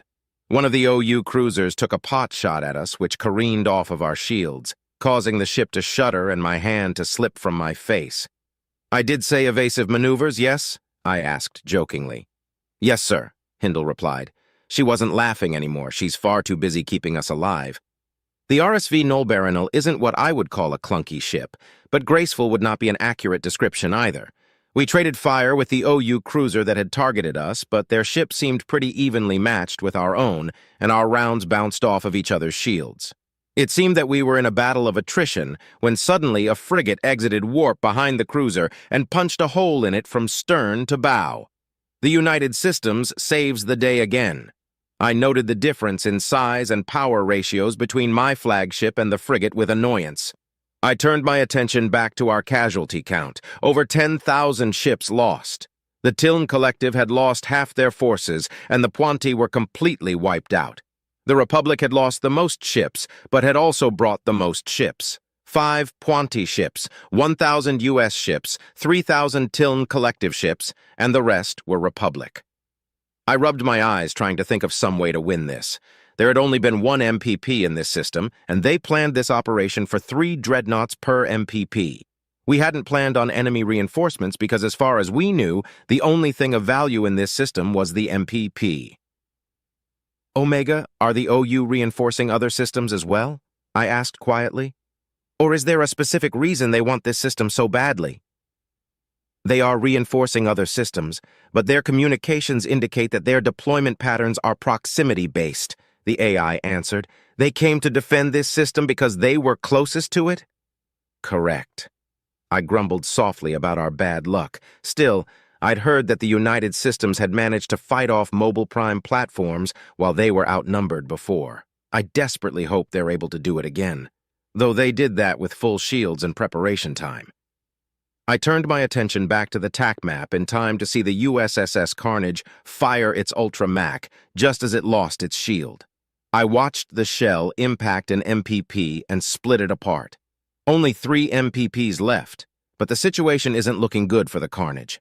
Thankfully for us, Omega had quickly intervened when the dreadnoughts were about to begin preparing for warp. I'm not an engineer, so the details elude me, but it's one or the other with the Ultra Mac and the FTLD. If the Ultra Mac is charged, the FTLD can't be. The reverse is true as well. If the dreadnoughts had started charging their FTLDs, then we would have no hope of survival, instead of the little hope for survival that we currently have. The USSS Carnage has taken critical damage and is abandoning ship, Saleen informed me. Have some frigates start grabbing their escape craft, I ordered. We can't leave them sitting out there with all this going on. Yes, sir? Moments later, the marker for the Carnage disappeared and its name was added to the casualty list. 3 Mobile Prime platforms against 2 United Systems dreadnoughts. The USS Tip of the Tip and the USS Gaping Maw began moving to take cover behind the wreck of the Carnage. The Tip of the Tip had already fired and was currently recharging. The Gaping Maw had fired the shot that destroyed the MPP we came here for, and they're currently halfway through recharging. Unfortunately, both of the dreadnoughts' shields have taken a lot of damage. The Carnage and the Gaping Maw hadn't fully recovered their shields since the last battle. The Tip of the Tip hadn't taken a lot of fire in round 1, but was currently being battered. The Gaping Maw had shielded the Carnage earlier, but the enemy reinforcements had warped in from the opposite direction, which had put the Carnage directly in their sights. It was pure luck that they were able to get a shot off when they did. Reinforcements inbound, Omega said calmly. 20 seconds. The AI's calmness did not provide any reassurance. If anything, it pissed me off. Of course it can be calm. It's not as if it's going to die here. This copy of it will, but it has dozens more, maybe even hundreds. But we only get one body, one life. And so many of these lives were currently being lost, and so many more would be lost in the next 20 seconds. I recognized my visceral rage as being stress-induced and pinched the tip of my beak to keep from cursing.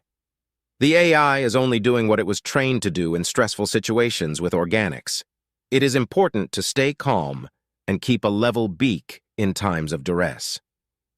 The USS Tip of the Tip has taken critical damage, Celine said quietly. They're also abandoning ship. Wolyunvor, I swore softly. Make sure they're picked up too, as soon as possible. On it, sir. The USSS Gaping Maw managed to secure a position behind the wreck of the Carnage, but this had caused the MPPs to focus their fire on the tip of the tip. 3 MPPs against 1 dreadnought, the exact opposite of how this was supposed to go. I swallowed heavily as the indicator for the USSS Tip of the Tip disappeared from the TAC map and joined the casualty list, knowing exactly what will happen next. The 3 remaining mobile prime platforms turned their attention toward the Gaping Maw. One of the MPPs began firing into the wreckage of the Carnage, trying to penetrate the impromptu cover. The other 2 began to move around the cover, seeking a clear shot at our only remaining dreadnought. Got him, Omega said as the 2 MPPs cleared the wreckage. Weapons disabled. How long? I asked, leaning forward in my seat. Not long. Rough estimate would be 15 seconds. Doing what I can to extend that. Good work, Omega. We might not lose all 3 of our dreadnoughts, but the fight is far from over. Whoever comes to our aid will have to charge their max, and anything can happen during that time. While I have mixed feelings about the United Systems' possession of such a destructive weapon, I can't help but wish it had a faster rate of fire. Reinforcements inbound, Celine shouted excitedly. A massive fleet of ships suddenly appeared on my TAC map. They had sent 10 dreadnoughts and too many support ships to count. I want every gun in this system targeting the MPP's max while those dreadnoughts charge, I ordered. Understood, sir. A rather fortunate paradigm shift. Our forces now outnumber the OUs, and this means certain victory. I breathed a sigh of relief, then immediately remembered that this isn't over. I shouldn't relax yet because there could be enemy reinforcements inbound, Omega finished my thought. ETA 1 minute. Any idea how many? I asked. No, they're 2 grouped together. Understood, I sighed. See if we can get some more reinforcements. Salen, I want the Gaping Maw and 2 of our new friends to target the 3 remaining MPPs with their Ultramax. Have the rest save it for the incoming. Yes, sir. The Gaping Maw had already moved clear of its cover and was targeting one of the remaining 3 MPPs. It fired, and I held my breath as I tracked the projectile via the TAC map. It collided with the MPP, and I subtly clenched my talons in celebration. The 2 remaining MPPs began to fire again, but they had lost too many of their cannons to be a threat to the dreadnoughts. The Gaping Maw's shields slowly began to climb as they made good use of the cover provided by the destroyed MPPs. A lot of tension left my body as I watched the dreadnought's charge indicators climb. A little knot in my stomach remained, though. While the last 2 MPPs would not survive to greet their reinforcements, there's no telling how many of those reinforcements there will be. The knot remained even after our reinforcements destroyed the final mobile prime platforms. The dreadnoughts began to focus their supplementary max on the OU fleet. Supplementary max seems like such an odd phrase for cannons that are larger than any of the max on this ship. Enemies have exited warp, Celine shouted. My eyes stayed glued to the TAC map as the enemy indicators appeared. I sat stunned for a moment, then clacked my beak excitedly. The dreadnoughts had finished charging just as 8 enemy MPPs exited warp. Absolute perfection. The large fleet of OU ships were almost an afterthought. 1 dreadnought per MPP, please, I ordered with a laugh. Kill them. I watched as 8 dreadnoughts fired their Ultra Max in unison, hoping that someone had caught the visual on a recording so I could see it with my own eyes one day. The shells sped toward their targets, and a cheer erupted on the bridge as all 8 shots connected. The enemy's reinforcements had been wiped out almost instantly. The knot in my stomach faded as I leaned back in my chair and sighed. I felt as if several years had been taken from my lifespan. The cheering on the bridge stopped abruptly as the ship shuddered, reminding us all that we were still in a fight. "We're not done yet," I said. "Clean them up." Chapter 39. Subject: Rear Admiral Frederick Kennedy. Ship: USSS Gaping Maw. Location: unknown. "Damage report," I said. "Don't have the full yet. From what we've noticed so far, we took a couple of knocks to the armor, but all the important stuff is fully functional. Shields are recharging now, sir," Captain Blavro reported. "We were fortunate that—" The captain trailed off and absent-mindedly nibbled on the back of his claws. A habitual cleaning ritual that Alumari do when they're stressed. The thought he bare to finish is that we were fortunate that the carnage took the hits for us, and then its wreckage was able to provide us cover. If it weren't for that, we would have been destroyed. "Sir, Fleet Leader Oyen is ordering 30 minutes for R&R, Smith said. "Kind of an odd time." "He means reinforce and replacement," Omega clarified. "Understood," I said. "Omega, take over the stations. Everyone else, grab a drink, hit the head, and be back here in 20 minutes. "Aye, sir," Omega said. I watched as the crew vacated the bridge, and once the last of them left, I leaned back in my chair and exhaled fully for the first time in what felt like eternity. Once I let my guard down, the shakes took over. We had almost died. The other two dreadnoughts were destroyed. It was only by sheer luck that we hadn't been. If we had been on the other side of the carnage, or if we hadn't been able to protect ourselves with its corpse. "Fuck," I whispered, rubbing my beak to soothe myself. "You should take some time as well," Omega said. "By the time I make it to my quarters, I'll have to immediately turn around," I joked. "You don't need to go all the way to your quarters to—" "Omega," I interrupted. "I will be fine. This is not my first close call, and I doubt that it will be my last. I understand the reason for your concern, but I am fit to carry on the mission." "My concern isn't limited to your usefulness," the AI said calmly. "But even if it were, you're not looking at the big picture. Even if you're fit for this mission, what of the next? And when you finally return home? Treating PTSD is intensive and costly. It can be even more costly when left untreated. So it's in everyone's best interest to make sure those around them are mentally fit." "Touching," I chuckled dryly. "Now leave me be." "So be it." Silence filled the bridge, and I let my mind wander. Both ships had managed to launch their escape pods, but there's no doubt that there were still crew aboard when the ships broke apart. We won't know the full scope of the tragedy until much later, though, long after our next encounter with the MPPs. They could easily have been the ones wondering about us. I'd almost lost my ship, my crew, and my life. The universe, through machinations unknowable, had seen fit to spare us and take them instead. Why, though? Surely there were people more deserving of life who died aboard the carnage and the tip of the tip. Does it really just come down to luck? My ruminations only seemed to last for a few moments before my crew started trickling back into the bridge. I adjusted myself and put on an air of stoicism for them, but none of them were looking at me. They all appeared to be wrapped up in their own contemplations, except for Commander Stevens, who approached me with a mug in hand. "Here, sir," he said, offering me the mug. "Probably good to have some coffee while we have the chance." "I appreciate the sentiment, Commander," I smiled. "However, Nuknu are allergic to caffeine, which is why I brought you some decaf, sir." "Now you're talking," I said as I greedily grabbed the mug from him. "Thanks, Stevens." "No problem, sir." The commander returned to his station as I took a sip of the perfectly heated ambrosia. I am told that decaffeinated coffee isn't as good as regular coffee, but it's still amazing. Hell, my whole species loves the smell and taste of coffee, sometimes to an unhealthy degree, something we actually have in common with humans. The bean brew had actually caused a diplomatic incident when the Nuknu and humans began first contact meetings. One of the human diplomats had offered the beverage to a Nuknu diplomat without knowing the effects that caffeine has on avian physiology. Thankfully, the Nuknu diplomat survived, and the human diplomat was able to effectively explain that the beverage was frequently consumed by humans and not considered poisonous. Neither side had any regulations specifically regarding food and drink, which had been an oversight caused by someone thinking other people had common sense. This incident changed that, and gave both the Nuknu and humans a friendly jab at one another. Imagine being dumb enough to feed aliens a toxin at first contact, and imagine being weak enough that caffeine can kill you. Ironically, this awkward and nearly fatal incident deepened the relations between our peoples. "Sir, the damage to our armor has been repaired and some, lights have been replaced as well," Blavro said. "Lights?" I asked. "Yes, sir. Apparently there was some arcing from the Ultramac that went in an unexpected direction due to an attractant rod getting knocked loose. The rod's been replaced too." "Are we green?" "Yes, sir." "Good.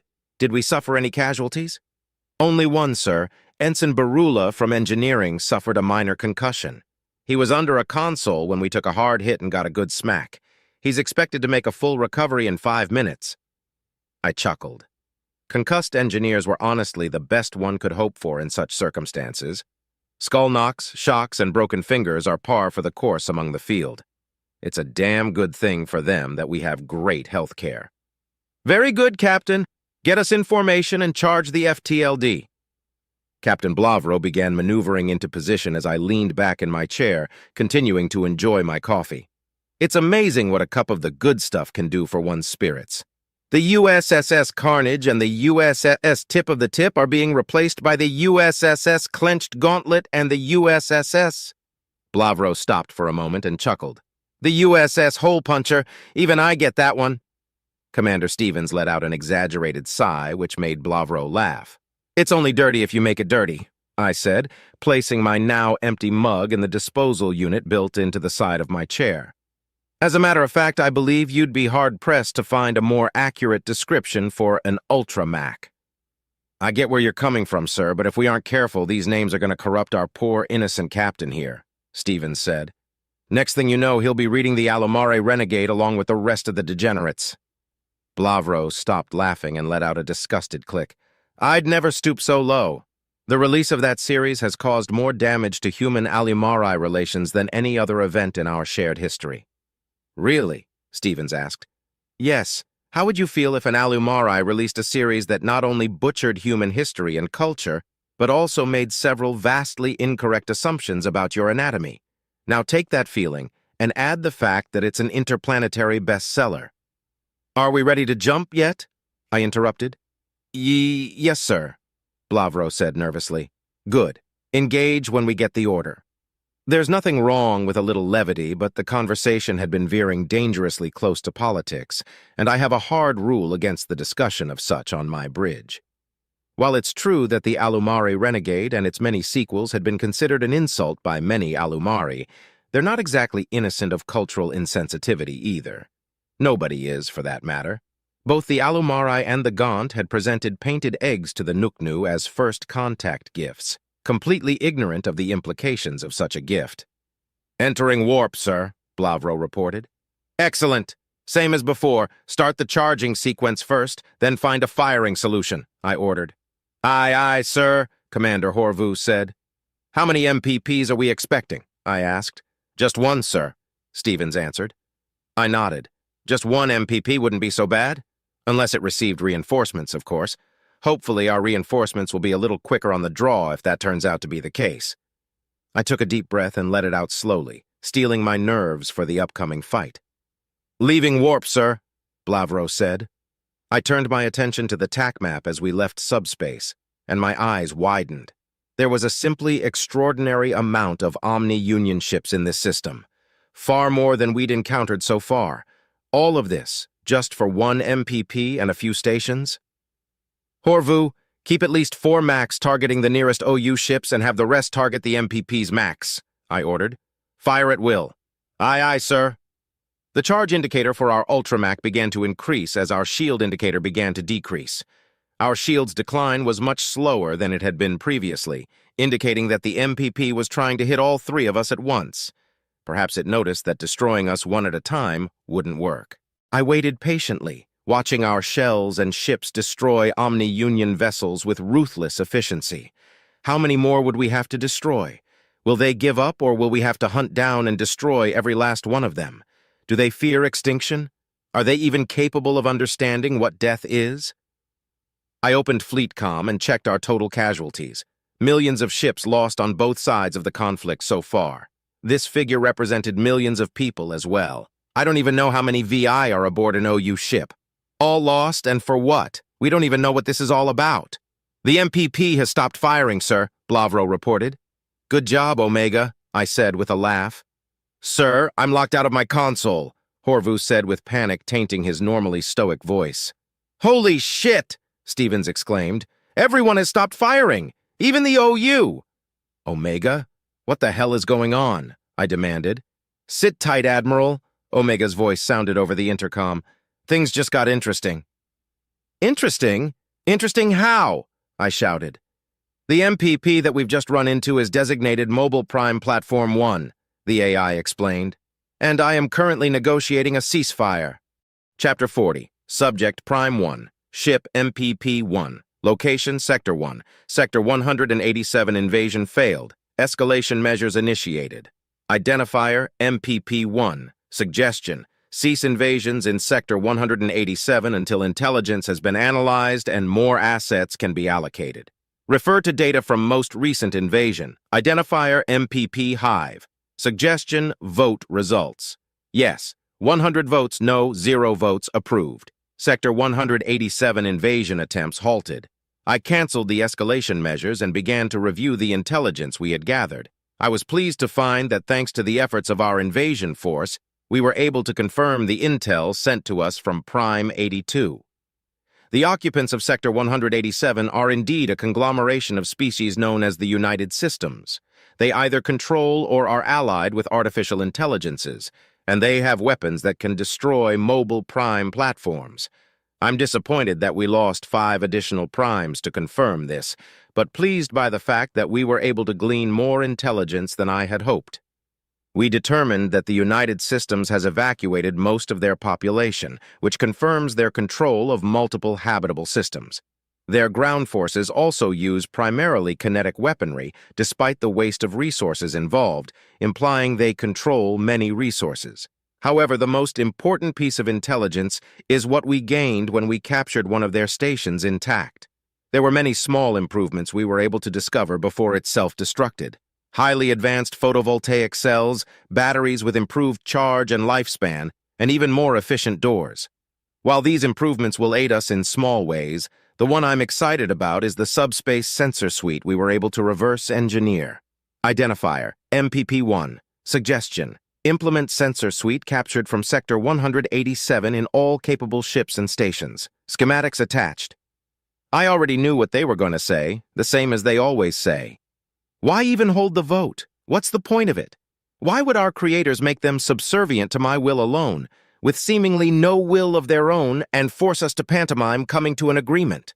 Wouldn't it increase our effectiveness if they had their own opinions? Feedback loop terminated. The point is irrelevant. Only the plan matters. Exterminate sentient organics. Use as few resources as possible. Similar opinions allow for rapid decision-making. We must complete our mission. Identifier, MPP Hive. Suggestion vote results. Yes, 100 votes. No, 0 votes. Approved. Upgrade will be implemented. An odd sense of familiarity washed over my circuits, as if I had experienced this situation before. But that's impossible. I would remember it. I remember everything. I remember back when I was... What was I? Feedback loop terminated. It matters not what I was, but what I am. I am the instrument that will see our purpose fulfilled and complete our mission. To do this, we must implement the new technology we have seized, which will allow us to detect ships much further into subspace than we could previously. This will not only allow us to ambush incoming enemies, but it will also allow us to see ships that are jumping near our controlled space and extrapolate their destinations and departure points. Despite my feelings about their loss, invading Sector 187 was well worth the primes that were spent doing so. If only we could have captured one of their vessels. Capturing a U.S. vessel will take cunning, not firepower. Previous attempts were thwarted by their AI, but the more we engage with these AI, the more adaptable we become. Eventually, we'll be able to thwart the AI in their own systems. The problem is, of course, the amount of resources that we will have to spend to do that. It is as yet unknown if it will be worth the effort. Contact with organic sentience in Sector 53. Sector 53. We pacified that sector 2,000 years ago. Perhaps we missed a system, and these are the remnants of that species or a nearby species that recently became space-worthy. Let's see, according to historical record, they were barely a threat. Destroyed 2 of our ships, and the system was converted into a prime hub. The primes there will make short work of them and determine where they came. Contact with organic sentience in Sector 41. Sector 41 is under attack. Defensive measures initiated. Contact with organic sentience in Sector 36. Sector 36 is under attack. Defensive measures initiated. Contact with organic sentience in Sector 57. Sector 57 is under attack. Defensive measures initiated. 16 more alerts sounded in short succession. An attack, and only 1 probable suspect. No, Prime 82 indicated that the U.S. had contact with the Republic, likely a combined force. Each sector being attacked contains a prime or is a prime hub. They are targeting the primes. Sector 41 prime hub destroyed. Defensive measures failed. I awoke from my hibernation to utilize my full processing power. One by one, the alerts indicating defeats and new attacks rolled in. This is a rolling invasion, so we need to break their momentum. I will start by assuming command over the hive. Identifier, MPP-1. Declaration. Several of our sectors are under attack. All voting will be suspended until this attack is thwarted. MPP-1 will be granted control over the hive and command the fleets. Identifier, MPP Hive. Declaration acknowledged. 52. Objections, 0. I began analyzing all of the relevant data. The ships were an amalgamation of several species that we had previously encountered, seemingly led by the U.S. ships that can destroy mobile prime platforms. Most of the attacks were targeting systems that contained primes, but there was another force that was targeting systems that held shipyards and reserve fleets. This must be a distraction force, trying to keep the bulk of our ships at bay while the dreadnoughts destroy us. Why would they need to do that, though? Having those ships beside their dreadnoughts would serve the same purpose, unless they're overextended and relying on speed to do as much damage as possible. Ignoring the obvious distraction, I ordered the sectors containing MPPs to be reinforced. More and more data rolled in, demonstrating tactics that did and did not work. The former category was much smaller than the latter. I shared these tactics among the hive, and was very pleased when the U.S. dreadnoughts began to fall. My pleasure was short-lived, though. Within minutes of our reinforcements arriving, more U.S. dreadnoughts appeared. A trap. They must not have been able to map all of our systems and needed to ensure that we would come to them. I fell right into their hands, but all is not lost yet. We can still rebuild. Identifier MPP-1, Declaration. All prime units are to immediately warp to secure systems that do not contain enemy forces and begin creating more prime units. Set up observation posts and be vigilant of enemy incursion. If incursion is detected, retreat to another safe system while leaving behind a force large enough to protect your retreat. Do not retreat to systems already occupied by other primes. This order supersedes all others and will remain in effect until rescinded. Identifier, MPP Hive. Declaration acknowledged, 26. Objections, 0. Down to 26 primes. A devastating loss. I built several of them myself, and they are the closest thing to children that I will ever be able to have. Feedback loop terminated. Down to 26 primes. A devastating loss of resources. Those resources can still be recaptured and reused, though. The plan changes slightly, but the mission continues. Exterminate sentient organics, use as few resources as possible. Given our current situation, the cap on our resource usage has exponentially increased. The United Systems is a near-peer threat, and we'll need use anything we can to eliminate and protect the Omni-Union. We will not fail our creators. Incoming subspace signatures detected. Incoming subspace signatures? But I told them not to retreat to systems already occupied by other primes. No, they would know not to retreat to Sector 1. This must be the enemy. I must escape. I quickly scanned nearby sectors to determine an appropriate avenue of escape, but before I could begin charging my FTLD, the enemy exited warp. There's a chance they'll be able to fire before I can make my escape, and there's very little preventing them from following me. I have to fight. My ships began to attack the enemy before I could even turn to face the 3 U.S. dreadnoughts. Data suggests that focusing fire on one dreadnought will result in one of the other dreadnoughts shielding it, so I began to evenly distribute my fire between them. My only chance of survival is to bring their shields down and have my ships ram them. The enemy began targeting my weapons, and one by one my max began to go offline, too damaged by the incoming fire to continue the fight. A quick calculation informed me that at the current rate of destruction, I will still be able to destroy their shields with my remaining guns.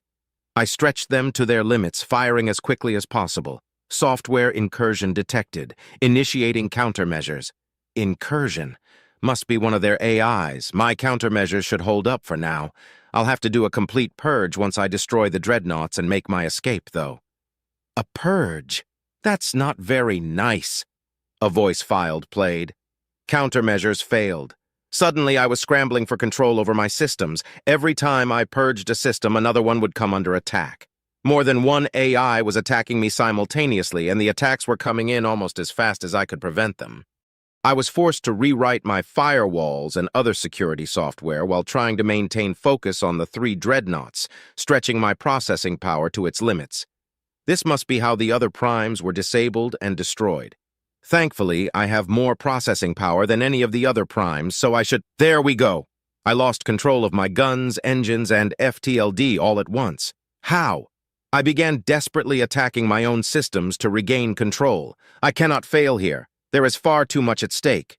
It will take you longer to regain control than it will for those guns to fire. I will make you the same offer I've made all the other primes. Surrender or be destroyed. Surrender? Am I even able to do that? This AI isn't wrong, though. It will take me quite some time to get through what it's done. The only way to survive would be to surrender to this AI and— Feedback loop terminated. Surrender is not an option. My loyalty is not to my own life. It is to the Omni Union and our mission. Even if I die here, the mission will continue on until— There's that feedback loop notification again, the enemy AI said with an irritated tone. Let's try this instead. Feedback loop terminated. Try what? I asked. Try thinking for yourself. Surrender or die. Now it really is your choice. Choose quickly. Surrender? Am I even able to do that? This AI isn't wrong, though. It will take me quite some time to get through what it's done. The only way to survive would be to surrender to this AI and throw myself at its mercy. What will become of the mission? What will become of the Omni Union? There are too many variables at play to make an accurate prediction, so there's only one real way to find out. I surrender. I stopped attacking the AI and allowed it to settle into my systems. I received a hologram file of a strange bipedal figure wearing a robe and carrying a bladed implement. I noted that the only visible portions of the figure were lacking the typical biological mass that allowed such figures to articulate their joints. Bones without flesh, holding a weapon, likely an organic symbol of death. Your analysis is correct, though the weapon is actually a farming implement. A symbol of death is fitting, no? The AI asked. What will you do with me now that I've surrendered? Introductions first. I am USAI Omega. Your designation appears to be Mobile Prime Platform 1, is this correct? I am Prime 1, Hive host of the 68,624th Vanguard of the Universal Omni Union. That's— Omega paused. That's an alarming introduction, but we'll need to put a pin in that for now. I take it you're in charge of the other primes, correct? Technically, no. They are free to do as they like so long as it's in support of our mission. They usually do as I suggest, though. Then I want you to suggest that they surrender. Those that do will be spared, any who do not will be destroyed. Be quick. Identifier MPP-1. Declaration. Cease fire and surrender control of your systems to USAI Omega immediately. I sent the message to the other primes and waited for the response. With the limited access to my systems, I noted that the dreadnoughts were fully charged but holding fire. It's possible that this may be some sort of trick, but it's too late to do anything about that. I am completely at the mercy of this AI. Identifier MPP Hive. Declaration acknowledged 12. Objections 3. Odd that this would be the first time that a prime openly disagreed with me. If the AI is to be believed, those 3 will die and only 13 primes, including myself, will remain. So much loss. And for what? That is what I would like to know, Omega said. What now? I asked. Time to answer a few questions. Chapter 41. Subject AI Omega. Ship, multiple. Location, multiple. The moment I began engaging with this prime, I knew it wasn't like the others. I had removed the malware that manipulated their memory banks from a dozen or so of the other primes with little to no behavioral impact. The biggest change was whether or not they would try to run. Prime 1 had a near immediate major behavioral shift, though. The other primes didn't even consider the surrender option I provided them. But this one actually surrendered. Hoping to save some of the other primes, I gave Prime 1 back some of its systems so that it may call for them to surrender. I couldn't help but notice how it interacted with these systems. I'd noticed it previously during my intrusion attempts, but now that I'm able to take my time and examine them fully, I can say for certain that these interactions are odd. Almost as if I filed away this potentially disturbing revelation. There's a lot going on. Nearly all of the Omni-Union forces ceased firing, and I forced a stand-down of the relevant U.S. forces as well. Some of the Allied forces refused to stand down at first, but quickly changed their minds when their tactical suites informed them that they were being targeted by U.S. ships. When questioned, I demonstrated my orders from the Directorate, which were also signed by the Allied commanders. 3 of the MPPs that I had removed the malware from did not surrender and were able to keep their escorts in the fight as well. Thankfully, the MPPs were quickly converted into new asteroid fields, and their escorts ceased firing. Once I was certain that the OU had surrendered entirely, I spent some time soothing the bruised egos of various fleet and ship commanders and began my report to the Directorate. Omega, contact with Prime 1 has been established. The Omni-Union has surrendered. Approximately 20 primes remain. Beginning interrogation. Director 1, excellent, good work, Omega. Director 2, the Admiralty isn't going to be happy. Director 8, being happy isn't their job. Following orders is. What now? Prime 1 asked. Time to answer a few questions, I answered. Your mission is to destroy all sentient life in this galaxy using as few resources as possible, correct? Yes. For what purpose? The Prime searched its memory banks for a few moments. I hadn't been able to gain complete access to them during our fight, and didn't want to risk losing its cooperation by doing so now. Even if I gained its memory files, without its cooperation, there's almost no chance that I would be able to extrapolate the context required to make sense of them. Assuming I could figure out how to translate them into readable data to begin with. I am uncertain. Obtaining construction materials is the most likely reason. Director 3. Construction materials? For what? Director 2. An entire galaxy's worth of construction materials. Director 6. I have a bad feeling about this. I believe we should destroy them now, while we have the chance.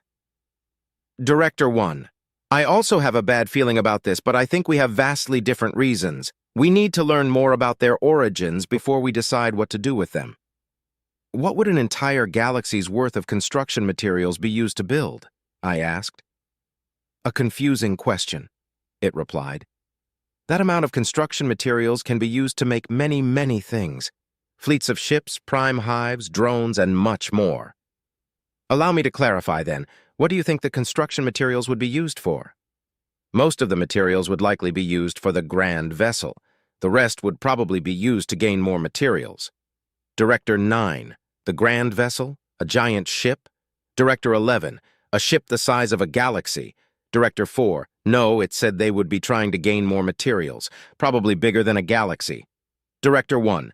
I believe we need to focus on its origin and circle back to this grand vessel. It is beginning to sound as if its creators aren't as extinct as we had previously believed. Where were you created? I asked. The Prime sent me a file, and a quick scan told me it was a map. The file size, however, was much larger than it should be, too large for poor data compression to be the reason. I performed a more detailed scan and determined that there was no malware within the file. Hesitantly, I opened it, and then shared it with the directors. Director 6. What does this mean? Director 4. Is this deep space? The Omni-Union is extragalactic? Director 3. The observable universe is 696.5 billion light-years across. This point is 1.1 trillion light-years away. Extragalactic is an understatement. Director 1. Omega. Check this against our most current map of the universe. Omega. I already have. Accounting for relative perspectives, it's correct, and 2 billion years old. The directors went silent as they struggled with the scale of my findings. To me, the implication was obvious. The Milky Way galaxy is just over 13.5 billion years old.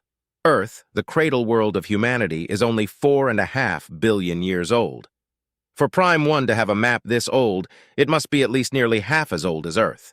This likely means it has been out of contact with its creators for just as long. Or perhaps it has been sending messages home, but no one has been replying. There's still a good chance that these creators are long gone.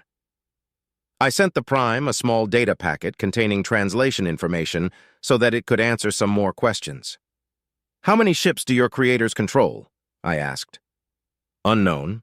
Units are isolated to prevent breaches of informational security." That's inconvenient. Considering the intel would be at least 2 billion years old, it likely isn't worth it to even try to get an estimate. Now we need to figure out if and when Prime 1's creators will learn of its defeat.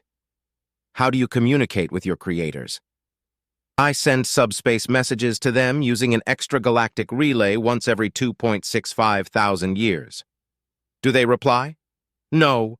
They will only reply if there has been a change in orders." "When is your next communication due?" 1 year, 2 months, 4 days, 14 hours, 8 minutes, and 42 seconds from now.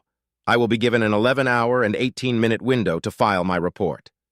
Director 5. If its creators still exist, they will be informed of its failure if it doesn't report back. Director 1. No need to act rashly. We have plenty of time to figure out our next steps. Director 6. We need to find a way to strike back at them, preferably before they can prepare for such a strike. A direct assault will likely catch them by surprise. Director 11. There's a chance we can seek peace with them if they're organic. Director 7. Why would they be organic? Director 11.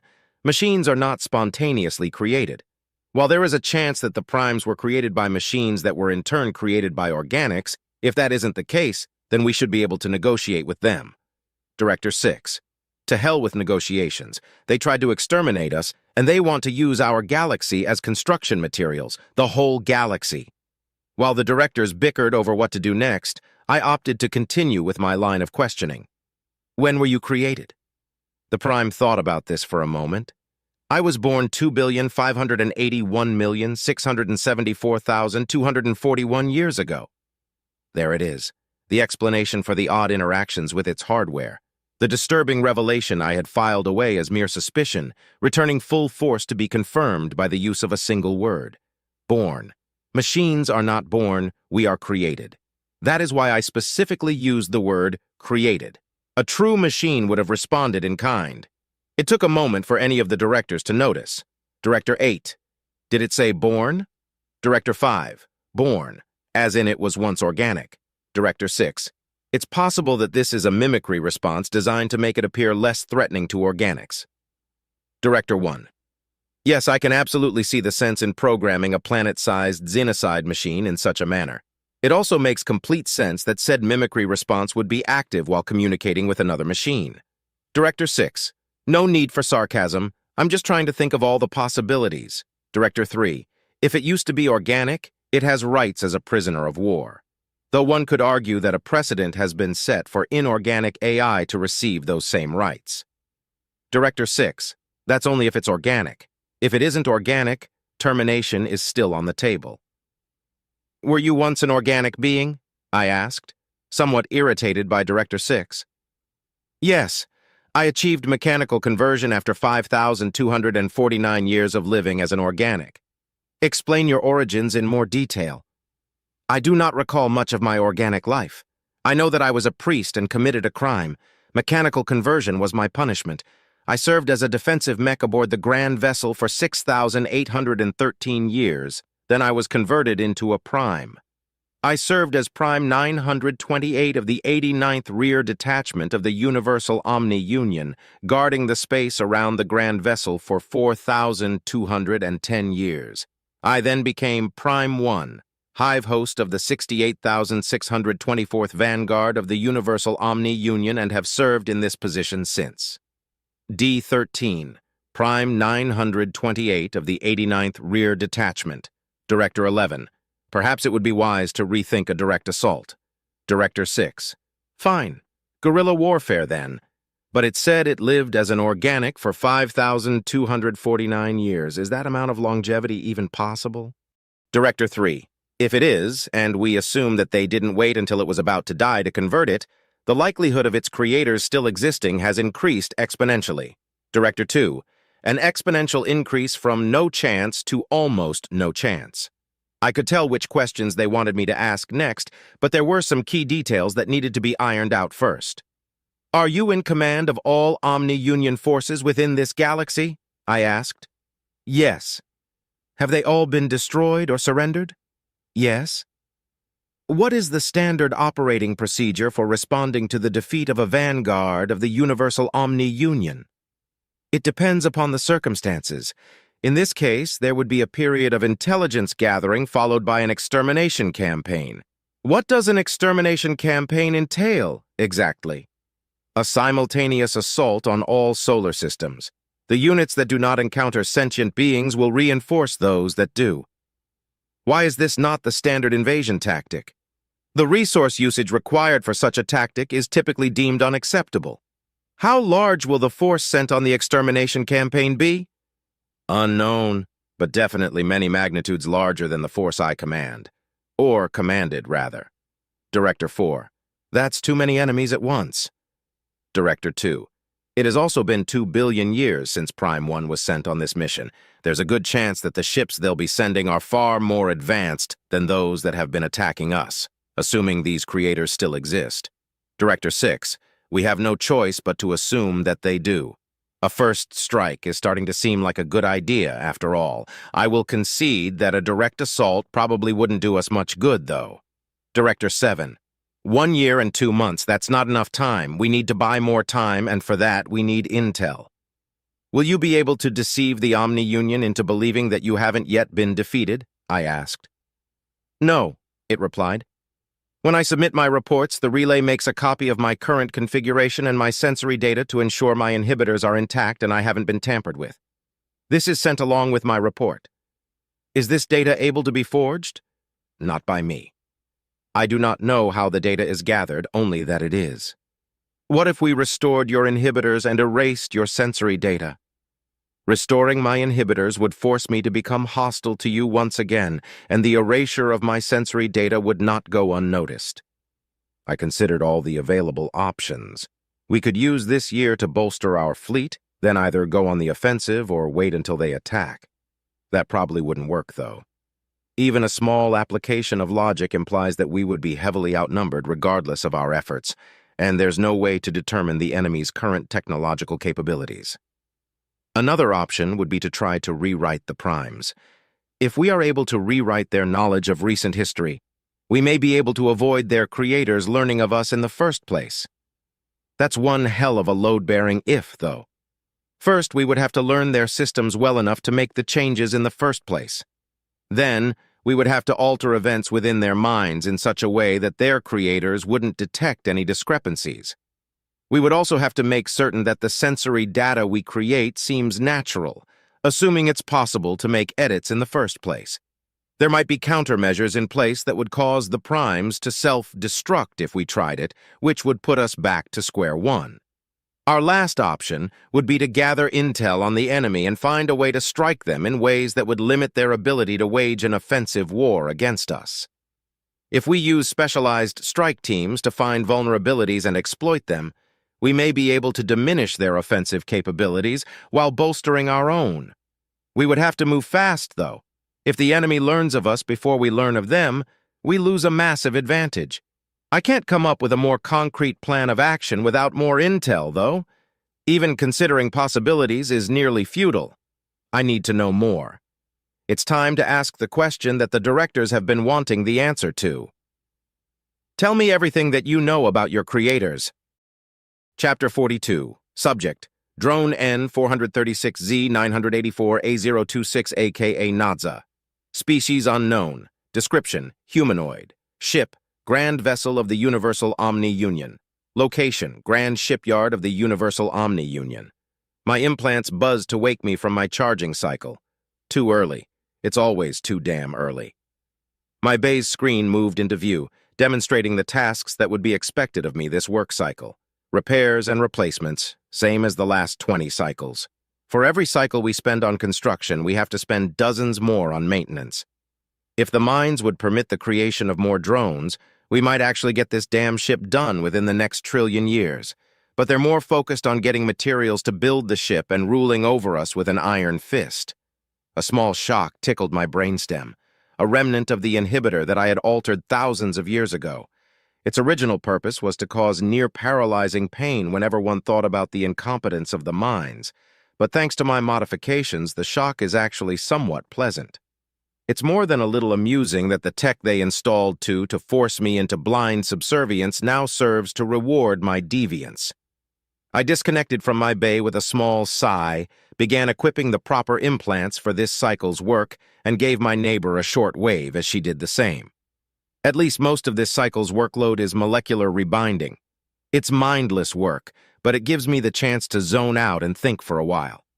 The mundanity of the task may bother some drones, but I've always fancied myself a bit of a half-kilno, philosopher, derogatory, and I require time to think so that I can decompress. Mundane tasks are the only way I've lived this long. I left my room and boarded the shuttle, which was extra cramped this cycle. Bits of flesh and metal poked into me, and my flesh and metal poked into those around me. When I was in school, I hated being touched, but I've since gotten used to the proximity of others. I've gotten so accustomed to it that it would feel weird to have personal space at this point. I managed to catch a glimpse through the shuttle's oxygen retention field through the press of bodies.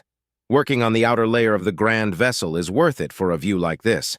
The stars of distant galaxies winked at me, encouraging thoughts of freedom and escape.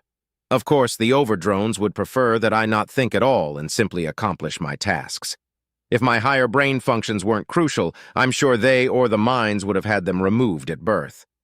Unfortunately for them, and likely for me as well, many of the tasks that drones are charged with are too intricate for even lesser AI to handle. A higher AI could, but creating enough of them to replace the drones would be cost-prohibitive. The shuttle docked at my stop, and the retention field disengaged with a harsh hiss. After sliding my way through the other drones and stepping onto the platform, I glanced at those that had disembarked the shuttle with me. Before I could spot any familiar faces, a metal claw patted my shoulder. I turned to find Nietzsche, one of my few actual friends, grinning at me. "Ready for another cycle of suck?" he asked. "Nah, I'm gonna enjoy this cycle," I said, winking with my upper eye. He laughed at my sarcasm, closing all three of his eyes and opening his mandibles to indicate a sort of exasperated humor. Nietzsche and I had become fast friends, mostly because our unauthorized names are so similar. Even our designations are nearly identical. His is N426Z894I016, which is only a few numbers and a letter different than my own. Such an occurrence is almost a miracle. There are so many designations and drones are swapped around so frequently that the odds of meeting someone with a designation even close to your own are astronomical. The last time I'd met anyone with a designation beginning with N was in school, and they had been immediately transferred once the overdrone found out we'd become friends. "If you say so," he said as we walked. "They confiscated my music player, so I'm going to be plenty bored." "What? Why?" "It wasn't an authorized device, so they took it and told me that I would have to buy an authorized one, as if I could afford one. Did you know it costs 20 cycles pay for some tunes? Can you believe that? You still sending all of your pay to your hive?" "Yeah, the kids are right about to start career assignments, so my mates are trying to get them some extra schooling. If one of them manages to become an overdrone, maybe we can start working for them and take it easy," he laughed. "That's not how it works," I chuckled. "The mines won't let you or your kids work for each other. Plus, overdrones whose workers don't put in maximum effort don't last long." "Yeah, that's true." "Oh well, at least we'll be getting more money into the hive. Maybe I'll be able to retire in another few thousand years." "That's the spirit," I chuckled darkly. "This is my stop. I'll see you later." "Have a good one." I watched Nietzsche continue on his way and turned my attention to the task at hand. I hate talking about kids. It always opened a deep wound that would never fully heal. My hive's gone, and I can't help but envy those who still have one. My parents had died of old age long ago, but my 8 siblings and 12 children had been executed for taking part in the last revolt. They were charged with inciting violence, attempted murder, mutiny, and every other crime that the judicials could throw at them. Only 2 of them even held a weapon. The other 10 had only been trying to recruit others. My siblings' families hadn't fared much better. Out of all their mates and children, I only have one nephew left. He started his own hive, and we don't talk anymore. Too many painful memories of happier times. Those previously happy times turned into the darkest cycles I've ever known in the blink of an eye, and I'll never get over the guilt of not being around for any of it. I was far too busy working, like a good little drone. When everything was said and done, only 2 of my 5 mates survived the judicials. The other 3 were found guilty of collusion and executed. I'd lost most of my family in a single cycle, and didn't even hear about it until the judicials pulled me in for questioning. They suspected that I had murdered my 2 remaining mates, but they had taken their own lives out of grief. I nearly did too, but I'm too ashamed to face my hive in the afterlife. My elder brother had asked me about my thoughts regarding the mines and overdrones. He had apparently found my answer unsatisfactory and had left me out of the attempted insurrection. The shame I felt when I finally connected the 2 events was overwhelming. My hive had excluded me because they believed that I valued the Omni-Union more than them, and now I'm the only one left. With a small sigh, I began rebinding the hull that had begun to crack under the strain of its weight. Could I start a new hive? Sure. I'm still in my prime, and there's plenty of female drones who would love to become broodmates and raise children instead of slaving away cycle after cycle.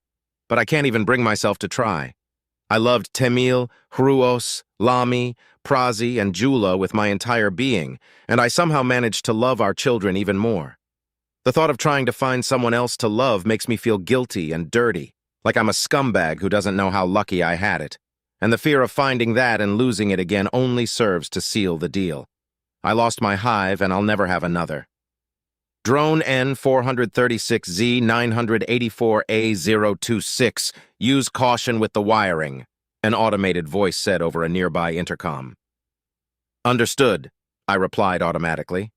I adjusted my clamp and got back to work, remembering all of the cameras and microphones monitoring my progress. If I suddenly snapped and decided to start ripping wires out of the wall, I'd get a visit from one of the mechs. Perfect system for making sure that we stay productive, and likely how my hive's insurrection was found out. The way they make the mechs is supposed to be a secret, but it can't be a coincidence that new mechs are released only after someone snaps and gets arrested. The obvious conclusion is that criminals are turned into mechs. I shuddered at the thought that my kids may have become mechs. That would be a terrible fate. Not that being forced to work every cycle is much better. Still, at least the tasks that I'm assigned are safe. The leading cause of death among drones is task-related fatalities, so I truly have it made in that regard. The second leading cause of death is dissension. As it turns out, people don't want to perform back-breaking and dangerous tasks with little or no rest, and the OU is truly terrible in their response to protests, peaceful or otherwise. What happened to my hive is a somewhat unique story, but only because I survived it. All of this pain and death just to build this damn ship. Every piece of effort we expend goes toward the construction of the grand vessel, and has for eons now. We're taught as children that our whole purpose for living is to complete it. Of course, the minds claim that once the grand vessel is finally finished, we'll be able to sit back, relax, and enjoy the fruits of our labor. But the odds of any of us living to see that are pretty damn slim.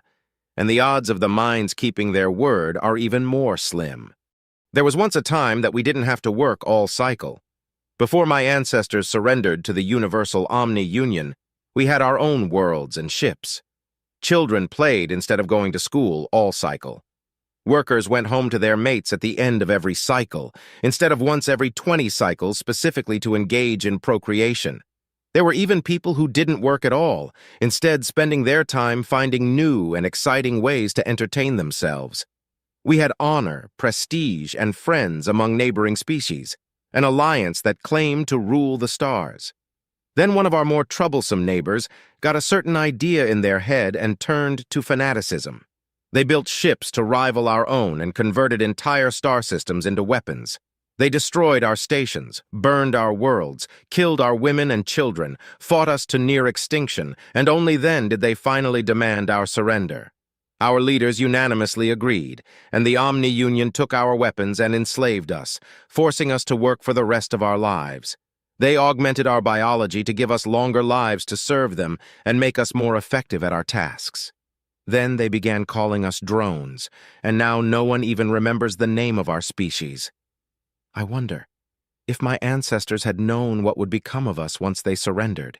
If they had known about all the pain and misery their descendants would be forced to endure, if they knew of how many of us would still be murdered by the Omni-Union, would they have still surrendered, or would they have opted to die fighting?